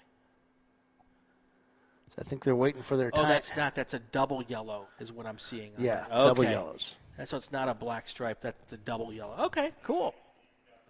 I'm like a kid in a candy shop here. This is so cool. So what is the yellow with the black stripe? The white is for the safety on track. Okay. And, 184. Who is 184? That's Zoom Kaboom. Oh, that they're in pit lane. Oh, they're in the pit lane. Okay.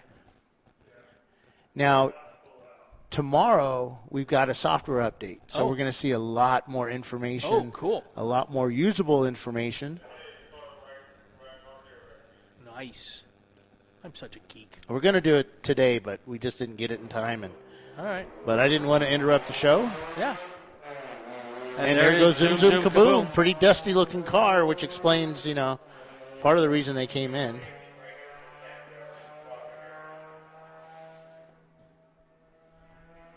I think this really screws up their strategy, though. Zoom Zoom?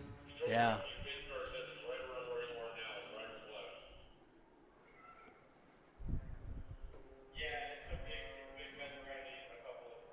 Because that pace lap had to be not 5 minutes. Well, they're just here, so he just went out. He'll be able to catch the back of this field if everybody has caught up. But I think they're going to be a lap behind. Yes.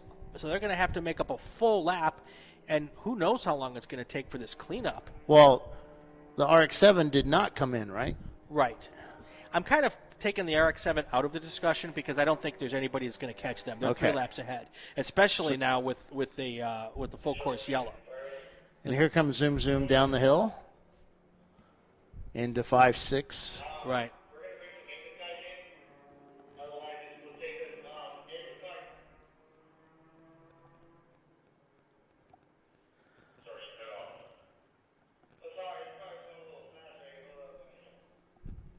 He's trying to catch the field.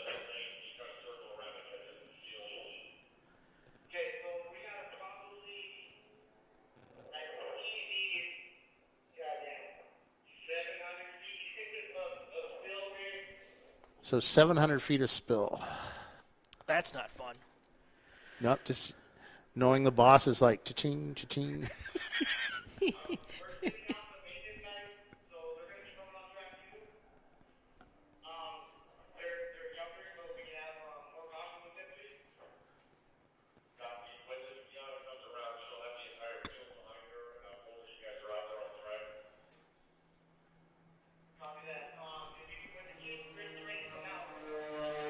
So Charles Coleman's on the edge of his seat because, as Paulie says, all you need is the edge of your seat. Yes. That cracks that always makes Brian me happy. up, makes him smile. Always makes me happy. Zoom Zoom's trying to catch up to the back of the field there.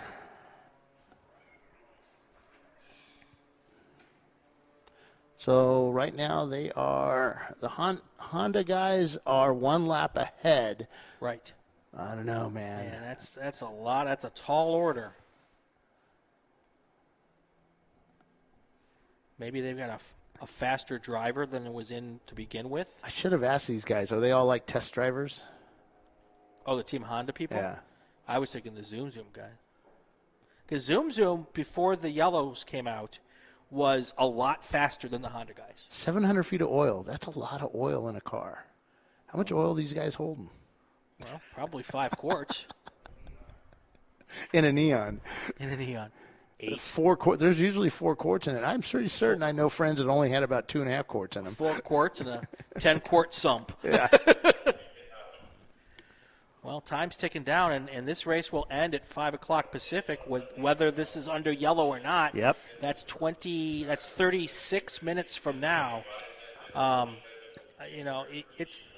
This could be a 10-minute dash to the finish here. It could be, or it could just be, Or we could end up boring. Yeah. Who do you think is going to be boring? So, I don't know. If they're so. Wait, our job is to make it really exciting. Oh, I'll right? make it exciting. There you go. I can make 2 turtles heading towards turn 1 sound exciting. But no, here's my question: if there's no way to get this track cleaned up in the next 35 minutes, will we drive around in circles for 35 minutes? Yeah. Or will we throw the track early? No. Nope. Okay. No, they will end it at 5 o'clock. Okay. Because somebody could run out of gas still. Yeah. That's always possible. And we've had that happen. Yeah. I've seen guys spin on a full course yellow. At Indy during the 500. Before the race started. I just say just let them race. See, up at Wisconsin, they let them race because they're all used to ice racing and stuff. So Exactly, but they've got studs on their cars for that.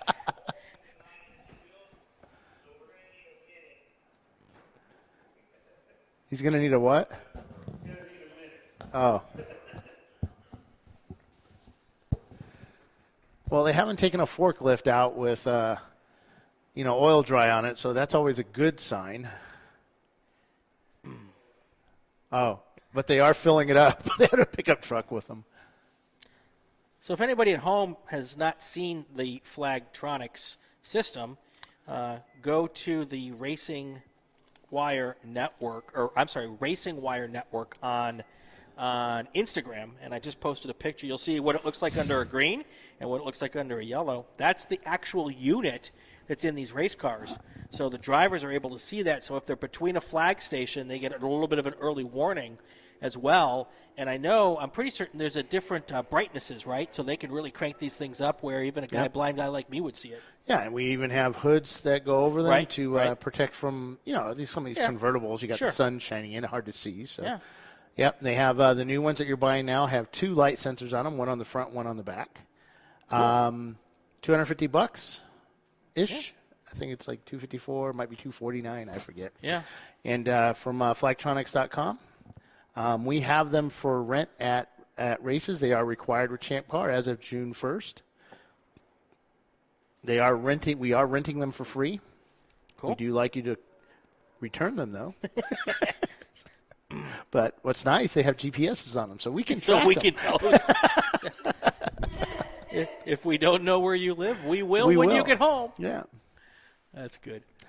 But, yeah, it's a pretty cool system. We're not the only sanctioning body working with Flagtronics now. I'm not going to say who, but there's some really big guns using it, looking at it. And this weekend, I think maybe, some other endurance series are looking at them and playing with them. And we're going to find that they like them too.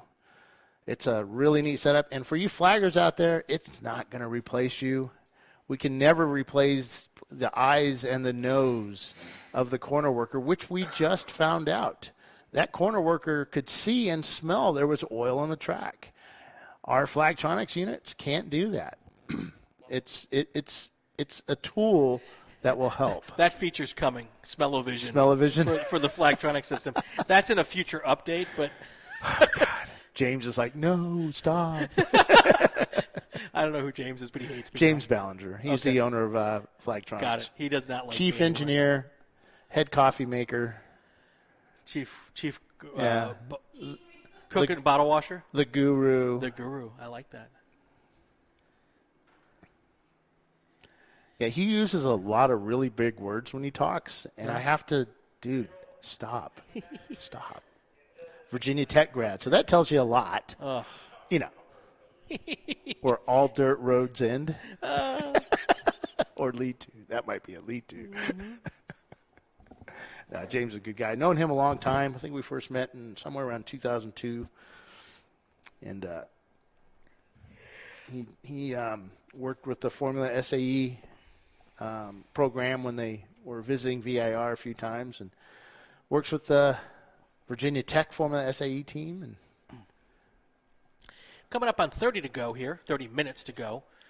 We are under a full course yellow situation. Your leader at the moment, Roto Pluker Racing, that's a Mazda RX-7. They're 3 laps ahead. Your second place car, Team Honda Research West, and your third place car is Zoom Zoom Kaboom. Now, before the yellow flag, Zoom Zoom Kaboom was ahead and really going a lot faster than the Team Honda guys. So the question will be, when we go back to full course green, if we even go back, because there's a lot of oil out there, but if we do, will Zoom Zoom Kaboom still be able to be faster than the Team Honda guys? And will they be fast enough to make up an entire lap? Well, Timothy Elliott says in 94 he was one of the first ACR racers, the Neon ACRs. Right.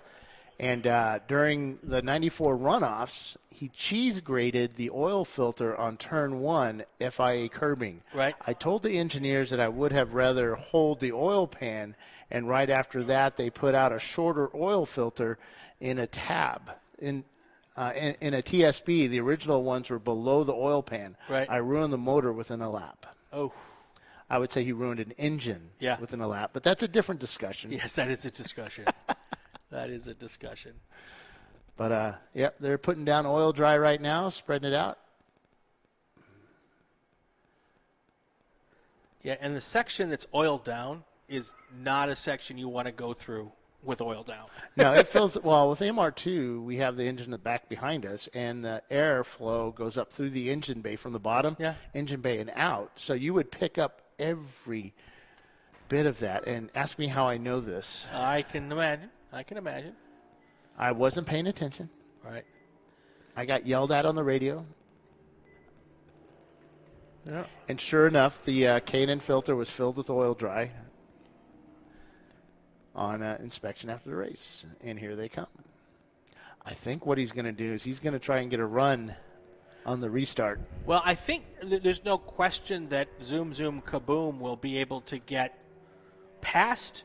Well, no question. I think it's not unlikely that Zoom Zoom Kaboom will be able to get back on the same lap as Team Honda, but then he's got to go all the way around. Well, he can't start passing until that green flag drops. Right. So he might be able to get a good run, but he has to time it just perfect. Right. Because if he passes under yellow, that's 2 minutes. Well, but what I was saying is before the yellow, Zoom Zoom Kaboom was quite a bit faster. Yes. So just on sheer speed, even if they don't do anything funky at the start, it shouldn't be hard for them to get around Team But they're Honda. not going to make that up in 30 minutes. But there's going to need to be a whole lap on top of that. Yeah. But here's the other thing that can happen. Yellows breed yellows. So they get around them. If we get another full course yellow, then he gets to come around, and then we've got to. Well, the other thing, too, is this is saving Rotopluker fuel. Right. I don't think Rotopluker has an issue. I'm just looking at the race for second place. Well, even Honda. Right. This is saving them fuel. Right. Yeah. I'm assuming that the fuel discussion is no longer an issue. Right. He said motor takes less typing. by one. Well, his typing is almost like math, which he's the same age as I am, and he's 100% right. Oh boy. You usually tell how old somebody is by the way they type into their phones. Yep.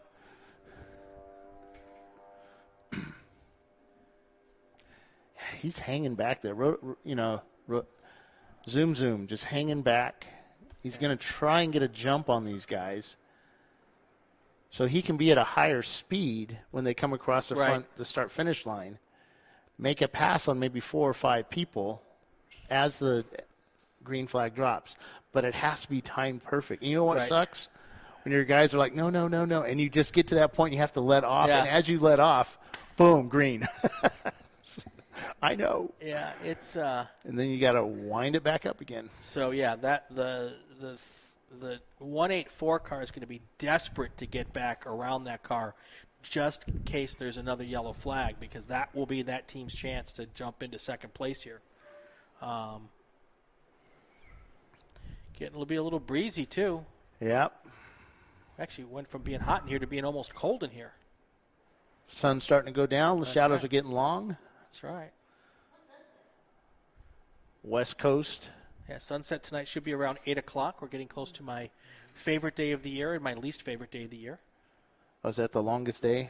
My favorite day of the year is the longest day, and my least favorite day is the day after the longest day, because that means every day after that's going to be. Yeah, but you're in Southern California. It doesn't matter. It's still, okay, it's cold. It's 62. Oh, woe is me. I just don't like getting up at work and not even getting daylight before I get to work at 7 a.m. All right, you're in radio. That means you have to be there at dark 30, right? Well, I have to be in at 7. What? I'm the midday editor. Oh, okay. Yeah, well, so I produce the midday show. So what's a producer do in radio? Well, the terminology. Make it sound important. The terminology's messed up. So technically, I'm an editor, not a producer. But it's the same.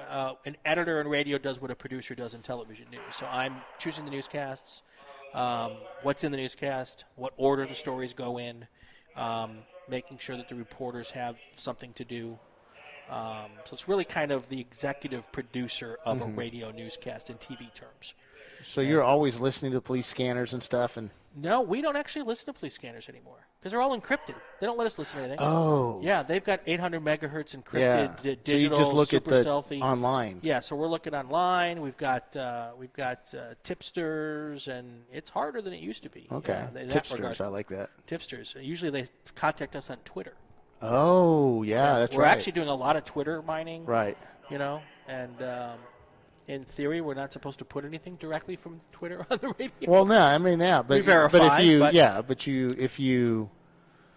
So, and the other that's a lead. Yeah, the other thing, exactly. The other thing is that most, especially in a bigger city, most of the law enforcement and fire agencies have Twitter feeds that they put out information Right. on, and like LA Fire has an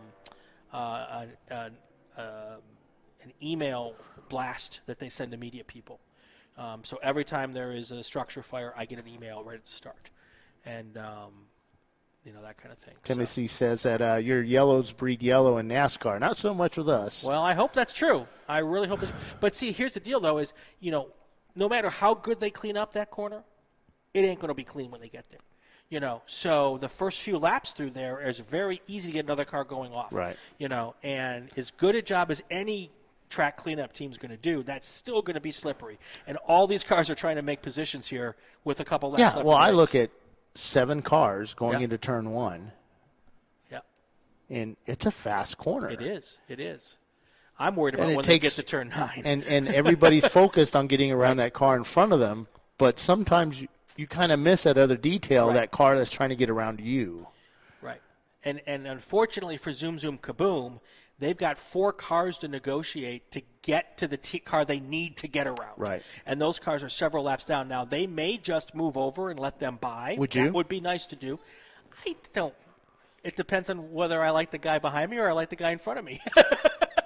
I mean, I've done that in the past, Yeah. but then there's, like you said, it's. I mean, I'm thinking that Scott wishes he had his other team cars here now. Right? Yeah. I mean, you're not slowing up everybody, but Yeah, there's no just rule move that out of says the way. they have to move over. Yeah. And there are some places where you just can't move over, even if you want to. So, but yeah, there are 4 cars between Team Honda and Zeus. At least, I think it's 3. No, 2. Team Honda is that black car in front of the orange one. Okay. All right, so there's 2. Yeah. Okay. I thought there were 3 at one Well, point. there might have been. I wonder if somebody Maybe someone came hit in. the pits and take the top I off don't and see fuel. anybody on pit lane. I don't either. But yeah, it's the Honda. Is the dark color car. Yeah, okay. Oh, yeah, there is. I see him now. Yeah, there is.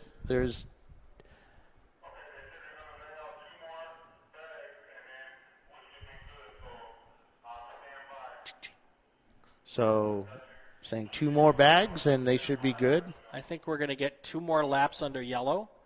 And if that's the case, we're going to have less than 15 minutes to go to the finish of this race. Be a drag race, man. That's right. Sweep. Just let the car sweep it.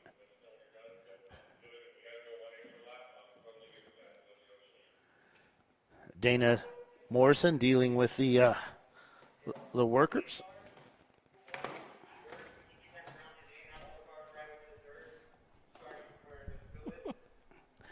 My clock fell down, so I'm trying to. The clock that nobody can see. Well, it's still on East Coast time. Right. That doesn't help us at all, Bill. Is it still on East Coast time because you don't know how to reset it? Didn't come with instructions. Dollar store.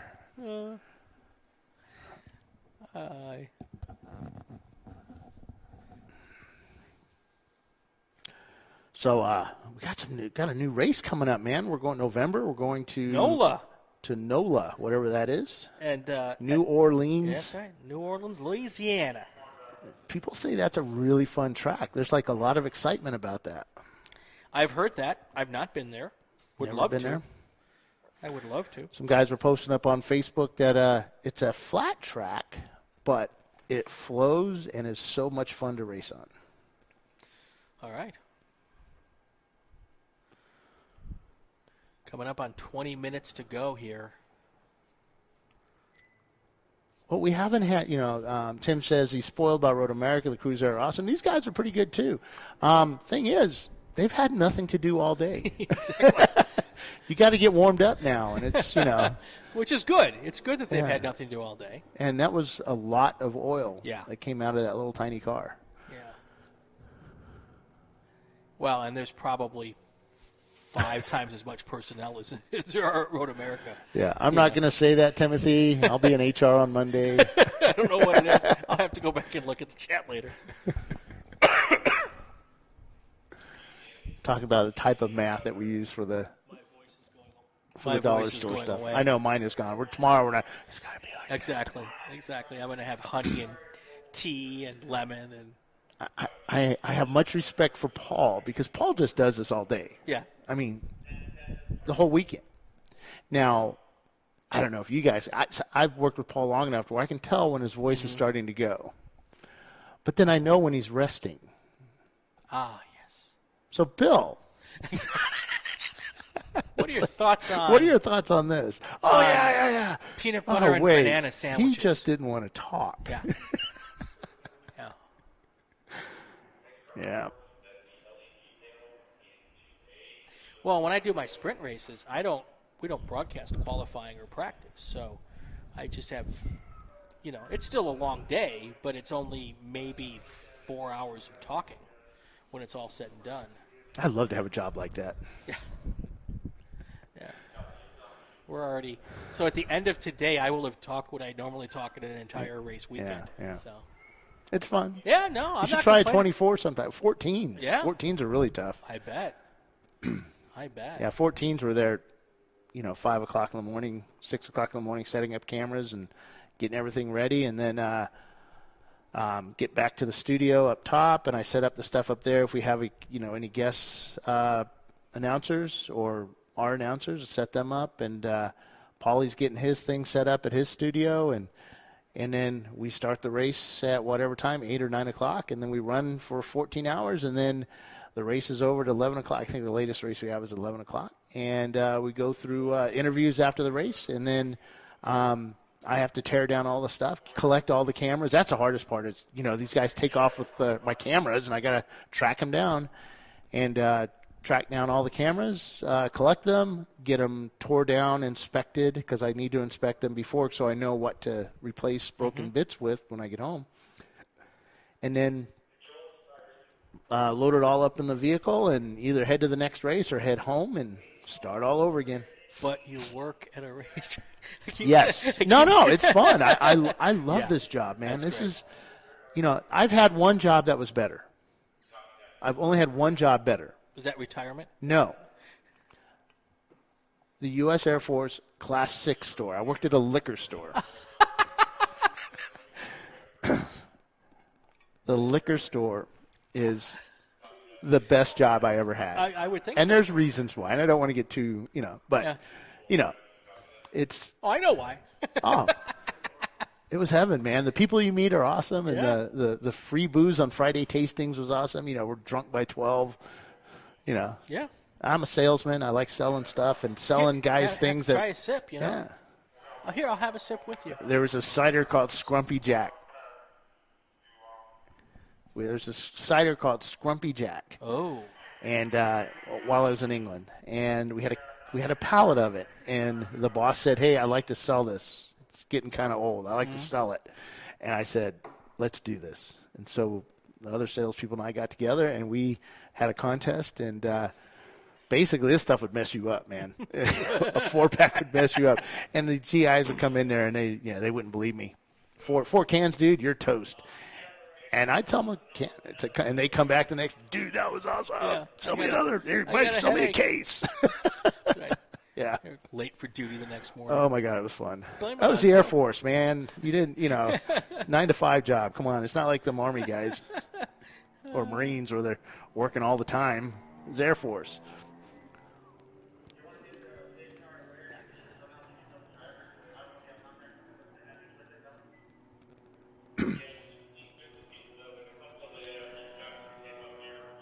I'm running out of things to talk about. I know. Well, I can tell Well, you. the sky is blue still. The wind has picked up a little bit. The cars just went past the start-finish line.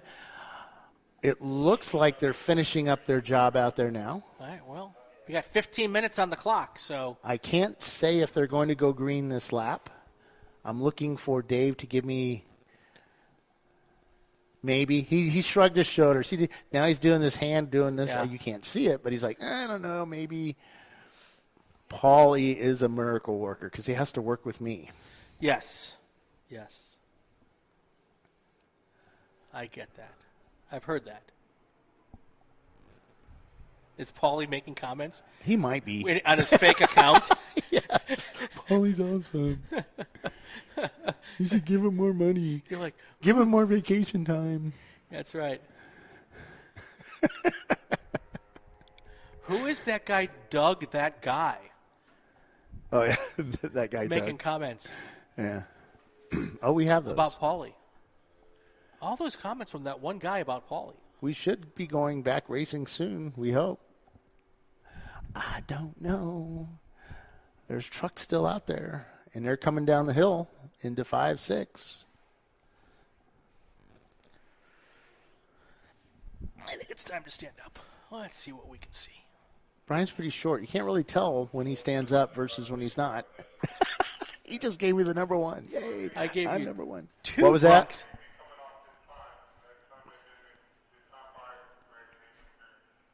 All right. They may be going green this lap.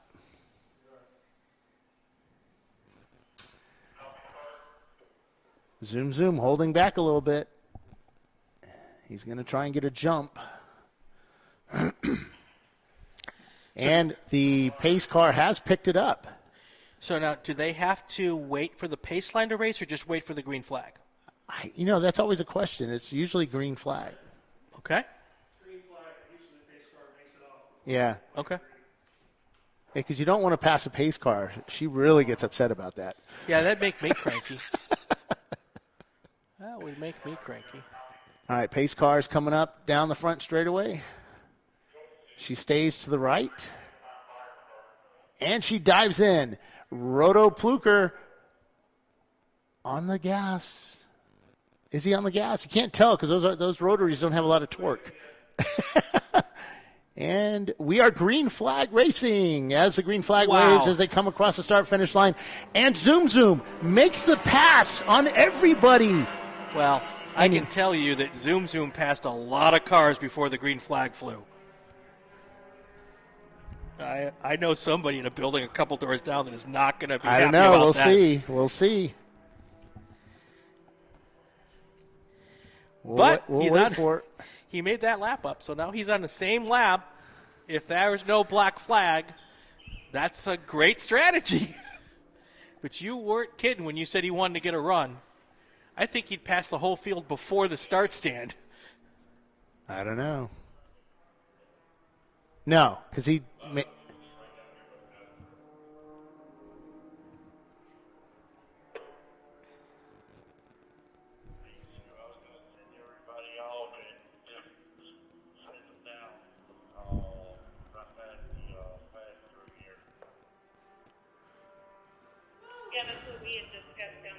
I mean, they were green, though. I mean, the other corners may not have. Right, but they were green on the front straightaway. Maybe I saw it wrong. It's possible I saw it wrong.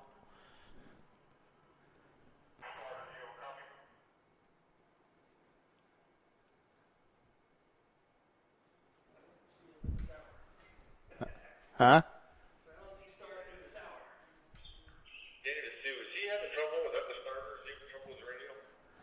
Yes, he did know the green flag was, was on. Radio or anything?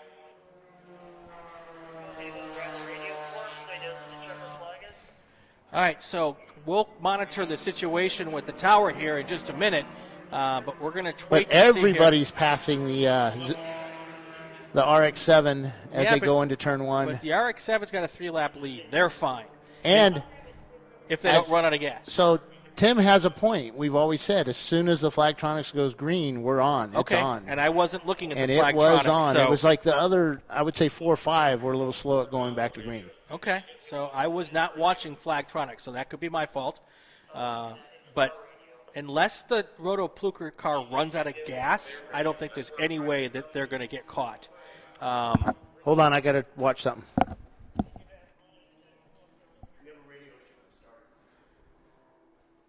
So right now we're looking to see if Team Zoom Zoom Kaboom's got enough laps left. in 9 minutes, just a little under 10 minutes to go here, to be able to make his way all the way around to catch that Honda Research West car? I don't think so, but we'll know a little bit more here as they cross the line this time by. I will say that Zoom Zoom Kaboom was that lap was 6 seconds faster than Team Honda Research. 6 seconds is not enough to be able to catch before the end of 10 minutes. He needs to be going a lot faster than that. So I don't think there's any way, without any kind of problems on the first two cars, that anything's going to change here. So we're moving right along here. Zoom Zoom Kaboom's going to cross the line here, and we'll have a better picture here in just a second once the Team Honda Research crosses the line to see what that gap is.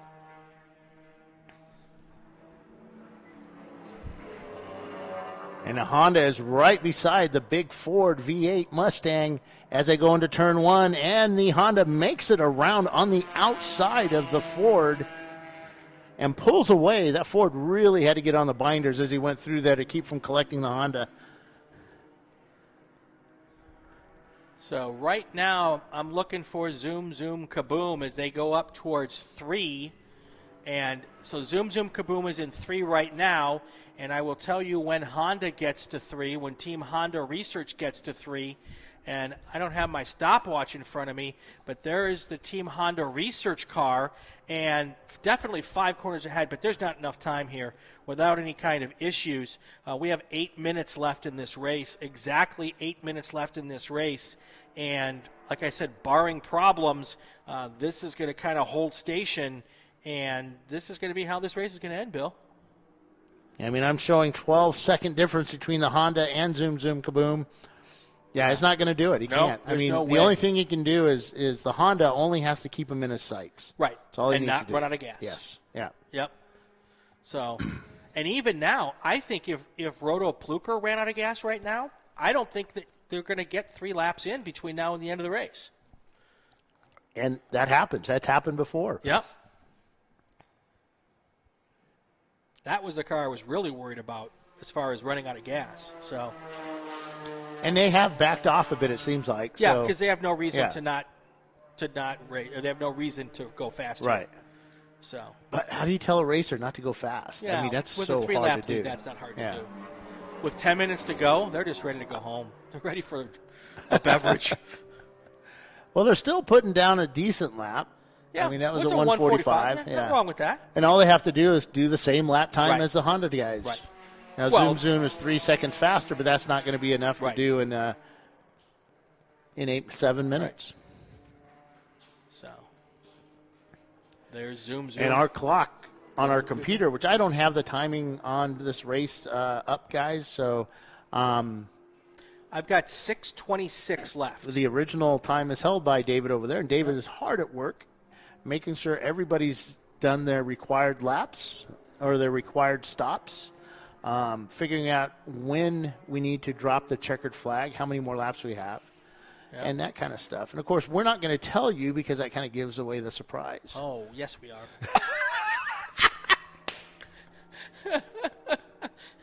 It's like, Feels like, shut up, Brian, shut up.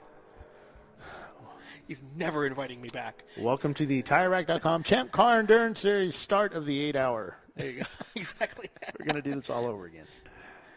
That should be nice. Bill hasn't given me the key to my hotel room yet. Yeah.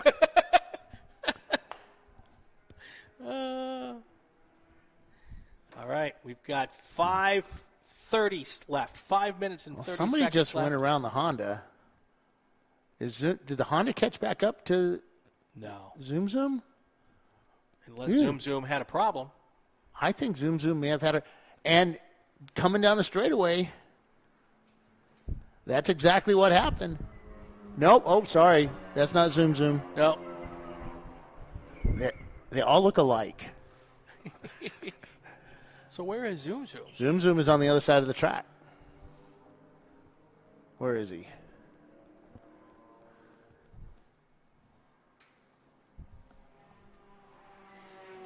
Yeah, he's over there. I think that's him over there. Going into Going into 7-8 now. 9. Okay. I think that's him. It could be the college team.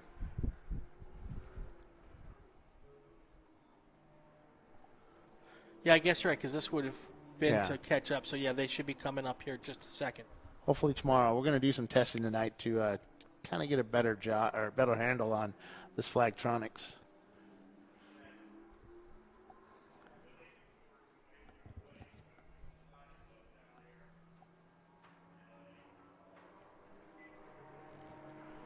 Nope, no, that's the college I think team. Zoom Zoom Kaboom's having a problem. Where are they? They are not on the track at this moment that I can tell. They're in the pits. Zoom Zoom Kaboom is in the pits. Huh. Maybe they've decided they can't catch him and they can't lose anymore because they're fought 3 laps ahead of and they're just parking it.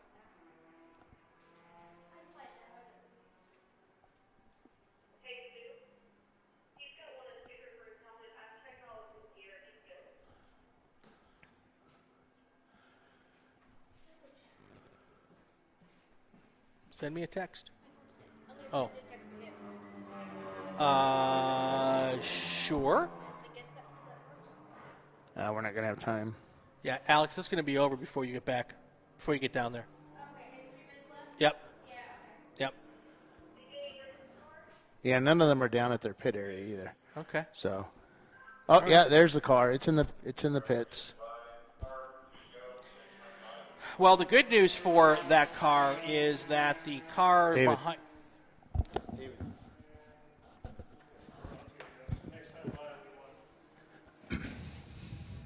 Huh?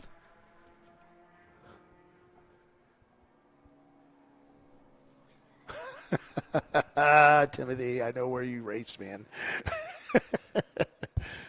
Wow, what an exciting end to this race. As Team Honda has moved into second place. Zoom Zoom Kaboom has pulled off the track over into the paddock. Yeah, and it looks to me that they were far enough ahead of the third place car or the fourth place car that's not going to change anything. Not a thing. So, save the car for tomorrow. Nothing stupid happens. Yeah. So it was a pretty good strategy. They would have won their class outright, no question. Right. Even if the Tangerine Dream car was faster or didn't have their problems, I still think that was probably a good choice for at least that class. But going to come up just a little bit short. Team Honda Research. Now the question is, after seeing today, will they reevaluate and change their strategy for tomorrow? Possibly. Yeah. I mean, it's a 7-hour race, so it'll be a lot possibly different. one less stop. All right, 1 lap to go. 1 lap to go. Which Team Honda has 2 more laps to go. Okay. Because they're ahead of the yes. of the leader. That's when you just tell the guy, dude, just stay back. That's right. Yeah, save me that $14 in gasoline. Let that RX-7 get by you so we can just put an end to this misery. Yeah. Every penny counts. That's right. Yeah.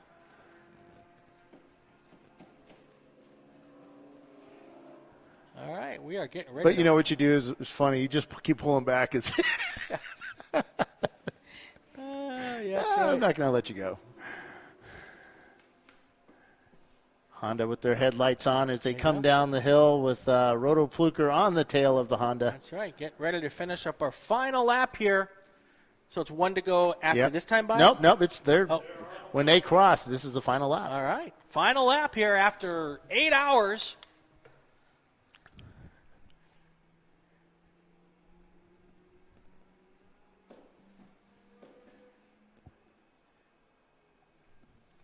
And the TireRack.com Champ Car Endurance Series 8-hour at Willow Springs, the California Grand Prix, as they head down for the final drag race down the front straightaway. And Roto Pluker takes the checkered flag ahead of the Team Honda Research West, who finishes second. Zoom Zoom Kaboom third. Petroholic Racing, 4th. Nucking Futz. We've gotten this far. Yeah, I without can't messing screw it up. up. I can't screw it up. Renegade Motorsports in 6th in their first race in Champ Car. That's an amazing setup. In 7th was Holland Oats. And Tangerine Dream, after a head gasket failure at the start of this race, finished 8th strong with a good lap time. And that concludes today's 8-hour race at Willow Springs International Speedway, the California Grand Prix. Cars come down the hill. Let's make sure that they don't have to do another. Nothing happens. I don't think anything's going to happen after they do that extra lap, right? No, nothing's going to change. So that's it, guys. From Bill Strong, Brian Bielanski, Alex Bielanski. Thank you for helping us today, Alex. And we will be back tomorrow bright and early. Race start is at 9 a.m. We will probably come on about 15 minutes before race start. We came on a little too early this morning. And we'll broadcast the same way. Hopefully we'll have a little better coverage with the Flagtronics. A couple new features that we're going to have. And we'll see you guys tomorrow. Have a good night.